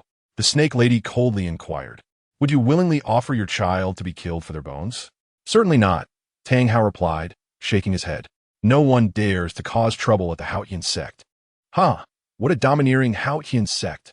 I curse that one day your offspring will also be slain and their soul bones taken. The Snake Lady laughed heartily after hearing Tang Hao's words. I'd intended to let you live a little longer, but now it's time for you to die. Tang Hao's expression turned icy as he leaped into action, the Haotian Hammer descending like a shooting star towards the Snake Lady. Old woman, martial soul fusion technique. Long Gong called out, and the Snake Lady quickly complied. In the next moment, a colossal dragon adorned with golden scales lunged fiercely at Tang Hao. Haotian 9 absolutes break. Tang Hao, recognizing the gravity of the situation, unleashed the ultimate technique of the Haotian sect. Boom! The golden dragon collided violently with the Haotian Hammer, producing a sound akin to thunder.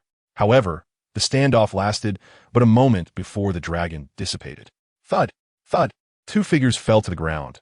It was Long Gong and the Snake Lady. Both were now bloodied and in a dire state, clearly having sustained significant injuries. Clop! Clop! Clop! Tang Hao stepped onto the stone slab, advancing step by step. He approached the Snake Lady, the Haotian Hammer pointed at her at an angle.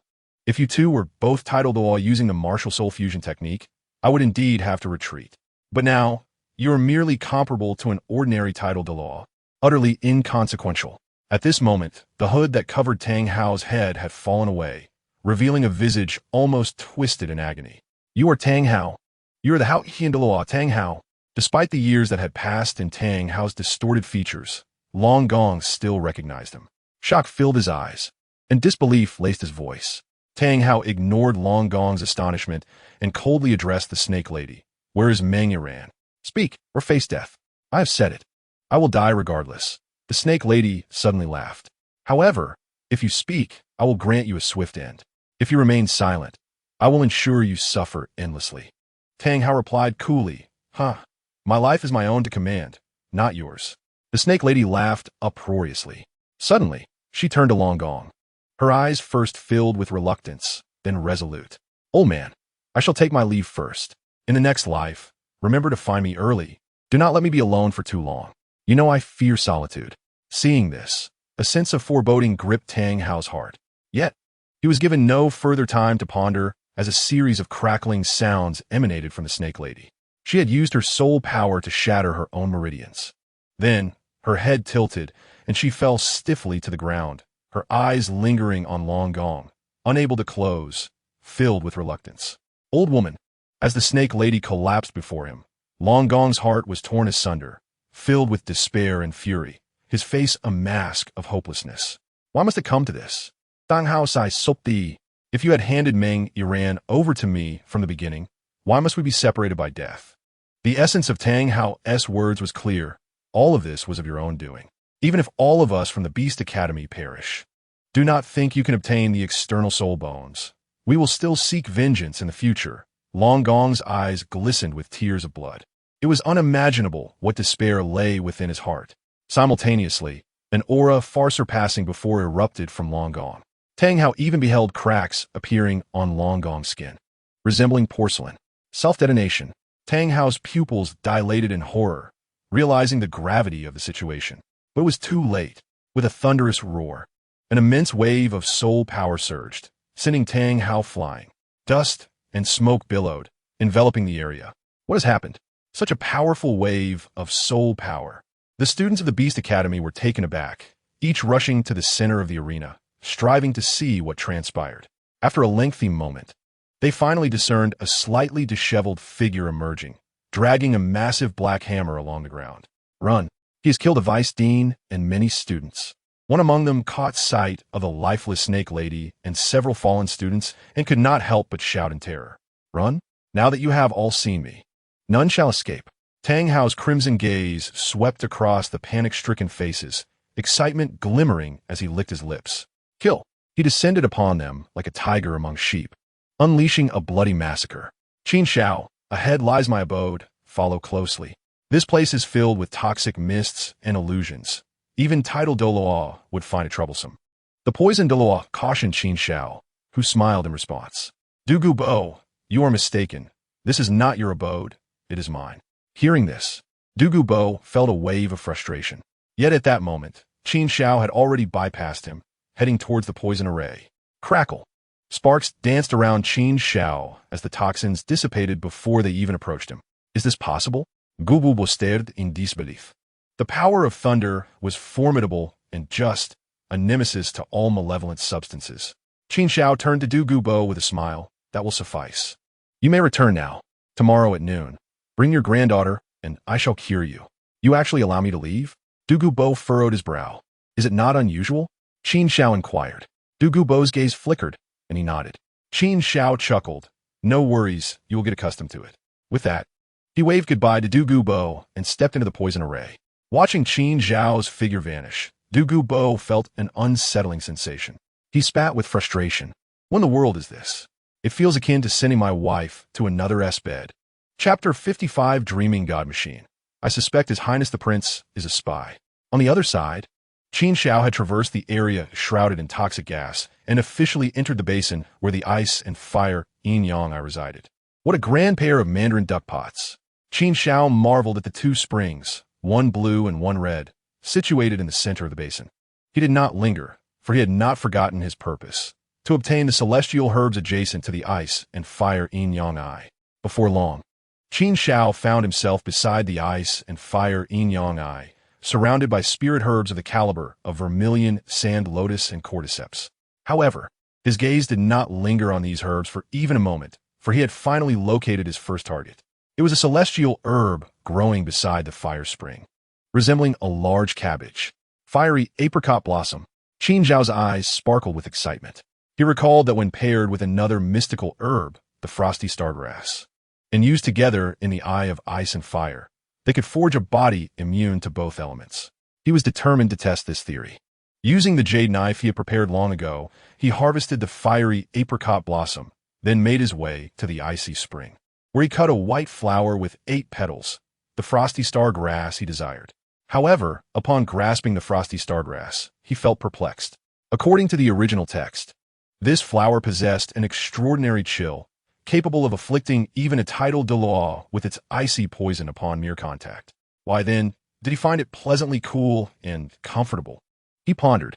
Could it be that his ice attribute resistance had reached a level where he was impervious to such chill?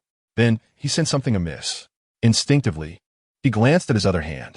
After all, he had not detected the legendary fire poison from the fiery apricot blossom either.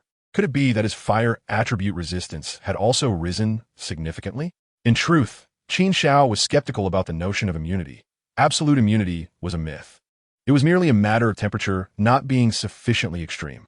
There was no time for hesitation. The effects of the herbs would diminish after a brief moment. Clutching the 2 mystical herbs, he began to savor their essence. To his delight, their flavor and texture were exquisite, melting in his mouth, fragrant and delightful. After consuming both herbs, he found himself yearning for more. Yet in the next moment, his expression changed. He felt a surge of power erupting within him, fierce and potent. The medicinal effects were manifesting. Realizing this, he instinctively set off towards the eye of ice and fire. However, after only 2 steps, he halted. The turbulent energy within him had quieted, drawn towards his dantian as if by an unseen force. What was happening? A sense of the unusual washed over him, and he entered a state of internal observation. Within the chi sea of his dantian, he beheld a human-shaped shadow. Stunned, he recognized it as his martial soul.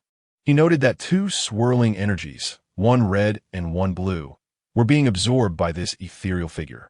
Astonishingly, had he inadvertently seized the energies of the fiery apricot blossom and the frosty star grass? Was it possible that his Thunder Emperor martial soul was evolving in this manner? Just then, the red and blue energies were completely absorbed by the figure. Simultaneously, Qin Xiao felt a stirring within. He was not satiated. They say that mystical herbs are immensely potent, and even a Title Douluo could not withstand excessive consumption. Yet here he was, having consumed 2 varieties in one go and still feeling unsatisfied. Qin Xiao mused that his martial soul was a veritable glutton. Nevertheless, amidst his musings, he felt a surge of joy. The more mystical herbs he could absorb, the greater his potential must be.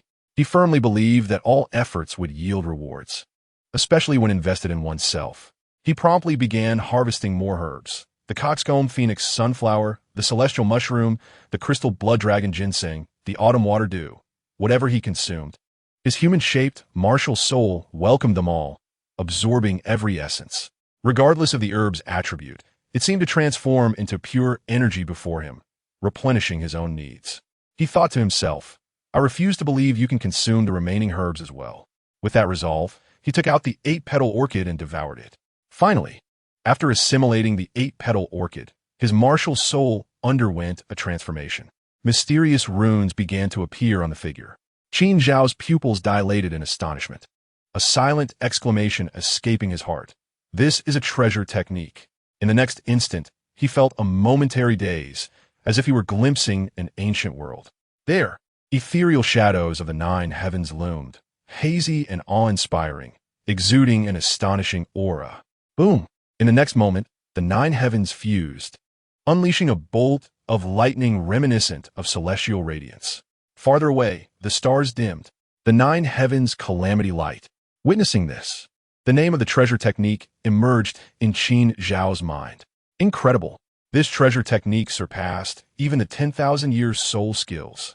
No, in the face of the 9 heavens' calamity light, what significance did a 10,000 years soul skill hold? At that moment, Qin Xiao felt that the soul skill he had acquired through the consumption of a multitude of mystical herbs was entirely worth it. Though his cultivation had not increased, his combat power had soared. What? Dream, are you serious? How can there be such a young Title Douluo in this world? Within the Tindo Palace, Dream Machine recounted the events that transpired at the Tindo Royal Academy to the current crown prince of the Tindo Empire, Shueqinghe. As he had imagined, Shueqinghe was profoundly shaken. Your Highness, I assure you, this matter is absolutely true. Not only I, but also Jilin and Bai Baoshan can testify. If it weren't for Prince Xuexing and Prince Xuebeng's narrow-mindedness, our Tindo Empire would have had another Title Douluo level offering. You would have gained another ally of Title Douluo caliber. Recalling this, his heart ached. Xueqing's gaze flickered as he spoke solemnly. Indeed, the actions of Prince and Prince Xuebong were inappropriate. However, neither my uncle nor Xuebong are within my power to punish. Dream, would you accompany me to meet my father and report this matter? In truth, after hearing Dream Machine's words, Xueqing felt a sense of relief and even a hint of delight. Those two fools, Xueqing and Xuebong, have unwittingly rejected such a powerful ally to weaken me. I must say, well played. If the Emperor Shui were to learn of this, he would likely be furious. Xueqing mused, eagerly anticipating the Emperor's reaction upon discovering the truth. Naturally, he would not miss the opportunity to severely reprimand Prince Xueqing and Prince Xuebong. Meanwhile, Dream Machine, taken aback at first, then responded resolutely. I am willing to accompany you to meet His Majesty and explain the situation. I seek to request that His Majesty impose severe punishment on Prince Xueqing and Prince Xuebong. Your Highness, I must confess, I suspect that Prince Xueqing and Prince Xuebong may have been swayed by the Xinglua Empire or the Spirit Hall, deliberately weakening our Tindo strength. Chapter 56. The murderer Tang Hao, the enraged Emperor Shui in the prince's chamber, Xueqing, after hearing Dream Machine's words, maintained a calm demeanor, though his heart was filled with intrigue. He was curious how his uncle and brother managed to act more like traitors than himself. Dream, perhaps there are hidden reasons behind my uncle's actions? Xueqing mused. Your Highness, you are too kind-hearted. We can see through the intentions of Prince Xueqing and Prince Xuebong. Their aim is to weaken and suppress you. Dream Machine insisted, growing increasingly agitated. I cannot allow this. I must present a strong case against Prince Xueqing before His Majesty. Hearing this, Xueqing refrained from further comment. He understood that Dream Machine's emotions had been stirred, and he was about to unleash his pent-up anger upon meeting Emperor Shui. Moments later, within the main hall of the Tindo Palace, the emaciated figure of the Snow Knight Emperor, with a visage ashen and drawn, erupted with fury. What? Snow Star? Snow Avalanche? How dare they commit such brazen acts? Even the Title Douluo has come to seek refuge at the Heavenly Royal Academy, and they were turned away at the gates? As he spoke, his chest heaved violently, and he coughed persistently, clearly agitated within. Your Majesty, it is not just that. Do you have any idea how young that Title Douluo is? I reckon he cannot be more than 20, Dream Machine lamented, shaking his head and sighing. To have such a prodigious talent fail to join our heavenly empire is indeed a grave misfortune. The actions of Prince and Snow Avalanche are utterly inexcusable. If this young powerhouse were to turn to the Star Luo Empire or the Spirit Hall, not only would we lose a potential ally, but we would also gain a formidable adversary. It is lamentable to see such foolish rulers in our empire. Your Majesty, I implore you, retract the authority of Prince Snow Star over the Heavenly Royal Academy. If this chaos continues, the Academy is bound to meet its demise. As Dream Machine spoke, his indignation grew, and he was determined to voice his discontent. It must be said, Dream Machine's words struck Snow Qingha profoundly. He had not anticipated that Dream Machine would articulate his grievances so effectively, diminishing the reputations of Snow Star and Snow Avalanche without his prompting. Cough, cough, enough. The Snow Knight Emperor barked, then turned his gaze outside the great hall, commanding, summon Prince Snow Avalanche and Prince Snow Star. I shall confront him directly regarding his intentions. How could this happen? How did it come to this? Meanwhile, at the front of the Beast Academy, Meng Iran, clad in a white gown, was taken aback. The Beast Academy, nestled within the mountains, though not as grand as the Heavenly Royal Academy, possessed an air of dignity. Yet, what lay before her now could only be described as ruins. No, she cried out in despair, racing madly into the academy. Standing amid the debris, she felt as if struck by lightning. Grandmother, she cried, spotting the fallen snake lady, trembling and gasping for breath. With each step, her legs felt as if they were laden with lead, heavy and unyielding as she stumbled forward. Finally, she reached the snake lady, her body collapsing beside her. Though the snake lady had already passed, her eyes remained open, revealing a profound despair and reluctance to part. Woo, woo, woo, grandmother, what on earth happened? Can you tell me? Meng Iran wept helplessly, clutching the cold body, feeling as though her world had crumbled around her. Cough, cough, cough, Iran, senior sister. A faint voice suddenly emerged, intermittent and weak. Who? Meng Yaran turned to see a long-deceased student of the Beast Academy struggling. Immediately, she set aside the snake lady and hurried to the fallen student's side. Junior, it is I. Tell me what happened, she implored urgently. External soul bones, killing. Haotian sect, Tang Hao. The student managed to utter a few words before expiring completely, his life extinguished. In the deep of night, within the heavenly palace. Royal brother, your health is fragile. Why do you not rest at this late hour? Whatever matters you have can surely wait until tomorrow, Prince Snowstar said with feigned concern, glancing at the Snow Knight Emperor seated upon the throne. Father, please take care of yourself, Snow Avalanche chimed in hastily. In reality, both were well aware that their summons in the dead of night was not for a midnight feast. Looking at Snow Qinghe and Dream Machine, the reason for the Emperor's call was all too clear. It was undoubtedly related to the vexing Shrek Academy incident from earlier that day. Heh, Snowstar, do you think I can find rest tonight? The Snow Knight Emperor scoffed coldly, only to be interrupted by a fit of coughing. It is beyond infuriating. The Heavenly Empire is already lacking in its own powerful figures, and to have someone with such boundless potential turn away is a travesty. Unknown to anyone, he had secretly spat blood in his rage. Royal brother, please do not be so enraged. Allow me to explain. Prince Snowstar hastily interjected. He understood that he must craft an irrefutable excuse for himself. Fine, even if you were unaware of the Title Douluo among them.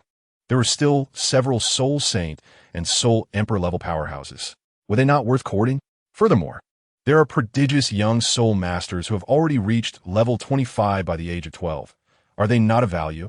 The Snow Knight Emperor posed two pressing questions in succession. Prince Snowstar's countenance shifted as he found himself at a loss for an answer. He recognized the Emperor's words held merit. Both the Soul Emperor and Soul Saint, as well as the young talents, were indeed worthy of pursuit.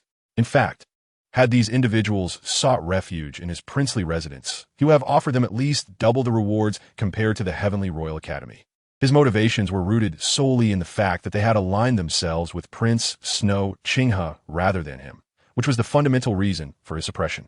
Father, they also assaulted me, Snow Avalanche interjected, attempting to defend Prince Snowstar.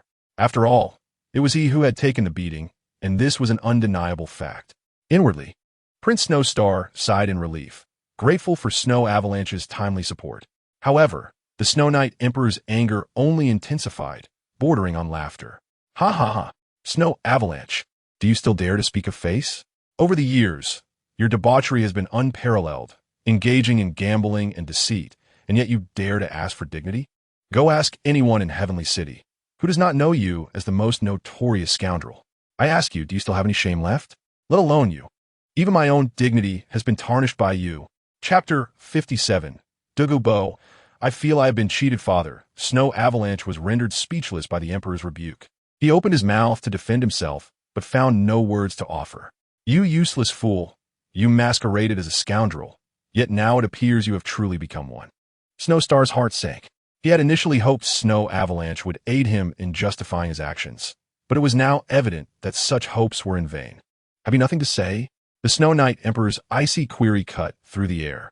Snow Avalanche lowered his head in shame, unable to meet the Emperor's cold gaze. In that moment, to claim he felt no regret would be false. Had he known that a Title Douluo was hidden among the members of Shrek, he would have never been so obstinate as to confront them directly.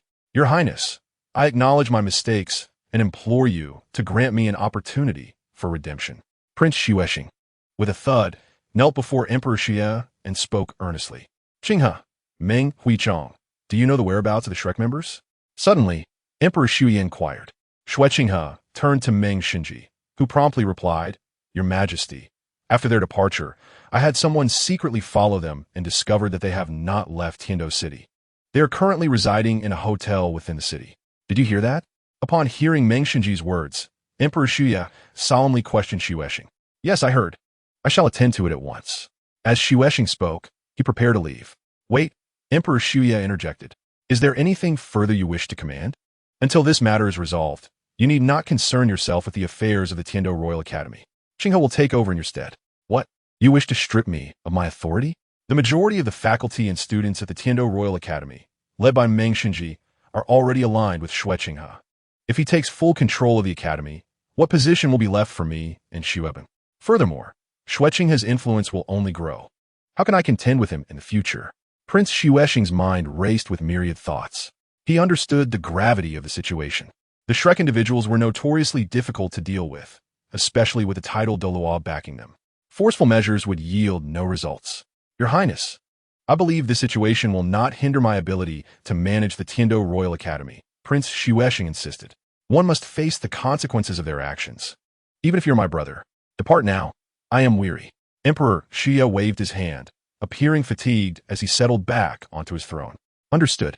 Prince Xuexing ceased his resistance, but as he turned away, his expression morphed into one of utter dismay, akin to having consumed something repugnant. In contrast, Xuexing felt a wave of relief. He had been contemplating how to undermine Xuexing and Xueben, yet here they were, self-sabotaging. Truly, one need not court disaster to meet it. I must find that Title Douluo named Qin Xiao and express my gratitude, Xuexing mused internally, adopting a faade of concern. Father, please take care of your health. I shall take my leave. Outside the palace hall, Xueben hurried to catch up with Prince Xuexing. Uncle, wait for me. What for? Do you wish to conspire against me once more? Prince Xuexing retorted, his irritation flaring at the sight of the unfortunate Xueben. Xueben wore a conciliatory smile. Uncle, please do not be angry. I have just received 2 lovely maidens at my residence. Begone.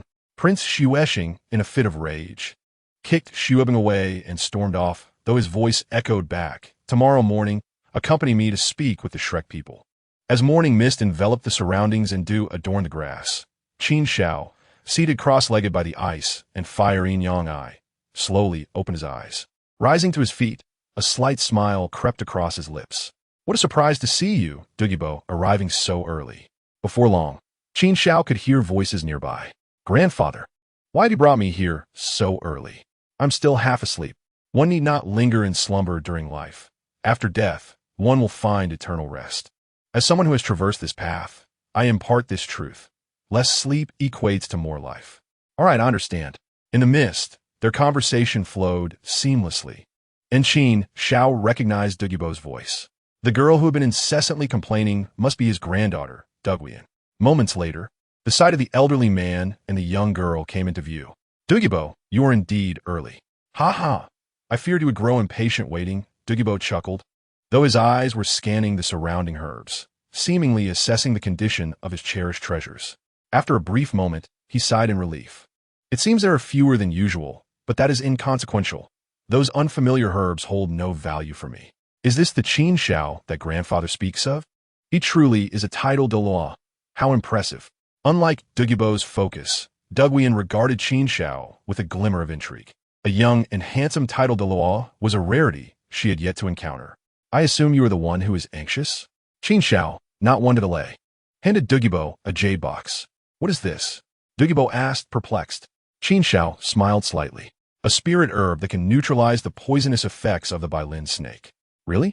Douluo's eyes sparkled with surprise and excitement. His body trembled with anticipation. If you doubt me, then so be it. Qin Xiao feigned an intention to retract the box. Wait, I believe you. Douluo snatched the box from Qin Xiao's hands, his excitement palpable as he opened it. Yet in the next moment he stood dumbfounded. Inside the box was a large, pale pink flower, devoid of leaves, with a diameter of nearly a foot. Each petal glimmered like crystal, and the center was a soft purple, resembling diamonds embedded within. Without question, Qin Xiao had presented Douluo with the ethereal Yuxiang Chila. This is the detoxifying herb you prepared for me?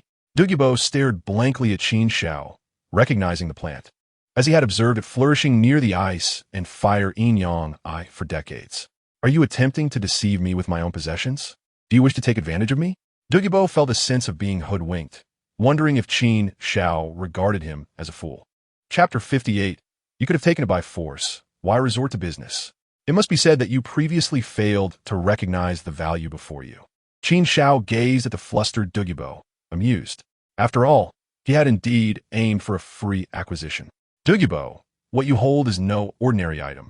It is known as Yuxiang Chila, reputed as the nemesis of all poisons. Both you and your granddaughter should consume half of it, then expel the residual toxins into a soul bone, and the Bailin snake poison will be eradicated, Qin Xiao explained calmly. Undoubtedly. Using Yuxiang Chiluo in this manner would not grant either Dugubo or Duguian immunity to all poisons. However, neutralizing the Bailin snake poison was well within reach.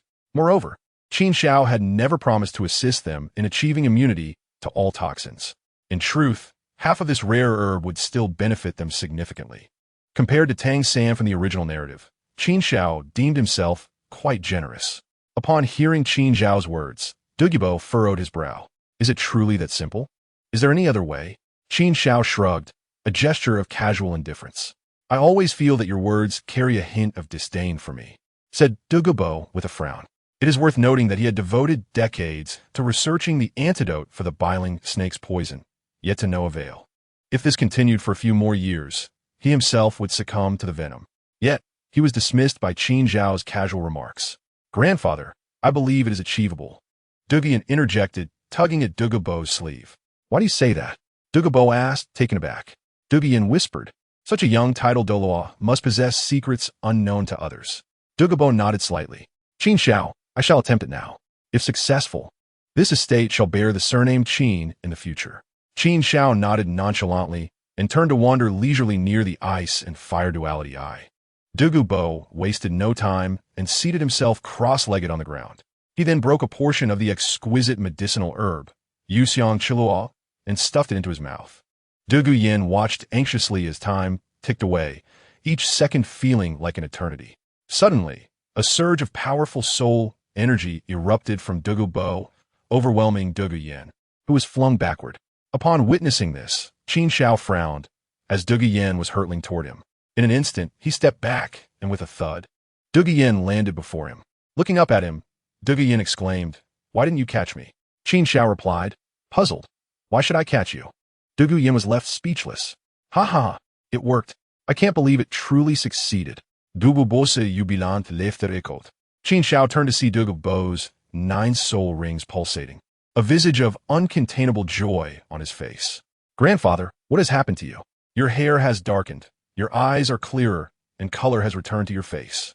Dugu Yin rushed to Dugu Bo's side, her eyes wide with astonishment. The more she looked, the more alarmed she became, her eyes glistening with tears. Grandfather, you haven't just been revitalized, have you? Dugu Bo's smile froze at her words. He raised his hand and playfully ruffled Dugu Yan's hair. What nonsense! I feel better than ever. I could easily live for several more decades. Qin Xiao did not deceive me. The biling snake's poison can no longer harm me. In fact, the potent medicinal properties of Yuxiang Chiluo have enhanced my soul power by a level in mere moments. Upon hearing this, Dugu Yin was initially stunned, then leaped with joy. Hooray! Qin Xiao, I misunderstood you before. Dugu Bo looked at Qin Xiao earnestly and declared, From this moment forth, this estate is yours. He paused, then added, Moreover, not only have you cured my poison, but you have also significantly improved my cultivation. This half-plant will benefit Yin Yin even more. I, Dugu Bo, am clear of grievances. In this matter, I owe you a favor. Should you ever require my assistance in the future, do not hesitate to ask. Indeed, a true villain is far superior to a false gentleman, Qin Xiao remarked with a smile, not declining Dugu Bo's goodwill. After all, Dugu Bo was a formidable Title Douluo. This favor might prove useful in the future. Yin Yin, let us depart. Upon returning to the academy, I shall assist you in resolving the biling snake's poison. Dugu Bo instructed Dugu Yin. Yes, Dugu Yin nodded slightly. However, with each step Dugu Bo took, he struggled, glancing back with sorrow and reluctance. It was important to remember that every herb in this valley was the fruit of his labor. Wait, suddenly, Qin Xiao called out to him. Do you have something else to say? Dugu Bo asked, perplexed. Qin Xiao smiled gently. I wonder if you would be interested in becoming caretaker. What does caretaker mean? Dugu Bo was taken aback. You can also interpret it as a guardian of the estate. Qin Xiao's smile widened. The precious herbs had already been harvested. The remaining medicinal materials were of no use to him. It would be a waste to let them wither away, as he had other matters to attend to and no time to manage them. It would be better to entrust them to Dugu Bo for upkeep, while also reaping some benefits. What? Dugu Bo's pupils constricted upon hearing Qin Xiao's words. Yuyist, how could a dignified Title Douluo like myself serve as a caretaker? You must understand that even the Snow Knight Emperor treats me with respect, and the Snow Star Prince honors me as a guest of honor. Qin Xiao, however, remained unfazed. He slowly raised 2 fingers, waving them in front of Dugu Bo's eyes. If you agree to my terms, you may harvest 2 plants from these herbs each month. That is impossible. Douluo immediately shook his head. Even if these spiritual herbs are rare in the outside world, they cannot sway my resolve. You mentioned I could purchase them. Have you considered that I might not sell them? You are being unreasonable. Seeing Douluo's exasperated expression, Qin Xiao chuckled. This brings me to my second condition. If you agree, all spiritual herbs will be open to you, and any purchase you make will be at half price. Half price? Douluo was genuinely tempted this time. Although he had already resolved the biling snake's poison, his passion for poisons remained unquenched. The demand for various medicinal materials was immense, translating into a significant sum of gold soul coins. Previously, he had never needed to consider such matters, but now he was compelled to. After all, the estate no longer belonged to him. I can't think about this any longer. It pains my heart to even consider it, Douluo sighed, feeling as though he could not breathe. Fine, I agree to your terms. However, I have one condition. I wish to cultivate a small medicinal field of my own here. Buying medicine cannot sustain one forever. Only by growing my own herbs can I ensure a steady supply. Truly, a poisoned Douluo knows how to calculate, Qin Xiao praised. He then extended a hand. I can agree to the medicinal field, but it will not be given to you outright.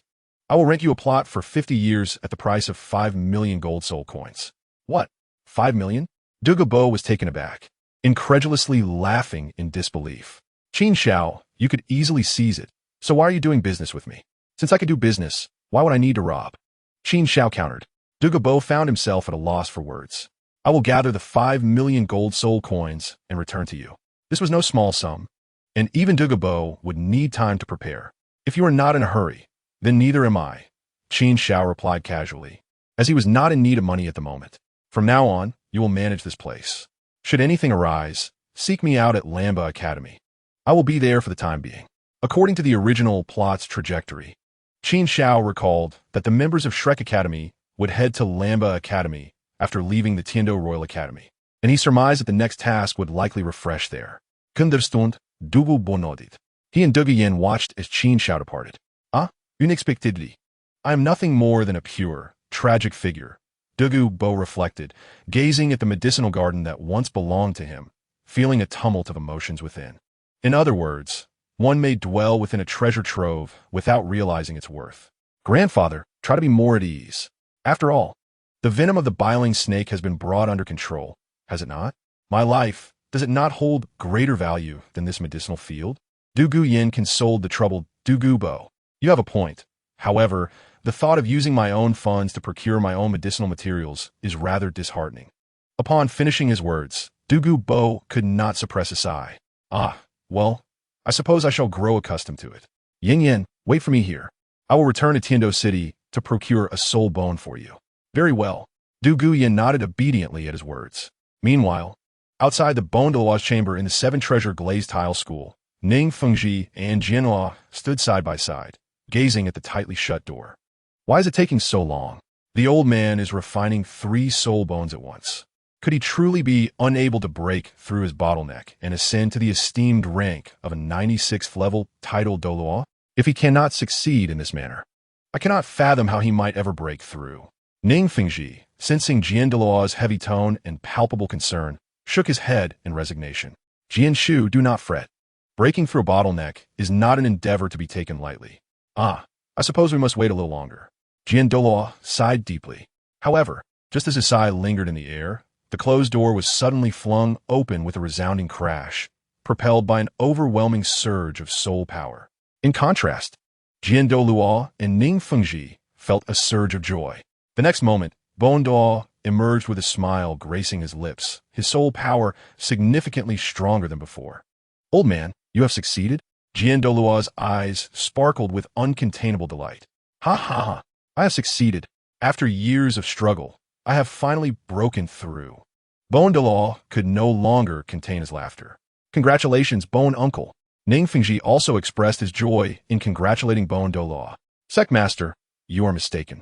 Had it not been for you bringing back these soul bones, my breakthrough would have remained a distant dream, for these soul bones are indeed of exceptional quality. Bone Douluo's eyes brimmed with gratitude. Meanwhile, Ning Fengji fell into contemplation. If that is the case, it seems we ought to express our gratitude to Qin Xiao as well. Originally, With Qin Xiao selling the soul bones to the 7-treasure glazed tile school, their debts of gratitude would have been settled. However, given Dail Douluo's breakthrough, he felt it necessary to extend his thanks. Moreover, considering Qin Xiao's boundless potential, Ning Fengji was inclined to maintain a closer relationship with him. Dail Douluo, after a moment of silence, nodded in agreement. Indeed, I shall pay a visit to Shrek and meet this young man. Dail Douluo was a man of decisive action, ready to depart at once. Wait, Ning Fengji called out to Dail Douluo. Bon uncle, since the destruction of Shrek Academy, it has not been rebuilt. The people from Shrek Academy have now arrived in Tindo City. Our reports indicate they are currently staying in a hotel there. Oh, in that case, it makes things considerably easier. I shall go to Tindo City to find him. Dail Douluo's eyes lit up, as his cultivation level would allow him to reach Tindo City without delay. Ning Fengji added, I shall accompany you. Your Majesty, you have finally returned. Before the Dugu residence, a warrior clad in silver armor beheld Dugu Bo with an expression of excitement. But your Majesty, what has occurred? Dugu Bo's gaze shifted, recognizing this individual as a guard in the service of the Snow Knight Emperor. Your Majesty, His Majesty is not well, which is why I came to seek you out, the silver-armored warrior replied. What? Previously, His Majesty's condition was stable. How could there be a sudden turn for the worse? Dugu Bo inquired, his brow furrowing. The silver-armored warrior, ensuring their surroundings were clear, spoke softly. Last night, His Majesty summoned Prince Xuexing and flew into a rage. I see. Dugu Bo instantly grasped the crux of the matter. It must have been that Prince Xuexing's abuse of power and elimination of rivals had come to light. Alas, Prince Xuexing has indeed fallen into misfortune. Had it been someone else who faced oppression, it would be one thing. Unfortunately, he has crossed paths with Qin Xiao, which spells disaster. After silently mourning for Prince Xuexing for 3 seconds, Dugu Bo addressed the silver-armored warrior. Without further ado, I shall enter the palace immediately. With Dugu Bo's rank as a Title Douluo, he reached the imperial palace in just a few breaths. Subsequently, he made his way unimpeded to the emperor's chamber, where he met the Snow Knight Emperor. At last, Dugu Bo, you have arrived. The courtiers surrounding the Snow Knight Emperor expressed their delight upon seeing him and made way for him. Dugu Bo merely nodded slightly before striding forward. Mr. Dugu Bo, you have come, the Snow Knight Emperor said weakly. Your Majesty, rest assured, I am here. Everything will be fine, Dugu Bo replied solemnly, administering both medicine and antidote. After a considerable time had passed, he let out a sigh of relief. Your Majesty is experiencing a bout of anger that has triggered the resurgence of an old ailment. It is not a grave matter. Merely a few doses of medicine for regulation will suffice. Thank goodness, thank goodness. Upon hearing Dugu Bo's words, those present rejoiced. However, they soon noticed that Dugu Bo's expression was somewhat off. What is the matter, Mr. Dugu? Is there a trend of my condition worsening? The Snow Knight Emperor inquired, sensing the abnormality. Not quite. Rather, it is that there is a challenge ahead, Dugu Bo replied, his expression darkening. You see, the medicinal materials your Majesty requires are quite precious and will necessitate a significant amount of gold soul coins. What? Money is required? The assembly was taken aback, never having anticipated such a statement from Dugu Bo. How much is needed? The Snow Knight Emperor asked quietly. For these few doses of medicine, 49 primary herbs and 81 auxiliary herbs will be required, totaling approximately 500,000 gold soul coins. Dugu Bo calculated silently before providing a figure. This was a very fair sum, accounting only for the cost, without any profit margin. 500,000 gold soul coins? Gasps filled the room as everyone reacted in shock. May I inquire, Your Majesty, why was there no need for such a sum during previous treatments? Someone dared to pose the question, echoing the confusion of many. Previously? The thought of this matter ignited a spark of anger within Dugu Bo. He could not help but snort derisively. Previously, I grew the herbs myself. Now, I must purchase the materials with my own money. Can they be compared? Chapter 60. The Snow Knight Emperor's concern, Prince Xuexing's apology. Then why does Mr. Dugu not cultivate them anymore? The Snow Knight Emperor asked, puzzled. Do you think I do not wish to? Dugu Bo replied curtly, the times have changed. Has a natural disaster ravaged the herbs? No, it is man-made calamity. Dugu Bo lamented, his heart aching. Man-made calamity? The entire chamber fell into an eerie silence. Even the Snow Knight Emperor fell silent. Surely, The one capable of inflicting harm upon the poisoned Douluo is no ordinary person. It is best for us to remain ignorant of this matter. Mr. Dugu, how long do you believe I can sustain myself with the medicinal materials costing 500,000 gold soul coins? The Snow Knight Emperor inquired once more. Dugubo pondered for a moment and replied, perhaps 7 days. Only a mere 7 days? Upon hearing this, the Emperor of the Snowy Night involuntarily raised his voice. Does this mean that I must expend 100,000 gold soul coins each day? How many citizens' taxes in the Heavendo Empire would be required to accumulate such a sum? 100,000 a day amounts to at least 3 million a month, and the annual medical expenses could soar to 30 to 40 million. Is this not an exorbitant price? As he pondered, the Emperor's breath grew heavy. He could hardly fathom the cost of prolonging his life. If only 30 to 40 million gold soul coins could grant him more time. Just then, Dugubo shook his head, shattering the Emperor's hopes. Is 30 to 40 million gold soul coins insufficient? The Emperor inquired in astonishment. Certainly not, Dugubo replied. In 7 days, your body will develop a resistance, necessitating the addition of more medicinal materials in the next potion, and costs will not remain static, but will increase daily. Sighing, Dugubo reflected on his past wealth, calculating how many spirit medicines he had procured for the Emperor over the years. It had not seemed significant before, but now it struck him as a fortune, easily amounting to several 100 million gold soul coins. In comparison, the meager benefits provided by the royal household seemed pitiful. If the Emperor finds the medical expenses burdensome, I can prepare a detailed list for you to personally oversee the procurement, Dugubo suggested, observing the Emperor's silence. Your misunderstanding is noted. It is not a matter of distrust, but rather, I feel my wretched life is not worth such a steep price for treatment. The Emperor explained helplessly. Furthermore, the treatment is merely a means of prolonging existence without true healing. Dugubo's gaze flickered slightly, yet he refrained from further comment.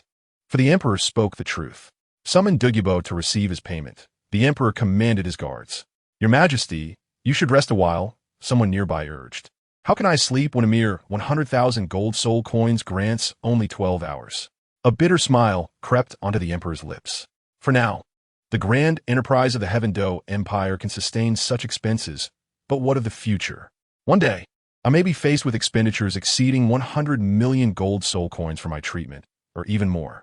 The assembly fell silent, aware of the gravity of the situation. Regrettably, Qin Xiao is still young, his wings not yet fully developed, and with the Prince of Snow Stars covertly undermining him. I fear that even if I were to pass the throne to him, it would be futile. The Emperor mused to himself. His tenuous grasp on life was underscored by his helplessness. In truth, he had long ceased to covet the throne of Heavendo. His primary concern was for Snow Qin Xiao. The influence of the Prince of Snow Stars was deeply entrenched within the empire, bolstered by formidable Title Douluos, like the poisoned Douluo, who served to amplify the prince's power. The Emperor feared that should he depart, the prince might stage a rebellion. Regrettably, Ning Fengji, the leader of the 7-treasure glazed tile school, is an unyielding merchant.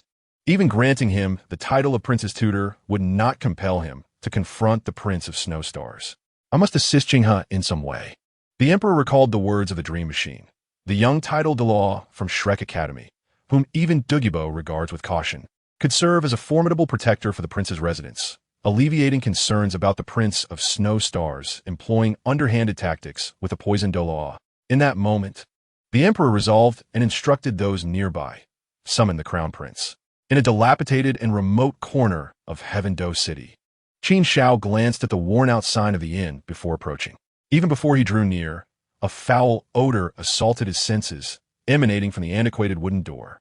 Creaking, he pushed the door open, the wood protesting under the strain, producing a sound that made his teeth ache. Though unperturbed by Title Douluos, this noise unsettled him. Upon entering the hall, he discovered a group seated at a table, partaking of breakfast. My suspicions were correct, Qin Xiao realized, his heart affirming his thoughts. Undoubtedly, these individuals were the members of Shrek Academy.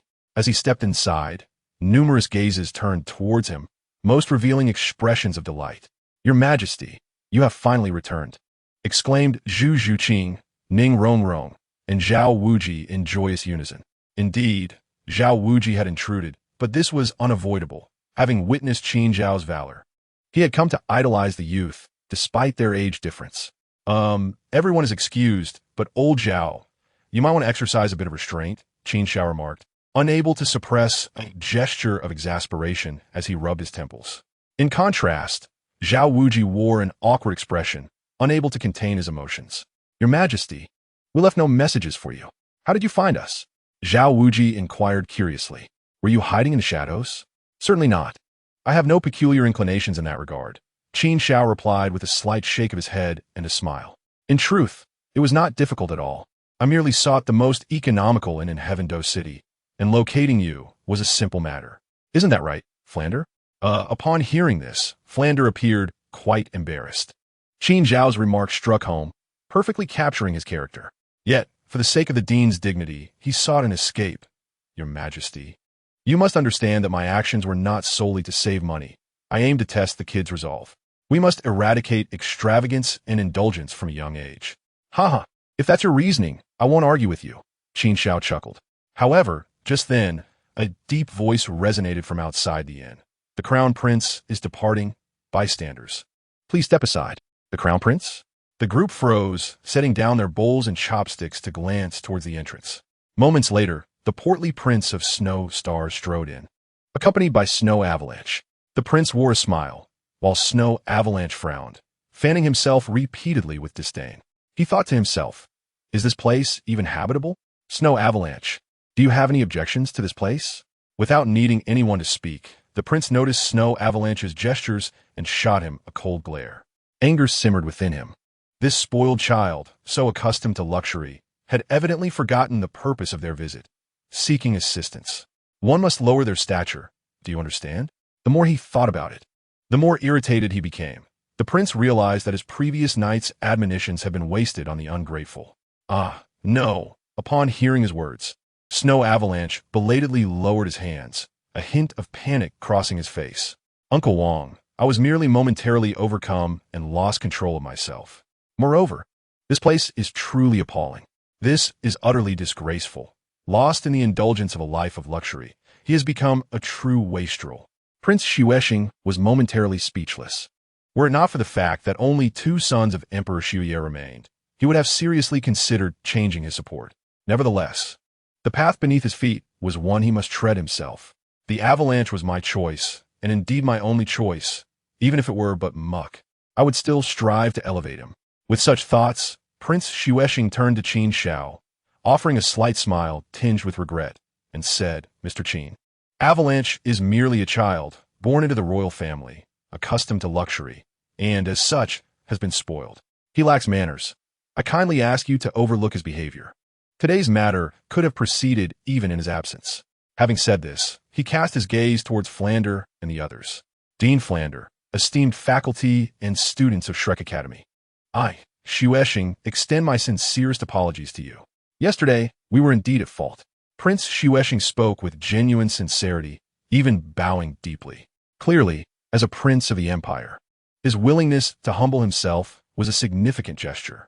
Witnessing this, Avalanche felt 1,000 reluctances, yet he obediently followed Prince Xuexing in paying his respects.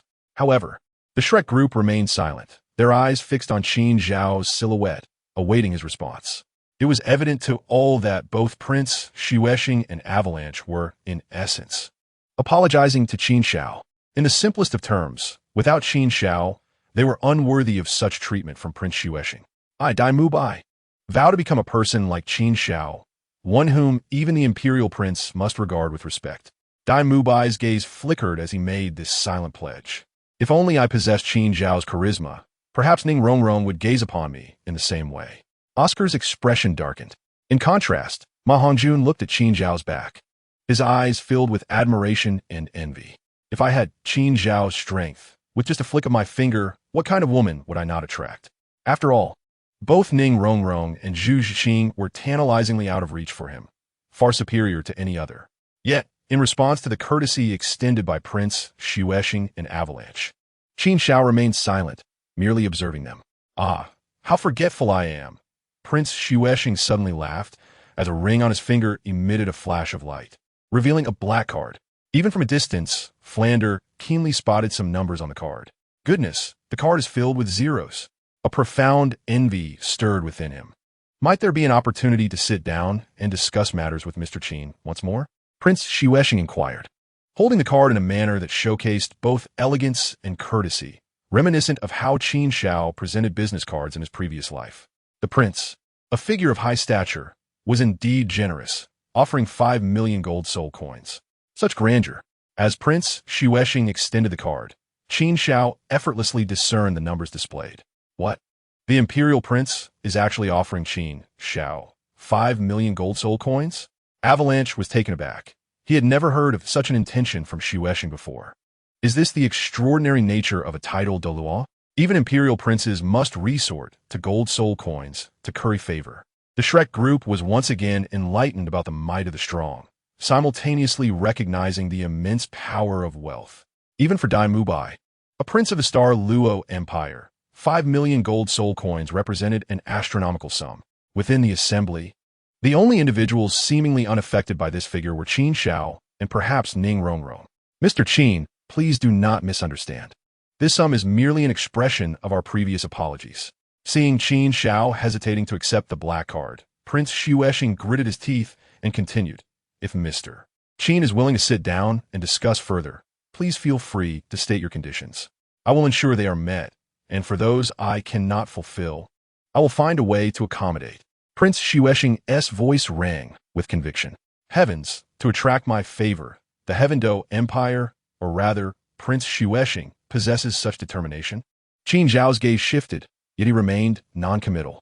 After all, he still had his eyes set on the sea of Star's heavenly shield. As the saying goes, since Tang San and his son stand as adversaries to Qin Xiao, he must sever their retreat, leaving them with no escape. Naturally, resolving the issue at its core would be even more ideal. However, he had little interest in becoming embroiled in the conflicts of the Heavendo Empire. At that moment, a commotion erupted from outside. His Highness the Prince is here. Bystanders, please retreat. Do not approach. Yet, amidst the loud proclamations, a gentle voice emerged. Seemingly insignificant, yet strangely penetrating, audible to all both inside and outside the inn. I am Ning Fengji of the Seven Treasure Glazed Tile School. I am an elder of the Seven Treasure Glazed Tile School. A Bon Douluo. Ning Fengji. Bon Douluo. What brings them here? Prince Xiueshing was startled, discreetly pocketing the black card and standing upright. He first offered Qin Xiao an apologetic smile before shouting towards the entrance. Please allow Sect Master Ning to enter. Instantly, the clamor outside subsided, replaced by the sound of approaching footsteps. Before long, 2 figures entered. The first to catch Qin Xiao's eye was the refined and elegant Ning Fengji, accompanied by a tall, yet slender elder. Qin Xiao recognized this figure as the second pillar of the Seven Treasure Glazed Tile School, the Bon Douluo.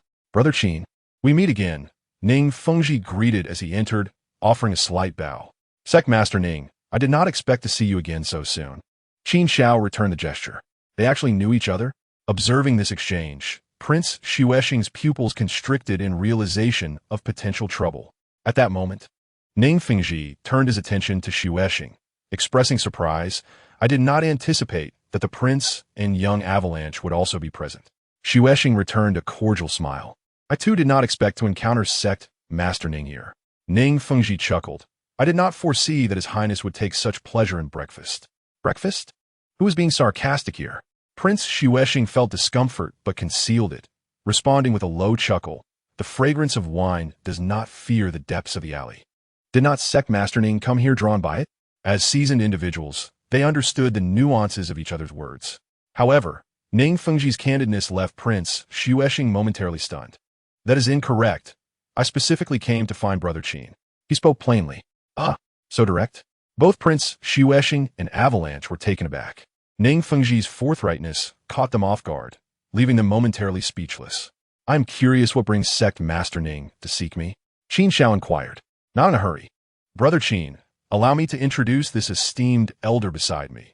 He is the Bone Elder of the Seven Treasure Glazed Tile School. After Ning Fengji introduced him, the Bon Douluo stepped forward, a smile gracing his lips as he spoke. I am Gu Rong, here to express my gratitude for the assistance you have provided. Young friend Qin, assistance? Qin Xiao was momentarily taken aback, casting a deep glance at the Bon Douluo. In his perception, the aura of Bon Douluo fluctuated, clearly striving for control. Typically, such a phenomenon occurring with a soul master indicates a significant advancement in cultivation. It appears he has realized the opportunity for a breakthrough after absorbing and refining the soul bone left by Tang Hao. Qin Xiao suddenly understood. Senior, you overstate. My relationship with Sect Master Ning is merely one of mutual benefit. Any opportunities you possess are entirely due to your own abilities, unrelated to me. He waved his hand. Not seeking accolades. That is not quite right. Duoluo gently shook his head. Brother Qin, you are being too modest. Ning Fengji continued, by the way, Brother Qin, I have brought a little local specialty as a token of my appreciation for Uncle Bone. You must accept it without refusal. Upon hearing this, the crowd was momentarily stunned. What? Ning Fengji is giving Qin Xiao a gift? Moreover, what kind of gift? A local specialty? The esteemed master of the Seven Treasure Glazed Tile School. The richest man in the world is offering only local specialties? Isn't that rather demeaning? However, when everyone saw Ning Fengji retrieve a black card from his spatial soul guide, their expressions turned to shock. Goodness, you call this a local specialty? This is money. Yet, upon further reflection, it made sense. After all, the Seven Treasure Glazed Tile School is the wealthiest sect in the realm. If one were to consider what they possess in abundance, it would undoubtedly be wealth. Ning Fengji presented local specialties in the form of a black card, which was perfectly reasonable. Inside is 88 million gold soul coins, universally accepted across the continent. Brother Qin, do not be shy, Ning Fengji said with a smile. Indeed, young friend Qin, accept it. Without you, there would be no present-day me. Duoluo's tone was tinged with gratitude. After all, Qin Xiao could have chosen to sell the soul bone to the Blue Lightning Tyrant Dragon family or the Spirit Hall, but deliberately chose to sell it to the Seven Treasure Glazed Tile School, thereby creating Duoluo. Sect Master Ning, Elder Bone, you are far too generous. How can I accept such a grand gift? Qin Xiao responded as he accepted the card from Ning Fengji's hand. A classic case of saying no while his actions betrayed him. Of course, this also indicated that Qin Xiao did not reject Ning Fengji's goodwill. Unlike Xuexing, his relationship with Ning Fengji was one of mutual reliance, akin to partners in crime. Thus, Ning Fengji's money was not to be turned down. Ah, Ning Fengji, you are quite something. Witnessing the exchange between Qin Xiao and Ning Fengji left Xuexing utterly disheartened. What was happening? Ning Fengji simply expressed gratitude and gifted Qin Xiao 88 million gold soul coins. If I were to recruit Qin Xiao into the Tindo Royal Academy or bring him under my wing, would my offer of 5 million gold soul coins seem insufficient? Isn't that a slap in the face? He inwardly condemned Ning Fengji for artificially inflating prices. Bah, isn't this just an excess of money? Uncle Wang, perhaps we should take our leave and discuss matters with Mr. Qin later? At that moment, Xuebong tugged at the somewhat dazed Xuexing. Even Xuebong felt a tinge of embarrassment, sensing that Uncle Wang's face was likely turning red from Ning Fengji's generosity. Very well. The Prince of Xuexing regained his composure and clasped his fists toward Qin Xiao. Since Sect Master Ning and Mr. Qin are old friends, we shall not disturb your reunion any longer. The prince may take his leave, Ning Fengji replied with a slight smile. Qin Xiao merely uttered 2 words. No need to see off. Once the Prince Xuexing and his entourage departed, Ning Rongrong joyfully rushed to Bone Duoluo's side. Grandpa Bone, Rongrong has missed you dearly. I heard the sect master say you wouldn't return to the sect. It's not as severe as that. I merely had a few more words to share. Bone Duoluo replied, slightly embarrassed as he adjusted his clothing. Sect Master Ning, you must have come for a reason, right? Qin Xiao inquired. Ning Fengji nodded. Indeed, having matters to discuss, but there was no rush. Tonight in Tindo City, at the most luxurious hotel, I shall host a gathering to welcome everyone. We can discuss matters over dinner. This statement was primarily directed toward Qin Xiao, but it also served as an invitation for Flanders and the others. It seems there is indeed a matter of importance at hand, Qin Xiao mused. All right. Subsequently, Ning Fengji and Bone Duoluo departed side by side. Notably, regardless of Bone Duoluo's summons, Ning Rongrong chose to remain at Shrek Academy. Flanders, what are your plans now? Surely, you do not intend to stay here indefinitely? After Ning Fengji's departure, Qin Xiao asked Flanders solemnly. I have a friend in Tindo City who runs an academy. Perhaps we could pay a visit? Flanders suggested tentatively. Is it to meet Lu Erlong? Qin Xiao inquired with some anticipation. He remembered Lu Erlong as a well-regarded beauty within the original narrative. He too wished to see if this fiery woman was as stunning as portrayed in the text. Meanwhile, within the Tindo imperial palace, Xueqinghe entered the chamber of Emperor Shuiyi. "Father, are you feeling any better?" he asked with concern upon seeing the bedridden emperor. "Better? That is hardly a possibility. Or rather, I have little chance of recovery left," Emperor Shuiyi replied with a bitter smile. "I summoned you to discuss my health. Father, do not think like that. The future will surely bring improvement," Xueqinghe quickly reassured, his eyes flashing with determination. "Ha ha ha. Qinghe, spare me your comforting words. I have grown weary of them." Emperor Shuiyi shook his head with a smile. After a brief silence, the smile faded from his face, and he spoke gravely. "Qinghe, I have called you here to inform you that I plan to cease treatment." There was no time to divide the chapters. Both were released together. Chapter 62. The Emperor's Arrangement and Lu Erlong's Shock. In the vast hall, only Emperor Shuiyi and Xueqinghe remained. Upon hearing the Emperor's decision, Xueqinghe forgot to breathe. What is happening? Why has Emperor Shuiyi suddenly made such a decision? This is far too sudden. Xueqinghe felt a surge of emotions, displaying both shock and profound sorrow on his face. "Father, how can you say such despairing words? You will surely be fine. It won't be long before Master Dogu can cure you." He spoke tremulously. "Foolish child, if it were curable, it would have been resolved long ago. How could it have dragged on until now?" Emperor Shuiyi shook his head, smiling sadly. "In truth, my decision stems from a deeper concern. I do not wish for the empire to suffer due to my personal affliction." He then recounted the words spoken by Dogu to Xueqinghe. Shock filled Xueqinghe's eyes. "What? Maintaining your condition requires such an expense? It is known that the Tindo Empire's annual tax revenue is merely a few hundred million. After accounting for various living expenses, the amount that actually enters the treasury is even less. Yet, the cost of Emperor Shuiyi's treatment is several tens of millions?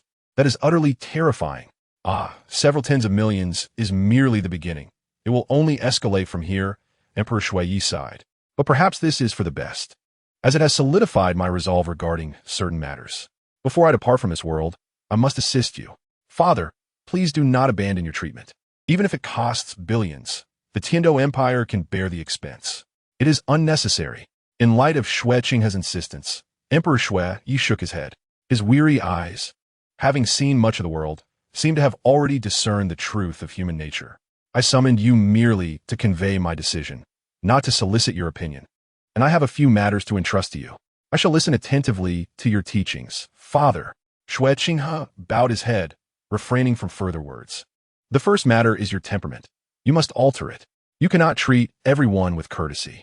As the crown prince and future sovereign of the empire, your demeanor should be more resolute, even towards Xueqing or your brother Shuebo." Xueqinghe's pupils constricted sharply, but they are ultimately members of the royal family. Which emperor did not ascend from the corpses of their brothers?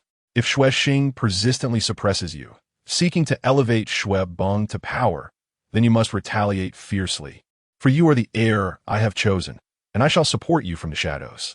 Despite lying in a sickbed, Emperor Shuiyi's voice resonated with authority. "I understand," responded Xueqinghe solemnly. Unbeknownst to Emperor Shuiyi, he had long desired to eliminate Xueqing and Shuebong, fearing that excessive action might arouse his suspicion. But now, that concern is moot. The second matter is to find ways to strengthen your power. Do not be deceived by Ning Fengji being your teacher. He cannot intervene in royal affairs. In contrast, the Prince Xueqing's residence boasts the formidable Poison Douluo as a protector, while you lack such top-tier guardians.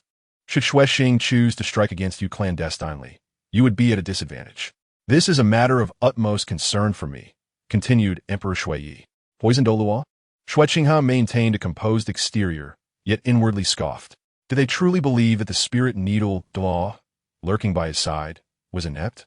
That individual was the very bane of Poison Douluo. Should Poison Douluo dare to act against him, it would be a path to self-destruction. Observing Xueqinghe's silence, Emperor Shuiyi added, "However, circumstances were previously dire. With the emergence of Qin Xiao, we have a turning point.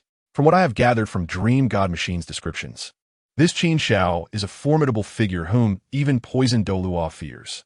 If he is by your side, I can rest easy. But, Father, did you not send Uncle Wang to recruit Qin Xiao? It is improbable. Emperor Shui Yi shook his head gently.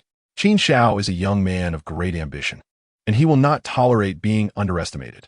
Remember, should you meet him, you must adopt a humble approach and offer sufficient incentives. May I inquire, Father, what kind of incentive would entice him? Shui Qinghe asked. He may propose any conditions, as long as he can align himself with you or become a protector of the Tindo Empire. I would even offer our national treasures. What?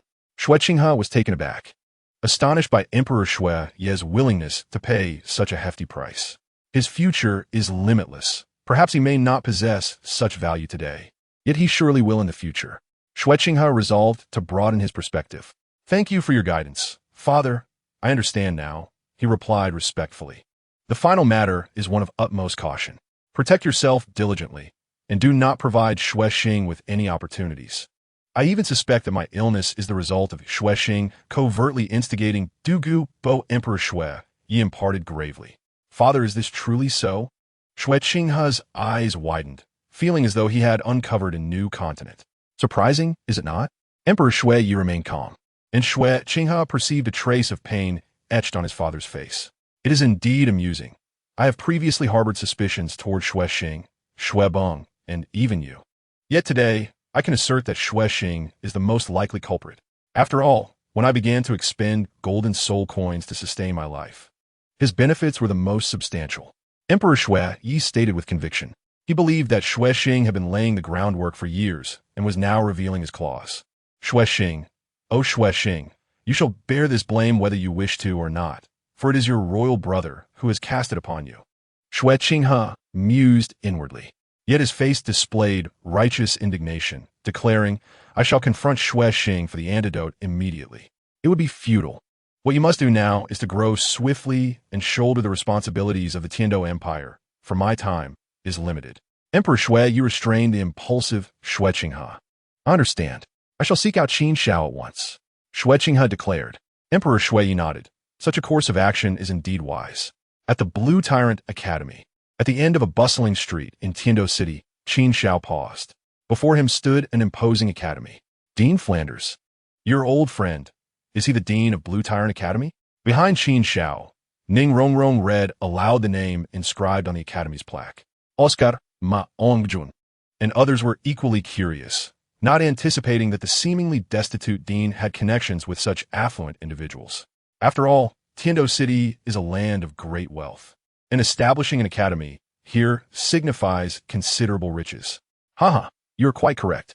In the past, I, along with 2 other companions, were known as the Golden Iron Triangle, renowned throughout the Douluo continent. Dean Flanders could not help but chuckle, reminiscing about his past glory days, which he could not conceal despite his current predicament. What? The Golden Iron Triangle? A look of shock suddenly crossed Ning Rongrong's face. Could it be that you have heard of my reputation within the 7-treasure glazed tile school? Then you must be aware of my prowess. Yes? Dean Flanders smiled at Ning Rongrong, preparing to invite her to recount his illustrious achievements. However, Ning Rongrong shook her head, stating, what I mean is, I have never heard of this Golden Iron Triangle at all. Dean Flanders, why are you so astonished? You made me think you were familiar with me. Suddenly, a voice inquired from within Blue Tyrant Academy. Everyone turned to see a middle-aged man, appearing to be a teacher at the academy. Please inform the dean that an old acquaintance, Flanders, seeks an audience, Dean Flanders said, bowing respectfully to the people inside the academy. Understood. To everyone's surprise, the teacher responded with unusual promptness. This teacher, are you not concerned that he may be an imposter? Ning Rongrong asked curiously. Imposter? At this, the teacher chuckled. In the past, there were indeed individuals who attempted to curry favor with the dean, but each was met with a severe beating. Consequently, no one has dared approach him in such a manner since. Though they had yet to meet, everyone had begun to speculate about this enigmatic dean. He is likely a brawny figure, brimming with muscle. Just wait, I will return shortly. The teacher stated before swiftly departing. Dean Flanders, why is there such a disparity among people, despite being the same? Indeed, both of us run academies. Yet one thrives while the other faces closure. Undoubtedly, those expressing such grievances were Flanders' old friends, Xiao Accent, Li Yusong, and others. Why is it that I am level 78, yet face such a predicament? Have you considered this question? As Flanders spoke, he rubbed his wrist, producing a series of cracking sounds. considering that individuals possess varying physical constitutions. Lu Qibin remarked before falling silent. Flander, it truly is you. A voice filled with surprise resonated within the academy, breaking the stillness. Qin Xiao had already noticed a woman clad in a blue skirt hastening towards them. Beneath her robe lay a vigor that surpassed that of an ordinary girl, and as she rushed forward, her energy appeared particularly tumultuous. Before long, she emerged from the academy, standing before the crowd. Her delicate and captivating features displayed a look of astonishment, and her dark eyes fixated intently on Flander. Flander, after all these years, you finally deigned to meet me in person. With that, she playfully punched Flander's shoulder. Step back. Flander stumbled back a few steps. Cough, cough, Erlong. It has been many years since we last met, and your way of greeting remains as unique as ever. And your strength has certainly increased. At his words, Lu Erlong felt a twinge of embarrassment, her emotions running high and unable to contain herself. Flander, you are magnanimous. You and T hold a minor issue against me. Would you? Enough with the flattery. You know that calling me magnanimous is rather ironic. Wait, something feels off, Flander said, eyeing Lu Erlong suspiciously. You're not intentionally mocking me, are you? Haha, of course not. Lu Erlong chuckled awkwardly, glancing at the crowd behind Flander and swiftly shifting the topic. Flander, if you weren't planning to come, why bring so many people with you? You're not thinking of merging with my Blue Tyrant Academy, are you? Although Lu Erlong had not seen Flander for quite some time, they had maintained correspondence and were aware of the situation at Shrek Academy, where the number of students was rather sparse. Of course, her comment was intended as a jest. She had previously extended an invitation, only to be declined by Flander, well aware of his pride. However, Flander's reply left Lu Erlong momentarily speechless. Haha, Erlong, you've guessed correctly. What? I guessed right? Lu Erlong's eyes widened in disbelief, filled with surprise. Flander, you're not joking, are you? Of course not, Flander affirmed with a nod. But the specifics are too complex to explain in a few sentences. I will elaborate later. This is not the place for such discussions. Please follow me inside. Lu Erlong nodded and led everyone into the Blue Tyrant Academy. Within the spacious reception room, she arranged for everyone to take a seat. Let me first introduce you to our Shrek members. Flander guided Lu Erlong to Qin Xiao. This is His Majesty the Thunder Emperor, Qin Xiao, who has just turned 18 and is a new student at Shrek. Oh, Lu Erlong acknowledged, seemingly indifferent, before continuing, Flander. Not to criticize, but shouldn't you introduce Shrek as teachers first? Why start with the students? Wait, what did you say his name was? Lu Erlong realized she might have missed something. I said, this is His Majesty the Thunder Emperor, Qin Xiao. Flander reiterated. Your Majesty. Flander, are you saying he is a Title Douluo? Lu Erlong looked back at Flander for confirmation. Indeed, His Majesty is a Title Douluo, and a powerful one at that. Flander stated with utmost seriousness. Moreover, he has just turned 18 and is a new student at Shrek. 18, a new student, and a Title Douluo? Lu Erlong could no longer suppress her laughter. Flander, it has been years since we last met, and you still know how to make me laugh. I must admit, I haven't laughed this heartily in a long time. Haha. Yet, as she laughed, the gravity of the situation settled in, and her laughter faded. In the reception hall, everyone except her wore solemn expressions. Could it be true? Is this young man truly an 18-year-old Title Douluo? As his thought crossed her mind, Lu Erlong felt a chill rising from her feet, reaching the crown of her head. In an instant, her mirth evaporated. Am I fortunate enough to witness His Majesty's grandeur? Lu Erlong's eyes fell upon Qin Xiao, her expression turning grave. Qin Xiao remained silent, yet an overwhelming aura of soul power emanated from him, pressing down upon Lu Erlong. While others remained unaffected, Lu Erlong's countenance changed dramatically. She felt as though she bore the weight of a mountain. This pressure could only belong to a force beyond that of a soul Douluo.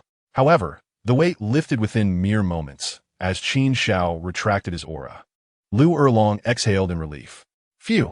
She gasped for breath, looking at Qin Xiao in astonishment. Your Majesty, I meant no offense. It's just that being an 18-year-old Title Douluo is truly astonishing and difficult to comprehend. Chapter 63, The Plan of Xuexing. Please call upon the poisoned Douluo for 1,000 words. Facing Lu Erlong's shock, everyone else found it unsurprising. After all, they had all endured their own shocks and setbacks. Hee hee. This is merely the beginning. Once you witness His Majesty's extraordinary training methods, your jaw will surely drop, Ning Rongrong remarked, a glimmer of mischief in her eyes. Already envisioning the moment Lu Erlong witnessed Qin Xiao's lightning-infused training technique. Do not worry, Qin Xiao replied with a calm smile, gently waving his hand at Lu Erlong. At this, Lu Erlong instinctively glanced at Flander, her expression complex. Within her gaze, Flander slightly nodded, allowing her to finally relax. Simultaneously, she suppressed the myriad of questions swirling in her mind. You didn't inform me that such a prodigy had emerged from Shrek Academy. Were you intentionally trying to make me look foolish? Lu Erlong thought, feeling a mix of irritation and determination to confront Flander later. Come, Erlong, let me introduce you to this individual, Zhao Wujia, the Vice Dean of Shrek Academy. Flander was oblivious to Lu Erlong's intentions to confront him. Otherwise, he would have been more focused on making his escape. Meanwhile, in the prince's residence, Shweb Bong slammed his palm down, causing a priceless table worth thousands of gold soul coins to shatter into pieces. Uncle Wong, that Qin Xiao is utterly insufferable. Is he not just a Title Douluo? How dare he act so arrogantly in our presence? Recalling the events of the past few days, Shweb Bang's anger boiled over. If one were to ask him what his predominant feeling toward Qin Xiao was, it would simply be one word: hatred. Qin Xiao had humiliated him, and he yearned to see him suffer 1,000 deaths. Enough. If you hadn't been so careless and offended Qin Xiao in the first place, we wouldn't be facing such a predicament. Uncle Wong, that's not fair. You said we couldn't let Xue Qinghe become too arrogant. We had to weaken his power. Without your support, how could I dare provoke the people of Shrek Academy? Shweb Bong insisted he could not shoulder all the blame. So, you're saying I helped you make a mistake? What a travesty. Avalanche was furious, and Snowstar was even more incensed. The recollection of his previous humiliation at Qin Xiao's hands felt like pouring oil on the flames. He sensed that if he did not vent his frustration soon, he would surely explode. Within the spacious room, only Avalanche remained. With a sharp sound, Snowstar took 2 steps forward and delivered a resounding slap to Avalanche's face. Exhaling deeply, he felt an immense relief wash over him. In stark contrast, Avalanche appeared stunned, his expression frozen in disbelief. You struck me? You dare to slap my face? Even my father has never treated me so. His voice became high-pitched, akin to a cat whose tail had been stepped on. Does that offend you? Snowstar's gaze was icy as he regarded him. Consider yourself fortunate. If you were my son, I would have struck you dead. The underlying murderous intent in his voice was palpable, and Avalanche felt a chill run down his spine. In the next moment, he snapped back to reality, now filled with trepidation. Uncle Wong, I understand my mistake. Please do not be angry. Having played the role of a spoiled heir for too long, he found himself unable to suppress his flaws. Avalanche quickly plastered on a smile. Snowstar retorted coldly, this shall not happen again. Of course, Avalanche responded, relief flooding through him as he nodded fervently. Uncle Wong, you need not worry about Qin Xiao. I shall approach him at once. We must fulfill the task assigned to us by Father. However, Snowstar's unexpected reply caught Avalanche off guard. He waved his hand dismissively. What do you mean? Let it go. I have investigated Shrek Academy situation. They are on the brink of collapse. I previously believed that offering them some benefits would compel them to submit. Yet the emergence of the 7-treasure glazed tile school has changed my perspective. Snowstar elaborated. Ning Fengji has readily offered millions of gold soul coins to Qin Xiao, as you have witnessed. Furthermore, it is known that Qin Xiao has rendered significant assistance to the Bon Douluo. Clearly, his relationship with the 7-treasure glazed tile school is quite advantageous. It's not that I do not wish to recruit such a person. It is simply beyond my means. Are we truly going to abandon this pursuit? Avalanche felt a wave of helplessness wash over him. But if we do not pursue it, it seems we have no other options.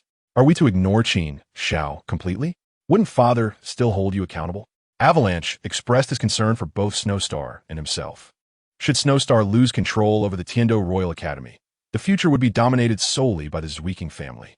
How could we possibly ignore him? Do not forget that we have already made an enemy of Qin Xiao.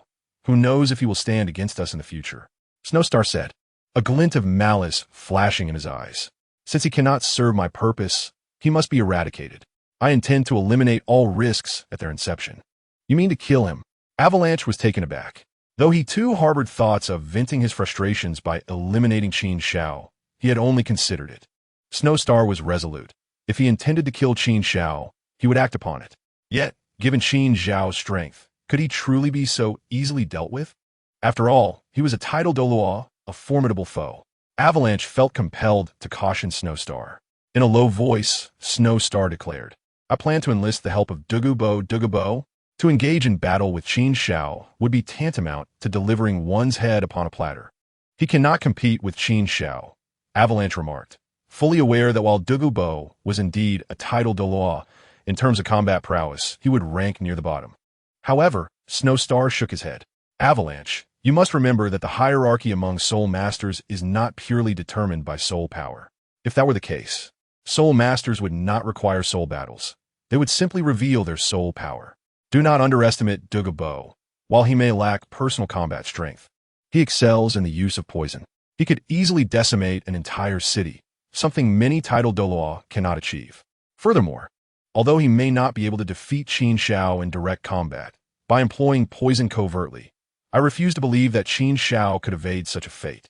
At this, Avalanche's eyes lit up, invigorated by the prospect.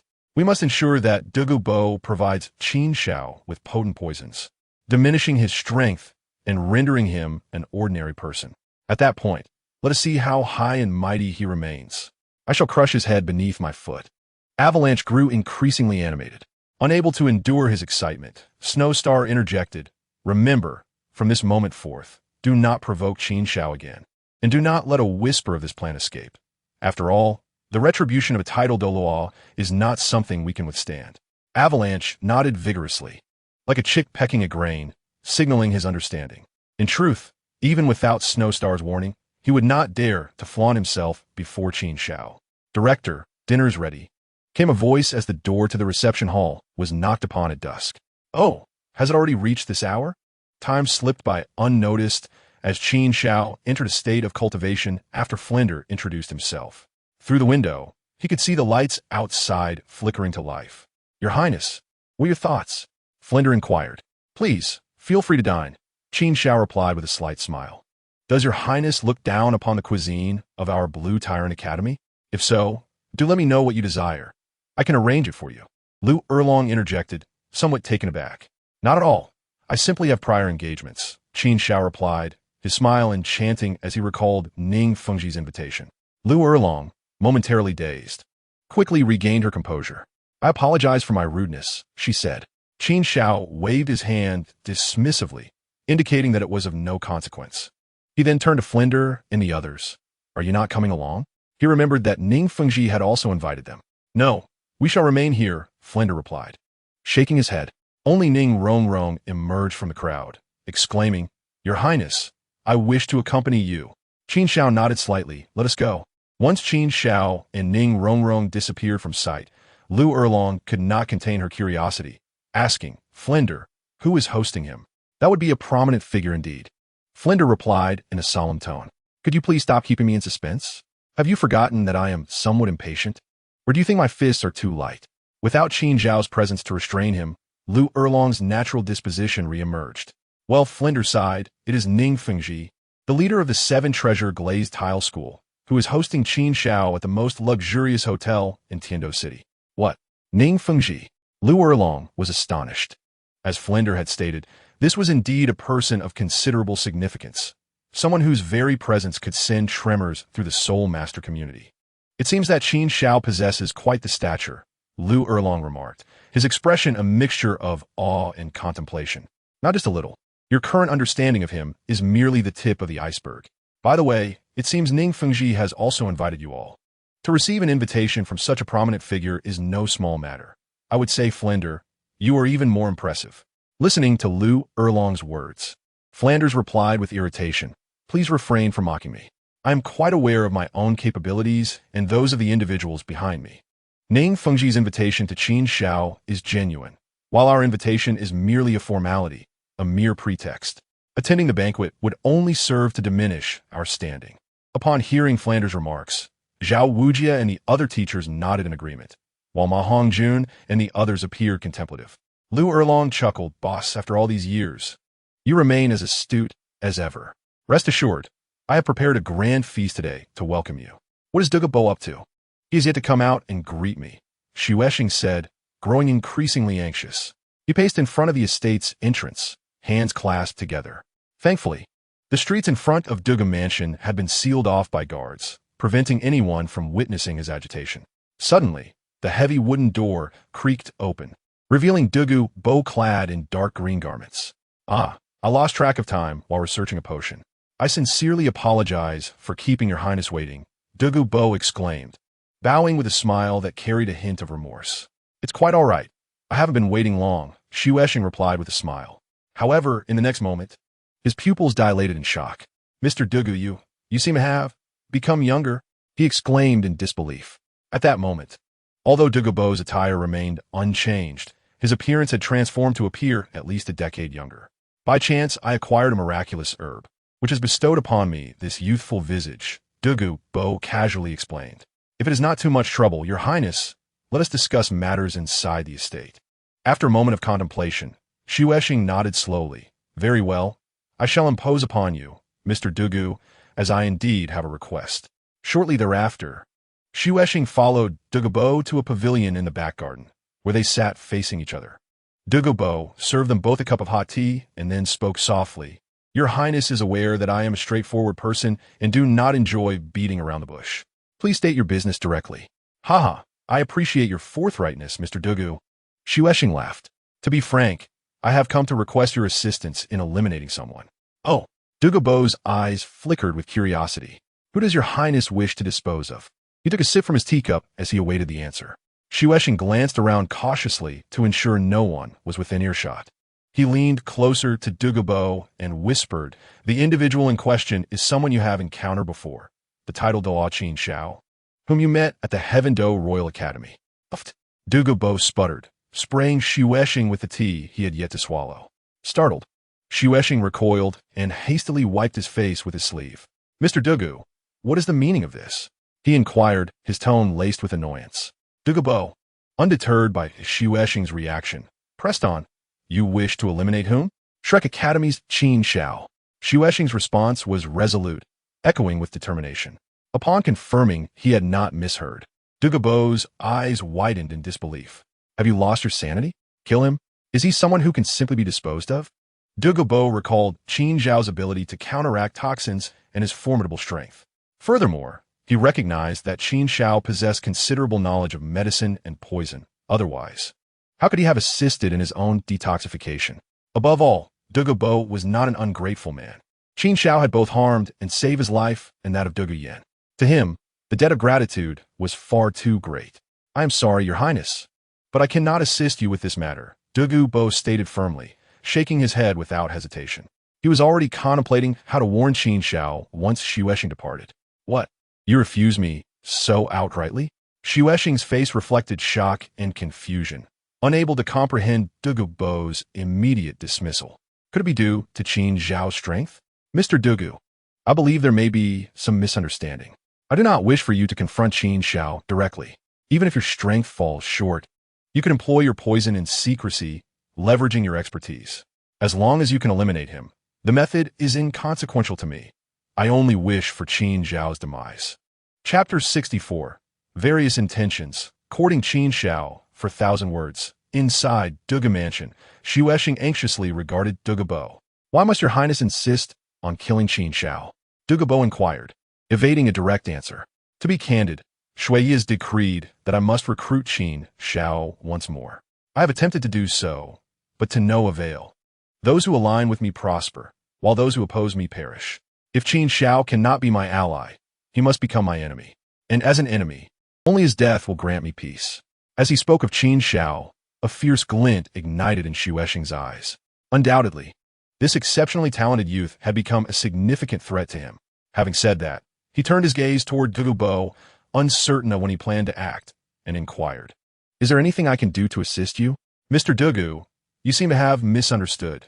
I never stated I would aid you in dealing with Qin Xiao. Dugu Bo replied, raising an eyebrow. What a jest! Setting aside the fact that Qin Xiao has done me a favor, I am not his match in strength. After finally curing the biling snake poison, I wish to enjoy a few more years of life. I cannot take on this task, your highness. I simply cannot. Dugubo resolved firmly within himself. Mr. Dugu, Xuesheng faltered, reluctant to relent. However, Dugubo raised a hand to silence him. Your Highness, no matter how eloquently you argue today, I cannot take action against Qin Xiao. Dugubo spoke with a stern tone, for the sake of our long-standing acquaintance. I advise you to abandon your plans against Qin Xiao. It would not be wise. It is impossible. If I do not resolve this matter with Qin Xiao, I will completely lose control over the Heavendo Royal Academy, a loss I cannot afford. Xuesheng grew frantic. Mr. Dugu, I beseech you, consider our past friendship. Enough. Dugubo interjected sharply.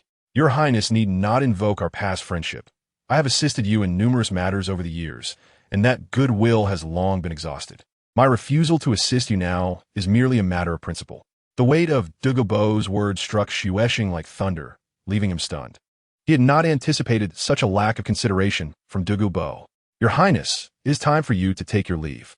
Dugubo's voice suddenly pierced through Xuesheng's thoughts, jolting him back to reality. Mr. Dugu, I acted rashly today. Xuesheng offered an apology. Dugubo merely waved his hand. I have matters to attend to today, so I shall not see you out, Your Highness. As he spoke, he poured himself another cup of hot tea. With that, Xuesheng turned silently away, and in that moment, his gaze turned icy. He was aware that the poisoned Douluo was incapacitated and utterly unreliable.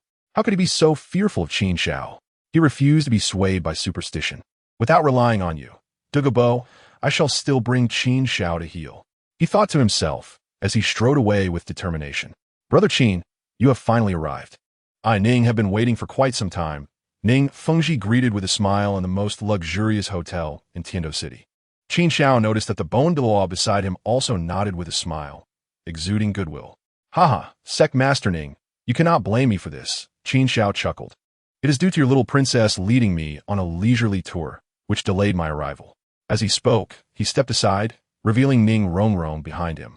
In fact, the time Qin Xiao spent leaving the Blue Tyrant Academy with Ning Rongrong was ample for attending the banquet. Yet unexpectedly, she took the opportunity to guide him through bustling streets. And had he not sensed something amiss and pulled her ear to redirect her, they might have missed the banquet altogether. You always know how to cause trouble, Ning Fengji remarked helplessly as he looked at Ning Rongrong. She was merely cherishing the rare opportunity to show his highness around. Ning Rongrong retorted playfully, sticking out her tongue. Young brother Qin, please take a seat, Ning Fengji invited. Qin Xiao accepted without hesitation. Moments later, under Ning Fengji's guidance, Qin Xiao arrived at the hotel's top floor. Imposing, at a height of 100 meters. Qin Xiao had a panoramic view of half of Tindo City. He instinctively reached out his hand. The bright moon appeared to be within his grasp. High towers touched the stars. Dare not speak too loudly, lest the heavenly beings be alarmed, Qin Xiao whispered softly. However, Ning Fengji, Ning Rongrong, and the Bone Douluo, who were not ordinary individuals, heard his words clearly and were greatly moved. Young brother Qin, not only is your talent remarkable, but your eloquence is also exceptional, Ning Fengji exclaimed in admiration. Haha, I am merely a parrot, not a true author. Qin Xiao shook his head modestly. Sect Master, do not be so humble. If there were truly an author capable of such lines, they would have long been renowned across the Douluo continent. Ning Rongrong gazed at Qin Xiao with admiration. Is this the thrill of being a literary plagiarist? Qin Xiao decided not to elaborate further and took his seat. Soon, exquisite dishes were served. Sect Master Ning, if you have anything to discuss, now is the time, Qin Xiao said, not rushing to indulge in the delicacies. Could I not simply be here to treat you to a warm welcome? Ning Fengji quid. Qin Xiao smiled silently.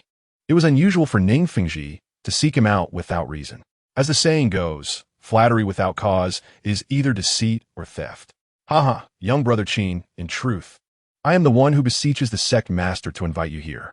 Were it not for you selling that soul bone to the Sect Master, I would still be searching for an opportunity to break through, the Bone Douluo said with a smile. Senior, do not misunderstand. My relationship with Sect Master Ning is purely transactional, devoid of any emotional entanglements.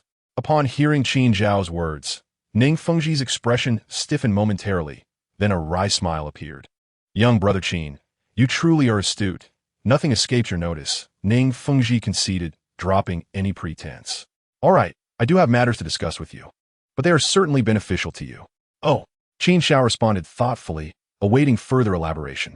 You have killed the leader of the Haotian sect, Tang Hao, and thus forged a fierce enmity with them. I wonder what your next course of action will be. Ning Feng Ti inquired. At the mention of this, the smile on Qin Xiao's face vanished, and he replied coolly, this matter does not require Sect Master Ning's concern for the time being. Haha, young brother Qin. Do not misunderstand. I do not intend to meddle in your affairs. I merely wish to convey that should you encounter any difficulties, the Seven Treasure Glazed Tile School will certainly offer its full support. Then I must thank Sect Master Ning. Qin Xiao replied with a slight bow. He understood that Ning Fengji was expressing his determination to stand alongside him against the Haotian sect. This was an alliance he would not refuse, as his earlier sale of the soul bone to Ning Fengji was intended to incite rivalry between the two major sections. Now, his aims have been achieved. Sect Master Ning, Senior Dail Duuluo, do not merely drink, partake in the dishes as well. In the royal palace, within the prince's chambers, Your Highness, Qin Xiao has kept his appointment. It seems Ning Fengji also wishes to win him over. Meng Xinji reported to Shueqinghe. Such an extraordinary talent, rare throughout history. Who would not wish to ally with him? However, my uncle and brother have turned away such exceptional individuals. Shueqinghe aside, let them have him. I do not wish to contend. Continuing this conflict will only weaken the Empire's strength. Forgive my boldness, Your Highness, but such thoughts are misguided. You are the Emperor's designated heir. No one is more qualified than you to wield the Empire's power. The Shui siblings should not compete against you or suppress you. You should retaliate fiercely. But we cannot fight amongst ourselves. Hesitation flickered in Shueqinghe's eyes. Your Highness, take action.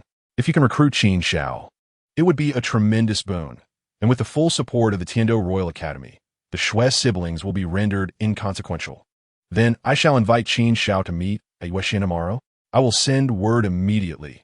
Meng Xunji exclaimed with joy, believing the prince to be commendable, albeit too kind and merciful. In the deep of night, Qin Xiao returned to the Blue Tyrant Academy. To his surprise, a graceful figure awaited him at the academy gate, seemingly having waited for quite a while. Upon spotting Qin Xiao approaching, her fair face lit up with delight. Your Highness, you have returned. Zhu Qing exclaimed, hastening to his side. Why are you still awake at this late hour? Qin Xiao inquired.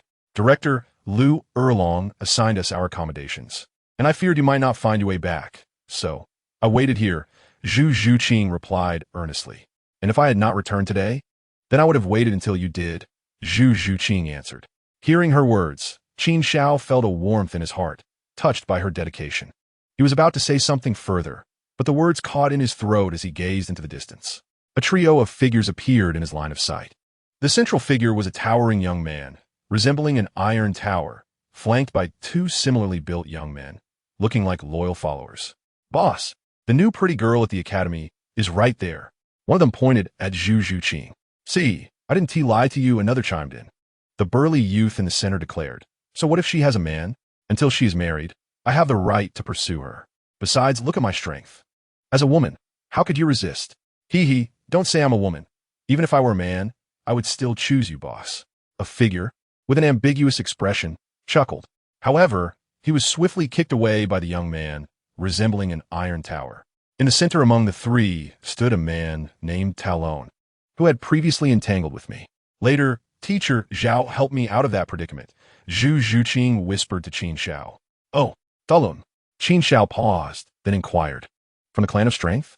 He recalled that the Clan of Strength was indeed a loyal servant to Tang Hao, providing considerable assistance to Tang San during his journey to Gongxin City and in crafting hidden weapons.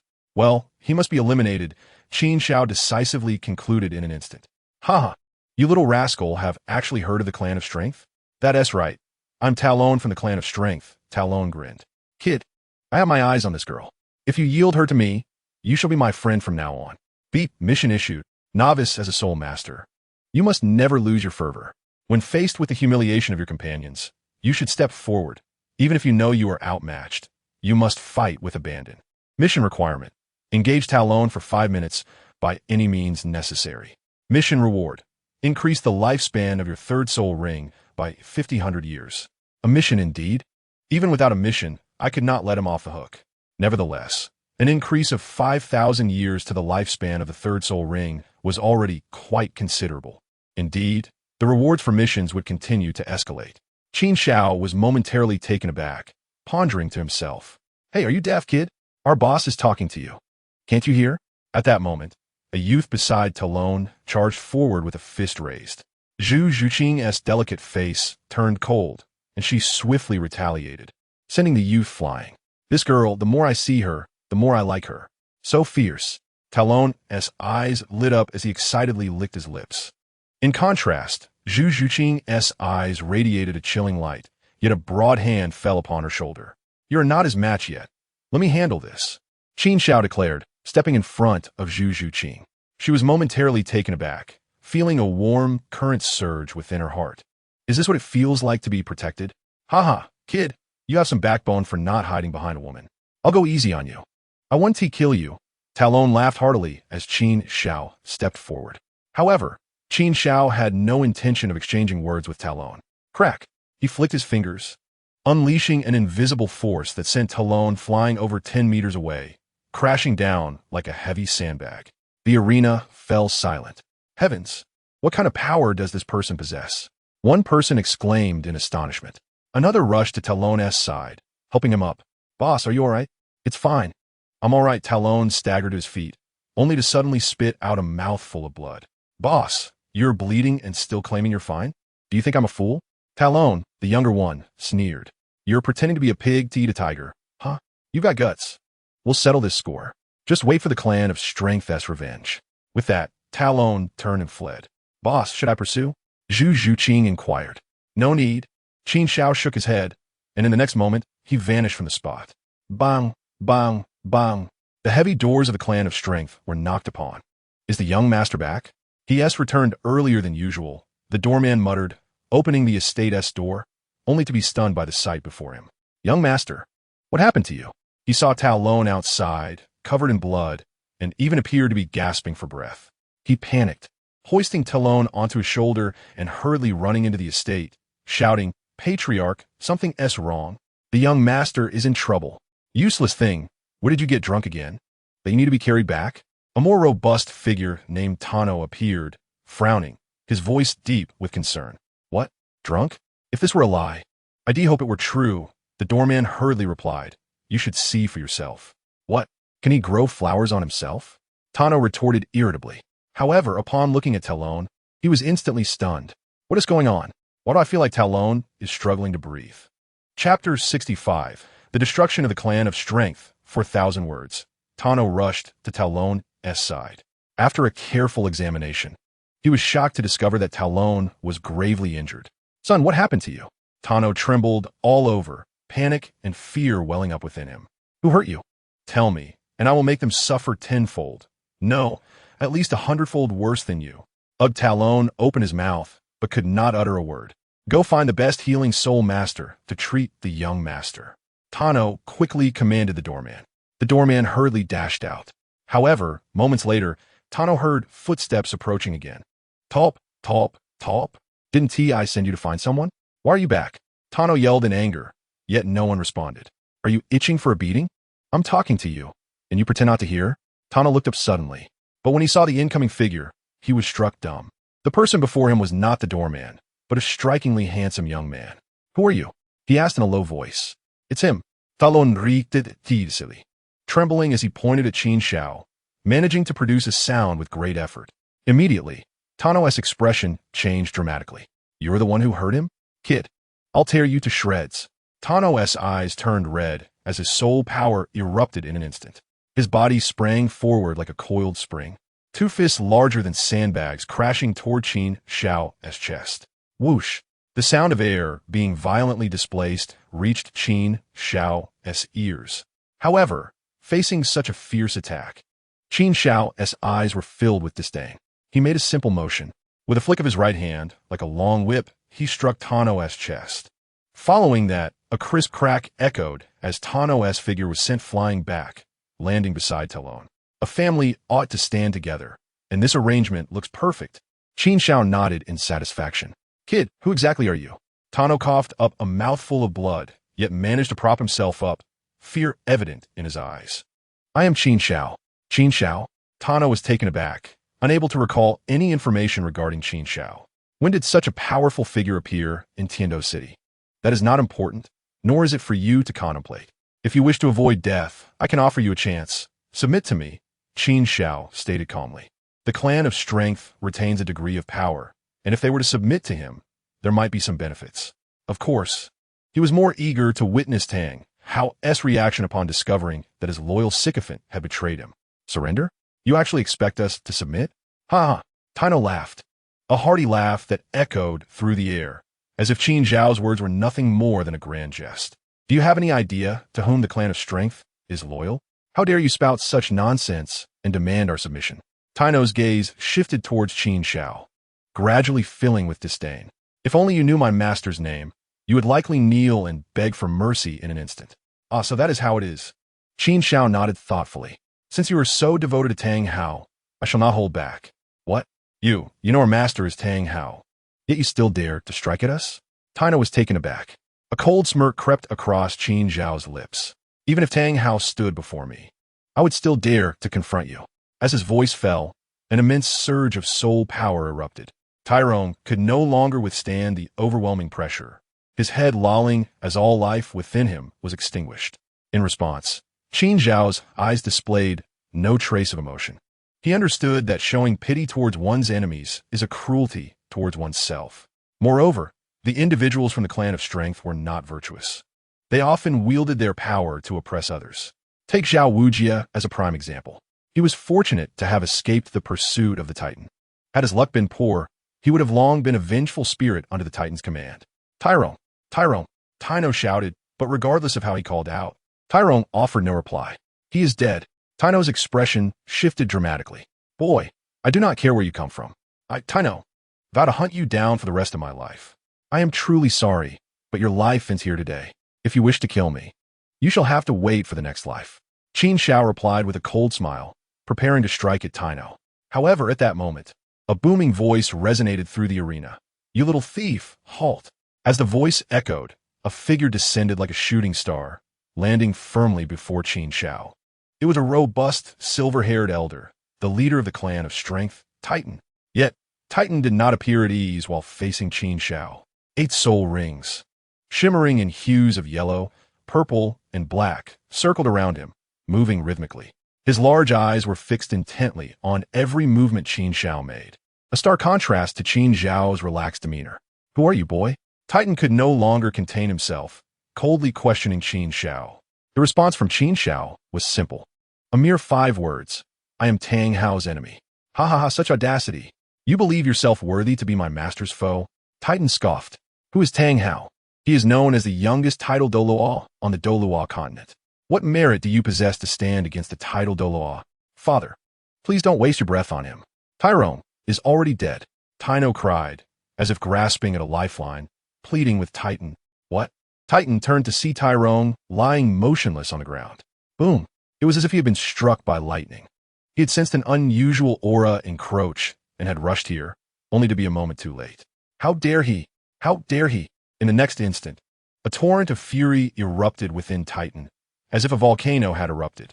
Boy, I will flay you alive to quench my wrath. He roared.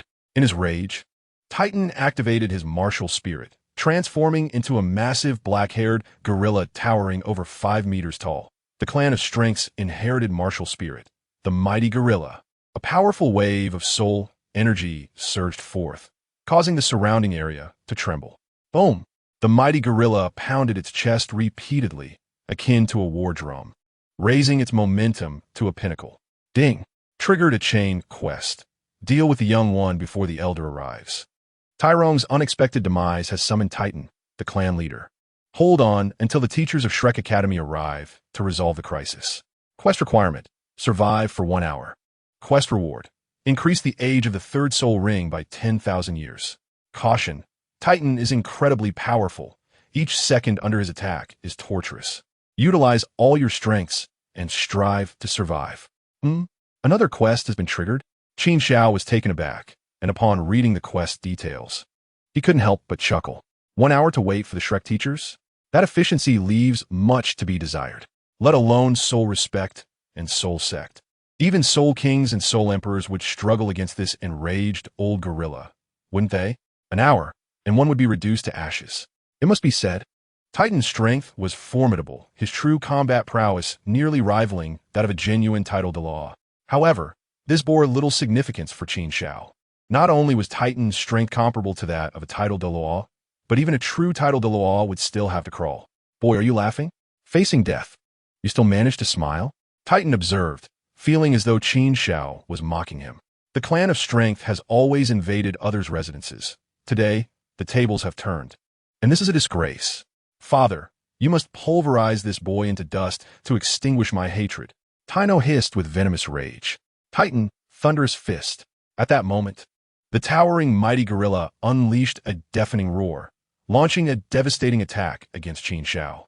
This was his 8th soul skill, his most powerful technique, with an impact radius spanning 100 meters. Still locking type skill? But I never intended to evade. Qin Xiao slightly bent his body, clenched his left fist, and unleashed a powerful punch. Boy, are you so frightened that you can't even use a soul skill? Titan couldn't help but sneer. However, in the next instant, his heart sank. A blue beam of light pierced through his body, shattering his heart into fragments. Was that a soul bone skill? Such a powerful soul bone skill. Could it be the legendary 100,000-year soul bone? In the final moments of his life, he sought to comprehend where he had faltered. Yet, he received no answer from Qin Xiao, and with a thud, his massive form collapsed to the ground. Until the last breath left him, he could not close his eyes. It is over. Truly over. Tino was left dumbfounded. The moment Titan fell, he knew the clan of strength had been utterly obliterated. One should be kind to the end. I shall see you on your way. Qin Xiao thought it fitting to extend his kindness. No, please don't kill me. I still wish to live. I am willing to acknowledge you as my master. Upon hearing Qin Xiao's words, Tino's face suddenly contorted in terror as he hastily begged for mercy. His spirit had been shattered by the relentless blows he had received. All he desired now was to survive. There was only one chance to choose. Qin Xiao coldly shook his head, flicked his fingers, and a bolt of electricity surged into Tino's brow. Having completed this, Qin Xiao turned and walked outside. Tang Hao, Tang San, continue to hide. Before long, the support for you may dwindle. With this in mind, Qin Xiao contemplated whether he should pay a visit to several other prominent affiliated families. Why are you still here? Upon returning to the Blue Tyrant Academy, Qin Xiao discovered Zhu Zhuqing waiting at the entrance. I heard that within Talon's clan, there are even formidable soul Douluos, Zhu Zhuqing stammered. Qin Xiao noticed her unspoken concern and instinctively reached out, ruffling her hair. It's all right. The matter has been resolved. No matter how strong a soul Douluo may be, they're still just a soul Douluo. Can they possibly surpass Tang Xiao? A subtle smile graced Qin Xiao's lips, exuding an air of calmness. Zhu Zhuqing's gaze flickered. Connecting Qin Xiao's demeanor, she suddenly understood. A powerful soul Douluo may have just fallen. If I possessed such strength, could I not also dictate my own fate? Let's go. Were you not waiting here to escort me to my residence? As Qin Xiao urged her, Zhu Zhuqing snapped back to reality. I'm coming. It was only then that she realized Qin Xiao had already walked some distance away. Before long, a piece of news reverberated through the city of Tindo. What? The Titan family, Talon, and Tino are all dead? This is nearly an annihilation. Investigate thoroughly. I want to know what transpired within a day. In the royal palace, Xuexing, who had no inclination for sleep, was taken aback by this news. The Titan family, renowned for its soul Douluo might, also boasted an astonishing background. Once the foremost of the 3 great sects, the affiliated family of the legendary Haotian sect, even a Title Douluo would think twice before provoking them. Even he would have to show some respect. Now that they've been wiped out, who could be this formidable? If so, could I perhaps utilize this person to my advantage? Xuexing's mind began to race. After all, Dagobo was definitely not going to help him. He would have to rely on himself to deal with Qin Xiao. In the Tindo Palace, Meng Xinji returned. Your Highness, this is a significant matter, he exclaimed before Xuexing. Meng President, what has happened to cause you to be so flustered? Xuexing queried, taken aback. Gulp, gulp. Meng Xinji downed a cup of water from the table. That domineering old fellow, Titan, is dead. What? Xuexing was startled. Titan was indeed a prominent figure in Tindo City, and now he was gone? Unfortunately, the battle concluded swiftly, and our people did not have the chance to discern who had struck. Meng Xinji sighed. To slay Titan, one must possess at least a 95th level Title Douluo. I wonder which strong individual was responsible. Could it be someone from the Spear Hall? Hearing this, Qinghe furrowed his brow and said quietly, I would appreciate it, Meng President, if you could thoroughly investigate this matter. Meng Xinji nodded solemnly. Rest assured, Your Highness. Knock. Knock, knock. Early in the morning, Qin Xiao was jolted awake by a series of knocks at the door. The door is unlocked, he called out. Creak. The door opened, revealing the ample figure of Lu Erlong. Qin Xiao glanced at her before averting his gaze, calmly inquiring, What brings you here so early, Director Lu? Talon is dead. His father Tenuo is dead, and his grandfather Titan is also dead. Lu Erlong's eyes fixed intently on Qin Xiao. Oh, Qin Xiao replied lightly. There are students in the academy who can attest that a conflict arose between you last night. So, you suspect I was involved? Qin Xiao looked once more at Lu Erlong. In contrast, Lu Erlong remained silent, her bright eyes fixed on Qin Xiao as if seeking answers from his expression. Suddenly, a smile graced Qin Xiao's lips. What if it was I who acted? And if it wasn't me, what then? Chapter 66. Zhao Wujia's Gratitude. Tang Hao's arrangement, 4,000 words. In the room, upon hearing Qin Xiao's words, Lu Erlong's breath caught sharply. She felt an overwhelming willpower pressing down on her, making it hard to breathe. This made her realize that the person before her was not merely a student of the Blue Tyrant Academy, but a formidable Title Douluo. Your Highness, I did not mean to offend, Lu Erlong stammered. I have other matters to convey. As her voice fell, Qin Xiao let out a light oh. The terrifying pressure dissipated in an instant. What else could be so important that Director Lu would come personally to convey it? Qin Xiao inquired with curiosity. It is Prince Qinghe of the Tindo Empire who invites you to meet him today at noon at the Moon Pavilion, Lu Erlong said, producing an invitation from her spatial soul guide and presenting it to Qin Xiao. Qinghe. Qin Xiao clearly saw the 3 bold characters inscribed on the invitation. Accepting the invitation, Qin Xiao smiled at Lu Erlong. Thank you. However, Lu Erlong remained stationary, seemingly unwilling to leave. Is there something else, Director Lu? Qin Xiao asked softly. Observing the typically forthright Lu Erlong, it was rare to see her display such a bashful demeanor. She fidgeted with her hair, which fell gracefully in front of her chest. Her lips pressed tightly together. After a moment, she finally spoke, Your Highness. I have heard from Flender that you possess a secret method to unlock the potential within a person. Indeed, Qin Xiao nodded. I have a friend who has been unable to break through the 30th level soul power barrier. I wonder if there is hope for him to fulfill his wish through such a method. Lu Erlong said, gazing at Qin Xiao with eager eyes. Qin Xiao's heart stirred. It was evident that Lu Erlong was referring to that invincible theorist, Yu Xiaojiang. Some things cannot be accurately answered without trying, he replied coolly. Then, if I were to assist, what kind of price would be required? Lu Erlong asked, her gaze fixed anxiously on Qin Xiao. Price? At her words, Qin Xiao chuckled. He rose and approached Lu Erlong step by step. In contrast, Lu Erlong's eyes flashed with a hint of panic, and she instinctively began to retreat. Thud! The table in the room shook. Lu Erlong realized she had nowhere left to retreat. Her back was against the table. This made her heart race, but the next moment, a large hand lifted her chin. Qin Xiao's gaze met Lu Erlong's directly. If you wish for my assistance, you should not ask what I require, but rather consider what you are willing to give. The distance between Qin Xiao and Lu Erlong was minimal. His breath, warm like a gust of heated air, brushed against her face. Qin Xiao could clearly see the flicker of panic in Lu Erlong's eyes, which was soon replaced by anger. Your Highness, please maintain your dignity, Lu Erlong said, tilting her head to the side. Ha ha! Qin Xiao laughed heartily. It must be said that successfully managing the fiery temperament and fierce disposition of Lu Erlong brings Qin Xiao an undeniable sense of accomplishment. Director Lu, what I desire is beyond your capacity to provide. You may only observe what might sway my heart. In the blink of an eye, Qin Xiao had already vacated the room, yet his voice echoed in Lu Erlong's ears.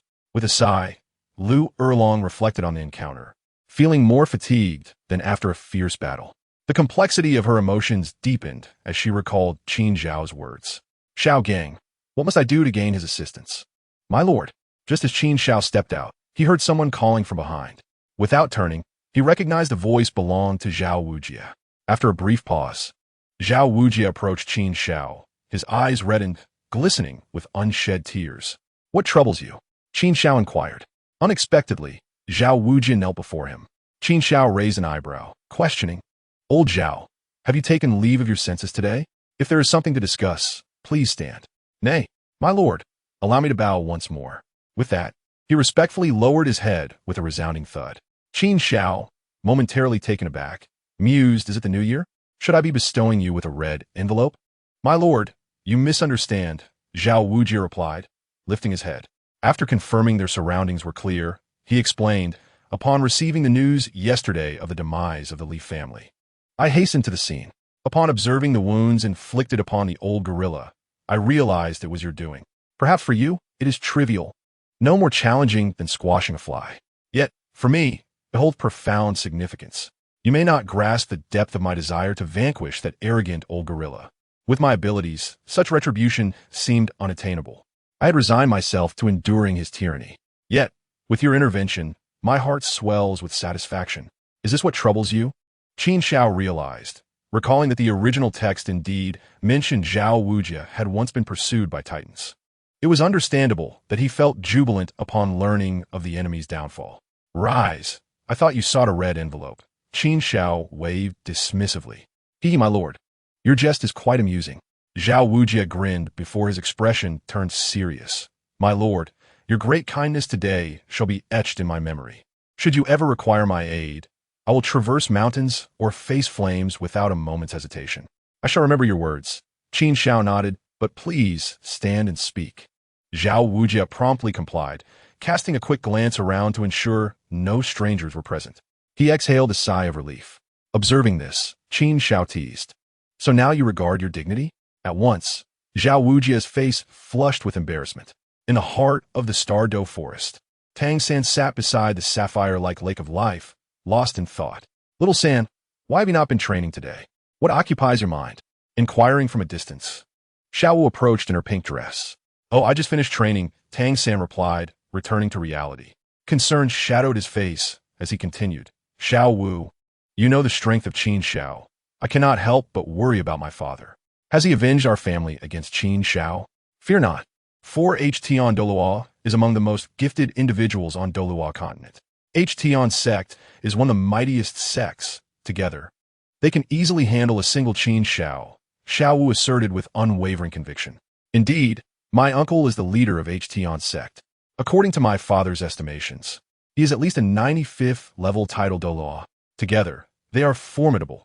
Unless Qin Xiao grows 3 heads and 6 arms, he will have no chance of escape. Tang San conceded, finally allowing a smile to grace his lips. However, just as he spoke, ripples suddenly danced across the lake's surface.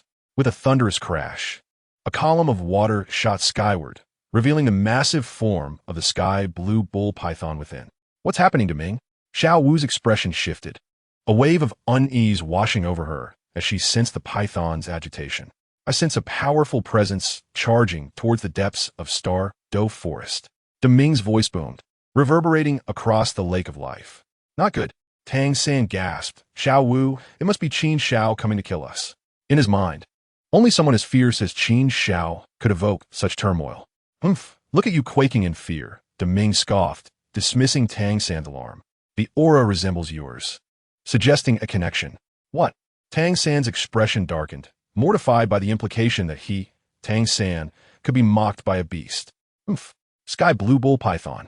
I vow to repay this humiliation tenfold. Little San, could this person be Haotian Douluo?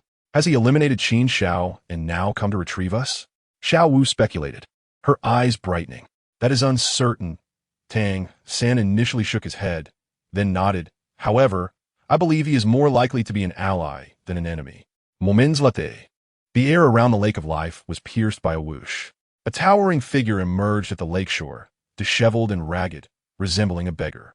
Yet, his aura was impossible to ignore, arrogant and domineering, exuding a sense of unassailable authority. Father, you have finally returned. Tang San's eyes sparkled with joy as he dashed towards the unexpected figure. Deming, do not be alarmed. This is Haotian Douluo from Haotian sect, and also Little San's father, Xiao Wu reassured Deming. At this, Deming fell silent. his gaze fixed intently on Tang Hao. In his understanding, humans were inherently untrustworthy.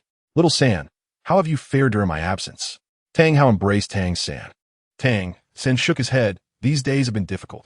I worried for your safety and feared that Qin Xiao, that villain, would not meet his end. Yet now that you have returned, I feel at ease. Father, could you recount the tragic fate of Qin Xiao before his demise? Though I did not witness it firsthand, hearing you describe that moment would bring me joy, Tang San implored, eyes gleaming with anticipation. In contrast, Tang Hao appeared utterly bewildered. Tang San inquired about the state of Qin Xiao before his demise. However, it was a misconception, for Qin Xiao had not perished. The truth emerged as Tang Hao divulged the details. What do you mean? Qin Xiao is alive? How can that be? Tang San's expression was one of disbelief, quickly giving way to anger. Did his uncle truly neglect their brotherly bond to assist you? This was the only possibility that crossed his mind. Upon hearing Tang San's words, Tang Hao's face bore a bitter countenance. When I sought your uncle Tang Zhao's help, he agreed without hesitation, but complications arose during the operation. Ultimately, your uncle met a tragic end at Qin Zhao's hands while I managed to escape. As Tang Hao recounted the harrowing battle with Qin Xiao, memories flooded his mind, instilling a sense of dread even now. Qin Zhao's strength was astonishingly formidable. Had it not been for his brother Tang Zhao's valiant protection, he felt certain he would have been reduced to ashes by now. What? 2 Title Douluo from the Haotian sect could not defeat Qin Xiao? One even perished? The implications were staggering. How could Qin Xiao be so overwhelmingly powerful? Who could possibly contend with him in the future? The realization struck Tang San hard, and even Xiao Wu felt a tremor of apprehension. Her thoughts instinctively turned to Ming, and she glanced at Ming, fearing that Ming too might be in peril. Had she known the consequences, she would never have brought Tang San into the Stardo forest to take refuge. With Ming gone, if Ming also fell victim, her life would be insufficient to atone for their loss. Xiao was filled with regret. Had she foreseen this outcome, she would have chosen to remain behind, offering Qin Xiao a soul bone and soul ring instead. Now it seemed futile. What formidable enemy have you provoked this time, Xiao Wu? Ming understood Tang Hao's words and realized their adversary was far more formidable than he had anticipated. Father, what should we do next? Tang San trusted that Tang Hao had a plan. Remaining in the Stardo forest was not a viable solution. You are a soul master, and a soul master academy is where you should be headed, Tang Hao stated solemnly. Must I return to Shrek Academy? Tang San furrowed his brow in disbelief. Shrek? That was once a promising place for you. Had it not been for Qin Xiao, you would have risen with Shrek, gaining numerous allies in the future. Alas, Qin Xiao's arrival disrupted my plans and shattered the carefully crafted environment. Tang Hao's expression darkened as he recounted this. Then where am I to go? Tang San asked, perplexed. To the capital of the Tindo Empire, Tindo City. There, academies abound, and finding one that imparts knowledge of soul masters will not be difficult. Tindo City? Tang San was taken aback.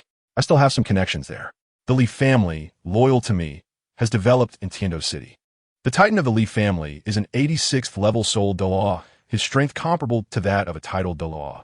I would feel at ease with you in his presence. Father, can Xiao Wu accompany me? Tang San did not immediately accept Tang Hao's proposal, but instead posed a question. Tindo City is not like the small town of Suo. Tang Hao shook his head. There are many powerful individuals, and while there may not be any Title Douluo, one can never be certain a Title Douluo might not pass through and discover Xiao Wu's identity. It would be wisest for her to remain in the Stardo forest, at least for now. Tang Hao then turned his gaze to Xiao Wu.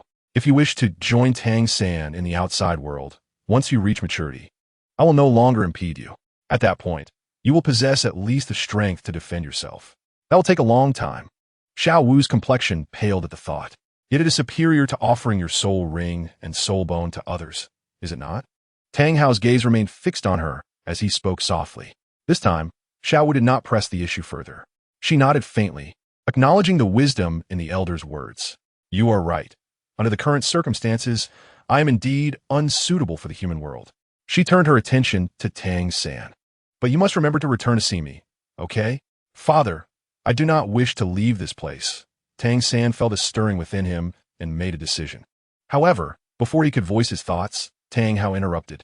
You are not like Xiao Wu. You are a human soul master, and the Stardo forest does not suit your growth. Only by constantly battling powerful foes can you rapidly develop. Tang Hao's expression was stern as he shook his head. Moreover, the Titan is no ordinary soul Douluo. He is also one of the last 3 divine craftsmen on Douluo continent. He can provide you with invaluable assistance in forging. Very well. Seeing the unwavering determination in Tang Hao's tone, Tang Xin ceased to argue further. He understood that persisting would yield no fruitful outcome. With both Tang San and Xiao Wu in agreement, Tang Hao said firmly, "Go pack your belongings." We set off immediately. Under the blazing sun, Qin Xiao leisurely arrived at the entrance of the Moon Pavilion. In his previous life, various clubs existed, and this academy was akin to a Douluo version of an exclusive club, open specifically to nobility. Reflecting on the information regarding Moon Pavilion, Qin Xiao could not help but scrutinize it further. Who are you? Stand back and do not linger before the Moon Pavilion. Unauthorized individuals are prohibited from loitering. After a moment, 2 figures emerged from within the pavilion and addressed Qin Xiao. They had been observing him for some time. Although Qin Xiao was well-dressed, he did not exude the lavishness typical of royal patrons. The contemptuous demeanor exhibited by the guards was unmistakably authentic. Qin Xiao inwardly nodded in acknowledgement. Yet, unlike the original narrative where Tang Hao resorted to violence, he chose a different approach. He retrieved an invitation and tossed it at one of the individuals. "What is this?" The man stumbled, hastily catching the invitation before it could fall to the ground. Upon recognizing the prominent signature of Shui Qinghe, he was taken aback, his shock palpable. "What? He is the esteemed guest invited by the prince?" The 2 men's demeanor shifted dramatically, bowing repeatedly and nearly prostrating themselves before Qin Xiao. One cannot blame ignorance. "Please, lead the way." To Qin Xiao, they were merely inconsequential characters, and he had no desire to impose hardship upon them. Upon entering the Moon Pavilion, he was struck by its grandeur, elegance, and opulence. Guided by a servant, Qin Xiao ascended to the 2nd floor and paused outside a door. "Knock, knock, knock." A servant gently knocked on the door and softly announced, "Your Highness, the esteemed guest you have been awaiting has arrived." As his words faded, Qin Xiao could distinctly hear hurried footsteps approaching from within the room. Creak. The door swung open, revealing a somewhat familiar face. "President Meng?" he exclaimed, somewhat taken aback. However, upon reflection, it made sense. According to the original text, prior to Shui Qinghe's betrayal, the 3 chief officials of the Tindo Royal Academy were all loyal to the prince. Shui Qinghe. Otherwise, Shui Xing and Shui Bong would not have been so relentless in their attempts to prevent Shui Qinghe from consolidating power. "Your Highness, it is unexpected that we meet so soon," Meng Xinji said, grinning broadly at Qin Xiao before stepping aside to invite him in. Upon entering the room, a figure turned abruptly to face Qin Xiao. It was a strikingly handsome young man who appeared to be in his mid-20s, wearing a warm smile. Without a doubt, he exuded an aura that was difficult to dislike. "Shui Qinghe." Qin Xiao silently called his name. He was also aware of Shui Qinghe's other identity, that of the daughter of the Pope of the Spirit Hall, Qian Rinxiu. "Shui Qinghe has had the honor of meeting Your Majesty, the Thunder Emperor." At this moment, Shui Qinghe respectfully clasped his hands in greeting towards Qin Xiao, displaying an attitude of utmost humility. "Due to my special identity, I was unable to greet Your Majesty in person. Please do not take offense. Later, I shall drink 3 cups as punishment." It must be said that Shui Qinghe was exceptionally adept at navigating social situations. Even though Qin Xiao recognized this was all an act, he found it rather pleasant. "Your Highness need not be so formal. I am not so petty as to hold that against you," Qin Xiao replied with a slight smile, responding with a nonchalant tone. It appeared that this individual was more amicable than he had initially presumed. Sensing the atmosphere lighten, Shui Qinghe breathed a small sigh of relief. He then gestured invitingly, indicating that the feast had been prepared and inquiring if it would suit the tastes of His Majesty. Qin Xiao, feeling no hesitation, graciously took a seat, followed closely by Shui Qinghe and Meng Xinji. "Your Majesty, allow me to apologize first. I shall drink 3 cups as penance." Shui Qinghe promptly fulfilled his earlier promise, downing 3 cups in quick succession before pausing. Qin Xiao could clearly see his face flush a deep red. "Well done," he praised, then added, "I presume Your Highness did not summon me merely to indulge in the delicacies and fine wines of the Moon Pavilion. If there is something to discuss, please be direct." Upon hearing this, both Shui Qinghe and Meng Xinji were taken aback. Qin Xiao's straightforwardness had caught them off guard. The third floor of the Moon Pavilion was considered a sacred space, belonging solely to Madame Yuehua. Suddenly, a figure dressed in purple and bearing the appearance of a steward hurried to the entrance of Madame Yuehua's quarters, whispering, "Madam, the prince's guest has arrived." After a brief silence, a celestial voice emerged from the room. In response, that person is neither a noble nor a royal of the empire, but rather a young stranger. The purple-clad steward answered truthfully, "I see. You may leave for now. I shall go and see for myself shortly." After a moment of silence, Madame Tang Yuehua's voice resonated once more. "Ha ha, Your Highness, since His Majesty has spoken, please speak your mind." Inside, Meng Xinji's expression shifted as he smiled and said, "President Meng is correct." Xue Qinghe nodded, directing his gaze towards Qin Xiao with an eager demeanor. "I wonder if I am worthy of having Your Majesty become a patron of my prince's residence?" Indeed, it was clear they sought to recruit him. Qin Xiao's interest was piqued. In truth, he had little concern over who would ascend as the emperor of the Tindo Empire. However, as Tang San and Tang Hao had already become adversaries, and Xue Beng and Xue Xing, according to the original text, had colluded with Tang San, they had subconsciously been placed on his blacklist. Should they dare to provoke him, Qin Xiao would not hesitate to oblige them. As for his relationship with Xue Qinghe, he intended to observe further. "Your Majesty, to demonstrate my sincerity, please feel free to express any requests you may have." At this moment, Xue Qinghe spoke again. Qin Xiao's eyes brightened. "I have heard that the Tindo Empire possesses a peculiar artifact known as the Hanhai Qinquan cover. In the original text, without the Hanhai Qinquan cover, Tang San would not have survived numerous perilous situations. Without it, he could not even initiate the divine examination. Regardless, Qin Xiao could not allow this item to fall into the wrong hands. If he could acquire it through Xue Qinghe, it would alleviate much of his burden." "What? The Hanhai Qinquan cover? I have indeed heard of it. It is the national treasure of the Tindo Empire," Meng Xinji exclaimed. "Your Majesty, President Meng speaks the truth. The Hanhai Qinquan cover is of great significance, and Xue Qinghe is currently unable to make a decision." Xue Qinghe paused for a moment, then offered an apologetic look to Qin Xiao. "I shall await Your Highness's response." Qin Xiao, seizing his cup from the table, drank deeply. "This cup is a toast to Your Highness. Thank you for your warm hospitality." After setting the cup down, he continued, "I have some matters to attend to, so I must take my leave." "Your Highness, President Meng, please stay," he said, turning to depart without waiting for a response. Xue Qinghe and Meng Xinji were momentarily left in stunned silence. "Ha! Qin Xiao, what an intriguing character." Xue Qinghe suddenly laughed, his expression laden with meaning. "Your Highness, a person of such strength may naturally possess a somewhat proud disposition.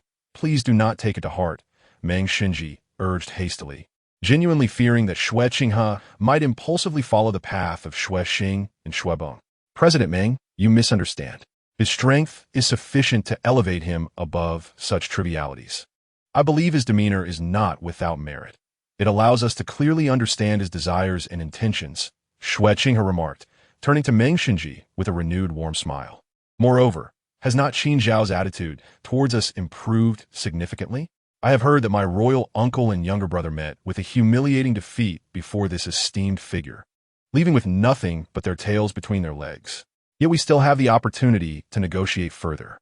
"Ha ha, Your Highness, by your reasoning, does that mean Qin Xiao is indeed favoring us?" Meng Xinji laughed heartily in response. "That is my belief," Xue Qinghe affirmed, looking once again in the direction of Qin Xiao. He mused, "He truly is an intriguing individual. I shall certainly seek to recruit him. However, regarding the Hanhai Qinquan cover, I have heard that His Majesty places great importance on it and has been attempting to unravel its secrets." At this moment, Meng Xinji expressed his concern again. "Whether or not we are willing to part with the Hanhai Qinquan cover ultimately depends on the wishes of the emperor." Xue Qinghe replied softly, "I will return to the palace and discuss this matter with my father." Meng Xinji nodded. "I shall accompany you." With that, they both walked towards the exit of the room. Just then, a graceful figure sauntered in. At first glance, she appeared to be in her late 20s, perhaps 27 or 28. Yet, her eyes seemed to hold the wisdom of the world, far beyond what a woman of her age could possess. Draped in a form-fitting silver palace gown, her demeanor exuded dignity, elegance, and opulence. Undoubtedly, this was the esteemed lady of the Moon Pavilion, Tang Yuehua. Shui Qinghe bowed slightly, for he had previously met Madame Yuehua. In a sense, she had taught him the nuances of etiquette, thus his respectful demeanor was entirely appropriate. Tang Yuehua reciprocated with a slight bow and inquired with curiosity, "I heard that His Highness was dining here, so I came to take a look. Why does it seem that His Highness is in such a hurry to leave?" As she spoke, she glanced at the table, observing a lavish spread of delicacies that had not been touched. She questioned, "Is the meal not to your liking today?" Shui Qinghe, touched by her concern, shook his head and replied, "Madam, please do not overthink it. An urgent matter has arisen that requires my attention. Then I shall not delay His Highness any longer," Tang Yuehua said, stepping aside gracefully.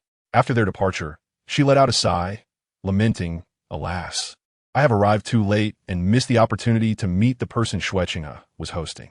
It seems I must send someone to inquire discreetly." As the head of the intelligence department for the Haotian sect in Tindo City, gathering all valuable information was her responsibility. Suddenly, the sound of footsteps reached her ears, and her expression instantly returned to composure.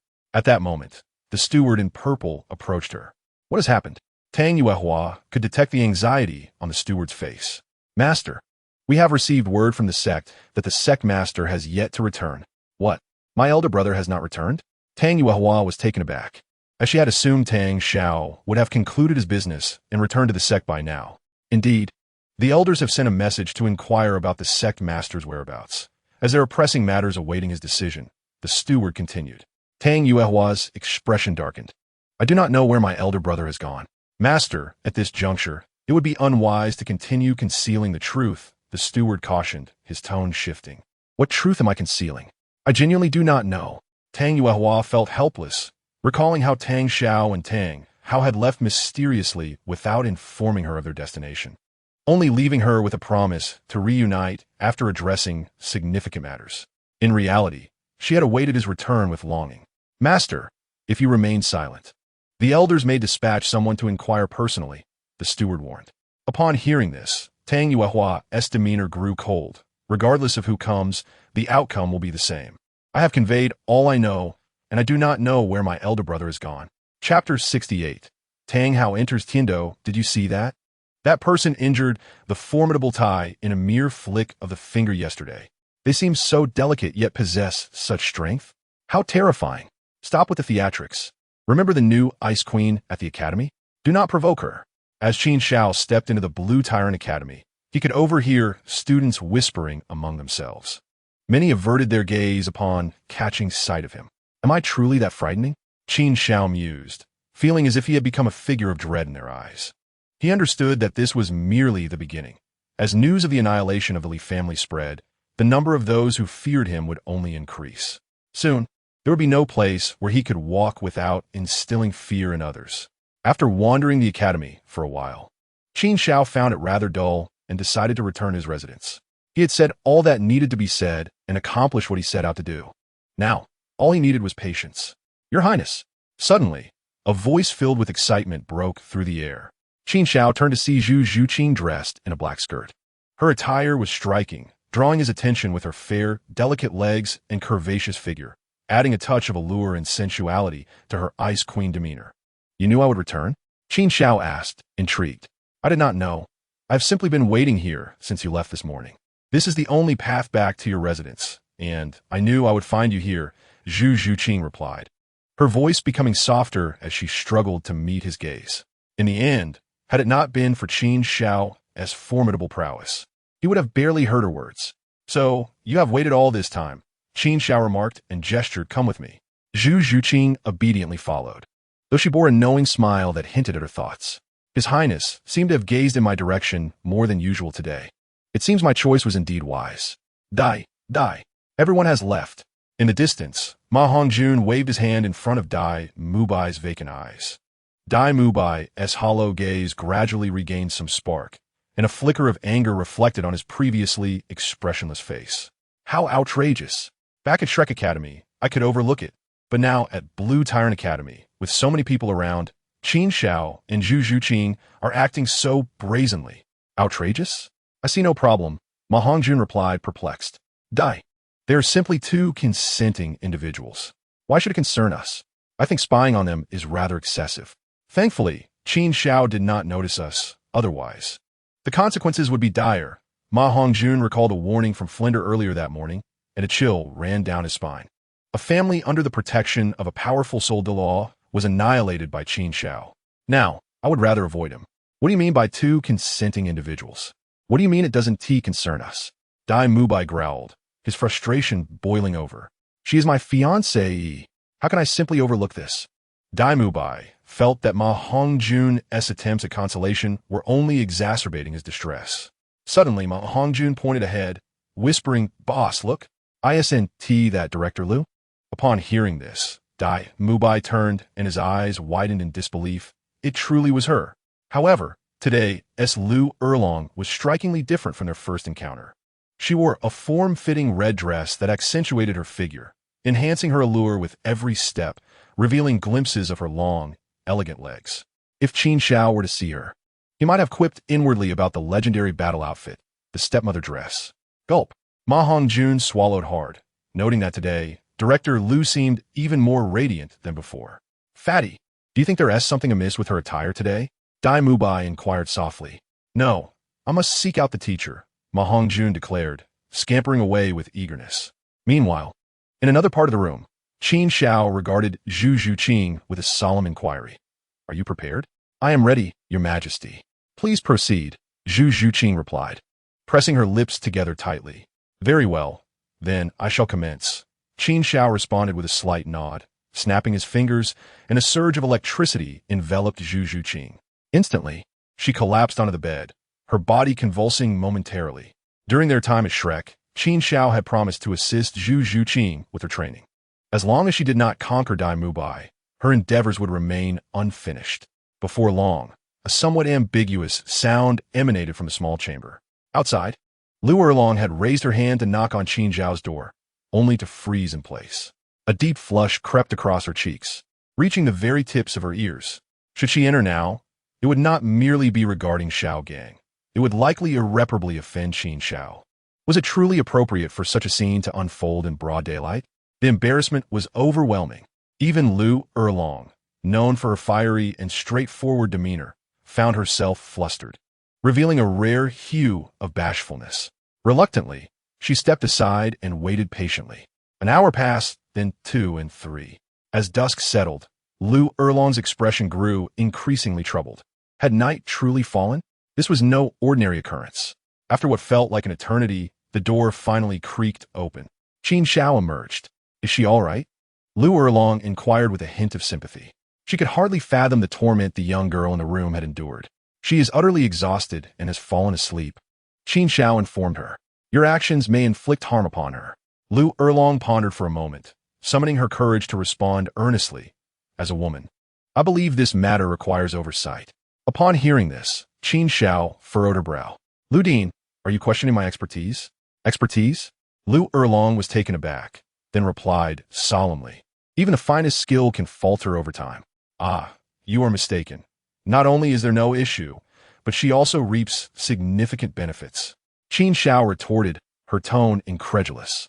How can you claim such a thing without having experienced it firsthand? Lu Erlong's brows knitted together in disbelief. Dazed by Qin Xiao's words, Lu Erlong stumbled back several paces, her heart racing with confusion. Was this a revelation of her feelings or an indication from Qin Xiao? Yet, she was wholly unprepared for such a confrontation. Lu Erlong had indeed adorned herself to engage Qin Xiao in further discourse. Previously, when Qin Xiao had asked what she could offer, she believed she could accept any terms, provided they did not breach her limits. However, it seemed that Qin Xiao was recklessly pushing the boundaries of her comfort. Lu Erlong struggled to articulate her thoughts, utterly at a loss for words. In frustration, she stamped her foot and fled. Did I say something wrong? Qin Xiao was left bewildered. As night fell and Lu Erlong remained absent in a nearby grove, Flanders' expression darkened with the encroaching dusk. His mindset began to unravel. Teacher, do not worry. Is it possible that Lu Erlong and Qin Xiao are engrossed in conversation? Having lost track of time, Ma Hongjun suggested tentatively. Under ordinary circumstances, I would believe that. However, you mentioned that Erlong is donned in battle attire. Can I still trust that? Flandre replied, glancing at Ma Hongjun. Moreover, You are unaware of Lu Erlong's feelings for you, Xiaojing. She is capable of anything. As he spoke, a sense of bitterness filled his heart. Oh, Lu Erlong, why must you tread this irreversible path? Yu Xiaojiang is certainly not worth such devotion. The more he contemplated, the more resentment he felt, not toward Qin Xiao or Lu Erlong, but solely towards Yu Xiaojiang. Were it not for him, Lu Erlong would never seek out Qin Xiao. Dean, you must remain strong. Zhao Wujia's hand landed on Flandra's shoulder, his eyes filled with sympathy, almost as if they shared an understanding of mutual suffering. Reflecting on Dail Mubai's situation, Flandra felt a sense of relief. That young man is indeed worse off than I am. Let us go and drown our sorrows in Tianshui City. I shall treat, he declared, meandering towards the academy's exit with a lackluster spirit. Time swiftly passed, and 3 days went by in a blur. To Qin Xiao's astonishment, the days were unusually tranquil. No news arrived from the Tianshui royal family, and neither Xue Xing nor Xue Bong made any attempts to win her over. Lu Erlong seemed to have abandoned her intentions of aiding Yu Xiaojiang. Even Flandra had not been seen in 3 days. Zhao Wujia informed Qin Xiao that Flandra had yet to return, but appeared to be living quite comfortably. Qin Xiao was taken aback. Had Flandra suddenly experienced an epiphany, deciding against clinging to his previous grievances? What transformative events could have prompted such a significant shift in his demeanor? Father, is this truly Tianshui City? It is indeed vast compared to Suatua City, Tang San remarked, gazing at the magnificent and imposing Tianshui City. Haha, bringing you to Tianshui City was indeed a wise choice. Only by broadening your horizons can you truly embrace the world. Tang Hao chuckled beside him. When the opportunity arises, I shall take you to Spirit City. That is where true grandeur lies. Really? Tang San's eyes sparkled with excitement. Indeed, Tang Hao affirmed, ruffling Tang San's hair. However, my dear San, remember that neither Tianshui City nor Spirit City can compare to the majesty of our Haotian sect's mountain gate. Upon hearing this, an overwhelming sense of longing welled up in Tang San. He wondered if there would ever come a day when they could return to their sect.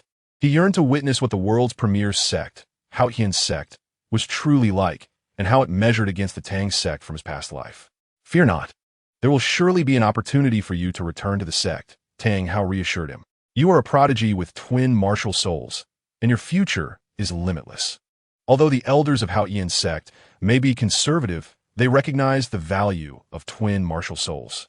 If you were to reclaim your heritage, they would undoubtedly welcome you back. Tang San was momentarily taken aback and then inquired, What about you, father? Me? Tang Hao chuckled.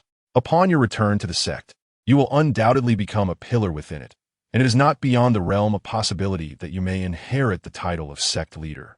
Whether or not I can return to Haotian sect rests solely on your will. Of course, it may not be long before the elders come seeking me to return to the sect, Tang Hao added. Tang San's heart stirred. Was this related to Uncle's situation? Indeed, Tang Hao nodded. Without your elder brother, the sect still possesses several Title Douluo level elders. However, they have aged, and their potential has been nearly exhausted. They cannot advance much further. In contrast, I am still young, and my future achievements will far exceed theirs. If they do not invite me back to take charge, who else will? Upon hearing this, Tang San's eyes suddenly brightened. Father, if what you say is true, there should be no problems at all. As long as the elders of the Haotian clan are not foolish, they will surely know what choice to make. Ha ha! Tang Hao couldn't help but burst into laughter.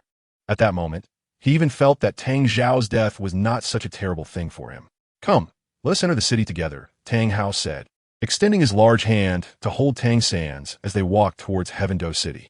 After a considerable time in Heavendo City, Tang Hao and Tang San stood outside the residence of the Li family. What is going on? Has someone died?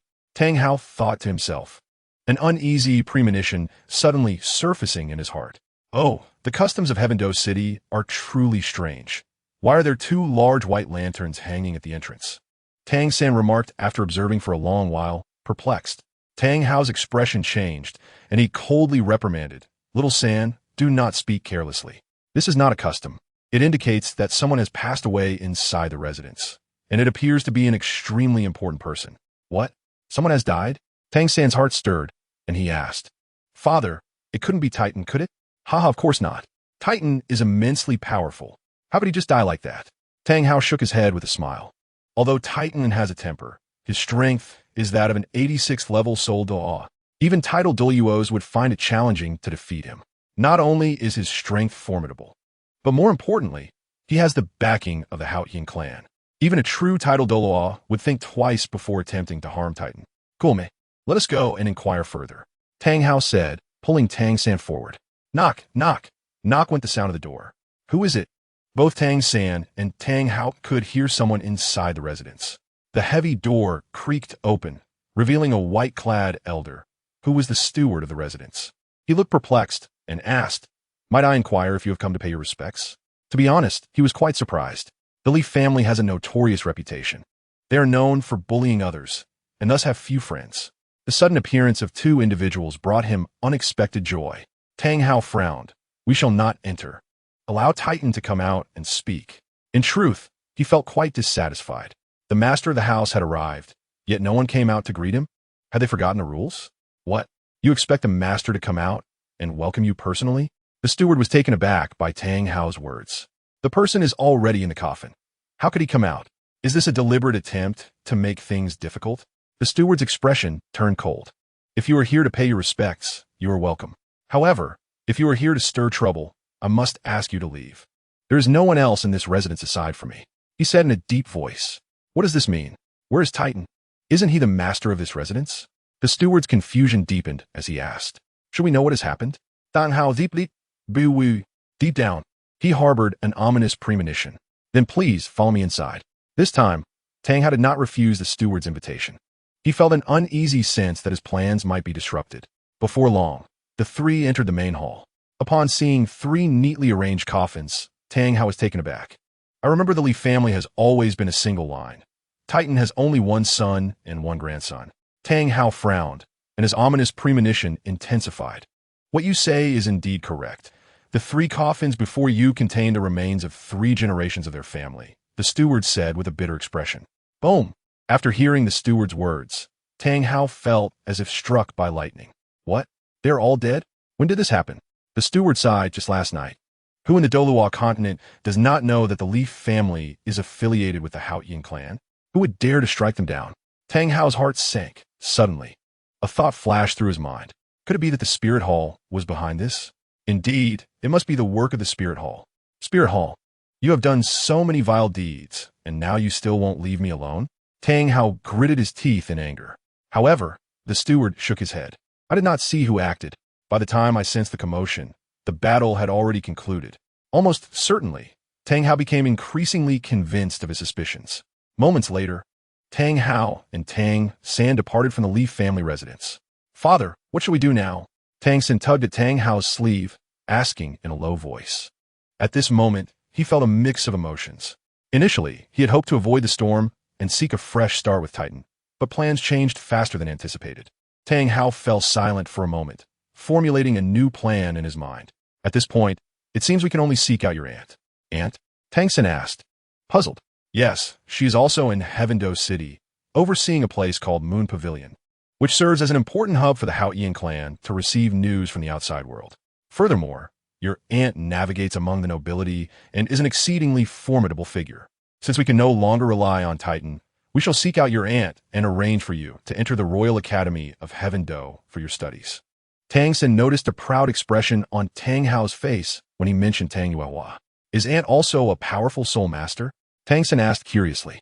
In his mind, he had already envisioned Tang Yuehua as a powerful woman, a Title Douluo. However, Tang Hao shook his head, his expression complex. Your aunt lacks the innate talent for cultivation.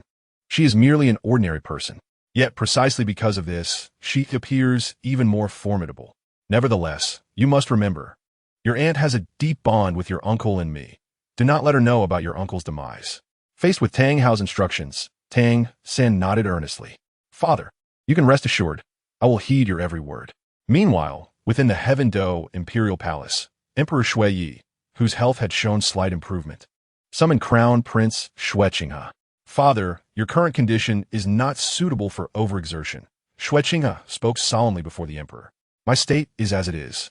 Each day is a blessing. How is the matter I entrusted to you? What response did Qin Xiao provide? Emperor Shui, lying on his sickbed, eagerly inquired. This. Shui hesitated. What is the matter? Is it difficult to handle? Emperor Shui Yi furrowed his brow. Qin Xiao has requested an item from you. Without it, there can be no further discussion. Xueqing has said, somewhat troubled. Does he seek my imperial seal? No. Is it the military token of the Tindo Empire? No. It is not. What is it then? To say it plainly, the Snow Knight Emperor no longer wishes to guess. Indeed, he feels it unnecessary. As long as the imperial seal and the military token are not involved, it poses no significant issue. Qin Xiao has expressed considerable interest in our Tindo Empire's treasure, the Hanhai Qinquan shield.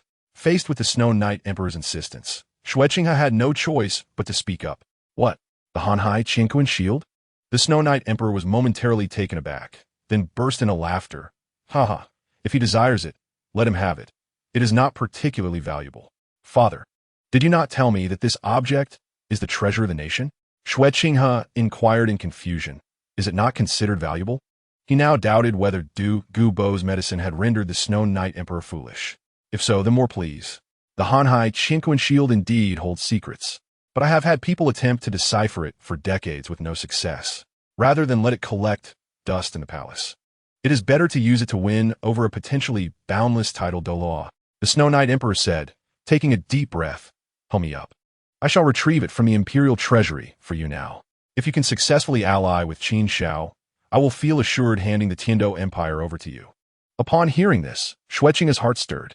It was indeed rather burdensome to continually trouble the Snow Knight Emperor with his own affairs. Perhaps he should make an effort himself? Brother, you have finally returned. In the Moon Pavilion, Tang Yuehua's face lit up with joy upon seeing Tang Hao. However, her second remark was, where is elder brother? In contrast, Tang Hao's expression stiffened. Elder brother has matters to attend to and cannot return for the time being. Tang Hao forced out, though his acting was commendable. His demeanor only revealed a hint of awkwardness. Meanwhile, Tang Yuehua was entirely focused on Tang San and did not notice.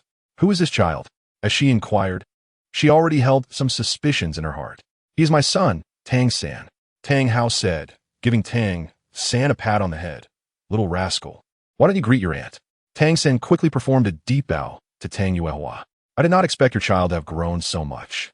Tang Yuehua's expression momentarily turned dazed, quickly helping Tang San to his feet. Good child, rise quickly. Then she seated him at the table. Brother, now that you have returned, do stay here in Tindo City. You need not worry. No one will discover your presence.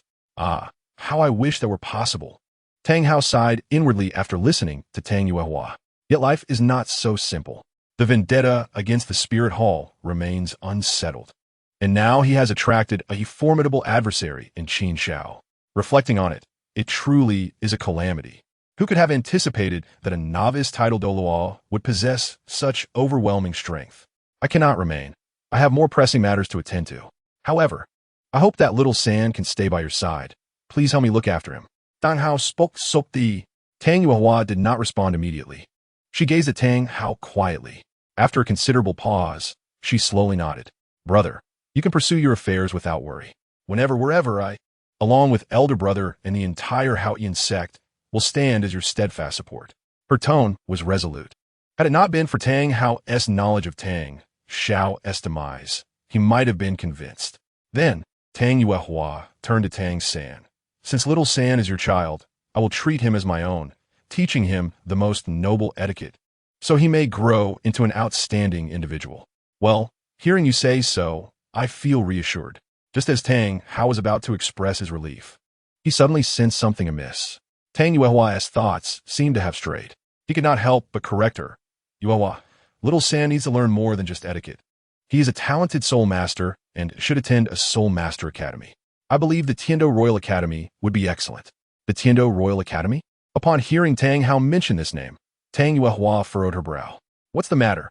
Is it difficult for little San to attend the Tindo Royal Academy, given your capabilities? Tang Hao feared her frown. Under normal circumstances, as long as his talent is decent and he is willing to pay the tuition, it would not pose a problem. However, the Tindo Royal Academy is likely to undergo significant upheaval soon. Both faculty and students may experience considerable changes, and I fear little San may be influenced. So it will be better for him to wait a while. Tang Yuehua voiced her concerns. Tang Hao's heart stirred, and he could not help but inquire. The Tindo Royal Academy is directly controlled by the Tindo royal family. How could there be issues? This is a long story, beginning with an institution called Shrek Academy. Tang Hao sighed deeply. Shrek. Upon hearing this, Tang Hao and Tang Sen shivered, feeling a chill rise from the soles of their feet to the crown of their heads. No way. Could it truly be that Shrek associated with Qin Xiao? Yet as Tang Yuehua recounted the tale, both Tang Hao and Tang San felt their spirits sink. Prince Xuesheng personally intervened to suppress the members of Shrek Academy. Unexpectedly, one among them was a Title Douluo stronghold, and I have heard that even the poisoned Douluo holds this individual in great regard. Due to Xuesheng's exclusion, that Title Douluo took the members of Shrek Academy away from the Tindo Royal Academy. Afterward, when the Snow Knight Emperor learned he had missed out on such a powerful ally, he was furious and stripped Prince Xuesheng of his powers, transferring full control of the Tindo Royal Academy to the Crown Prince, Xuesheng. It will not be long before the Academy undergoes a complete reshuffling. After a lengthy pause, Tang Yuehua succinctly summarized the information she had gathered. It is Qin Xiao. It must be Qin Xiao without a doubt. Tang Sen was certain that this Shrek Academy was indeed the one from Soto City, and that Title Douluo stronghold was Qin Xiao. Tang San swallowed hard and asked, Aunt, do you currently have any information regarding this Title Douluo? Tang Yuehua shook her head, expressing some regret. Not at the moment. This matter involves the prince, the crown prince. Entitled to level powers, and everyone is wary of drawing attention to themselves, so no one dares to speak too freely. Tang Hao instructed solemnly, then do not inquire further. After speaking, he beckoned Tang San over. Little San, come here. Say goodbye to your Aunt Yuehua. We must take our leave. Upon hearing this, Tang San hurried to Tang Hao's side. In truth, as soon as he deduced that Qin Xiao was also in Tindo City, he wished to leave this place without delay. In contrast, Tang Yuehua was bewildered. Brother, did you not just say that little San should stay here with me to learn? Even if he cannot enter the Tindo Royal Academy now, he can still learn etiquette with me here. Indeed, Tang Hao replied solemnly. That was just a moment ago. I have changed my mind. I believe little San should accompany me for further training before coming to you to refine himself. Yes, Aunt. I think what father says is right. Tang San quickly echoed Tang Hao's sentiments. Very well, it is settled then. Yuehua, you need not see us off. I will leave with little San now. Tang Hao waved his hand grandly, pulling Tang San away. Tang Yuehua paused. Brother, even if you are leaving, let me see you off. See you off? Tang Hao shook his head. As soon as he confirmed that Qin Xiao was in Tindo City, he felt an overwhelming urge to leave without delay. To hesitate, even for a moment, would be a dereliction of his own life. The mountains and rivers may bring encounters, but there will always be a day of parting. With that thought, Tang Hao did not wait for Tang Yuehua to say anything further and swiftly led Tang San away. Exiting Tindo City, Tang Hao plunged into the sunset forest with Tang San in tow. Dad, why are we taking this route? Tang San inquired, puzzled. Did we not agree to escape? The sunset forest is seldom traversed by people, making it easier to conceal our whereabouts. Taking the main road would be too conspicuous. That clever Qin Xiao could trace us by the slightest clues. We must remain vigilant, Tang Hao replied earnestly. However, as he uttered those words, Tang Hao felt a deep sense of inner turmoil. He had traversed the Douluo continent for much of his life, basking in glory. Even when he had to flee from the spirit hall, he did not view it as a low point in his life. He simply chose not to resist. Though the spirit hall was formidable, he was not afraid. Yet, everything changed with the emergence of Qin Xiao. He had faced the former pope of the spirit hall and numerous powerful foes without fear, but now he found himself gripped by trepidation. Tang Hao reflected on the matter, recognizing that his repeated strokes of luck in evading danger had likely contributed to his growing fear of death. Qin Xiao had become his inner demon. Until Qin Xiao was vanquished, his future cultivation would remain stagnant. He was acutely aware of his predicament, yet felt utterly powerless. Qin Xiao was too powerful, instilling a fear so profound that he saw no hope for himself. With Tang Xiao deceased, who else could assist him? As he walked, Tang Hao pondered these thoughts. Nevertheless, his pace with Tang San was brisk. With the aid of his soul power, each step they took covered a considerable distance. Time in the mountains seemed to have no meaning, and before long, Tang San suddenly tugged at Tang Hao's arm. Dad, have you been there? Tang San pointed toward a distant hill that rose 4 to 5 meters high. Tang Hao surveyed the area and murmured, This location qualifies as the heart of the Sunset Forest. Unknowingly, we have arrived here. There are many hills in the Sunset Forest, but I do not recall visiting that one. Can we go take a look? Tang San's eyes sparkled with eagerness. The Xintian treasure record contained many references to geographical formations, and he had a vague feeling that the terrain ahead was anything but ordinary. The faint sourness in the air hinted at sulfur. He speculated that a volcanic crater might be concealed beneath the hill. Some rare herbs thrived in extreme environments. Very well, Tang Hao agreed without hesitation, leading Tang San to ascend the hill. Upon reaching the summit, Tang San was taken aback by the sight before him. They stood at the edge of an inverted cone-shaped depression, from which a thick, humid heat emanated, replete with the characteristic scent of sulfur. He quickly activated his purple extreme demon eye, straining to see. A striking red and white spring appeared faintly in his vision. My goodness, the ice and fire yin-yang eye. This is truly the ice and fire yin-yang eye. Tang San exclaimed, unable to contain his excitement. The ice and fire yin-yang eye? What is that? Tang Hao Mu Set In Wali. Could it be something edible? Akin to a dragon's eye? Father, this is a unique geographical formation that may yield extraordinarily rare spiritual herbs, perhaps even celestial grasses, Tang San replied, his voice trembling at the mention of celestial grasses. Tang Hao frowned. Spiritual herbs? Celestial grasses? Where did you hear about such things? Tang San's gaze sharpened with determination. My teacher told me. He has always aspired to break through in his cultivation and has concluded, after studying numerous texts, that some spiritual herbs and celestial grasses can facilitate such breakthroughs. You Xiaojiang? A waste is still a waste. Lacking inherent potential, he resorts to these dubious methods. Relying on external substances for cultivation is akin to hastening the growth of seedlings. It is of no benefit to true practice. Tang Hao scoffed dismissively. Little San, remember, learn only the fundamentals of being a soul master from Yu Xiaojiang. He has read extensively about the Spirit Hall and the Blue Lightning Tyrant Dragon Clan, and his knowledge is indeed profound. As for notions of the 10 core competencies or such esoteric theories, steer clear of them. They will not serve you well. Surprised by Tang Hao's disdain for Yu Xiaojiang, Tang San felt taken aback. Yet, with such a treasure before them, how could not dare to explore? Father, I recall now. The information about the ice and fire yin-yang eye and celestial grasses was discovered by my teacher in the Spirit Hall's texts. Said to be a closely guarded secret. Tang San feigned deep thought and continued, moreover. He mentioned several powerful celestial grasses that not only enhance cultivation, but also cleanse and refine the body without any adverse effects. Even the Spirit Hall is searching for them. What? This is news circulating in the Spirit Hall? Tang Hao realized the gravity of the situation. If such treasures truly existed, they warranted serious consideration. Could it be that a Title Douluo level expert would also benefit from consuming them? Absolutely. Tang San's response was resolute. Then does this mean I have renewed hope for enhancing my strength? Truly, there is no dead end in the heavens. Tang Hao's eyes gleamed with excitement. Then we must descend and investigate without delay. In no time, Tang Hao and Tang San found themselves in the valley. Before them lay an oval-shaped pool, where milky white and crimson waters coexisted, distinctly separate yet harmonious. Remarkable, truly remarkable. Tang Hao was awestruck by the sight. Tang San, equally astonished, was captivated not just by the pool, but by the diverse array of spiritual herbs surrounding the ice and fire yin-yang eye.